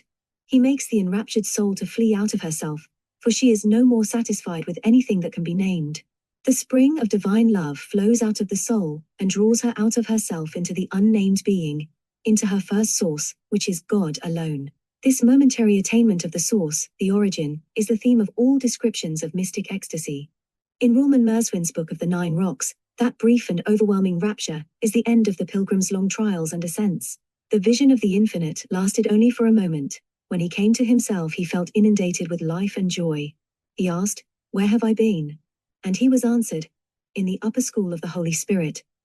There you were surrounded by the dazzling pages of the Book of Divine Wisdom. Your soul plunged therein with delight, and the divine master of the school has filled her with an exuberant love, by which even your physical nature has been transfigured." Another friend of God, Elena von Krevelsheim, who was of so abnormal a psychic constitution that her absorption in the divine love caused her to remain dumb for 7 years, was touched by the hand of God at the end of that period, and fell into a 5 days ecstasy, in which pure truth was revealed to her, and she was lifted up to an immediate experience of the Absolute. There she saw the interior of the Father's heart, and was bound with chains of love, enveloped in light, and filled with peace and joy.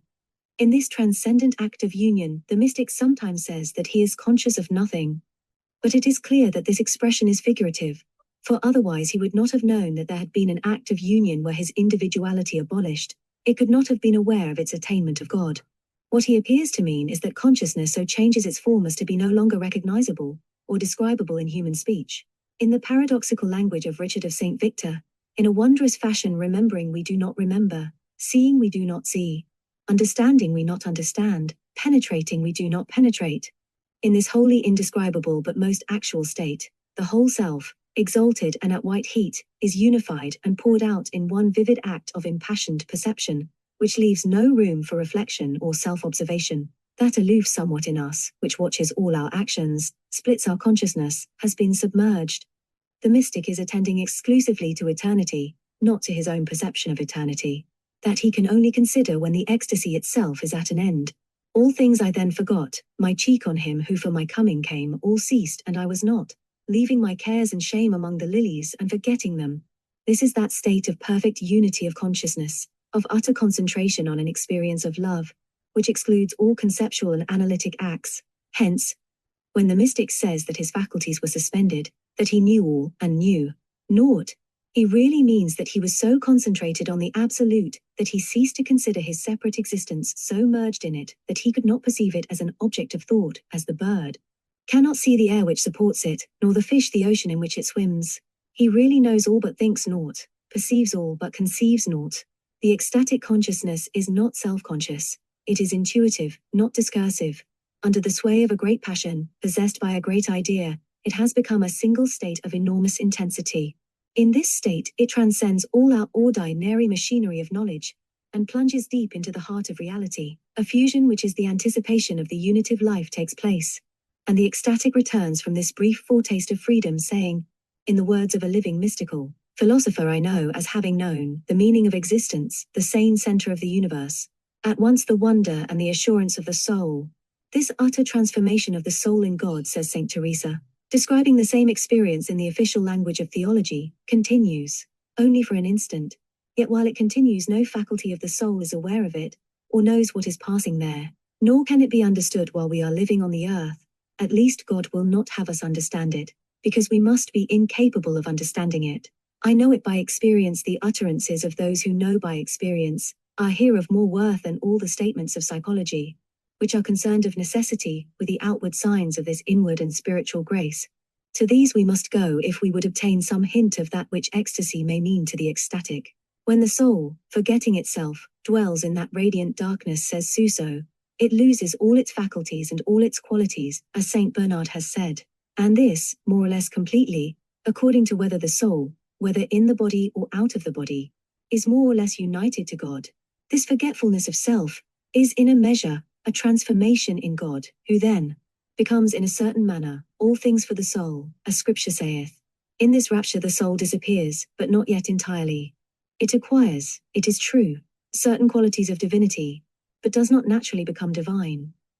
To speak in the common language, the soul is wrapped, by the divine power of resplendent being, above its natural faculties, into the nakedness of the nothing. Here, of course, Suso is trying to describe his rapturous attainment of God in the negative terms of Dionysian theology. It is likely enough that much of the language of that theology originated, not in the abstract philosophizings, but in the actual ecstatic experience of the Neoplatonists who, Christian and pagan alike, believed in, and sometimes deliberately induced, this condition as the supreme method of attaining the one. The whole Christian doctrine of ecstasy, on its metaphysical side, really descends from that great practical transcendentalist Plotinus, who is said to have attained this state 3 times, and has left in his 6th Aeneid a description of it obviously based upon his own experiences. Then, he says, the soul neither sees nor distinguishes by seeing, nor imagines that there are 2 things, but becomes as it were another thing, and not itself. Nor does that which pertains to itself contribute anything there. But becoming wholly absorbed in deity, she is one, conjoining as it were center with center. For here concurring they are one, but when they are separate, they are 2. Therefore in this conjunction with deity, there were not 2 things, but the perceiver was one with the thing perceived, as not being vision but union. Whoever becomes one, by mingling with deity, and afterwards recollects this union, will have within himself an image of it. For then there was not anything excited with him who had ascended thither, neither anger, nor desire of anything else, nor reason, nor a certain intellectual perception, nor in short was he himself moved, if it be needful also to assert this. But being as it were in an ecstasy, or energizing enthusiastically, he became established in quiet and solitary union. Ecstasy, says Plotinus in another part of the same treatise, is an expansion or accession, a desire of contact, rest, and a striving after conjunction. All the phases of the contemplative experience seem to be summed up in this phrase. It has been said by some critics that the ecstasy of Plotinus was wholly different in kind from the ecstasy of the Christian saints, that it was a philosophic rhapsody. something like Plato's saving madness, which is also regarded on wholly insufficient evidence as being an affair of the head and entirely unconnected with the heart. At first sight, the arid metaphysical language in which Plotinus tries to tell his love offers some ground for this view. But whatever philosophic towers of Babel he may build on it, the ecstasy itself is a practical matter, and has its root, not in reason, but in a deep-seated passion for the absolute, which is far nearer to the mystic's love of God than to any intellectual curiosity, however sublime. The few passages in which it is mentioned tell us what his mystical genius drove him to do, and not what his philosophical mind encouraged him to think or say. At once, when we come to these passages, we notice a rise of temperature, an alteration of values. Plotinus the ecstatic is sure, whatever Plotinus the metaphysician may think, that the union with God is a union of hearts, that by love he may be gotten and holden, but by thought never. He, no less than the medieval contemplatives, is convinced, to quote his own words, that the vision is only for the desirous, for him who has that loving passion which causes the lover to rest in the object of his love. The simile of marriage, of conjunction as the soul's highest bliss, which we are sometimes told that we owe in part to the unfortunate popularity of the Song of Solomon, in part to the sexual aberrations of celibate saints, is found in the work of this hard-headed pagan philosopher, who was as celebrated for his practical kindness and robust common sense as for his transcendent intuitions of the one.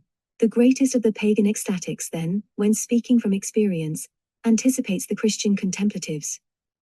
His words, too, when compared with theirs, show how delicate are the shades which distinguish ecstasy such as this from the highest forms of orison, how clumsy are those psychologists who find in passivity and annihilation of the will its governing state, energizing enthusiastically, not in itself, or by means of its poor scattered faculties, but in the divine life, to which it is conjoined for an instant of time, center to center, perceiver, and perceived made one. This is as near as the subtle intellect of Alexandria can come to the reality of that experience in which the impassioned mono-ideism of great spiritual genius conquers the rebellious senses, and becomes, if only for a moment, operative on the highest levels accessible to the human soul. Self-mergence, then, that state of transcendence in which the barriers of selfhood abolished, we receive the communication of life and of beatitude, in which all things are consummated and all things are renewed, is the secret of ecstasy, as it was the secret of contemplation. On their spiritual side, the two states cannot, save for convenience of description, be divided, where contemplation becomes expansive, outgoing, self-giving, and receives a definite fruition of the absolute in return. Its content is already ecstatic. Whether its outward form shall be so depends on the body of the mystic, not on his soul. The activity of the mind is lulled to rest. Wrapped in God, it can no longer find itself. Being so deeply engulfed in that ocean now, it can find no place to issue therefrom. Of itself it cannot think, nor can it say what it is like, because transformed, it hath another vesture. All its perceptions have gone forth to gaze upon the good, and contemplate that beauty which has no likeness. Thus sang Jacopone da Todi of the ecstatic soul. And here the descriptive powers of one who was both a poet and a mystic bring life and light to the dry theories of psychology. He continues, and here, in perhaps the finest of all poetic descriptions of ecstasy, he seems to echo at one point Plotinus, at another Richard of St. Victor, to at once veil and reveal, by means of his perfect command of the resources of rhythm, the utmost secrets of the mystic life. The doors are flung wide. Conjoined to God, it possesses all that is in him. It feels that which it felt not, sees that which it knew not, possesses that which it believed not, tastes, though it savors not, because it is wholly lost to itself. It possesses that height of unmeasured perfection. Because it has not retained in itself the mixture of any other thing, it has received in abundance that imageless good. This ineffable awareness, en Dios stando rapito, this union with the imageless good, is not the only, though it is the purest, form taken by ecstatic apprehension. Many of the visions and voices described in a previous chapter were experienced in the entranced or ecstatic state, generally when the first violence of the rapture was past. St. Francis and St. Catherine of Siena both received the stigmata in ecstasy. Almost all the entrancements of Suso, and many of those of St. Teresa and Angela of Foligno, entailed symbolic vision, rather than pure perception of the absolute. More and more then we are forced to the opinion that ecstasy, insofar as it is not a synonym for joyous and expansive contemplation, is really the name of the outward condition, rather than of any one kind of inward experience. Rapture. In all the cases which we have been considering, and they are characteristic of a large group, The onset of ecstasy has been seen as a gradual, though always involuntary process. Generally, it has been the culminating point of a period of contemplation. The self, absorbed in the orison of quiet or of union, or some analogous concentration on its transcendental interests, has passed over the limit of these states and slid into a still ecstatic trance, with its outward characteristics of rigid limbs, cold and depressed respiration. The ecstasy, however, instead of developing naturally from a state of intense absorption in the divine vision, may seize him abruptly and irresistibly, when he in his normal state of consciousness. This is strictly that which ascetic writers mean by rapture. We have seen that the essence of the mystic life consists in the remaking of personality, its entrance into a conscious relation with the Absolute. This process is accompanied in the mystic by the development of an art expressive of his peculiar genius, the art of contemplation. His practice of this art, like the practice of poetry, music, or any other form of creation, may follow normal lines, at first amenable to the control of his will, and always dependent on his own deliberate attention to the supreme object of his quest, that is to say, on his orison.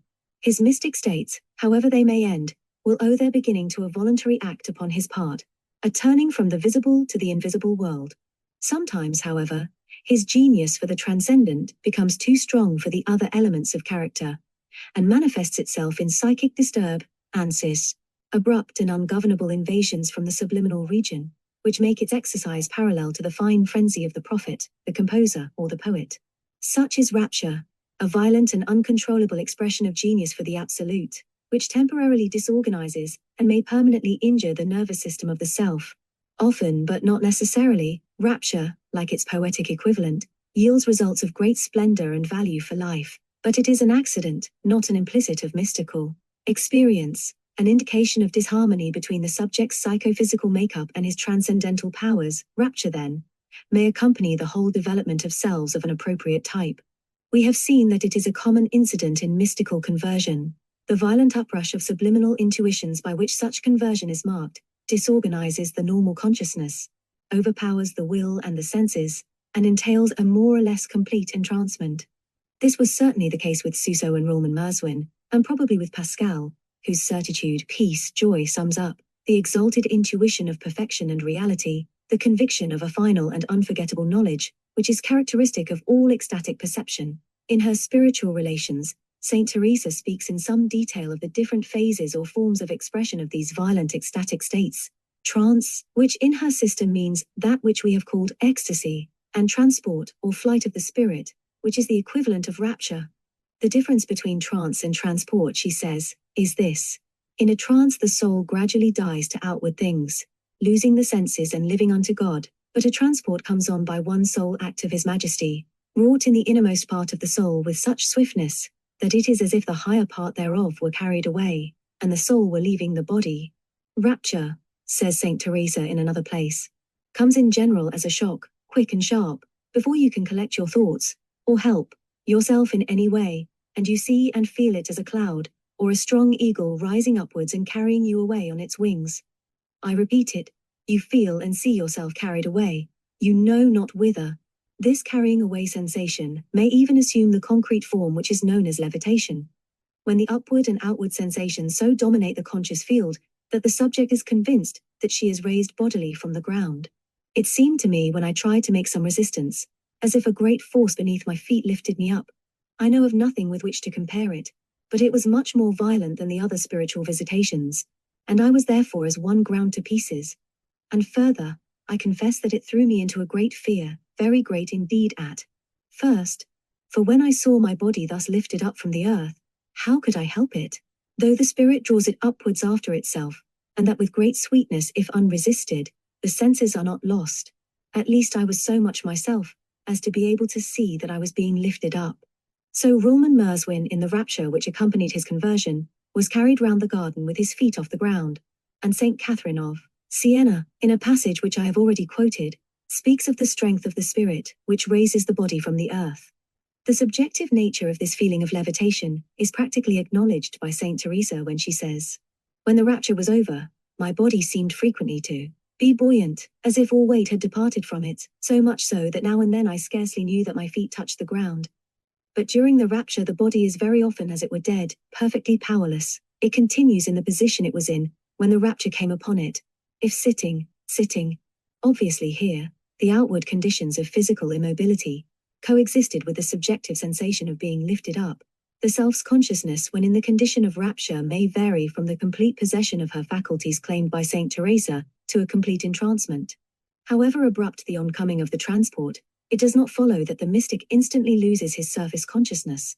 There remains the power of seeing and hearing, but it is as if the things heard and seen were at a great distance far away. They have retreated, that is to say, to the fringe of the conscious field, but may still remain just within it. Though the senses may not be entirely entranced, however, it seems that the power of movement is always lost. As in ecstasy, breathing and circulation are much diminished. When the divine bridegroom desires to enrapture the soul, he orders all the doors of its habitations, even those of the castle and its outworks, to be closed. In fact, hardly has one entered the rapture, when one ceases to breathe. And if sometimes one retains for a few moments the use of one's other senses, one cannot, nevertheless, speak a single word. At other times, all the senses are instantly suspended. The hands and the whole body become so intensely cold that the soul seems to be separated therefrom. Sometimes it is difficult to know whether one still breathes. Rapture lasts but a short time, at least at this high degree. The extreme suspension is relaxed, and the body seems to regain life, that it may die anew in the same manner, and make the soul more living than before. This spiritual storm then, in St. Teresa's opinion, enhances the vitality of those who experience it, makes them more living than before. It initiates them into heavenly secrets, and if it does not do this, it is no true rapture, but a physical weakness such as women are prone to owing to their delicacy of constitution. Its sharpness and violence, however, leaves considerable mental disorder behind it. For the rest of the day, and sometimes for several days, the will seems overcome, the understanding is beside itself. The soul seems incapable of applying itself to anything else but the love of God, and she applies herself to this with the more ardor that she feels nothing but disgust for created things. But when equilibrium is re-established, the true effects of this violent and beatific intuition of the Absolute begin to invade the normal life. The self, which has thus been caught up to the highest levels of reality, is stung to new activity by the strength of its impressions. It now desires an eternal union with that which it has beheld, with which for a brief moment it has been merged. The peculiar talent of the mystic, that wild genius, that deep-seated power of perceiving reality which his contemplations have ordered and developed, and his ecstasies express, here reacts upon his life process, his slow journey from the many to the one. His nostalgia has been increased by a glimpse of the homeland, his intuitive apprehension of the Absolute, which assumes in ecstasy its most positive form, spurs him on towards that total and permanent union with the divine which is his goal. Such great graces, says Saint Teresa, leave the soul avid of total possession of that divine bridegroom who has conferred them. Hence the ecstatic states do not merely lift the self to an abnormal degree of knowledge, they enrich her life, contribute to the remaking of her consciousness, develop and uphold the strong and stormy love which drives her home. They give her the clearest vision she can have of that transcendent standard to which she must conform, entail her sharpest consciousness of the inflow of that life on which her little striving life depends. Little wonder then that, though the violence of their onset may often try his body to the full, the mystic comes forth from a good ecstasy as Pascal, from the experience of a fire, humbled yet exultant, marvelously strengthened, and ready, not for any passive enjoyments, but rather for the struggles and hardships of the way, the deliberate pain and sacrifice of love. In the third degree of ardent love, says Richard of St. Victor, love paralyses action. Union is the symbol of this state, ecstasy is its expression. The desirous soul, he says finally, no longer thirsts for God, but into God. The pull of its desire draws it into the infinite sea. The mind is borne away into the abyss of divine light, and wholly forgetful of exterior things, knows not even itself, but passes utterly into its God. In this state, all earthly desire is absorbed in the heavenly glory, whilst the mind is separated from itself, and whilst it is borne away into the secret place of the divine mystery, and is surrounded on all sides by the fire of divine love. It is inwardly penetrated and inflamed by this fire, and utterly puts off itself and puts on a divine love, and being conformed to that beauty which it has beheld, it passes utterly into that other glory. Thus does the state of ecstasy contribute to the business of deification, of the remaking of the soul's substance, in conformity with the goodness, truth and beauty which is God. Being conformed to that beauty which it has beheld, it passes utterly into that other glory, into the flaming heart of reality, the deep but dazzling darkness of its home. Chapter 9. The Dark Night of the Soul. We have wandered during the last few chapters from our study of the mystical life process in man, the organic growth of his transcendental consciousness, in order to examine the byproducts of that process, its characteristic forms of self-expression, the development of its normal art of contemplation or introversion, and the visions and voices, ecstasies and raptures which are frequent, though not essential, accompaniments predominance of its genius of its activity, of the ever-increasing for the real. But the mystic, like other persons of genius, is man first and artist afterwards. We shall make a grave though common mistake if we forget this, and allow ourselves to be deflected from our study of his growth in personality by the wonder and interest of his art. Being, not doing, is the first aim of the mystic, and hence should be the first interest of the student of mysticism. We have considered for convenience sake all the chief forms of mystical activity at the halfway house of the transcendental life. But these activities are not, of course, peculiar to any one stage of that life.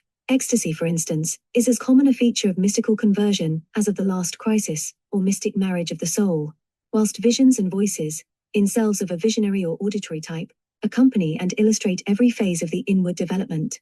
They lighten and explain the trials of purgation as often as they express the joys of illumination, and frequently mark the crisis of transition from one mystic state to the next. One exception, however, must be made to this rule. The most intense period of that great swing back into darkness, which usually divides the first mystic life, or illuminative way, from the second mystic life, or unitive way, is generally a period of utter blankness and stagnation, so far as mystical activity is concerned. The dark night of the soul, once fully established, is seldom lit by visions or made homely by voices. It is of the essence of its miseries that the once possessed power of orison or contemplation is now wholly lost. The self is tossed back from its hard-won point of vantage. Impotence, blankness, solitude, are the epithets by which those immersed in this dark fire of purification describe their pains. It is this extraordinary episode in the life history of the mystic type to which we have now come. We have already noticed the chief psychological characteristics of all normal mystical development. We have seen that the essence of this development consists in the effort to establish a new equilibrium, to get, as it were, a firm foothold upon transcendent levels of reality, and that in its path towards this consummation, the self experiences a series of oscillations between states of pleasure and states of pain.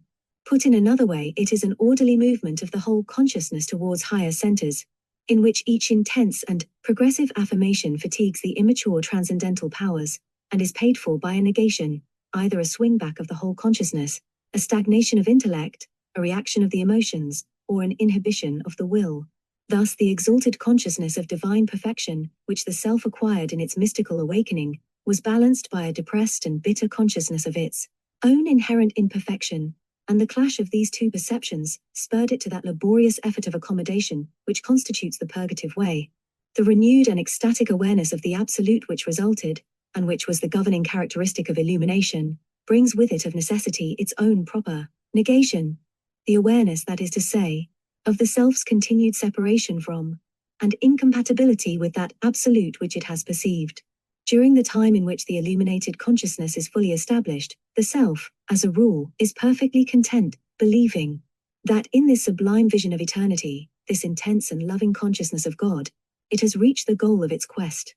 Sooner or later, however, psychic fatigue sets in, the state of illumination begins to break up, the complementary negative consciousness appears, and shows itself as an overwhelming sense of darkness and deprivation. This sense is so deep and strong that it breaks all communication set up between the self and the transcendent, swamps its intuitions of reality, and plunges that self into the state of negation and unutterable misery, which is called the dark night. Now we may look at the dark night, as at most other incidents of the mystic way, from two points of view. We may see it with the psychologist, as a moment in the history of mental development, governed by the more or less mechanical laws which so conveniently explain to him the psychic life of man, or with the mystic himself we may see it, in its spiritual aspect, as contributing to the remaking of character, the growth of the new man, his transmutation in God. Psychologically considered, the dark night is an example of the operation of the law of reaction from stress. It is a period of fatigue and lassitude following a period sustained mystical activity. It is one of the best established laws of the nervous system, says Starbuck, that it has periods of exhaustion if exercised continuously in one direction, and can only recuperate by having a period of rest. However spiritual he may be, the mystic, so long as he is in the body, cannot help using the machinery of his nervous and cerebral system in the course of his adventures. His development, on its psychic side, consists in the taking over of this nervous machinery, the capture of its centers of consciousness, in the interests of his growing transcendental life. Insofar then, as this is so, that transcendental life will be partly conditioned by psychic necessities, will be amenable to the laws of reaction and of fatigue. Each great step forward will entail a period of lassitude and exhaustion in that mental machinery, which he has pressed into service and probably overworked. When the higher centers have become exhausted under the great strain of a developed illuminated life, with its accompanying periods of intense lucidity, of deep contemplation, perhaps of visionary and auditory phenomena, the swing back into the negative state occurs almost of necessity. This is the psychological explanation of those strange and painful episodes in the lives of great saints, and also of lesser initiates of the spiritual sphere, when, perhaps after a long life passed in close contact with a transcendental order, of full and growing consciousness of the presence of God, the whole inner experience is suddenly swept away, and only a blind reliance on past convictions saves them from unbelief. The great contemplatives, those destined to attain the full stature of the mystic, emerge from this period of destitution, however long and drastic it may be, as from a new purification. It is for them the gateway to a higher state, but persons of lesser genius cannot pass this way. If they enter the night at all, it is to succumb to its dangers and pains. This great negation is the sorting house of the spiritual life. Here we part from the nature mystics, the mystic poets, and all who shared in and were contented with the illuminated vision of reality. Those who go on are the great and strong spirits, who do not seek to know, but are driven to be. We are to expect then, as a part of the conditions under which human consciousness appears to work, that for every affirmation of the mystic life there will be a negation waiting for the unstable self. This rule is of universal application. The mystic's progress in orison, for instance, is marked by just such an alternation of light and shade, of dark contemplation and sharp intuitions of reality. So too in selves of extreme nervous instability, each separate joyous ecstasy entails a painful or negative ecstasy. The states of darkness and illumination coexist over a long period, alternating sharply and rapidly. Many seers and artists pay in this way, by agonizing periods of impotence and depression, for each violent outburst of creative energy. The periods of rapid oscillation between a joyous and a painful consciousness occur most often at the beginning of a new period of the mystic way, between purgation and illumination, and again between illumination and the dark night.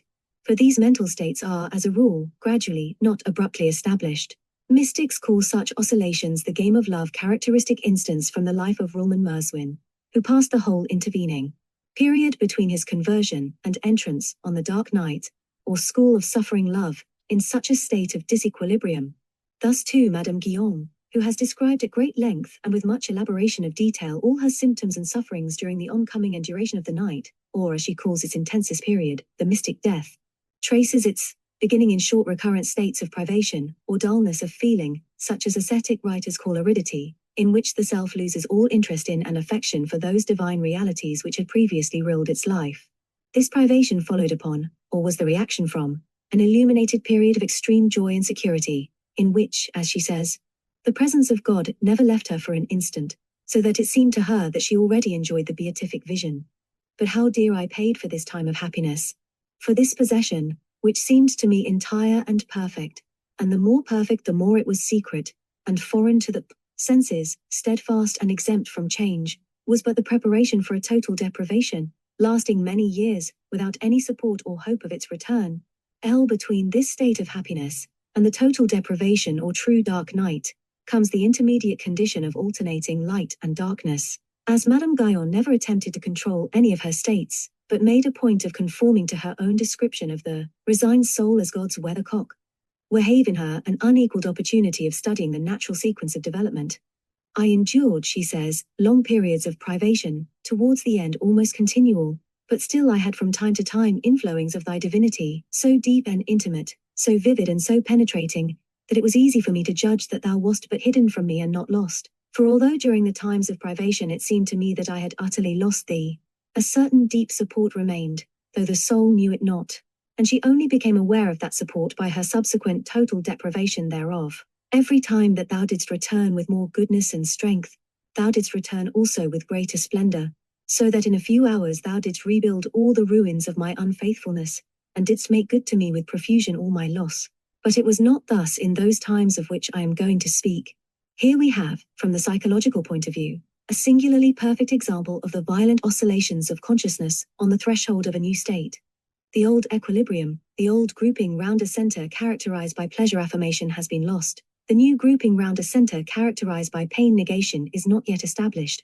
Madame Guyon is standing, or rather swinging, between two worlds, the helpless prey of her own shifting and uncontrollable psychic and spiritual states. But slowly the pendulum approaches its limit. The states of privation, as she says, become almost continual. The reactions to illumination become less and less. At last they cease entirely, the new state is established, and the dark night has really set in. The theory here advanced that the dark night is, on its psychic side, partly a condition of fatigue, partly a state of transition, is borne out by the mental and moral disorder, which seems, in many subjects, to be its dominant character. When they are in it, everything seems to go wrong with them. They are tormented by evil thoughts and abrupt temptations, lose grasp not only of their spiritual, but also of their worldly affairs. Their health often suffers, they become odd, and their friends forsake them. Their intellectual life is at a low ebb. In their own words, trials of every kind, exterior and interior crosses, abound.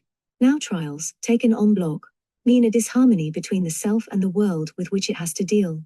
Nothing is a trial when we are able to cope with it efficiently. Things try us when we are not adequate to them, when they are abnormally hard or we abnormally weak.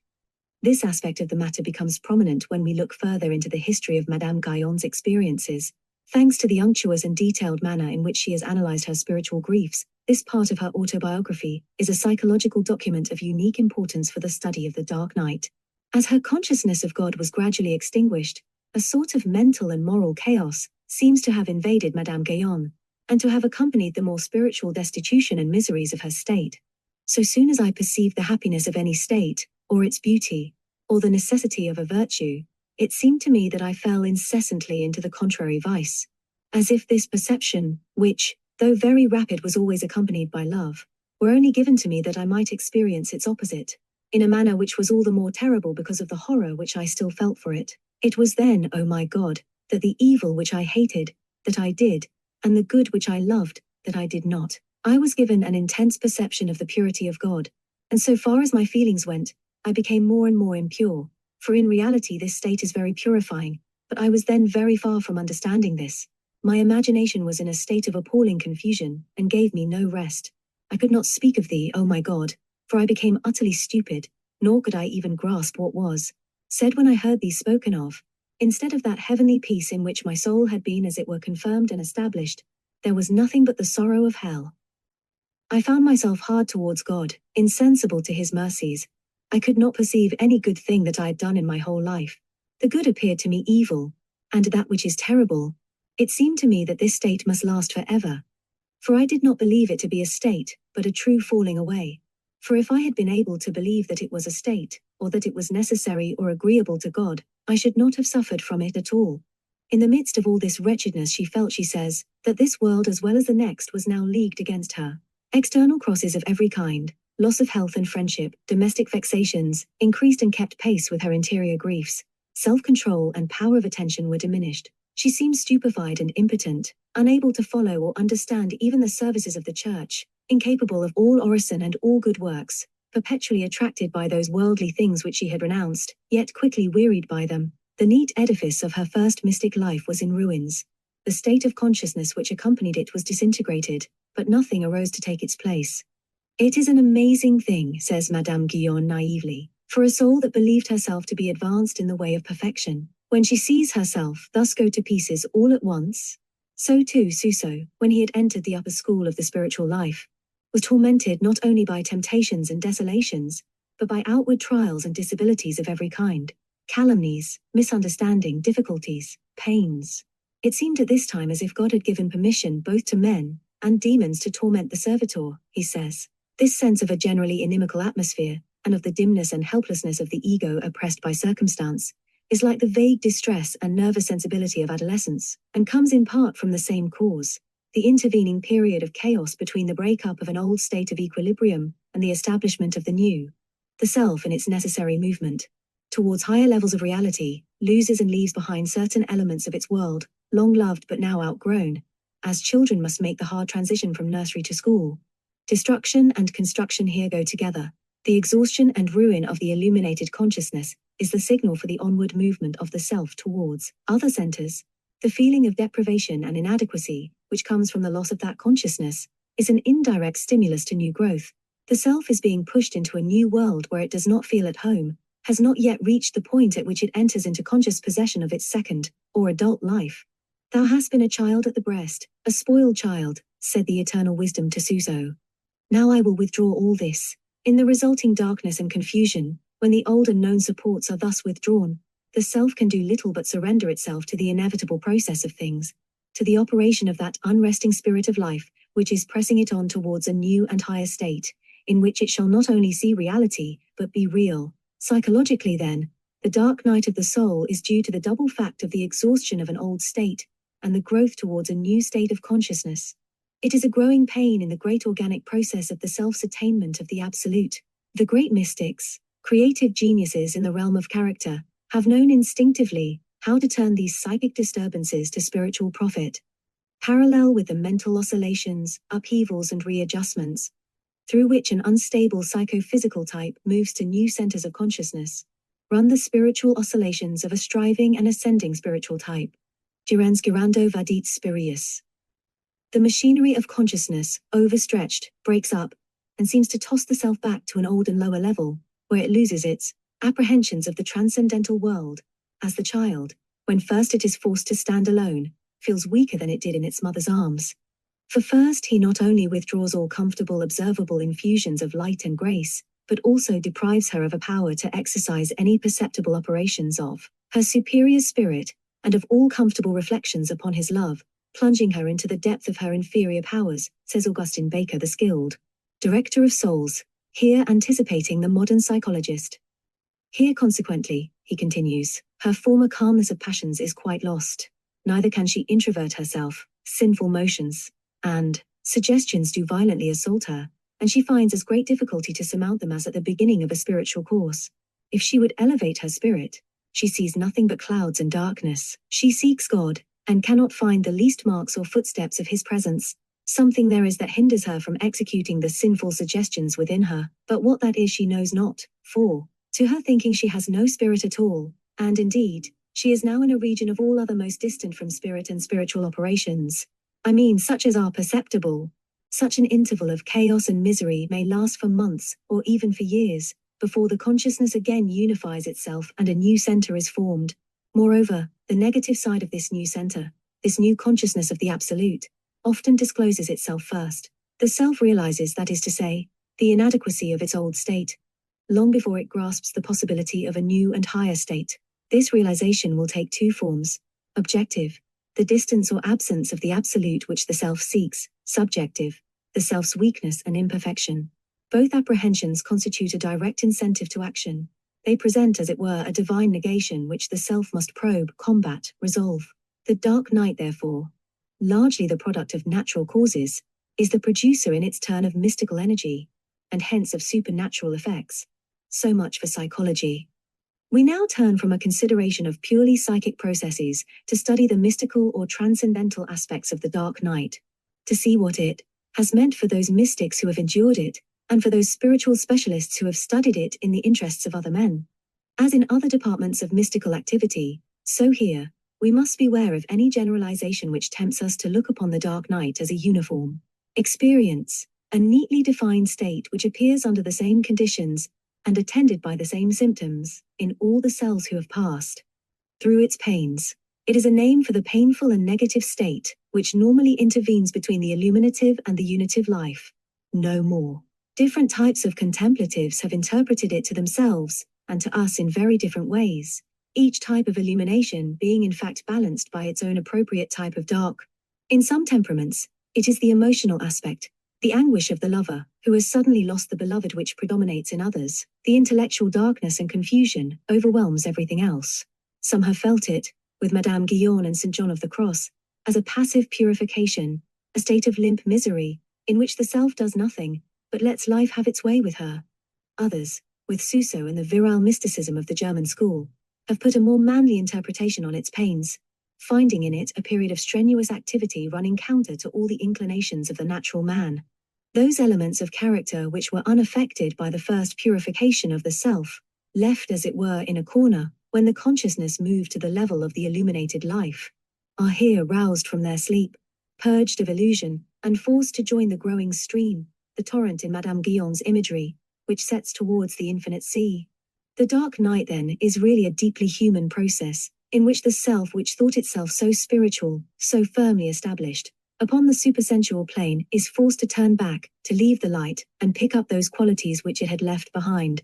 Only thus, by the transmutation of the whole many, not by a careful and departmental cultivation of that which we like to call his spiritual side, can divine humanity be formed, and the formation of divine humanity, the remaking of man according to the pattern showed him in the Mount, is the mystic's only certain ladder to the real. My humanity, said the eternal wisdom to Suso, is the road which all must read who would come to that which thou seekest. This hard saying might almost be used as a test by which to distinguish the true and valid mystical activity of man from its many and specious imitations. The self in its first purgation has cleansed the mirror of perception, hence, in its illuminated life, has seen reality. In so doing it has transcended the normal perceptive powers of natural man, immersed in the illusions of sense. Now, it has got to be reality, a very different thing. For this a new and more drastic purgation is needed, not of the organs of perception, but of the very shrine of self, that heart which is the seat of personality, the source of its love and will.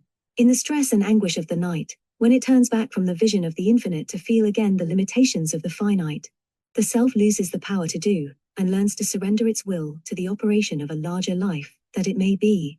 As the alchemist, when he has found luna or silver, is not content, but tosses it back into the crucible, in order that he may complete the great work, and transmute it into philosophic gold, so that indwelling spirit, which is the artist of man's destinies, laboring at his transmutation from unreal to real, tosses back the illuminated self into the melting pot, that it may become the raw material of divine humanity, the noble stone.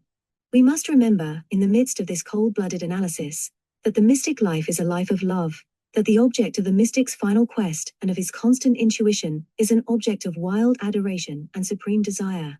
With thee a prison would be a rose garden, O thou ravisher of hearts. With thee hell would be paradise, O thou cheerer of souls, said Jalaluddin. Hence for the mystic who has once known the beatific vision, there can be no greater grief than the withdrawal of this object from his field of consciousness, the loss of this companionship, the extinction of this light. Therefore, whatever form the dark night assumes, it must entail bitter suffering, far worse than that endured in the purgative way. Then the self was forcibly detached from the imperfect. Now the perfect is withdrawn, leaving behind an overwhelming yet impotent conviction of something supremely wrong, some final treasure lost. We will now look at a few of the characteristic forms under which this conviction is translated to the surface consciousness. A. To those temperaments in which consciousness of the absolute took the form of a sense of divine companionship, and for whom the objective idea God had become the central fact of life. It seems as though that God, having shown himself, has now deliberately withdrawn his presence, never perhaps to manifest himself again. He acts, says Eckhart, as if there were a wall erected between him and us. 1. The eye which looked upon eternity has closed. The old dear sense of intimacy and mutual love has given place to a terrible blank. The greatest affliction of the sorrowful soul in this state, says St. John of the Cross, is the thought that God has abandoned it, of which it has no doubt, that he has cast it away into darkness as an abominable thing. The shadow of death and the pains and torments of hell are most acutely felt. That is, the sense of being without God, being chastised and abandoned in his wrath and heavy displeasure. All this and even more the soul feels now, for a fearful apprehension has come upon it that thus it will be with it forever. It has also the same sense of abandonment with respect to all creatures, and that it is an object of contempt to all, especially to its friends. So too, Madame Guyon felt this loss of her intuitive apprehension of God as one of the most terrible characteristics of the night.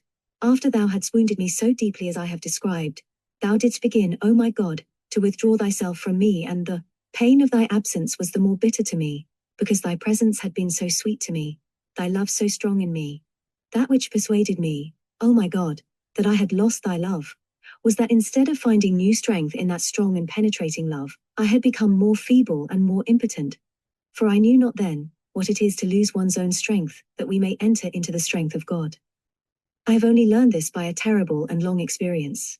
Thy way, O my God, before thou didst make me enter into the state of death, was the way of the dying life, sometimes to hide thyself and leave me to myself in 100 weaknesses, sometimes to show thyself with more sweetness and love. The nearer the soul drew to the state of death, the more her desolations were long and weary, her weaknesses increased, and also her joys became shorter, but purer and more intimate, until the time in which she fell into total privation. When this total privation, this mystic death as Madame Guyon calls it, describing its episodes with much imagery of a macabre and even revolting type, is fully established, it involves not only the personal absence of God, but the apparent withdrawal or loss of that impersonal support, that transcendent ground or spark of the soul, on which the self has long felt its whole real life to be based. Hence, its last medium of contact with the spiritual world is broken, and as regards all that matters, it does indeed seem to be dead. That somewhat which supports us in our ground, is that which it costs us most to lose, and which the soul struggles with most violence to retain, because, the more delicate it is, the more divine and necessary it appears. For what else does a soul desire in her labors, but to have this witness in her ground that she is a child of God? And the goal of all spirituality is this experience. Nevertheless, she must lose this with the rest. And this is what works the true and death of the soul, for whatever miseries she might have, if this somewhat in which the soul's life consists were not lost, she would be able to support herself and never die. It is then the loss of this imperceptible thing, and the experience of this destitution which causes the death. Contact, that is to say, between consciousness and the spark of the soul is here broken off, and the transcendental faculties retreating to their old place below the threshold, are dead so far as the surface mind is concerned. b. In those selves, for whom the subjective idea sanctity, the need of conformity between the individual character and the transcendent, has been central, the pain of the night is less a deprivation than a new and dreadful kind of lucidity. The vision of the good brings to the self an abrupt sense of her own hopeless and helpless imperfection, a black conviction of sin, far more bitter than that endured in the way of purgation, which swamps everything else. That which makes her pain so terrible is that she is, as it were, overwhelmed by the purity of God, and this purity makes her see the least atoms of her imperfections as if they were enormous sins, because of the infinite distance there is between the purity of God and the creature. This, says St. John of the Cross again, is one of the chief sufferings of this purgation. The soul is conscious of a profound emptiness and destitution of the three kinds of goods, natural, temporal, and spiritual, which are ordained for its comfort. It sees itself in the midst of the opposite evils, miserable imperfections and aridities, emptiness of the understanding and abandonment of the spirit in darkness. C, often combined with the sense of sin and the absence of God, is another negation, not the least amazing and distressing part of the sufferings of the self suddenly plunged into the night. This is a complete emotional lassitude, the disappearance of all the old ardors, now replaced by a callousness, a boredom, which the self detests but cannot overcome. It is the dismal condition of spiritual ennui, which ascetic writers know so well under the name of aridity, and which psychologists look upon as the result of emotional fatigue.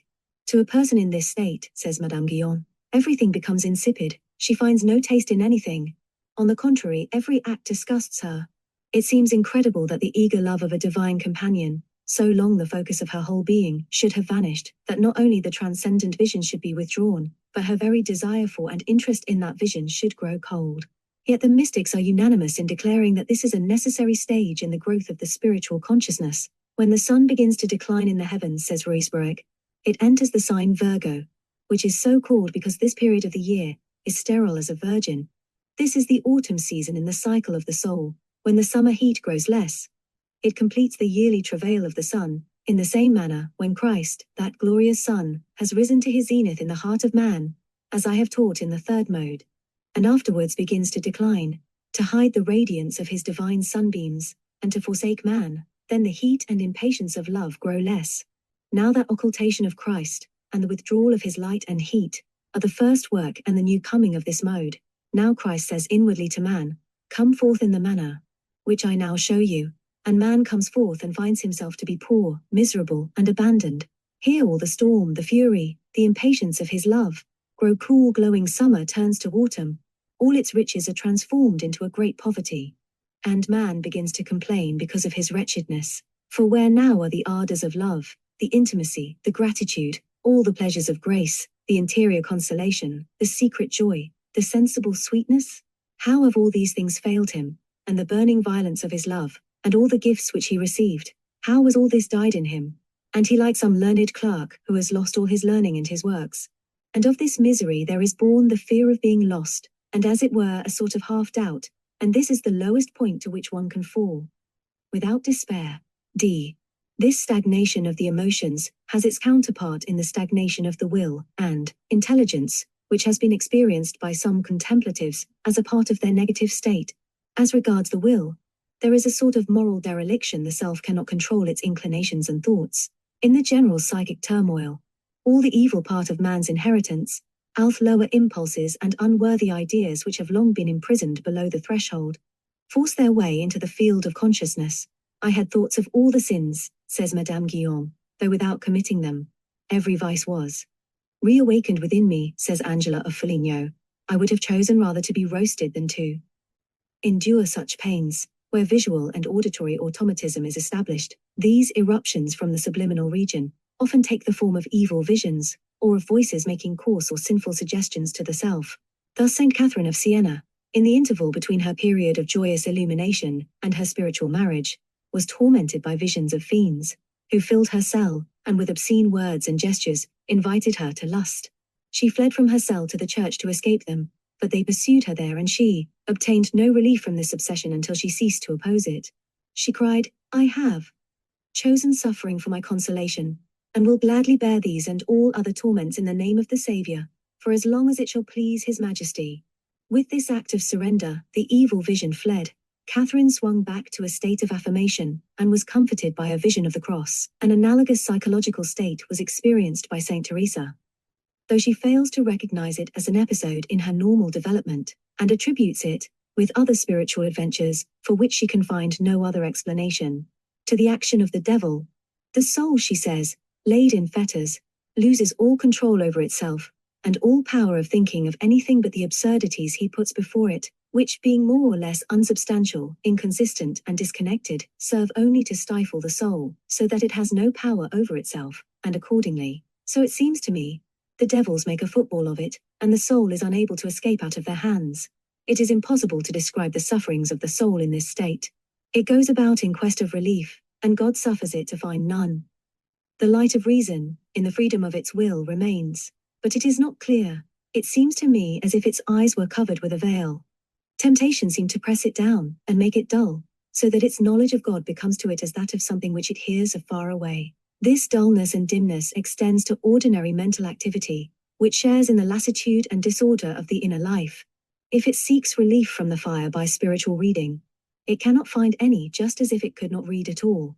On one occasion, it occurred to me to read the life of a saint, that I might forget myself and be refreshed with the recital of what he had suffered. 4 or 5 times I read as many lines, and though they were written in Spanish, I understood them less at the end than I did when I began, so or gave it up. It so happened to me on more occasions than one. If we are reminded of anything here, it is of the phenomenon of dark contemplation. That dimness of mind which we there studied is here extended to the most normal activities of the surface intelligence. The cloud of unknowing, rolling up, seems to envelop the whole self. Contemplation, the way within the way, has epitomized the greater process of the mystic life. In both, the path to light lies through a meek surrender to the confusion and ignorance of the dark. The stress and exasperation felt in this dark, this state of vague helplessness, by selves of an active and self-reliant type, is exhibited by Teresa, in one of her half-humorous self-revealing flashes. The devil, she says of it, then sends so offensive a spirit of bad temper, that I think I could eat people up. All these types of darkness, with their accompanying and overwhelming sensations of impotence and distress, are common in the lives of the mystics. We have seen them exhibited at length in Madame Guyon's writings. Amongst innumerable examples, Suso and Ruhlmann Merswin also experienced them. Tauler constantly refers to them. Angela of Foligno speaks of a privation worse than hell. It is clear that even Mechthild of Magdeburg, that sunshiny saint, knew the sufferings of the loss and absence of God. Lord, she says in one place, since thou hast taken from me all that I had of thee, yet of thy grace leave me the gift which every dog has by nature, that of being true to thee in my distress, when I am deprived of all consolation. This I desire more fervently than thy heavenly kingdom. In such a saying as this, the whole value for life of the dark night is abruptly revealed to us as an education in selfless constancy, a school of suffering love.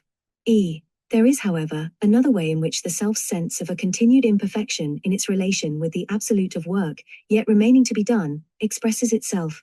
In persons of a very highly strung and mobile type, who tend to rapid oscillations between pain and pleasure states, rather than to the long, slow movements of an ascending consciousness.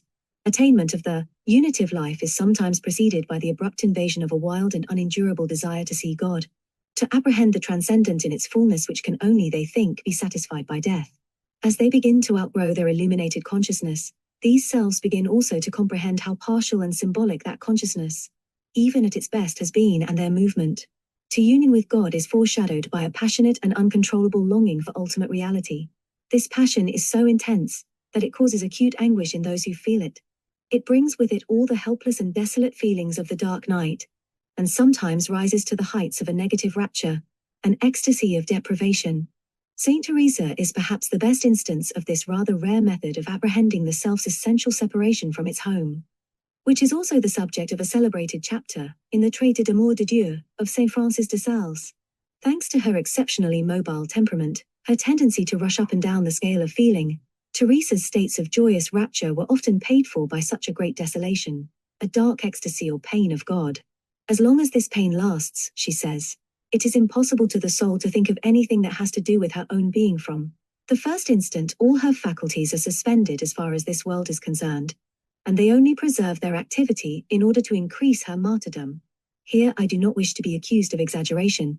I am sure, on the contrary, that what I say is less than the truth, for lack of words in which it may be expressed.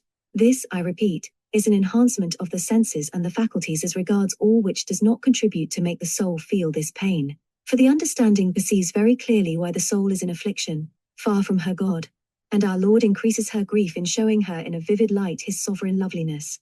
The pain thus grows to such a degree of intensity, that in spite of oneself one cries aloud. This is what happened to the person of whom I have spoken when she was in this state. In spite of her patience, in spite of her familiarity with suffering, she could not suppress those cries, because, as I have said, this is not a pain which is felt in the body, but in the depths of the soul. This person then learned how much more intense are the pains of the soul than those of the body. Moreover, the intense and painful concentration upon the divine absence which takes place in this dark rapture induces all the psychophysical marks of ecstasy. Although this ecstasy lasts but a short time, the bones of the body seem to be disjointed by it. The pulse is as feeble as if one were at the point of death. But whilst the natural heat of the body is lacking and almost extinguished, the soul, on the contrary, feels itself so burned up by the fire of its love, that with a few more degrees it would escape, as it desires, and throw itself into the arms of God. You will tell me, perhaps, that there is imperfection in this desire to see God, and this humbled soul ought to conform herself to His will, who keeps her still in this exile. Before I answer, she could do this, and this consideration helped her to endure her life. But now, impossible. She is no longer mistress of her reason, and can think of nothing but the causes of her affliction, far from her sovereign good. How could she desire to live? She feels in an extraordinary solitude. Neither the creatures here below, nor even the inhabitants of heaven, are companionable to her. If he whom she loves be not in the midst of them, there is no alleviation to be found in this world. All, on the contrary, torments her. She is like a person suspended in the air, who can neither plant her foot upon the earth, nor raise herself to heaven. She burns with a consuming thirst, and cannot drink at the well which she desires. There is nothing in this world which can soothe the violence of that thirst, and besides, the soul would not consent to quench it with any other water than that of which our Lord spoke to the Samaritan woman, and this water is denied her. Now all these forms of the dark night, the absence of God, the sense of sin, the dark ecstasy, the loss of the self-souled passion, peace and joy, and its apparent relapse to lower spiritual and mental levels are considered by the mystics themselves to constitute aspects or parts of one and the same process, the final purification of the will or stronghold of personality, that it may be merged without any reserve in God, where it was first. The function of this process upon the mystic way is to cure the soul of the innate tendency to seek and rest in spiritual joys, to confuse reality with the joy given by the contemplation of reality. It is the completion of that ordering of disordered loves, that transvaluation of values, which the way of purgation began. The ascending self must leave these childish satisfactions, make its love absolutely disinterested, strong, and courageous, abolish all taint of spiritual gluttony. A total abandonment of the personal standard, of that trivial and egotistic quest of personal success which thwarts the great movement of the flowing light, is the supreme condition of man's participation in reality. This is true not only of the complete participation which is possible to the great mystic, but of those unselfish labors in which the initiates of science or of art become to the eternal goodness what his own hand is to a man. Think not, says Tauler, that God will be always caressing his children, or shine upon their head, or kindle their hearts as he does at the first. He does so only to lure us to himself, as the falconer lures the falcon with its gay hood. We must stir up and rouse ourselves and be content to leave off learning, and no more enjoy feeling and fire, and must now serve the Lord with strenuous industry and at our own cost. This manly view of the dark night as a growth in responsibility, an episode of character building, in which, as the mirror of simple souls has it, the soul leaves that pride and play, wherein it was full gladsome and jolly, is characteristic of the German mystics. We find it again in Suso, to whom the angel of his tribulation gave no sentimental consolations but only the stern command. Virilita agite bi aman. Then first, says Tauler again, do we attain to the fullness of God's love as his children, when it is no longer happiness or misery, prosperity or adversity that draws us to him or keeps us back from him. What we should then experience none can utter, but it would be something far better than when we were burning with the first flame of love, and had great emotion, but less true submission. In Illumination, the soul, basking in the uncreated light, identified the divine nature with the divine light and sweetness, which it then enjoyed. Its consciousness of the transcendent has been felt chiefly as an increase of personal vision and personal joy. Thus, in that apparently selfless state, the I, the me, the mine, though spiritualized, still remained intact. The mortification of the senses was more than repaid by the rich and happy life, which this mortification conferred upon the soul. But before real and permanent union with the Absolute can take place, before the whole self can learn to live on those high levels where, it's being utterly surrendered to the infinite will, it can be wholly transmuted in God, merged in the great life of the all, this separated life, this dependence on personal joys, must be done away. The spark of the soul, the fast-growing germ of divine humanity, must so invade every corner of character that the self can only say with St. Catherine of Genoa, my me is God, nor do I know my selfhood except in God. The various torments and desolations of the dark night constitute this last and drastic purgation of the spirit, the doing away of separateness, the annihilation of selfhood, even though all that self now claims for its own be the love of God. Such a claim, which is really a claim to entire felicity, since the soul which possesses it needs nothing more, is felt by these great spirits to sully the radiance of their self-giving love. All that I would here say of these inward delights and enjoyments, says William Law, is only this: they are not holiness, they are not piety, they are not perfection, but they are God's gracious allurements and calls to seek after holiness and spiritual perfection, and ought rather to convince us that we are as yet but babes, than that we are really men of God.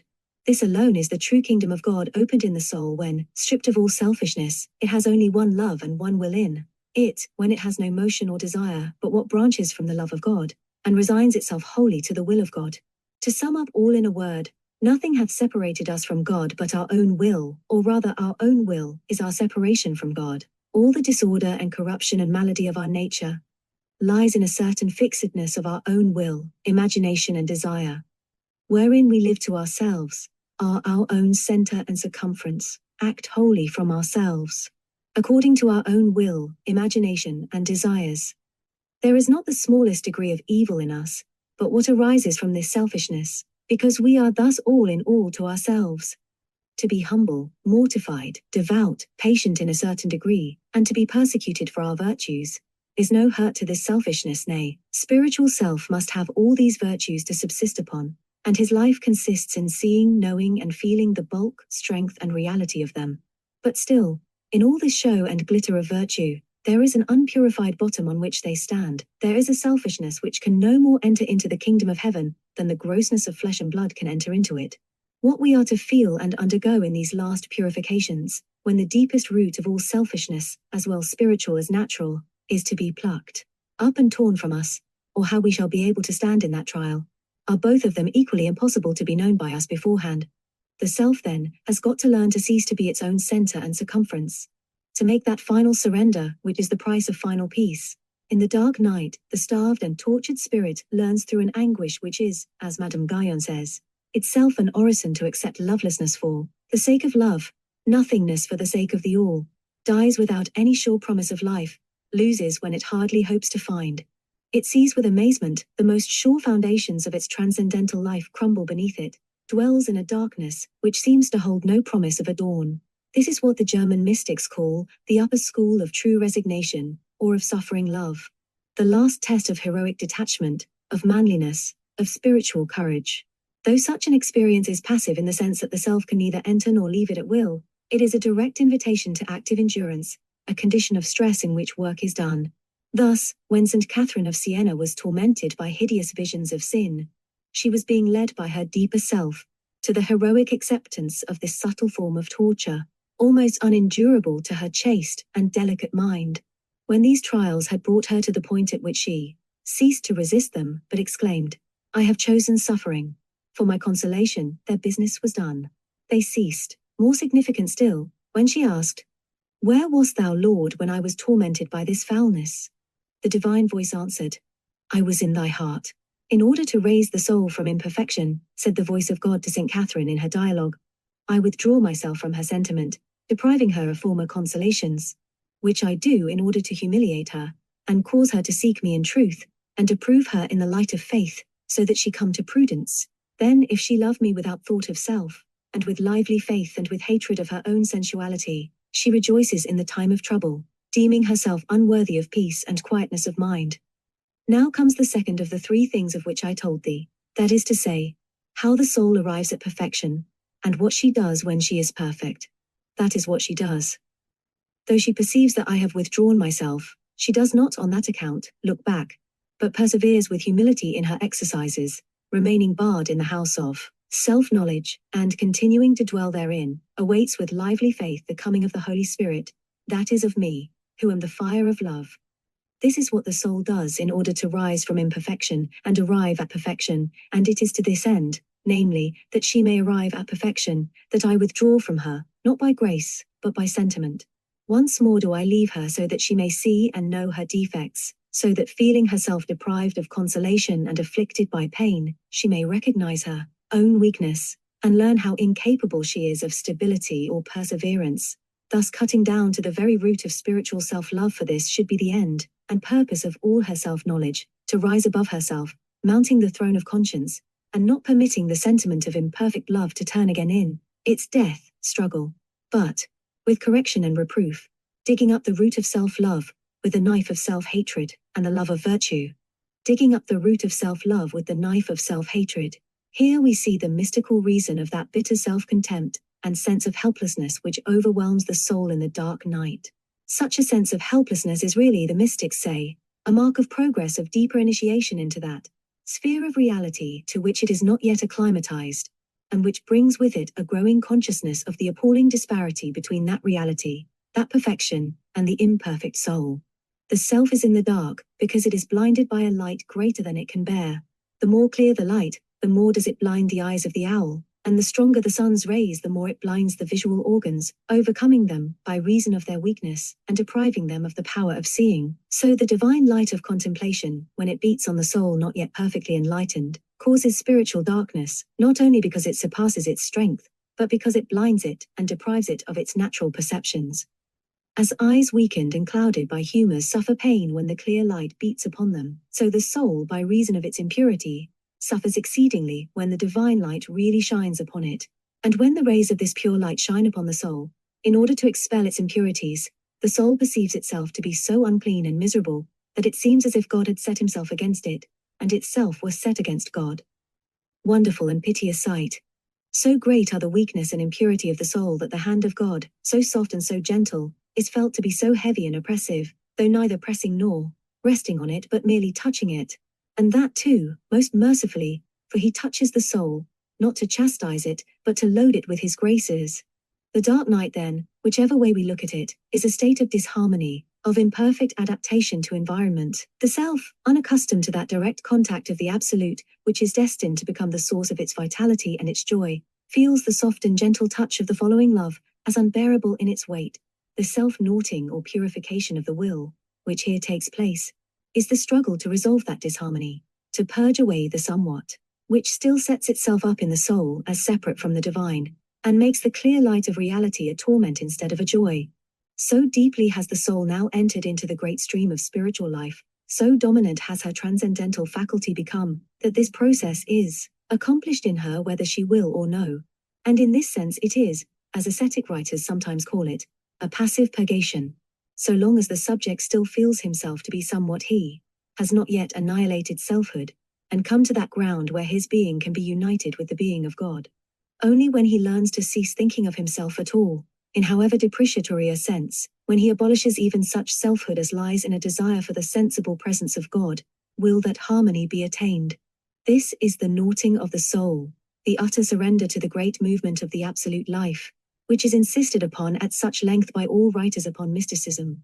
Here, as in purgation, the condition of access to higher levels of vitality is a death, a deprivation, a detachment, a clearing of the ground. Poverty leaps to the cross, and finds there an utter desolation, without promise of spiritual reward. The satisfactions of the spirit must now go the same way as the satisfactions of the senses. Even the power of voluntary sacrifice and self-discipline is taken away. A dreadful ennui, a dull helplessness, takes its place. The mystic motto, I am nothing, I have nothing, I desire nothing, must now express not only the detachment of the senses, but the whole being's surrender to the all. The moral condition towards which the interior travail is directed is that of an utter humility. Everything depends, says Tauler, on a fathomless sinking in a fathomless nothingness. He continues, if a man were to say, Lord, who art thou that I must follow thee through such deep, gloomy, miserable paths? The Lord would reply, I am God and man and far more God. If a man could answer then, really and consciously from the bottom of his heart, then I am nothing and less than nothing, all would be accomplished, for the Godhead has really no place to work in, but ground where all has been annihilated. As the schoolmen say, when a new form is to come into existence, the old must of necessity be destroyed, ... And, so I say, if a man is to be thus clothed upon with this being, all the forms must of necessity be done away that were ever received by him in all his powers, of perception, knowledge, will, work, of subjection, sensibility and self-seeking. When St. Paul saw nothing, he saw God, so also when Elias wrapped his face in his mantle, God came. All strong rocks are broken here, all in which the spirit can rest must be done away. Then, when all forms have ceased to exist, in the twinkling of an eye the man is transformed.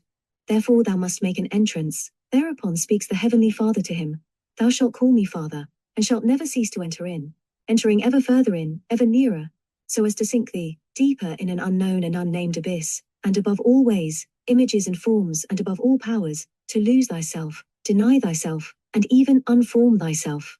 In this lost condition, nothing is to be seen but a ground which rests upon itself, everywhere one being, one life.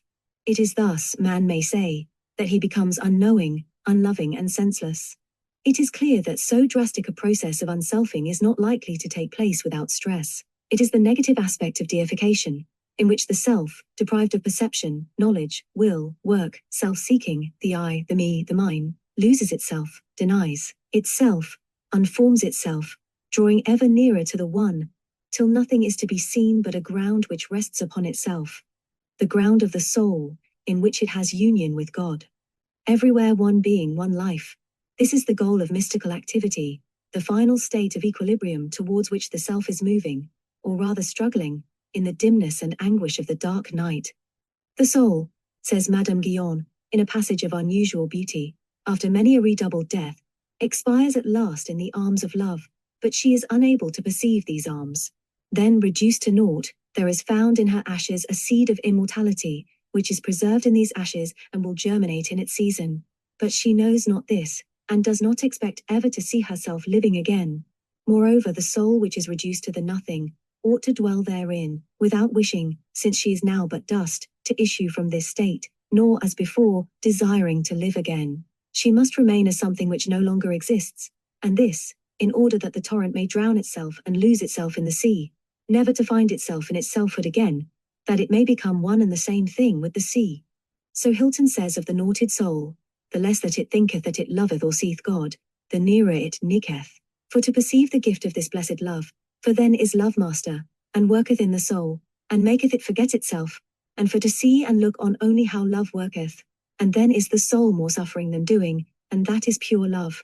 The mystic death or dark night is therefore an aspect or incident of the self-loss in the abyss of the divine life, of that mergence and union of the soul with the absolute which is the whole object of the mystical evolution of man. It is the last painful break with the life of illusion, the tearing away of the self from that world of becoming, in which all its natural affections and desires are rooted, to which its intellect and senses correspond, and the thrusting of it into that world of being where at first, weak and blinded, it can but find a wilderness, a dark. No transmutation without fire, say the alchemists. No cross, no crown, says the Christian. All the great experts of the spiritual life agree, whatever be their creeds, their symbols, their explanation, in describing this stress, tribulation, and loneliness as an essential part of the way from the many to the one. The dark night, then, brings the self to the threshold of that completed life, which is to be lived in intimate union with reality. It is the entombment which precedes the resurrection, say the Christian mystics, ever ready to describe their life process in the language of their faith. Here as elsewhere, but nowhere else in so drastic a sense, the self must lose to find and die to live. The dark night, as we have seen, tends to establish itself gradually, the powers and intuitions of the self being withdrawn one after another, the intervals of lucidity becoming rarer, until the mystic death or state of total deprivation is reached. So too, when the night begins to break down before the advance of the new or unitive life, the process is generally slow, though it may be marked, as for instance in Rulman Merswin's case, by visions and ecstasies. One after another, the miseries and disharmonies of the dark night give way. Affirmation takes the place of negation. The cloud of unknowing is pierced by rays of light. When the old state of deprivation has reached its term, says Madame Guyon, this dead self feels little by little, yet without feeling, that its ashes revive and take a new life. But this happens so gradually that it seems to her that it is but a fancy, or a sleep in which one has had a happy dream. And in this consists the last degree, which is the beginning of the divine and truly interior life, which contains an infinite number of degrees, and wherein one may always go forward without end, even as this torrent can always go forward in the sea, and take therefrom the more qualities the longer it sojourns there. The act of utter surrender, then, which is produced by the dark night, has given the self its footing in eternity. The abandonment of the old centers of consciousness has permitted movement towards the new. In each such forward movement, the transcendental self, that spark of the soul which is united to the absolute life, has invaded more and more the seat of personality, advanced in that unresting process which involves the remaking of the self in conformity with the eternal world. In the misery and apparent stagnation of the dark night, in that dimness of the spiritual consciousness, that dullness of its will and love, work has been done, and the last great stage of the inward transmutation accomplished. The self which comes forth from the night is no separated self, conscious of the illumination of the uncreated light, but the new man, the transmuted humanity, whose life is one with the absolute life of God. The instant the two houses of the soul are tranquil and confirmed, says St. John of the Cross, with the whole household of its powers and desires sunk in sleep and silence, as to all things of heaven and earth, the divine wisdom immediately in a new bond of loving possession unites itself to the soul, and that is fulfilled which is written, while quiet silence contained all things and the night was in the midway of her course, thy omnipotent word sallied out of heaven from the royal seats. The same truth is set before us in the Canticle, where the bride, after passing by those who took her veil away, and wounded her, saith, when I had a little passed by them I found him whom my soul loveth. So far we have considered the dark night of the soul from a somewhat academic point of view. We have tried to dissect and describe it, have seen it through the medium of literature rather than of life. Such a proceeding has obvious disadvantages when dealing with any organic process, and in its application to the spiritual life of man, these disadvantages are increased.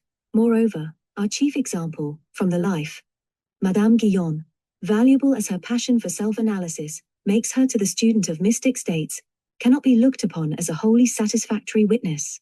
Her morbid sentimentalism, her absurd spiritual self-importance, has to be taken into account, and constantly remembered in estimating the value of her psychological descriptions. If we want to get a true objective idea of the dark night, we must see it in its wholeness as a part of the general life process, not as a departmental experience.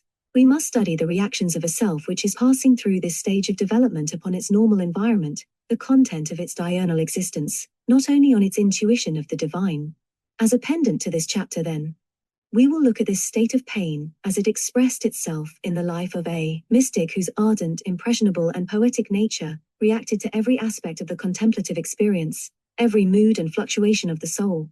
I choose this particular case, the case of Suso, because it contains many interesting and unconventional elements, showing us the dark night not as a series of specific events, but as a stage of development, largely conditioned by individual temperament, because being described to us at first hand, in the pages of his singularly ingenuous autobiography, it is comparatively free from the reverent and corrupting emendations of the hagiographer. Suso's life, from the 22nd chapter onwards, is one of the most valuable documents which we possess for the study of this period of the mystic way. We see in it, more clearly, perhaps than its author can have done, the remaking of his consciousness, his temperamental reactions to the ceaseless and inexorable travail of his deeper self, so different in type from those of Madame Guyon and Saint Teresa. There is a note of virile activity about these trials and purifications, an insistence upon the heroic aspect of the spiritual life, which most of us find far more sympathetic than Madame Guyon's elaborate discourses on resignation and holy passivity, or even Saint Teresa's dark ecstasies of insatiable desire. The chapter in which Suso's entrance into this second mystic life of deprivation is described is called How the Servitor Was Led into the School of True Resignation. Characteristically, this inward experience expressed itself in a series of dramatic visions of that dynamic kind which we have noticed as a common accompaniment of the crisis in which the mystic self moves to a new level of consciousness. It followed the long period of constant mortification and intermittent illumination, which lasted, as he tells us, from his 18th to his 40th year, and constituted the first cycle of his spiritual life. At the end of that time, God showed him that all this severity and these penances were but a good beginning, that by these he had triumphed over the unruly sensual man, but that now he must exert himself in another manner if he desired to advance in the way. In two of these visions, these vivid interior dramas, we seem to see Suso's developed mystical consciousness running ahead of its experience, reading the hidden book of its own future, probing its own spiritual necessities, and presenting the results to the backward and unwilling surface mind. This growing mystic consciousness is already aware of fetters which the normal Suso does not feel. Its eyes open upon the soul's true country. It sees the path which it must tread to perfect freedom, the difference between the quality of that freedom and the spirituality which Suso thinks that he has attained. The first of these visions is that of the upper school. The second is that in which he is called to put upon him the armor of a knight. One night after matins, the servitor being seated in his chair and plunged in deep thought, he was rapt from his senses. And it seemed to him that he saw in a vision a magnificent young man descend from heaven before him, and say, "Thou hast been long enough in the lower school, and hast there sufficiently applied thyself. Come then with me, and I will introduce thee into the highest school that exists in this world. There, thou shalt apply thyself to the study of that science, which will procure thee the veritable peace of God, and which will bring thy holy beginning to a happy end." Then the servitor rose full of joy, and it seemed to him that the young man took him by the hand, and led him into a spiritual country, wherein there was a fair house inhabited by spiritual men, for here lived those who applied themselves to the study of this science. As soon as he entered it, these received him kindly and amiably saluted him. And at once they went to the Supreme Master, and told him that a man was come, who desired to be his disciple, and to learn his science. And he said, "Let him come before me, that I may see whether he please me." And when the Supreme Master saw the servitor, he smiled on him very kindly, and said, "Know that this guest is able to become a good disciple of our high science, if he will bear with patience the hard probation, for it is necessary that he be tried inwardly." The servitor did not then understand these enigmatic words. He turned toward the young man who had brought him and asked, "Well, my dear comrade, what then is this upper school and this science of which you have spoken to me?" The young man replied thus, "In this upper school they teach the science of perfect self-abandonment, that is to say, that a man is here taught to renounce himself so utterly that, in all those circumstances in which God is manifested, either by himself or in his creatures, the man applies himself only to remaining calm and unmoved, renouncing so far as is possible all human frailty." And, shortly after this discourse, the servitor came to himself, and, talking to himself, he said, "Examine thyself inwardly, and thou wilt see that thou hast still much self-will. Thou wilt observe that with all thy mortifications which thou hast inflicted on thyself, thou canst not yet endure external vexations. Thou art like a hare hiding in a bush, who is frightened by the whispering of the leaves. Thou also art frightened every day by the griefs that come to thee. Thou dost turn pale at the sight of those who speak against thee. When thou dost fear to succumb, thou takest flight. When thou oughtest to present thyself with simplicity, thou dost hide thyself. When they praise thee, thou art happy. When they blame thee, thou art sad. Truly it is very needful for thee that thou shouldst go to an upper school, Some weeks later, when he had been rejoicing in the new bodily comfort which resulted from his relinquishment of all outward mortifications, Suso received a still more pointed lesson on his need of moral courage. He was sitting on his bed and meditating on the words of Job Militia est. The life of man upon the earth is like unto that of a knight, and during this meditation he was once more rapt from his senses, and it seemed to him that he saw coming towards him a fair youth of manly bearing, who held in his hands the spurs and the other apparel which knights are accustomed to wear. And he drew near to the servitor, and clothed him in a coat of mail, and said to him, O knight, hitherto thou hast been but a squire, but now it is God's will that thou be raised to knighthood. And the servitor gazed at his spurs, and said with much amazement in his heart, Alas, my God, what has befallen me? What have I become? Must I indeed be a knight? I had far rather remain in peace. Then he said to the young man, Since it is God's will that I should be a knight, I had rather have won my spurs in battle, for this would have been more glorious. The young man turned away and began to laugh, and said to him, Have no fear. Thou shalt have battles enough. He who would play a valiant part in the spiritual chivalry of God must endure more numerous and more dreadful combats than any which were encountered by the proud heroes of ancient days, of whom the world tells and sings the knightly deeds. It is not that God desires to free thee from thy burdens. He would only change them, and make them far heavier than they have ever been. Then the servitor said, O Lord, show me my pains in advance, in order that I may know them. The Lord replied, No, it is better that thou know nothing, lest thou shouldst hesitate. But amongst the innumerable pains which thou wilt have to support, I will tell thee 3. The first is this: hitherto it is thou who hast scourged thyself with thine own hands. Thou didst cease when it seemed good to thee, and thou hadst compassion on thyself. Now, I would take thee from thyself, and cast thee without defense into the hands of strangers who shall scourge thee. Thou shalt see the ruin of thy reputation. Thou shalt be an object of contempt to blinded men, and thou shalt suffer more from this than from the wounds made by the points of thy cross. When thou didst give thyself up to thy penances, thou wert exalted and admired. Now thou shalt be abased and annihilated. The second pain is this: although thou didst inflict on thyself many cruel tortures, still by God's grace there remained to thee a tender and loving disposition. It shall befall thee, that there where thou hadst thought to find a special and a faithful love, thou shalt find naught but unfaithfulness, great sufferings and great griefs. Thy trials shall be so many, that those men who have any love for thee shall suffer with thee by compassion. The third pain is this: hitherto thou hast been but a child at the breast, a spoiled child. Thou hast been immersed in the divine sweetness like a fish in the sea.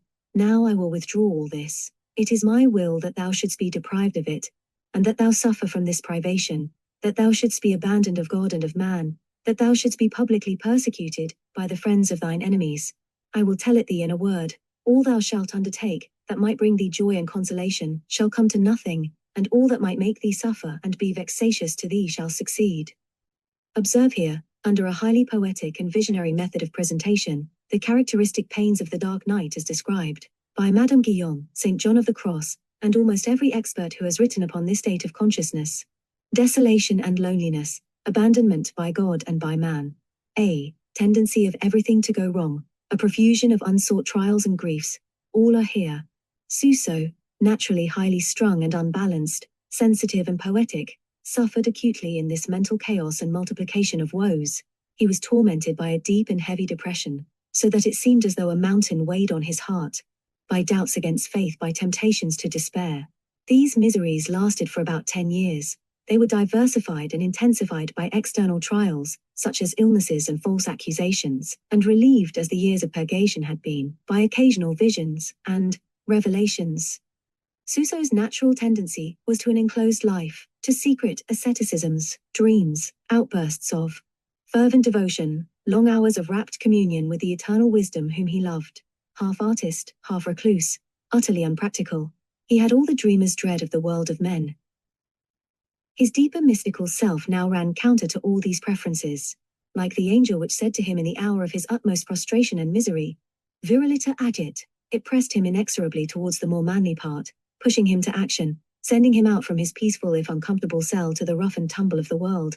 Poor Suso was little fitted by nature for that rough and tumble, and a large part of his autobiography is concerned with a description of all that he endured therein. The dark night for him was emphatically an active night, and the more active he was forced to be, the darker and more painful it became. Chapter after chapter is filled with the troubles of the unhappy servitor, who, once he began to meddle with practical life, soon disclosed his native simplicity, and lost the reputation for wisdom and piety, which he had obtained during his years of seclusion. There was not in Suso that high-hearted gaiety, that child-like courage, which made the early Franciscans delight to call themselves God's fools. The bewildered lover of the eternal wisdom suffered acutely from his loss of dignity, from the unfriendliness and contempt of his fellow men. He gives a long and dismal catalogue of the enemies that he made, the slanders which he endured, in the slow acquirement of that disinterested and knightly valor which had been revealed to him as the essential virtue of the eternal wisdom in the lists. Suso was a born romantic. This dream of a spiritual chivalry haunts him over and over again. He uses the language of the tournament in his description of the mystic life. Yet perhaps few ideals seem less appropriate to this timid, highly strung, impracticable Dominican friar, this ecstatic minnesinger of the Holy Ghost, half poet, half metaphysician, racked by ill health, exalted by mystical ardors, instinctively fearing the harsh contact of his fellow men. There is no grim endurance about Suso. He feels every hard knock, and all the instincts of his nature are in favor of telling his griefs. A more human transcendentalist has never lived, thanks to the candor and completeness with which he takes his readers into his confidence. We know him far more intimately than is the case with any of the other great contemplatives. There is one chapter in his life in which he describes with the utmost ingenuousness how he met a magnificent knight whilst crossing the Lake of Constance, and was deeply impressed by his enthusiastic descriptions of the glories and dangers of the lists. The conversation between the tough man-at-arms and the hypersensitive mystic is full of revealing touches. Suso is exalted and amazed by the stories of hard combats, the courage of the knights, and the ring for which they contend, but most astounded by the fortitude which pays no attention to its wounds. And may not one weep, and show that one is hurt, when one is hit very hard? He says. The knight replies, no, even though one's heart fails as happens to many, one must never show that one is distressed. One must appear gay and happy, otherwise one is dishonored, and loses at the same time one's reputation and the ring. These words made the servitor thoughtful, and he was greatly moved, and inwardly sighing he said, O Lord, if the knights of this world must suffer so much to obtain so small a prize, how just it is that we should suffer far more, if we are to obtain an eternal recompense. O my sweet Lord, if only I were worthy of being thy spiritual knight. Arrived at his destination, however, Suso was visited by fresh trials, and soon forgetting his valiant declarations, he began as usual to complain of his griefs. The result was a visionary ecstasy, in which he heard that voice of his deeper self, to which he always attributed a divine validity, inquiring with ill-concealed irony, well, what has become of that noble chivalry? Who is this knight of straw, this rag-made man? It is not by making rash promises and drawing back when suffering arrives, that the ring of eternity which you desire is won. Alas! Lord, says Suso plaintively, the tournaments in which one must suffer for thee last such a very long time. And the voice replied to him, but the reward, the honor and the ring which I give to my knights endures eternally. As his mystic consciousness grows, this instinct pressing him towards action and endurance grows with it. The inner voice in its visionary expression urges him on remorselessly. It mocks his weakness, encourages him to more active suffering, more complete self-renunciation, more contact with the unfriendly world. Viriliter agit.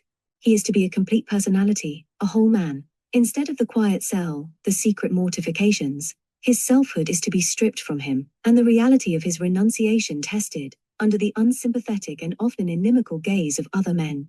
The case of Suso is one that may well give pause to those who regard the mystic life as a progress in passivity, a denial of the world and the dark night as one of its most morbid manifestations. It is interesting to observe how completely human, and apparently unmystical, was the culminating trial by which Suso was perfected in the school of true resignation. None can come to the sublime heights of the divinity, said the eternal wisdom to him in one of his visions, or taste its ineffable sweetness, if first they have not experienced the bitterness and lowliness of my humanity. The higher they climb without passing by my humanity, the lower afterward shall be their fall. My humanity is the road which all must tread who would come to that which thou seekest. My sufferings are the door by which all must come in. It was by the path of humanity, by some of the darkest and most bitter trials of human experience, the hardest tests of its patience and love, that Suso came into that sustained peace of heart and union with the divine will which marked his last state. The whole tendency of these trials in the path of humanity seems, as we look at them, to be directed Towards the awakening of those elements of character, left dormant by the rather specialized disciplines and purifications of his cloistered life, we seem to see the new man invading all the resistant or inactive corners of personality, the servitor of wisdom being pressed against his will to a deeply and widely human life, in the interests of eternal love.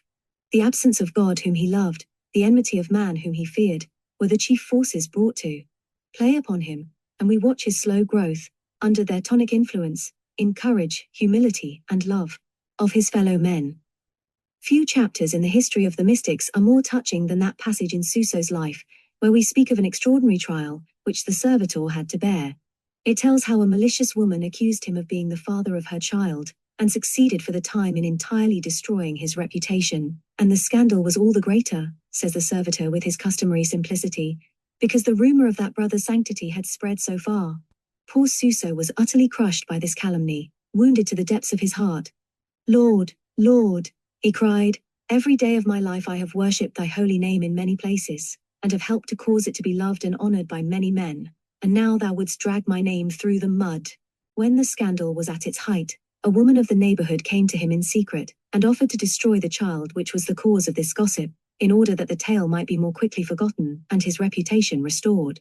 She said further, that unless the baby was somehow disposed of, he would certainly be forced by public opinion to accept it, and provide for its upbringing. Suso, writhing as he was under the contempt of the whole neighborhood, the apparent ruin of his career, knowing too that this calumny of one of their leaders must gravely injure the reputation of the friends of God, was able to meet the temptation with a noble expression of trust. I have confidence in the God of heaven, who is rich, and who has given me until now all that which was needful unto me. He will help me to keep, if need be, another beside myself. And then he said to his temptress, Go, fetch the little child that I may see it. And when he had the baby, he put it on his knees and looked at it, and the baby began to smile at him, and sighing deeply he said, Could I kill a pretty baby that smiled at me? No, no, I had rather suffer every trial that could come upon me. And turning his face to the unfortunate little creature, he said to it, O my poor, poor little one, thou art but an unhappy orphan, for thy unnatural father hath denied thee, thy wicked mother would cast thee off, as one casts off a little dog that has ceased to please. The providence of God hath given thee to me, in order that I may be thy father.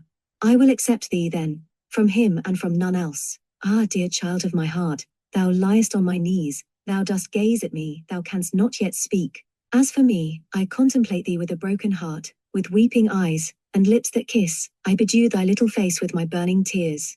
Thou shalt be my son, and the child of the good God, and as long as heaven gives me a mouthful, I shall share it with thee, for the greater glory of God, and will patiently support all the trials that may come to me, my darling son.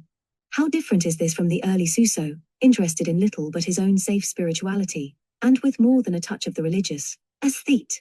The story goes on, and when the hard-hearted woman who had wished to kill the little one saw these tears when she heard these tender words, she was greatly moved, and her heart was filled with pity, and she too began to weep and cry aloud.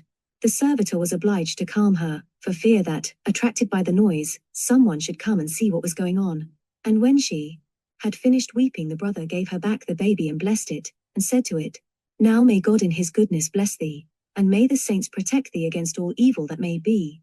And he enjoined the woman to care for it well at his expense. Small wonder that after this heroic act of charity Suso's reputation went from bad to worse, that even his dearest friends forsook him, and he narrowly escaped expulsion from the religious life. His torments and miseries, his fears for the future, continued to grow until they at last came to their term, in a sort of mental crisis. His feeble nature broken by the pains which he had to endure, he went forth raving like one who has lost his senses, and hid himself in a place far from men, where none could see or hear him.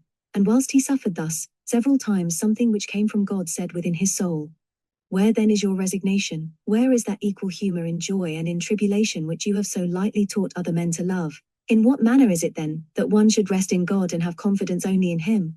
He replied weeping, You ask where is my resignation, but tell me first, where is the infinite pity of God for his friends? O fathomless abyss, come to my help, for without thee I am lost.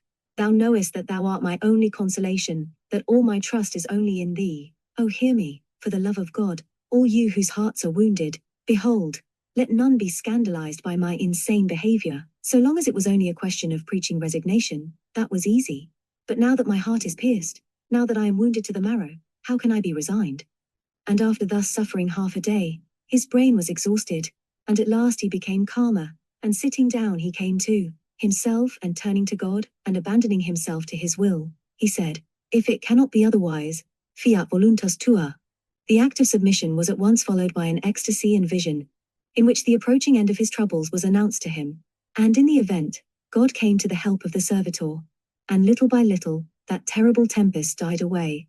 Thus with Suso, as with Saint Catherine of Siena and other mystics whom we have considered, the travail of the dark night is all directed towards the essential mystic act of utter self-surrender, that fiat voluntas tita, which marks the death of selfhood in the interests of a new and deeper life.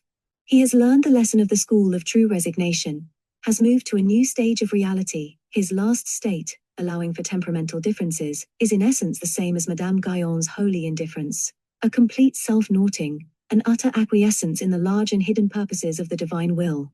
Nay, it is essential to this blessed being, to hold ourselves within the will divine wherewith our own wills are themselves made one, says Picarda, announcing the primary law of paradise. Suso has passed through the fire to the state in which he too can say, La sua voluntate e nostra pace. The old grouping of his consciousness round spiritual self has come to its head, and at last broken down. In the midst of a psychic storm parallel to the upheavals of conversion, mercenary love is forever disestablished. The new state of pure love is abruptly established in its place. Human pain is the price. The infinite joy peculiar to free souls is the reward. We may study the pain, but nature of the joy is beyond us as, in the absolute type of all mystic achievement, we see the cross clearly, but can hardly guess at the true nature of the resurrection life. Hence Suso's description of his establishment in the unitive way seems meager, an anti-climax, after all that went before, and later, he says simply, when God judged that it was time, he rewarded the poor martyr for all his suffering, and he enjoyed peace of heart, and received in tranquility and quietness many precious graces, and he praised the Lord from the very depths of his soul, and thanked him for those same sufferings, which, for all the world, he would not now have been spared. And God caused him to understand that by this complete abasement he had gained more, and was made the more worthy to be raised up to God, than by all the pains which he had suffered from his youth up to that time. Chapter 10. The Unitive Life. What is the unitive life? We have referred to it often enough in the course of this inquiry. At last we are face to face with the necessity of defining its nature if we can. Since the normal man knows little about his own true personality, and nothing at all about that of deity, the orthodox description of it as the life in which man's will is united with God does but echo the question in an ampler form, and conveys no real meaning to the student's mind. That we should know by instinct its character from within, as we know if we cannot express the character of our own normally human lives, is of course impossible.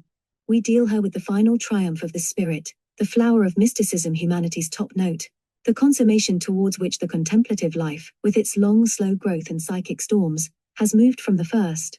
We look at a small but ever-growing group of heroic figures, living at transcendent levels of reality which we, immersed in the poor life of illusion, cannot attain, breathing an atmosphere whose true quality we cannot even conceive. Here then, as at so many other points in our study of the spiritual consciousness, we must rely for the greater part of our knowledge upon the direct testimony of the mystics, who alone can tell the character of that more abundant life which they enjoy. Yet we are not wholly dependent on this source of information. It is the peculiarity of the unitive life that it is often lived, in its highest and most perfect forms, in the world, and exhibits its works before the eyes of men. As the law of our bodies is earth to earth, so, strangely enough, is the law of our souls. Man, having at last come to full consciousness of reality, completes the circle of being, and returns to fertilize those levels of existence from which he sprang. Hence, the enemies of mysticism, who have easily drawn a congenial moral from the morbid and solitary lives of contemplatives in the earlier and educative stages of the mystic way, are here confronted very often by the disagreeable spectacle of the mystic as a pioneer of humanity, a sharply intuitive and painfully practical person, an artist, a discoverer, a religious or social reformer, a national hero, a great active amongst the saints. By the superhuman nature of that which these persons accomplish, we can gauge something of the supernormal vitality of which they partake. The things done, the victories gained over circumstance by the blessed Joan of Arc, or by Saint Bernard, by Saint Catherine of Siena, Saint Ignatius Loyola, Saint Teresa, George Fox, are hardly to be explained unless these great spirits had indeed a closer, more intimate, more bracing contact than their fellows with that life which is the light of men. We have then these two lines of investigation open to us. First, the comparison and elucidation of that which the mystics tell us concerning their transcendent experience. Secondly, the testimony which is borne by their lives to the existence within them of supernal springs of action. Contact set up with deep levels of vital power. In the third place, we have also such critical machinery as psychology has placed at our disposal. But this, in dealing with these giants of the spirit, must be used with caution and humility. The unitive life, though so often lived in the world, is never of it. It belongs to another plane of being, moves securely upon levels unrelated to our speech, and hence eludes the measuring powers of humanity. We, from the valley, can only catch a glimpse of the true life of these elect spirits, transfigured upon the mountain. They are far away, breathing another air. We cannot reach them. Yet it is impossible to overestimate their importance for the race. They are our ambassadors to the absolute.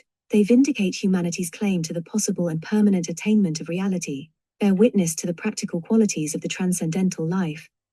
In Jochim's words, they testify to the advent of a triumphing spiritual power, as distinguished from a spirituality which merely lays the foundations of life, or struggles to maintain them, to the actually life-enhancing power of the love of God, once the human soul is freely open to receive it. Coming first to the evidence of the mystics themselves, we find that in their attempts towards describing the unitive life they have recourse to two main forms of symbolic expression, both very dangerous, very liable to be misunderstood, both offering ample opportunity for harsh criticism to hostile investigators of the mystic type. We find also, as we might expect from our previous encounters with the symbols used by contemplatives and ecstatics, that these two forms of expression belong respectively to mystics of the transcendent metaphysical and of the intimate personal type, and that their formulae, if taken alone, appear to contradict one another. The metaphysical mystic, for whom the absolute is impersonal and transcendent, describes his final attainment of that absolute as deification, or the utter transmutation of the self in God. The mystic for whom intimate and personal communion has been the mode under which he best apprehended reality, speaks of the consummation of this communion, its perfect and permanent form, as the spiritual marriage of his soul with God. Obviously, both these terms are but the self's guesses concerning the intrinsic character of a state which it has felt in its wholeness rather than analyzed, and bear the same relation to the ineffable realities of that state as our clever theories concerning the nature and meaning of life bear to the vital processes of men. It is worthwhile to examine them, but we shall not understand them till we have also examined the life which they profess to explain.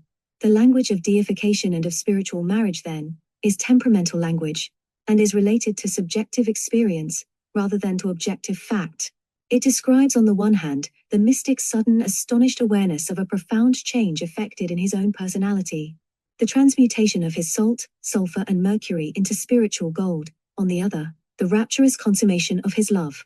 Hence, by a comparison of these symbolic reconstructions, by the discovery and isolation of the common factor latent in each, we may perhaps learn something of the fundamental fact which each is trying to portray. Again, the mystics describe certain symptoms either as the necessary preliminaries, or as the marks and fruits of the unitive state, and these too may help us to fix its character. The chief, in fact the one essential preliminary, is that pure surrender of selfhood, or self-naughting, which the trials of the dark night tended to produce. Only the thoroughly detached naughted soul is free, says the Mirror of Simple Souls, and the unitive state is essentially a state of free and filial participation in eternal life. The chief marks of the state itself are a complete absorption in the interests of the infinite, under whatever mode it happens to be apprehended by the self, a consciousness of sharing its strength, acting by its authority, which results in a complete sense of freedom, an invulnerable serenity, and usually urges the self to some form of heroic effort or creative activity. The establishment of the self as a power for life, a center of energy, an actual parent of spiritual vitality in other men. By collecting together these symptoms and examining them, and the lives of those who exhibit them, in the light of psychology, we can surely get some news, however fragmentary, concerning the transcendent condition of being which involves these characteristic states and acts. Beyond this even Dante himself could not go. Transhumana significa per verba non si poria. We will then consider the unitive life as it appears from the standpoint of the psychologist, as it is described to us by those mystics who use the language of deification, that of spiritual marriage. Finally, we will turn to the lives of its initiates, and try, if we can, to perceive it as an organic whole.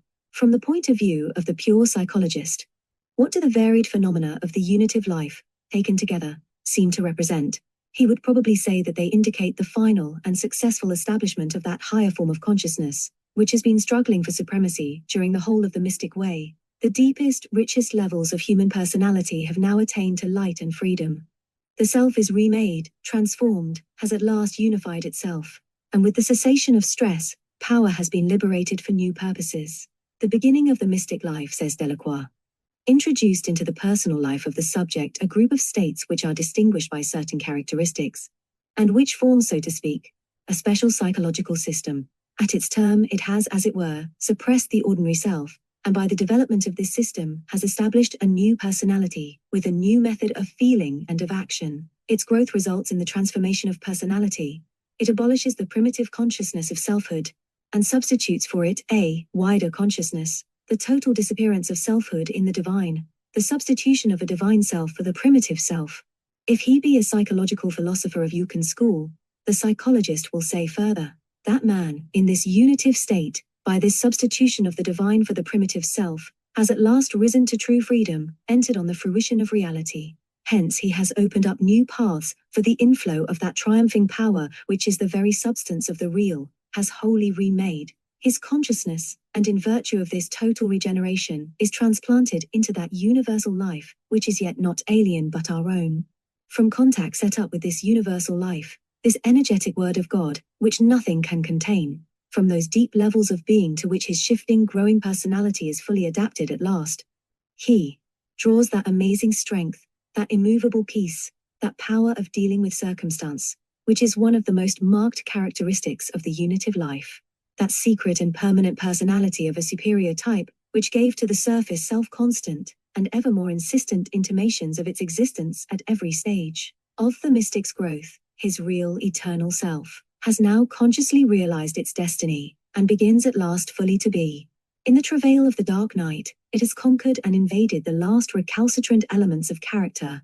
It is no more limited to acts of profound perception, overpowering intuitions of the absolute, no more dependent for its emergence on the psychic states of contemplation and ecstasy. The mystic has at last resolved the Stevensonian paradox, and is not truly two, but truly one.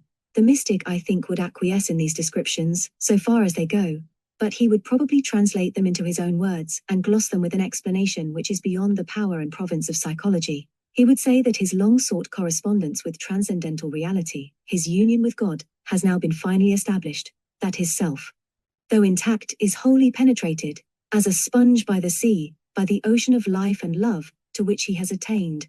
I live, yet not I but God in me. He is conscious that he is now at length cleansed of the last stains of separation, and has become, in a mysterious manner, that which he beholds. In the words of the Sufi poet, the mystic journey is now prosecuted not only to God, but in God. He has entered the eternal order, attained here and now the state to which the magnet of the universe draws every living thing. Moving through periods of alternate joy and anguish, as his spiritual self woke, stretched, and was tested in the complementary fires of love and pain, he was inwardly conscious that he moved towards a definite objective. Insofar as he was a great mystic, he was also conscious that this objective was no mere act of knowing, however intense, exultant and sublime, but a condition of being, fulfillment of that love which impelled him steadily and inexorably to his own place. In the image of the alchemists, the fire of love has done its work. The mystic mercury of the wise, that little hidden treasure, that scrap of reality within him, has utterly transmuted the salt and sulfur of his mind and his sense. Even the white stone of illumination, once so dearly cherished, he has resigned to the crucible. Now the great work is accomplished, the last imperfection is gone, and he finds within himself the noble tincture, the gold of spiritual humanity. We have said that the mystic of the impersonal type, the seeker of a transcendent absolute, tends to describe the consummation of his quest in the language of deification. The unitive life necessarily means for him, as for all who attain it, something which infinitely transcends the sum total of its symptoms, something which normal men cannot hope to understand. In it he declares that he partakes directly of the divine nature, enjoys the fruition of reality. Since we only behold that which we are, the doctrine of deification results naturally and logically from this claim. Some may ask, says the author of the Theologia Germanica, what is it to be a partaker of the divine nature, or a godlike man? Answer: He who is imbued with or illuminated by the eternal or divine light, and inflamed or consumed with eternal or divine love, he is a deified man and a partaker of the divine nature. Such a word as deification is not, of course, a scientific term.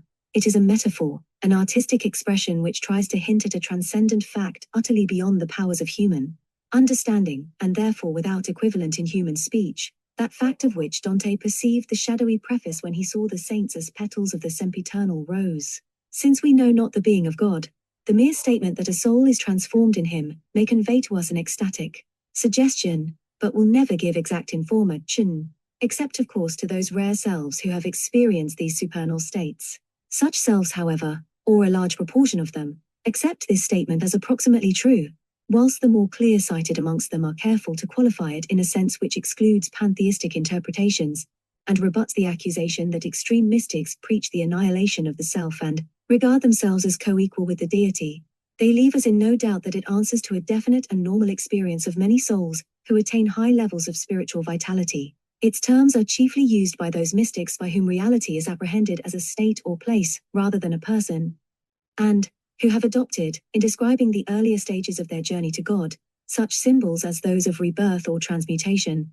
The blunt and positive language of these contemplatives concerning deification has aroused more enmity amongst the unmystical than any other of their doctrines or practices. It is of course easy, by confining oneself to its surface sense, to call such language blasphemous, and the temptation to do so has seldom been resisted. Yet, rightly understood, this doctrine lies at the heart, not only of all mysticism, but also of much philosophy and most religion. It pushes their first principles to a logical end. The wonder of wonders, says Jochen, whom no one can accuse of a conscious leaning towards mystic doctrine, is the human made divine. Christian mysticism, says Delacroix with justice, springs from that spontaneous and half-savage longing for deification which all religion contains. Eastern Christianity has always accepted it and expressed it in her rites. The body of God deifies me and feeds me, says Simeon Metaphrastes, it deifies my spirit and it feeds my soul in an incomprehensible manner. The Christian mystics justify this dogma of the deifying of man by exhibiting it as the necessary corollary of the incarnation, the humanizing of God. They can quote the authority of the fathers in support of this argument. He became man that we might be made God, says St. Athanasius. I heard, says St. Augustine, speaking of his pre-converted period, thy voice from on high crying unto me, I am the food of the full grown, grow, and then thou shalt feed on me, nor shalt thou change me into thy substance, as thou changest the food of thy flesh, but thou shalt be changed into mine. Eckhart therefore did no more than expand the patristic view when he wrote, Our Lord says to every living soul, I became man for you. If you do not become God for me, you do me wrong. If we are to allow that the mystics have ever attained the object of their quest, I think we must also allow that such attainment involves the transmutation of the self to that state which they call, for want of exact language, deified. The necessity of such transmutation is an implicit of their first position, the law that we behold that which we are, and are that which we behold.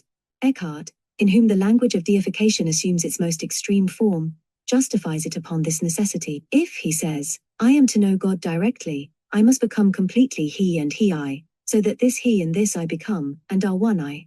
God, said St. Augustine, is the country of the soul, its home, says Ruysbroek.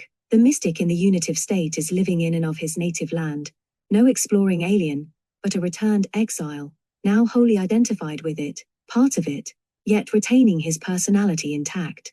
As none know the spirit of England but the English, and they know it by intuitive participation, by emergence, not by thought, so none but the deified know the secret life of God. This too is a knowledge conferred only by participation, by living a life breathing an atmosphere, by union with that same light by which they see, and which they see.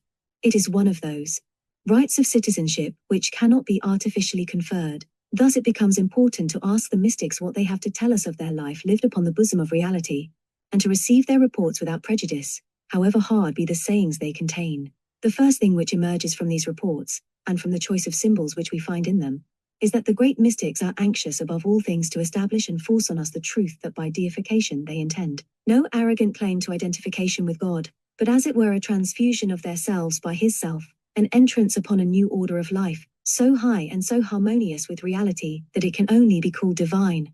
Over and over again they assure us that personality is not lost, but made more real. When, says St. Augustine, I shall cleave to thee with all my being, then shall I in nothing have pain and labor, and my life shall be a real life, being wholly full of thee.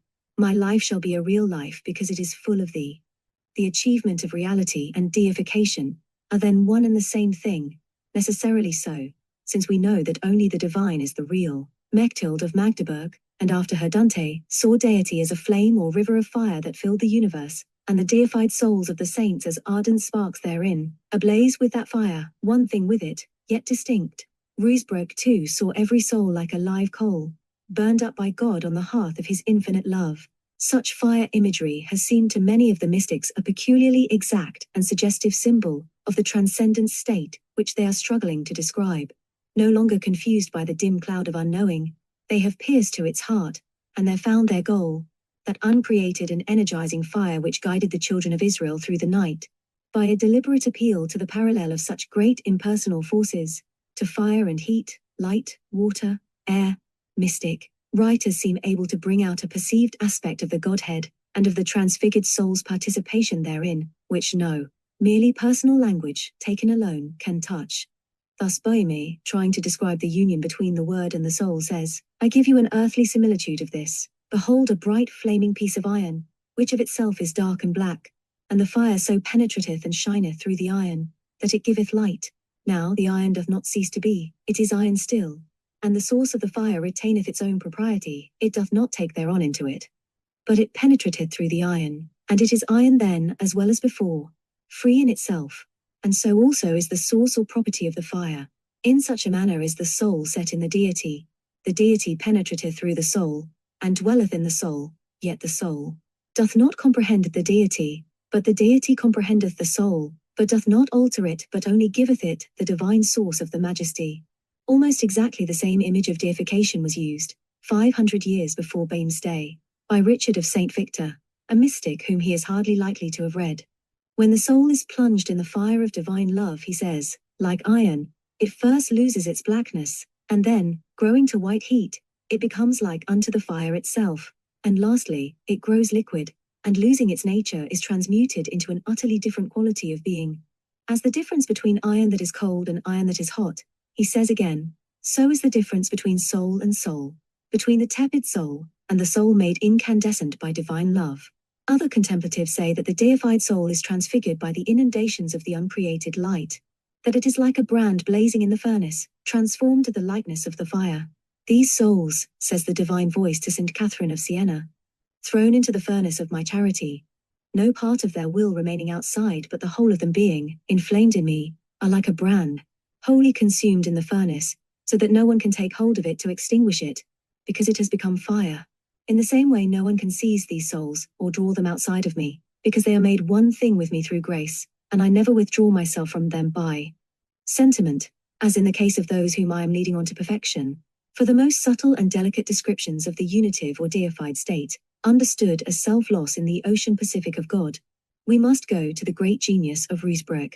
He alone, whilst avoiding all its pitfalls, has conveyed the suggestion of its ineffable joys in a measure which seems, as we read, to be beyond all that we had supposed possible to human utterance. Awe and rapture, theological profundity, keen psychological insight, are here tempered by a touching simplicity. Well, listen to the report of one who has indeed heard the invitation of love, which draws interior souls towards the one and says, come home. A humble receptivity, a meek self-naughting is with Ruysbroeck, as with all great mystics, the gate of the city of God. Because they have given themselves to God in every action, omission or submission, he says of the deified souls, they possess a peace and a joy, a consolation and a savor, that none can comprehend, neither the world, nor the creature adorned for himself, nor whosoever prefers himself before God. These interior souls, these men of lucid vision, have before their eyes whensoever they will the invitation of love, which draws them towards the one, and which says, come home. Thus the spirit is caught by a simple rapture to the Trinity, and by a threefold rapture to the unity.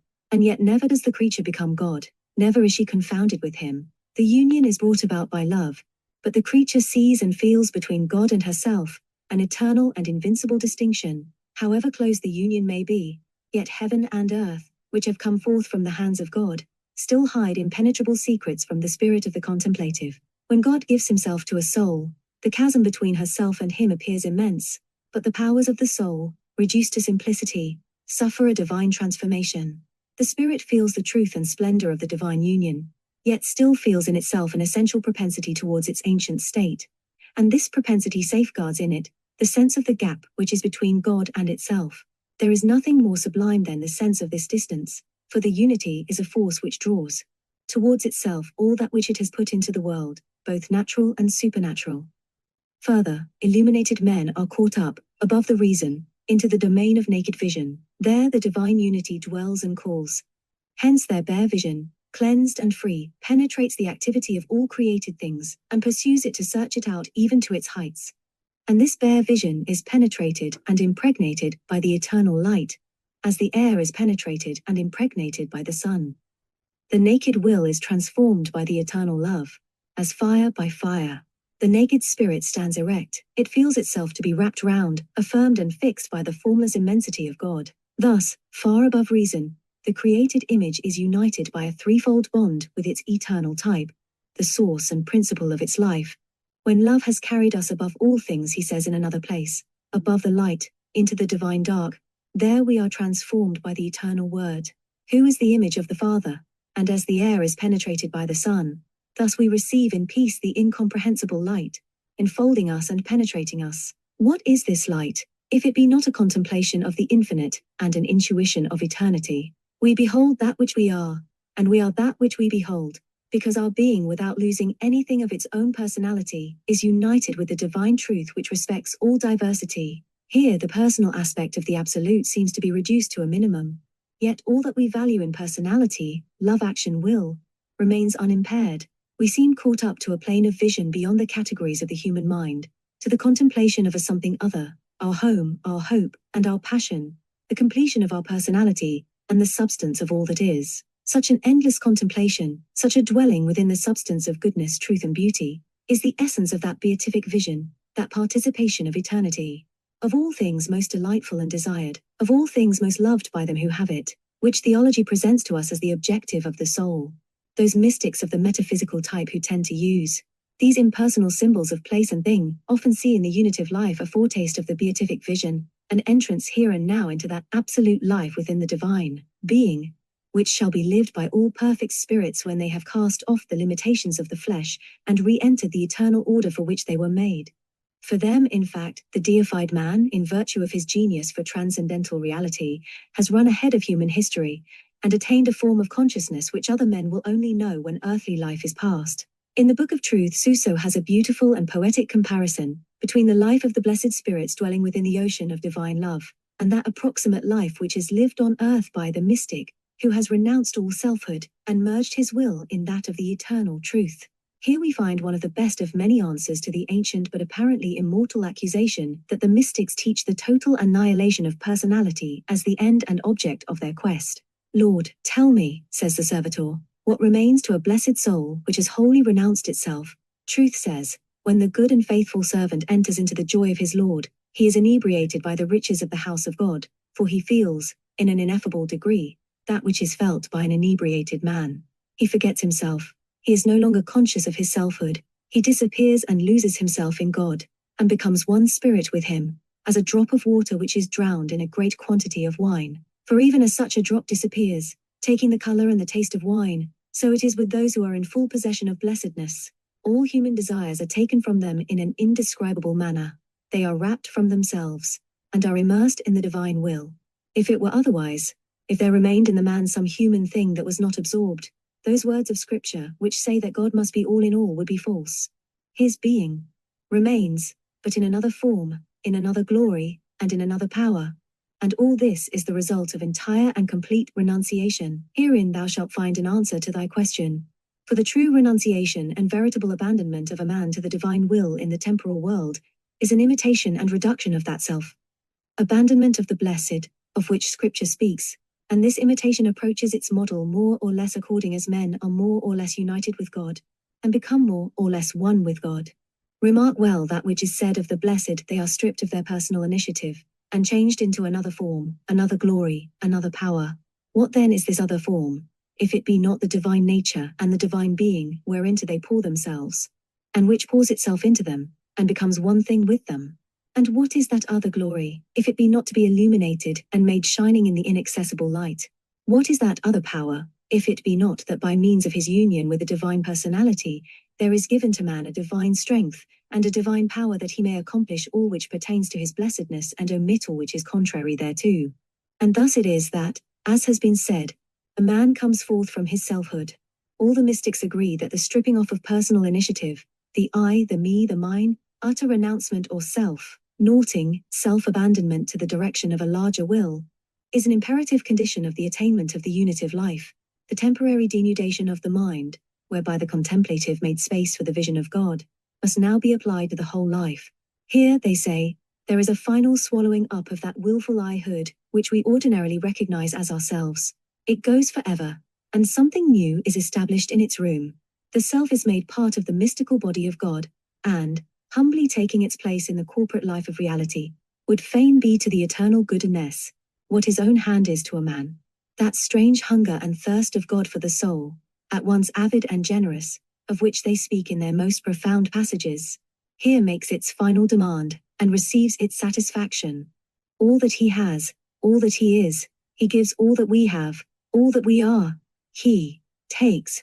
The self, they declare, is devoured, immersed in the abyss, sinks into God who is the deep of deeps, in their efforts towards describing to us this, the supreme mystic act, and the new life to which it gives birth. They are often driven to the use of images which must seem to us grotesque, were it not for the flame which burns behind, as when Ruysbroek cries, "To eat and be eaten, this is union." Since his desire is immensity itself, to be wholly devoured of him does not greatly amaze me. At this point we begin to see that the language of deification, taken alone, will not suffice to describe the soul's final experience of reality. The personal and emotional aspect of man's relation with his source is also needed, if that which he means by union with God is to be even partially expressed. Hence, even the most transcendental mystic is constantly compelled to fall back on the language of love in the endeavor to express the content of his metaphysical raptures, and forced in the end to acknowledge that the perfect union of lover and beloved cannot be suggested in the arid, though doubtless accurate terms of religious philosophy. Such arid language eludes the most dangerous aspects of divine union, the pantheistic on one hand, the amoristic on the other. But it also fails to express the most splendid side of that amazing vision of truth. It needs some other more personal and intimate vision to complete it, and we shall find in the reports of those mystics of the intimate type to whom the unitive life has meant not self-loss in an essence, but self-fulfillment in the union of heart and will, just that completing touch. The extreme form of this kind of apprehension, of course, finds expression in the well-known and heartily abused symbolism of the spiritual marriage between God and the soul, a symbolism which goes back to the Orphic mysteries, and thence descended via the Neoplatonists unto the stream of Christian tradition. But there are other and less concrete forms of it, wholly free from the dangers which are supposed to lurk in erotic imagery of this kind. Thus Jalaluddin, by the use of metaphors which are hardly human yet charged with passionate feeling, tells, no less successfully than the writer of the Song of Solomon, the secret of this union, in which heart speaks to heart. With thy sweet soul, this soul of mine hath mixed as water doth with wine. Who can the wine and water part, or me and thee when we combine? Thou art become my greater self, small bounds no more can me confine. Thou hast my being taken on, and shall not I now take on thine? Me thou for ever hast affirmed, that I may ever know thee mine. Thy love has pierced me through and through, its thrill with bone and nerve entwine. I rest a flute laid on thy lips, a lute, I on thy breast recline. Breathe deep in me that I may sigh, yet strike my strings, and tears shall shine. What the mystic here desires to tell us is that his new life is not only a free and conscious participation in the life of eternity, a fully established existence on real and transcendental levels, but also the conscious sharing of an inflowing personal life greater than his own, a tightening of the bonds of that companionship, which has been growing in intimacy and splendor during the course of the mystic way. This companionship, at once the most actual and most elusive fact of human experience, is utterly beyond the resources of speech. So too are those mysteries of the communion of love, whereby the soul's humble, active, and ever-renewed self-donation becomes the medium of her glory, and by her love, she is made the equal of love, the beggar maid sharing Cophetua's throne. Thus the anonymous author of the Mirror writes, in one of his most daring passages, I am God, says love. For love is God, and God is love. And this soul is God by her condition of love. But I am God by my nature divine. And this is hers by the justice of love, so that this precious one loved of me, is taught, and is led of me out of herself. This is the eagle that flies high, so right high, and yet more high than does any other bird, for she is feathered with fine love, the simplest expression of the unitive life, the simplest interpretation which we can put on its declarations, is that it is the complete and conscious fulfillment here and now of this perfect love. In it certain elect spirits, still in the flesh, fly high and yet more high, till taught and led out of themselves they become, in the exaggerated language of the mirror, God by condition of love. Homegrown English mysticism tried as a rule to express the inexpressible in homelier, more temperate terms than this. I would that thou knew, says the unknown author of the Epistle of Prayer, what manner of working it is that knitteth man's soul to God, and that maketh it one with him in love and accordance of will after the word of St. Paul, saying thus, Qui aderet Deo, unus spiritus est cum mo, that is to say, whoso draweth near to God as it is by such a reverent affection touched before, he is one spirit with God. That is, though all that God and he be two and seer in kind, nevertheless, yet in grace they are so knit together that they are but one in spirit, and all this is one for one head of love and accordance of will, and in this one head is the marriage made between God and the soul, the which shall never be broken, though all that the heat and the fervor of this work cease for a time, but by a deadly sin. In the ghostly feeling of this one head, may a loving soul both say and sing this holy word that is written in the book of songs in the Bible, Dilectus meus mihi, et ego mil, that is, my loved unto me, and I unto him, understanding that God shall be knitted with the ghostly glue of grace on his party, and the lovely consent and gladness of spirit on thy party. I think no one can deny that the comparison of the bond between the soul and the absolute to ghostly glue, though crude, is wholly innocent. Its appearance in this passage as an alternative to the symbol of wedlock may well check the uncritical enthusiasm of those who hurry to condemn at sight all sexual imagery. That it has seemed to the mystics appropriate and exact is proved by its reappearance in the next century, in the work of a greater contemplative. Thou givest me, says Peterson, thy whole self to be mine whole and undivided, if at least I shall be thine whole and undivided. And when I shall be thus all thine, even as from everlasting, thou hast loved thyself, so from everlasting thou hast loved me, for this means nothing more than that thou enjoyest thyself in me, and that I by thy grace enjoy thee in myself, and myself in thee. And when in thee I shall love myself, nothing else but thee do I love, because thou art in me and I in thee, glued together as one and the selfsame thing, which henceforth and forever cannot be divided. From this kind of language to that of the spiritual marriage, as understood by the pure minds of the mystics, is but a step. They mean by it no rapturous satisfactions, no dubious spiritualizing of earthly ecstasies, but a lifelong bond that shall never be lost or broken. A close personal union of will and of heart between the free self and that fairest in beauty whom it has known in the act of contemplation. The mystic way has been a progress, a growth, in love, a deliberate fostering of the inward tendency of the soul towards its source, an eradication of its disorderly tendencies to temporal goods. But the only proper end of love is union, a perfect uniting and coupling together of the lover and the loved into one. It is a unifying principle, the philosophers say, life's mightiest agent upon every plane. Moreover, just as earthly marriage is understood by the moral sense less as a satisfaction of personal desires than as a part of the great process of life, the fusion of two powers for new purposes, so such spiritual marriage brings with it duties and obligations. With the attainment of a new order, the new infusion of vitality, comes a new responsibility, the call to effort and endurance on a new and mighty scale. It is not an act but a state. Fresh life is imparted by which our lives are made complete. New creative powers are conferred. The self, lifted to the divine order, is to be an agent of the divine fecundity, an energizing center, a parent of transcendental life. The last perfection, says Aquinas, to supervene upon a thing, is its becoming the cause of other things, while then a creature tends by many ways to the likeness of God. The last way left open to it is to seek the divine likeness by being the cause of other things, according to what the Apostle says, Dii enim sumus adjutoris.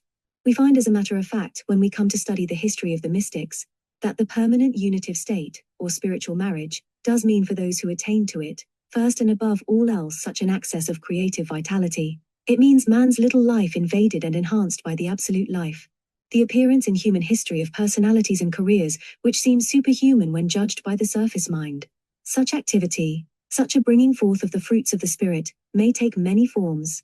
But where it is absent, where we meet with personal satisfactions, personal visions or raptures, how, ever sublime and spiritualized, presented as marks of the unitive way, ends or objects of the quest of reality, we may be sure that we have wandered from the straight and narrow road which leads, not to eternal rest, but to eternal life. The fourth degree of love is spiritually fruitful, said Richard of St. Victor. Wherever we find a sterile love, a holy passivity, we are in the presence of quietistic heresy, not of the unitive life. I hold it for a certain truth, says St. Teresa, that in giving these graces our Lord intends, as I have already said, in this treatise, to fortify our weakness, that we may be made capable of following his example in the endurance of great pains. Whence did St. Paul draw strength to support his excessive labors? We see clearly in him the effects of visions and contemplations, which came indeed from God, not of a delirious fancy, nor the arts of the spirit of darkness. After the reception of such great favors, did he go and hide himself in order to enjoy in peace the ecstasy which overwhelmed his soul, without occupying himself with other things? You know that on the contrary he passed his whole days in apostolic labors, working at night in order to earn his bread. Oh my sisters, who can describe the point to which a soul where our Lord dwells in so special a manner neglects her own ease? How little honors affect her? How far she is from wishing to be esteemed in the least thing? When she possesses the ceaseless companionship of her bridegroom, how could she think of herself? Her only thought is to please him, and to seek out ways in which she may show him her love. It is to this point, my daughters, that Orison tends, and, in the design of God, this spiritual marriage is destined to no other purpose but the incessant production of work. And this, as I have already told you, is the best proof that the favors which we receive have come from God. To give to our Lord a perfect hospitality, she says in the same chapter, Mary and Martha must combine. When we look at the lives of the great theopathic mystics, the true initiates of eternity, inarticulate as these mystics often are, we find ourselves in the presence of an amazing, a superabundant vitality, of a triumphing force over which circumstance has no power. The incessant production of work seems indeed to be the object of that spirit, by whose presence their interior castle is now filled. We see St. Paul, abruptly enslaved by the first and only fair, not hiding himself to enjoy the vision of reality, but going out single-handed to organize the Catholic Church. We ask how it was possible for an obscure Roman citizen, without money, influence, or good health, to lay these colossal foundations. And he answers, not I, but Christ in me. We see Joan of Arc, a child of the peasant class, leaving the sheepfold to lead the armies of France. We ask how this incredible thing can be, and are told her voices bade her. A message, an overpowering impulse, came from the suprasensible. Vitality flowed in on her. She knew not how or why. She was united with the infinite life, and became its agent, the medium of its strength, what his own hand is to a man. We see St. Francis, God's troubadour, marked with his wounds, inflamed with his joy, obverse and reverse of the earnest money of eternity. St. Ignatius Loyola, Our Lady's Knight, incurably romantic figures both of them, go out to change the spiritual history of Europe. Where did they find, born and bred to the most ordinary of careers, in the least spiritual of atmospheres, that superabundant energy, that genius for success which triumphed best in the most hopeless situations? Ignatius found it in the long contemplations and hard discipline of the cave of Manresa, after the act of surrender, in which he dedicated his knighthood to the service of the Mother of God. Francis found it before the crucifix in St. Damiano, and renewed it in the ineffable experience of La Verna, when by mental possession and rapture he was transfigured of God. We see St. Teresa, another born romantic, pass to the unitive state, after long and bitter struggles between her lower and higher personality. A chronic invalid over 50 years of age, weakened by long ill health, and by the terrible mortifications of the purgative way, she deliberately breaks with her old career, leaves her convent, and starts a new life, coursing through Spain, and reforming a great religious order in the teeth of the ecclesiastical world. Yet more amazing, St. Catherine of Siena, an illiterate daughter of the people, after a 3 years' retreat, consummates the mystic marriage, and emerges from the cell of self-knowledge to dominate the politics of Italy. How came it that these apparently unsuitable men and women, checked on every side by inimical environment, ill health, custom, or poverty, achieved these stupendous destinies? The explanation can only lie in the fact that all these persons were great mystics, living upon high levels the theopathic life. In each a character of the heroic type, of great vitality, deep enthusiasms, unconquerable will, was raised to the spiritual plane, remade on higher levels of consciousness. Each by surrender of selfhood, by acquiescence in the large destinies of life, had so furthered that self's natural genius for the infinite that their human limitations were overpassed. Hence they rose to freedom, and attained to the one ambition of the naughted soul. I would fain be to the eternal goodness what his own hand is to a man. Even Madame Guillon's natural tendency to passive states breaks down with her entrance on the Unitive way. Though she cannot be classed amongst the greatest of its initiates, she too felt its fertilizing power, was stung from her holy indiffer, ends to become, as it were, involuntarily true to type. The soul, she says, of the self entering upon union, and we cannot doubt that as usual she is describing her own carefully docketed states, feels a secret vigor taking more and more strongly possession of all her being, and little by little she receives a new life, never again to be lost, at least so far as one can be assured of anything in this life. This new life is not like that which she had before. It is a life in God. It is a perfect life. She no longer lives or works of herself, but God lives, acts and works in her. And this grows little by little till she becomes perfect with God's perfection, rich with his riches, and loves with his love. She lives only with the life of God, who being the principle of life, this soul cannot lack anything. How greatly has she gained by her losses?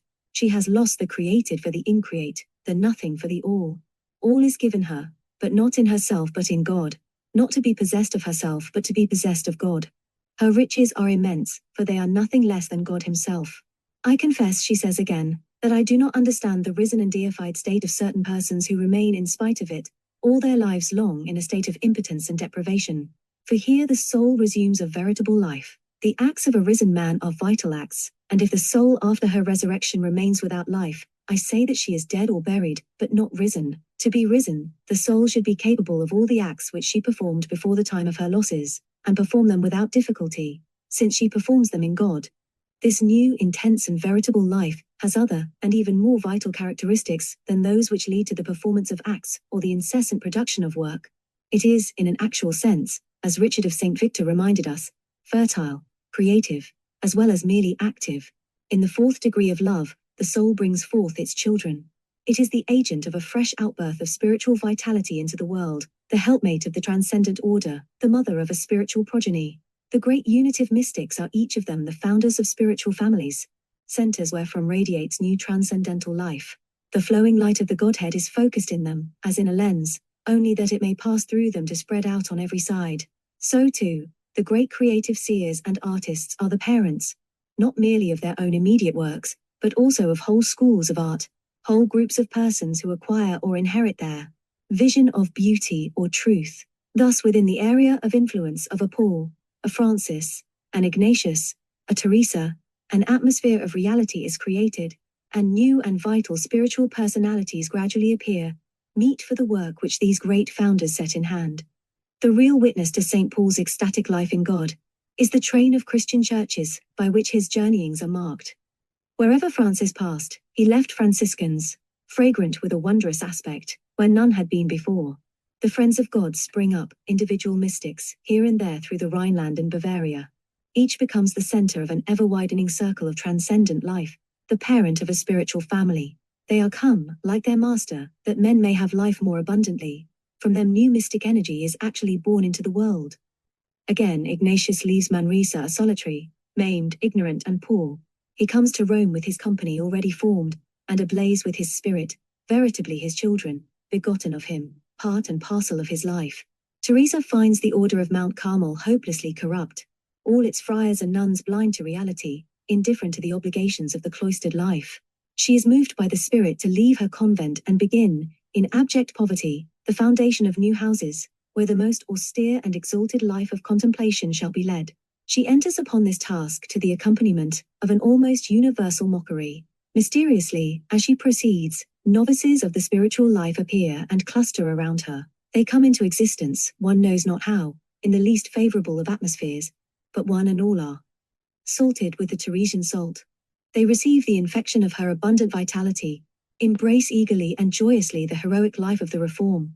In the end, every city in Spain has within it Teresa's spiritual children, a whole order of contemplatives, as truly born of her, as if they were indeed her sons and daughters in the flesh. Well might the spiritual alchemist say that the true lapis philosophorum is a tinging stone, which imparts its goldness to the base metals brought within its sphere of influence. This reproductive power is one of the greatest marks of the theopathic life, the true mystic marriage of the individual. Soul with its source, those rare personalities in whom it is found, are the media through which that triumphing spiritual life, which is the essence of reality, forces an entrance into the temporal order and begets children, heirs of the superabundant vitality of the transcendental universe. But the unitive life is more than the sum total of its symptoms, more than the heroic and apostolic life of the great active, more than the divine motherhood of new sons of the Absolute. These are only its outward signs, its expression in time and space. I have first laid stress upon that expression, because it is the side which all critics and some friends of the mystics persistently ignore. The contemplative's power of living this intense and creative life within the temporal order, however, is tightly bound up with that other life in which he attains to complete communion with the absolute order, and submits to the inflow of its supernal vitality. In discussing the contributions of the mystical experience to the theories of absolutism and vitalism, we saw that the complete mystic consciousness, and therefore of course the complete mystic world, had a twofold character. It embraced, we perceived, a reality which seems from the human standpoint at once static and dynamic, transcendent and immanent, eternal and temporal, accepted both the absolute world of pure being and the unresting world of becoming as integral parts of its vision of truth, demanding on its side a dual response. All through the mystic way we caught glimpses of the growth and exercise of this dual intuition of the real.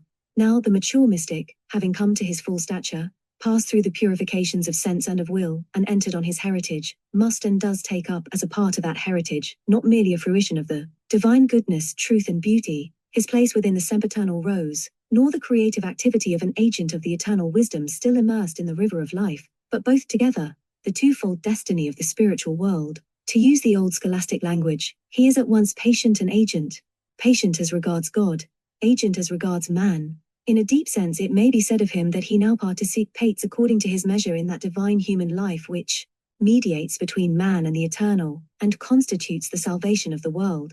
Therefore, though his outward heroic life of action, his divine fecundity, may seem to us the best evidence of his state, it is the inner knowledge of his mystical sonship, the mysterious peace dwelling in activity, says Ruysbroek, which is for him the guarantee of absolute life.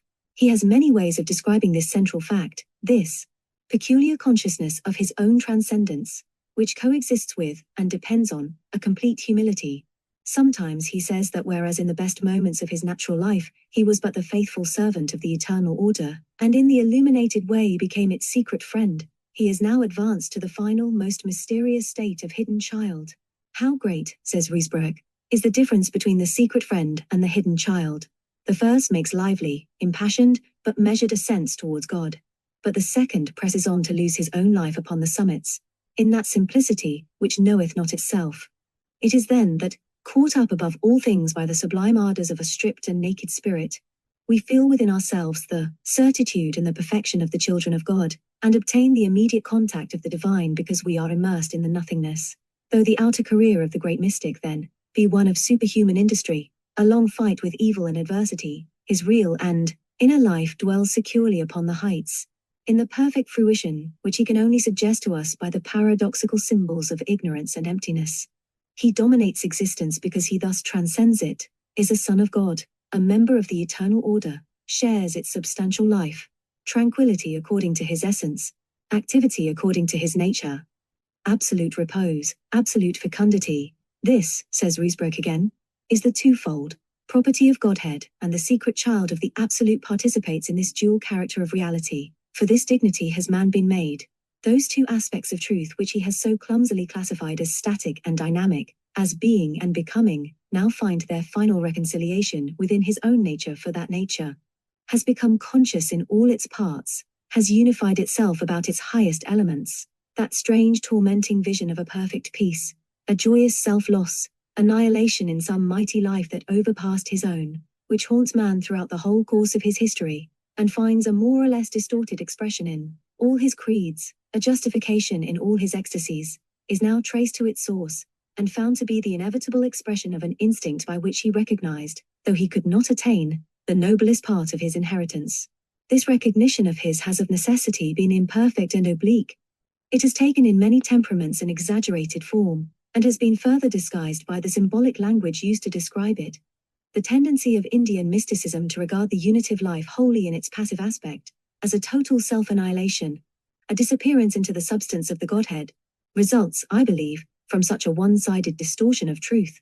The Oriental mystic presses on to lose his life upon the heights, but he does not come back from the grave and bring to his fellow men the life, giving news that he has transcended mortality in the interests of the race. The temperamental bias of Western mystics towards activity has saved them as a rule from such one-sided achievement as this, and hence, it is in them that the unitive life, with its dual character of activity and rest, has assumed its richest and its noblest forms. Of all these Western mystics, none has expressed more lucidly, or more splendidly than Ruysbroek the double nature of man's reaction to reality. It is the heart of his vision of truth. In all his books he returns to it again and again, speaking, as none familiar with his writings can doubt, the ardent, joyous, vital language of first-hand experience, not the platitudes of philosophy. He might say with Dante, his forerunner into the Empyrean, I believe that I beheld the universal form of this not, because in saying this I feel my joy increased. It is then from Ruysbroek that I shall make my quotations, and if they be found somewhat long and difficult of comprehension, their unique importance for the study of man's spiritual abilities must be my excuse. First, his vision of God, the divine persons, he says, who form one sole God, are in the fecundity of their nature ever active, and in the simplicity of their essence they form the Godhead and eternal blessedness. Thus God according to the persons is eternal work, but according to the essence and its perpetual stillness, he is eternal rest. Now love and fruition live between this activity and this rest. Love would work without ceasing, for its nature is eternal work with God. Fruition is ever at rest, for it dwells higher than the will and the longing for the well-beloved, in the divine nescience, and that simple love where the Father, together with the Son, enfolds his well-beloved in the abundant unity of his spirit, above the fecundity of nature. And that same Father says to each soul in his infinite loving kindness, Thou art mine and I am thine and thou art mine, for I have chosen thee from all eternity. Next, the vision of the self's destiny. Our duty is to love God. Our fruition is to endure God and be penetrated by his love. There is the same difference between love and fruition as there is between God and his grace. When we unite ourselves to God by love, then we spiritualize ourselves, but when he himself draws us in a flight of the Spirit and transforms us in his Spirit, then so too we are fruition, and the Spirit of God himself pushes us out from himself by his breath, in order that we may love and may do good works, and again he draws us to himself, in order that we may repose in peace and in fruition. And this is eternal life, even as our bodily life subsists in the indrawing and outgoing of our breath. Understand, he says again, God comes to us incessantly, both with and without intermediary, and he demands of us both action and fruition, in such a way that the action shall not hinder the fruition, nor the fruition the action, but they shall reinforce one another reciprocally. And this is why the interior man, i.e. why the contemplative, possesses his life according to these two manners, that is to say, in rest and in work, and in each of them he is wholly and undividedly, for he dwells altogether in God, in virtue of his restful fruition, and altogether in himself, in virtue of his active love. And God, in his communications, incessantly compels him to renew both this rest and this work, and because the soul is just, it desires to pay at every instant that which God demands of it, and this is why each time it is irradiated of him. The soul is introverted in a manner that is both active and fruitive, and thus that man is strengthened in all virtues, and ever more profoundly immersed in fruitive love. He is active in all loving work, for he sees his rest. He is a pilgrim, for he sees his country. For love's sake he strives for victory, for he sees his crown. Consolation, peace, joy, beauty and riches, all that can give delight, all this is shown to the mind illuminated in God, in spiritual similitudes and without measure. And through this vision, in the contact of God, love continues active.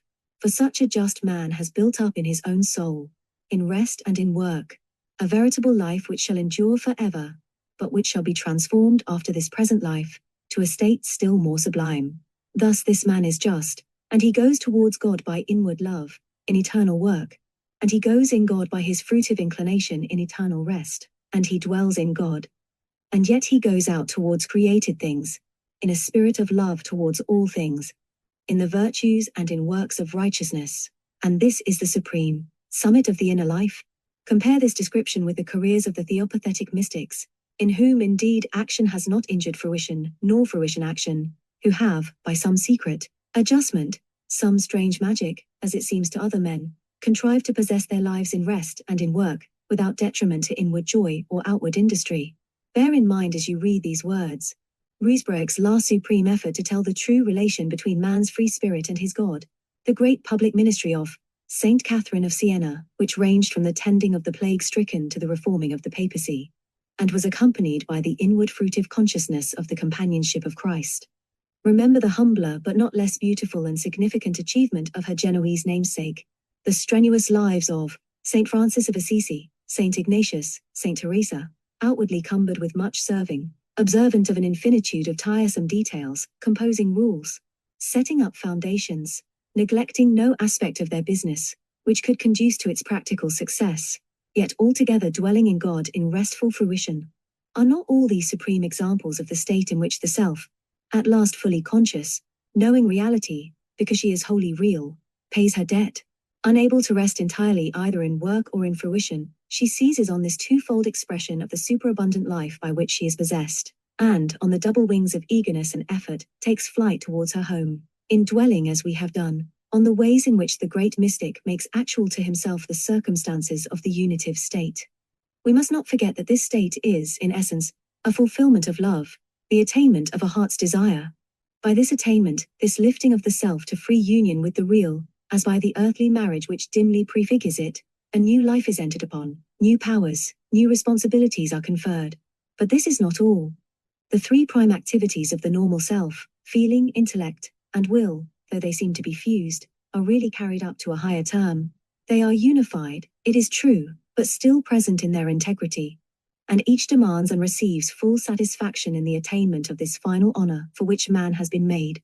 The intellect is immersed in that mighty vision of truth, known now not as a vision but as a home, where St. Paul saw things which might not be uttered. St. Teresa found the perpetual companionship of the Blessed Trinity.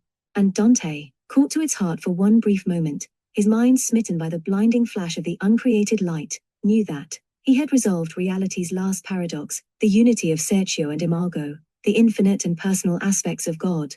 The enhanced will, made over to the interests of the transcendent, receives new worlds to conquer, new strength to match its exalted destiny. But the heart too here enters on a new order, begins to live upon high levels of joy. This soul, says Love, swims in the sea of joy, that is, in the sea of delight, the stream of divine influences. A man's volat, currit eletatur, liber est et non tenetur, said a Kempis, classic words, which put before us once and forever the inward joyousness and liberty of the saints. They fly, run, and rejoice, those great laborious souls, often spent with amazing mortifications, vowed to hard and never-ending tasks.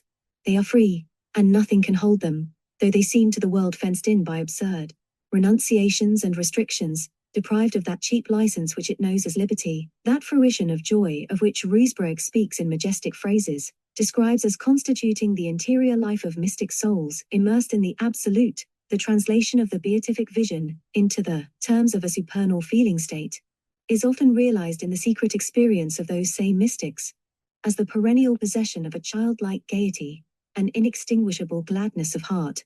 The transfigured souls move to the measures of a love dance which persists in mirth without comparison. Through every outward hardship and tribulation, they enjoy the high spirits peculiar to high spirituality, and shock the world by a delicate playfulness, instead of exhibiting the morose resignation which it feels to be proper to the spiritual life. Thus Saint Catherine of Siena, though constantly suffering, was always jocund and of a happy spirit. When prostrate with illness she overflowed with gaiety and gladness, and was full of laughter in the Lord, exultant and rejoicing. Moreover, the most clear-sighted amongst the mystics declare such joy to be an implicit of reality. Thus Dante, initiated into paradise, sees the whole universe laugh with delight, as it glorifies God, and the awful countenance of perfect love adorned with smiles. Thus the souls of the great theologians dance to music and laughter in the heaven of the sun. 5 The loving seraphs, in their ecstatic joy, whirl about the being of God. O luciturna che, ami et aridi, exclaims the pilgrim, as the divine essence is at last revealed to him, and he perceives love and joy as the final attributes of the triune God. Thus Beatrice with suoi occhi ridenti, so different from the world's idea of a suitable demeanor for the soul's supreme instructress, laughs as she mounts with him the ladder to the stars. So, if the deified soul has indeed run ahead of humanity, and according to his fruition dwells in heaven, he too, like Francis, will run, rejoice and make merry, join the eager dance of the universe about the one. If, say Patmore, we may credit certain hints contained in the lives of the saints, Love raises the spirit above the sphere of reverence and worship, into one cf laughter and dalliance, a sphere in which the soul says shall I, a gnat which dances in thy ray, dare to be reverent. Richard Rolle has expressed this exultant spirit of dalliance with peculiar insight and delicacy. Among the delights which he tastes in so sweet love burning, he says of the true lover who in the bond of lovers, will stably is confirmed, a heavenly privity in shed he feels, that no man can know but he that has received it, and in himself buries the electuary that anoints and makes happy all joyful lovers in Jesu, so that they cease not to high in heavenly seats to sit, joy of their Maker endlessly to use, hereto truly they yearn in heavenly sights abiding, and inwardly set afire, all their inward parts are glad with pleasant shining in light, and themselves they feel gladdened with merriest love, and in joyful song wonderfully melted, but this grace generally and to all is not given, but to the holiest of holy souls is taught, in whom the excellence of love shines, and songs of lovely loving, Christ inspiring, commonly burst up, and as it were a pipe of love new made, in sight of God more goodly than can be said, joying sounds, the which the mystery of love knowing, with great cry to its love ascends, in wit sharpest, and in knowledge and in feeling subtle, not spread in things of this world, but into God all gathered and set, that in cleanness of conscience and shining of soul to him, it may serve whom it has purpose to love, and itself to him to give. Surely the clearer the love of the lover is, the nearer to him, and the more present God is, and thereby more clearly in God he joys, and of the sweet goodness the more he feels, that to lovers is want itself to inshed, and to mirth without comparison the hearts of the meek to turn. The last state of burning love, said Rolle, than which he could conceive no closer reaction to reality, was the state of sweetness and song, the welling up of glad music in the simple soul, man's natural expression of a joy which overpasses the descriptive powers of our untuneful speech. In the gay rhythms of that primordial art, he may say something of the secret which the more decorous periods of religion and philosophy will never let him tell, something too which in its very childishness, its freedom from the taint of solemnity and self-importance, expresses the quality of that inward life, that perpetual youth, which the secret child of the transcendent order enjoys. As it were a pipe of love in the sight of God he joying sounds. The music of the spheres is all about him, he is a part of the great melody of the divine. Sweetest forsooth, says Rolle again, is the rest which the spirit takes while sweet goodly sound comes down, in which it is delighted. And in most sweet song and playful the mind is ravished, to sing likings of love everlasting. When we come to look at the lives of the mystics, we find it literally true that such songs of lovely loving commonly burst up whenever we can catch them, unawares. See behind the formidable and heroic activities of reformer, teacher or leader of men, the vian time which is lived at the hearth of love. What are the servants of the Lord but his minstrels, said St. Francis, who saw nothing inconsistent between the celestial melodies and the stigmata of Christ. Moreover, the songs of such troubadours, as the hermit of Hampole learned in his wilderness, are not only sweet, but playful, dwelling always in a light of which we hardly dare to think, save in the extreme terms of reverence and awe. They are not afraid with any amazement, they are at home. The whole life of St. Francis of Assisi, that spirit transfigured, in God, who loved above all other birds a certain little bird which is called the lark, was one long march to music through the world. To sing seemed to him a primary spiritual function. He taught his friars in their preaching to urge all men to this. It appeared to him appropriate, and just to use the love language of the troubadours in praise of the more perfect love, which had marked him as its own. Drunken with the love and compassion of Christ, Blessed Francis on a time did things such as these. For the most sweet melody of spirit boiling up within him, frequently broke out in French speech, and the veins of murmuring which he heard secretly with his ears broke forth into French-like rejoicing. And sometimes he picked up a branch from the earth, and laying it on his left arm, he drew in his right hand another stick like a bow over it, as if on a viol or other instrument, and making fitting gestures, sang with it in French unto the Lord Jesus Christ.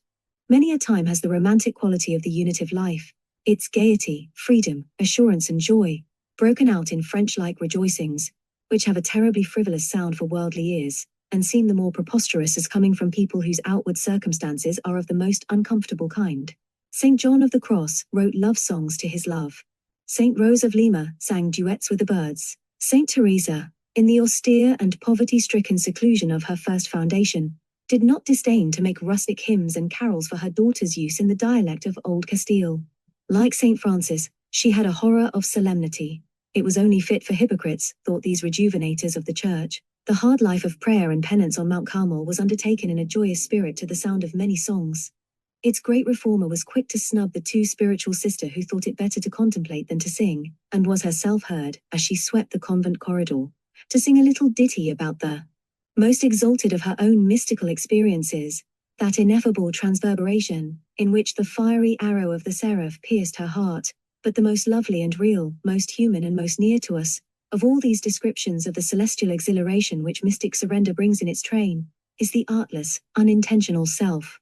Revelation of St. Catherine of Genoa, whose inner and outer lives in their balanced wholeness, provide us with one of our best standards, by which to judge the right proportions of the mystic way. Here the whole essence of the unitive life is summed up and presented to us by one who lived it upon heroic levels, and who was, in fruition and activity, in rest and in work, not only a great active and a great ecstatic, but one of the deepest gazers into the secrets of eternal love, which the history of Christian mysticism contains. Yet perhaps there is no passage in the works of these same mystics which comes to so unexpected, so startling a conclusion as this, in which St. Catherine, with a fearless simplicity, shows to her fellow men the nature of the path that she has trodden, and the place that she has reached. When, she says, in one of her reported dialogues, and though the tone be impersonal, it is clearly personal experience which speaks, the loving kindness of God calls a soul from the world, he finds it full of vices and sins, and first he gives it an instinct for virtue, and then urges it to perfection, and then by infused grace leads it to true self-naughting, and at last to true transformation, and this noteworthy order serves God to lead the soul along the way. But when the soul is naughted and transformed, then of herself she neither works, nor speaks nor wills, nor feels nor hears nor understands, neither has she of herself the feeling of outward or inward, where she may move. And in all things it is God who rules and guides her without the mediation of any creature. And the state of this soul is then a feeling of such utter peace and tranquility, that it seems to her that her heart, and her bodily being, and all both within and without is immersed in an ocean of utmost peace, from whence she shall never come forth for anything that can befall her in this life. And she stays immovable, imperturbable, impassible. So much so, that it seems to her in her human and her spiritual nature, both within and without, she can feel no other thing than sweetest peace, and she is so full of peace, that though she press her flesh, her nerves, her bones, no other thing comes forth from them than peace. Then says she all day for joy such rhymes as these, making them according to her manner. Dost thou wish that I should show all God's being thou mayst know? Peace is not found of those who do not with him go. Then says she all day for joy such rhymes as these, nursery rhymes one might almost call them, so infantile, so naive is their rhythm. Who would have suspected this to be the secret manner of communion between the exalted soul of Catherine and her love? How many of those who actually saw that great and able woman tirelessly laboring in the administration of her hospital, who heard that profound and instinctive Christian Platonist instructing her disciples, and declaring the law of universal and heroic love, how many of these divined that Questa Santa Benedetta who seemed to them already something more than earthly, a matter of solemn congratulation and reverential approach, went about her work with a heart engaged in no lofty speculations on eternity, no outpourings of mystic passion for the absolute, but saying all day for joy, in a spirit of childlike happiness, gay and foolish little songs about her love? Standing at the highest point of the mystic ladder which can be reached by human spirits in this world of time and space, looking back upon the course of that slow interior alchemy, that noteworthy order of organic transformation, by which her selfhood had been purged of imperfection, raised to higher levels, compelled at last to surrender itself to the all-embracing, all-demanding life of the real. This is St. Catherine's deliberate judgment on the relative and absolute aspects of the mystic life, the noteworthy order which we have patiently followed, the psychic growth and rearrangement of character, the visions and ecstasies, the joyous illumination and bitter pain, these but serve to lead the soul along the way, in the mighty transvaluation of values which takes place when that way has at last been trod. These abnormal events sink to insignificance. For us, looking out wistfully along the pathway to reality, they stand out, it is true, as supreme landmarks, by which we may trace the homeward course of pilgrim man. The importance of their study cannot be overrated for those who would study the way to that world from this. But the mystic, safe in that silence where lovers lose themselves, his cheek on him who for his coming came, remembers them no more. In the midst of his active work, his incessant spiritual creation, joy and peace enfold him. He needs no stretched and sharpened intuition now, for he dwells in that most perfect form of contemplation, which consists in simple and perceived contact of the substance of the soul with that of the divine. The wheel of life has made its circle. Here, at the last point of its revolution, the extremes of sublimity and simplicity are seen to meet. It has swept the soul of the mystic through periods of alternate stress and glory, tending ever to greater transcendence, greater freedom, closer contact with the supplier of true life. He emerges from that long and wondrous journey to find himself, in rest and in work, a little child upon the bosom of the Father. In that most dear relation all feeling, will and thought attain their end. Here all the teasing complications of our separated selfhood are transcended. Hence the eager striving, the sharp vision, are not wanted any more. In that mysterious death of selfhood on the summits which is the medium of eternal life, heights meet the deeps. Supreme achievement and complete humility are one. In a last brief vision, a glimpse as overpowering to our common minds as Dante's final intuition of reality to his exalted and courageous soul, we see the triumphing spirit, sent out before us, the best that earth can offer, stoop and strip herself of the insignia of wisdom and power. Achieving the highest, she takes the lowest place, initiated into the atmosphere of eternity, united with the absolute, possessed at last of the fullness of its life. The soul, self-naughted, becomes as a little child. For of such is the kingdom of heaven. Conclusion. We have traced, as well as our limitations allow us, the mystic way from its beginning to its end.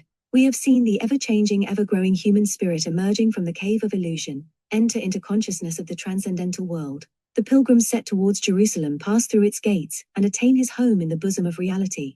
For him, as we have learned from his words and actions, this journey and this end are all.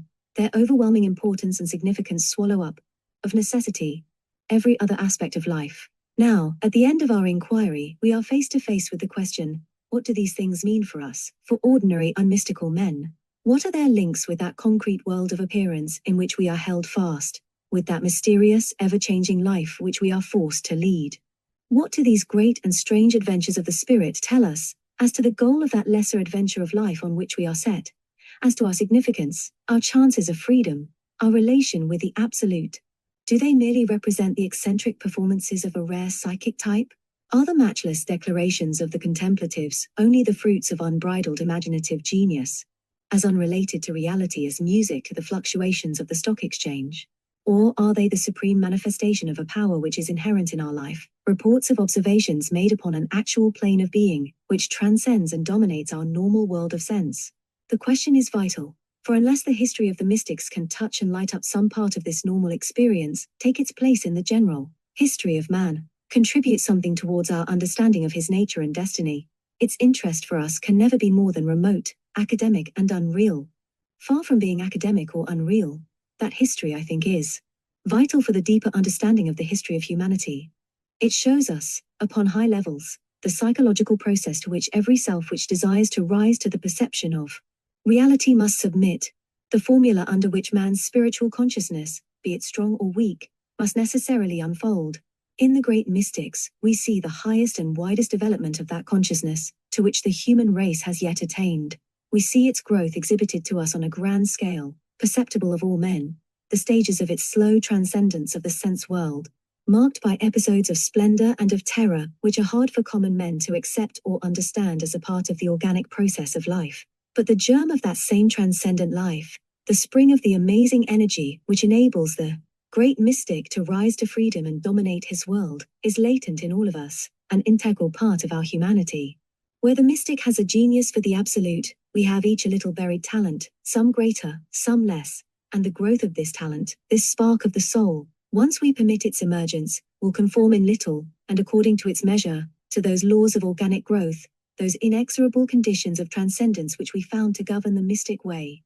Every person, then, who awakens to consciousness of a reality which transcends the normal world of sense, however small, weak, imperfect, that consciousness may be, is put of necessity upon a road which follows at low levels the path which the mystic treads at high levels. The success with which he follows this way to freedom and full life will depend on the intensity of his love and will, his capacity for self-discipline, his steadfastness and courage. It will depend on the generosity and completeness of his outgoing passion for absolute beauty, absolute goodness or absolute truth. But if he move at all, he will move through a series of states which are, in their own small way, strictly analogous to those experienced by the greatest contemplative on his journey towards that union with God, which is the term of the spirit's ascent towards its home. As the embryo of physical man, be he saint or savage, passes through the same stages of initial growth, so too with spiritual man. When the new birth takes place in him, the new life process of his deeper self begins.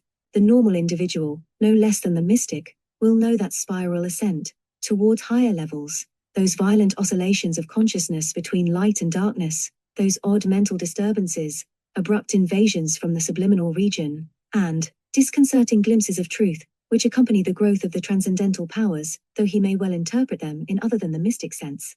He too will be impelled to drastic self-discipline, to a deliberate purging of his eyes that he may see, and receiving a new vision of the world, will be spurred by it to a total self-dedication, an active surrender of his whole being, to that aspect of the infinite which he has perceived. He too will endure in little the psychic upheavals of the spiritual adolescence, will be forced to those sacrifices which every form of genius demands. He will know, according to his measure, the dreadful moments of lucid self-knowledge, the counterbalancing ecstasy of an intuition of the real. More and more as we study and collate all the available evidence, this fact, this law, is borne in on us, that the movement of human consciousness, when it obeys its innate tendency to transcendence, is always the same. There is only one road from appearance to reality. Men pass on, but the states are permanent forever. I do not care whether the consciousness be that of artist or musician, striving to catch and fix some aspect of the heavenly light or music, and denying all other aspects of the world in order to devote themselves to this, or of the humble servant of science, purging his intellect that he may look upon her secrets with innocence of eye, whether the higher reality be perceived in the terms of religion, beauty, suffering, of human love, of goodness, or of truth. However widely these forms of transcendence may seem to differ, the mystic experience is the key to them all. All in their different ways are exhibitions here and now of the eternal, extensions of man's consciousness, which involve calls to heroic endeavor, incentives to the remaking of character, about new and higher centers of life. Through each, man may rise to freedom and take his place in the great movement of the universe, may understand by dancing that which is done. Each brings the self who receives its revelation in good faith, does not check it by self-regarding limitations, to a humble acceptance of the universal law of knowledge, the law that we behold that which we are, and hence that only the real can know reality. Awakening, discipline, enlightenment, self-surrender and union are the essential processes of life's response to this fundamental fact, the conditions of our attainment of being, the necessary formulae under which alone our consciousness of any of these fringes of eternity, any of these aspects of the transcendent, can unfold, develop, attain to freedom and full life. We are then, one and all the kindred of the mystics, and it is by dwelling upon this kinship, by interpreting, so far as we may, their great declarations in the light of our own little experience, that we shall learn to understand them best. Strange and far away though they seem, they are not cut off from us by some impassable abyss, they belong to us. They are our brethren, the giants, the heroes of our race, as the achievement of genius belongs not to itself only, but also to the society that brought it forth, as theology declares that the merits of the saints avail for all. So, because of the solidarity of the human family, the supernal accomplishment of the mystics is ours also. Their attainment is the earnest money of our eternal life. To be a mystic is simply to participate here and now in that real and eternal life, in the fullest, deepest sense which is possible to man. It is to share, as a free and conscious agent, not a servant, but as a son, in the joyous travail of the universe, its mighty onward sweep through pain and glory towards its home in God.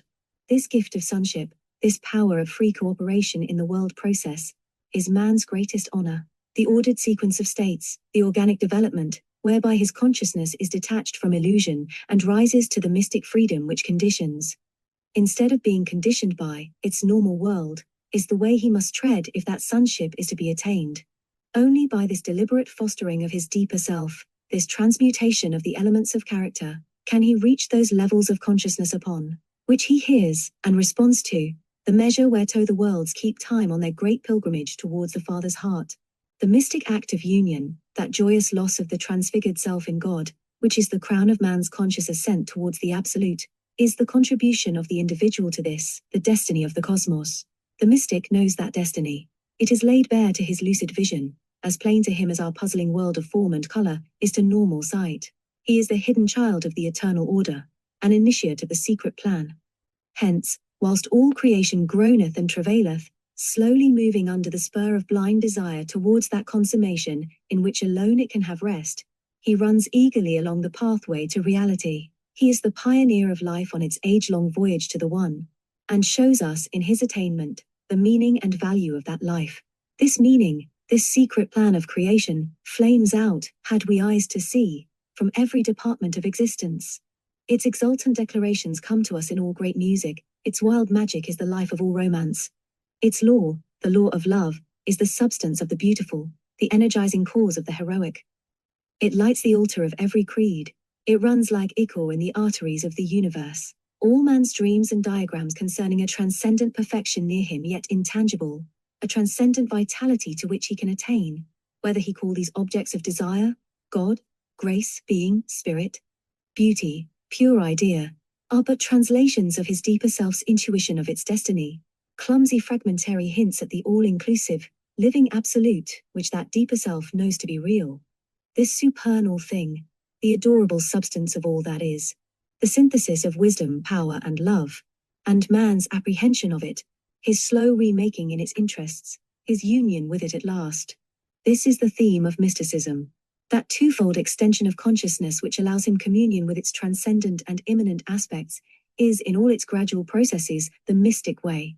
It is also the crown of human evolution, the fulfillment of life, the liberation of personality from the world of appearance, its entrance into the free creative life of the real.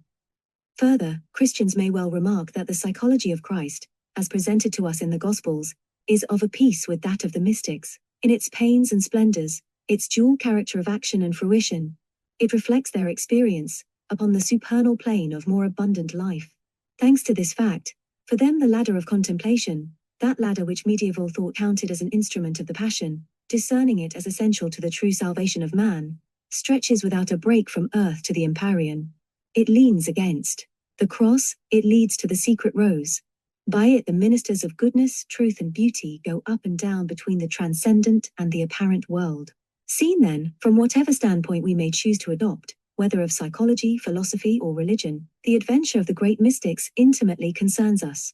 It is a master key to man's puzzle. By its help he may explain much in his mental makeup, in his religious constructions, in his experience of life. In all these departments he perceives himself to be climbing slowly and clumsily upward towards some attainment yet unseen. The mystics, expert mountaineers, go before him, and show him, if he cares to learn, the way to freedom, to reality, to peace. He cannot rise in this, his earthly existence, to the awful and solitary peak, veiled in the cloud of unknowing, where they meet that death of the summit, which is declared by them to be the gate of perfect life. But if he choose to profit by their explorations, he may find his level, his place within the eternal order. He may rise to freedom, live the independent spiritual life. Consider once more the mystic way as we have traced it from its beginning. To what does it tend if not to this? It began by the awakening within the self of a new and embryonic consciousness, a consciousness of divine reality, as opposed to the illusory sense world in which she was immersed. Humbled, awed by the august possibilities then revealed to her, that self retreated into the cell of self-knowledge and there labored to adjust herself to the eternal order which she had perceived, stripped herself of all that opposed it, disciplined her energies, purified the organs of sense, remade in accordance with her intuitions of reality. The eternal hearing and seeing were revealed in her. She opened her eyes upon a world still natural, but no longer illusory, since it was perceived to be illuminated by the uncreated light. She knew then the beauty, the majesty, the divinity of the living world of becoming, which holds in its meshes every living thing. She had transcended the narrow rhythm by which common men perceive but one of its many aspects, escaped the machine-made universe presented by the cinematograph of sense, and participated in the great life of the all. Reality came forth to her, since her eyes were cleansed to see it, not from some strange far-off and spiritual country, but gently, from the very heart of things. Thus lifted to a new level, she began again her ceaseless work of growth. And because by the cleansing of the senses, she had learned to see the reality which is shadowed by the sense world, she now, by the cleansing of her will, sought to draw nearer to that eternal will, that being which life, the world of becoming, manifests and serves. Thus, by the complete surrender of her selfhood in its wholeness, by the perfecting of her love, she slid from becoming to being, and found her true life hidden in God. Yet the course of this transcendence, this amazing inward journey, was closely linked, first and last, with the processes of human life. It sprang from that life, as man springs from the sod. We were even able to describe it under those symbolic formulae which we are accustomed to call the laws of the natural world. By an extension of these formulas, their logical application, we discovered a path which led us without a break from the sensible to the suprasensible, from apparent to absolute life. There is nothing unnatural about the absolute of the mystics. He sets the rhythm of his own universe, and conforms to the harmonies which he has made. We, deliberately seeking for that which we suppose to be spiritual, too often overlook that which alone is real. The true mysteries of life accomplish themselves so softly, with so easy and assured a grace, so frank an acceptance of our breeding, striving, dying, and unresting world, that the unimaginative natural man, all agog for the marvelous, is hardly startled by their daily and radiant revelation of infinite wisdom and love. Yet this revelation presses incessantly upon us. Only the hard crust of surface consciousness conceals it from our normal sight. In some least expected moment, the common activities of life in progress, their reality in whom the mystics dwell slips through our closed doors, and suddenly we see it at our side. It was said of the disciples at Emmaus, mensam igitur ponunt, panes cibosca offerunt, et Deum, quon in scripturae sacrae exposition non cognoverant, in panis fraction cognoscunt. So too for us the transcendent life for which we crave is revealed, and are living within it, not on some remote and arid plane of being, in the cunning explanations of philosophy, but in the normal acts of our diurnal experience, suddenly made significant for us.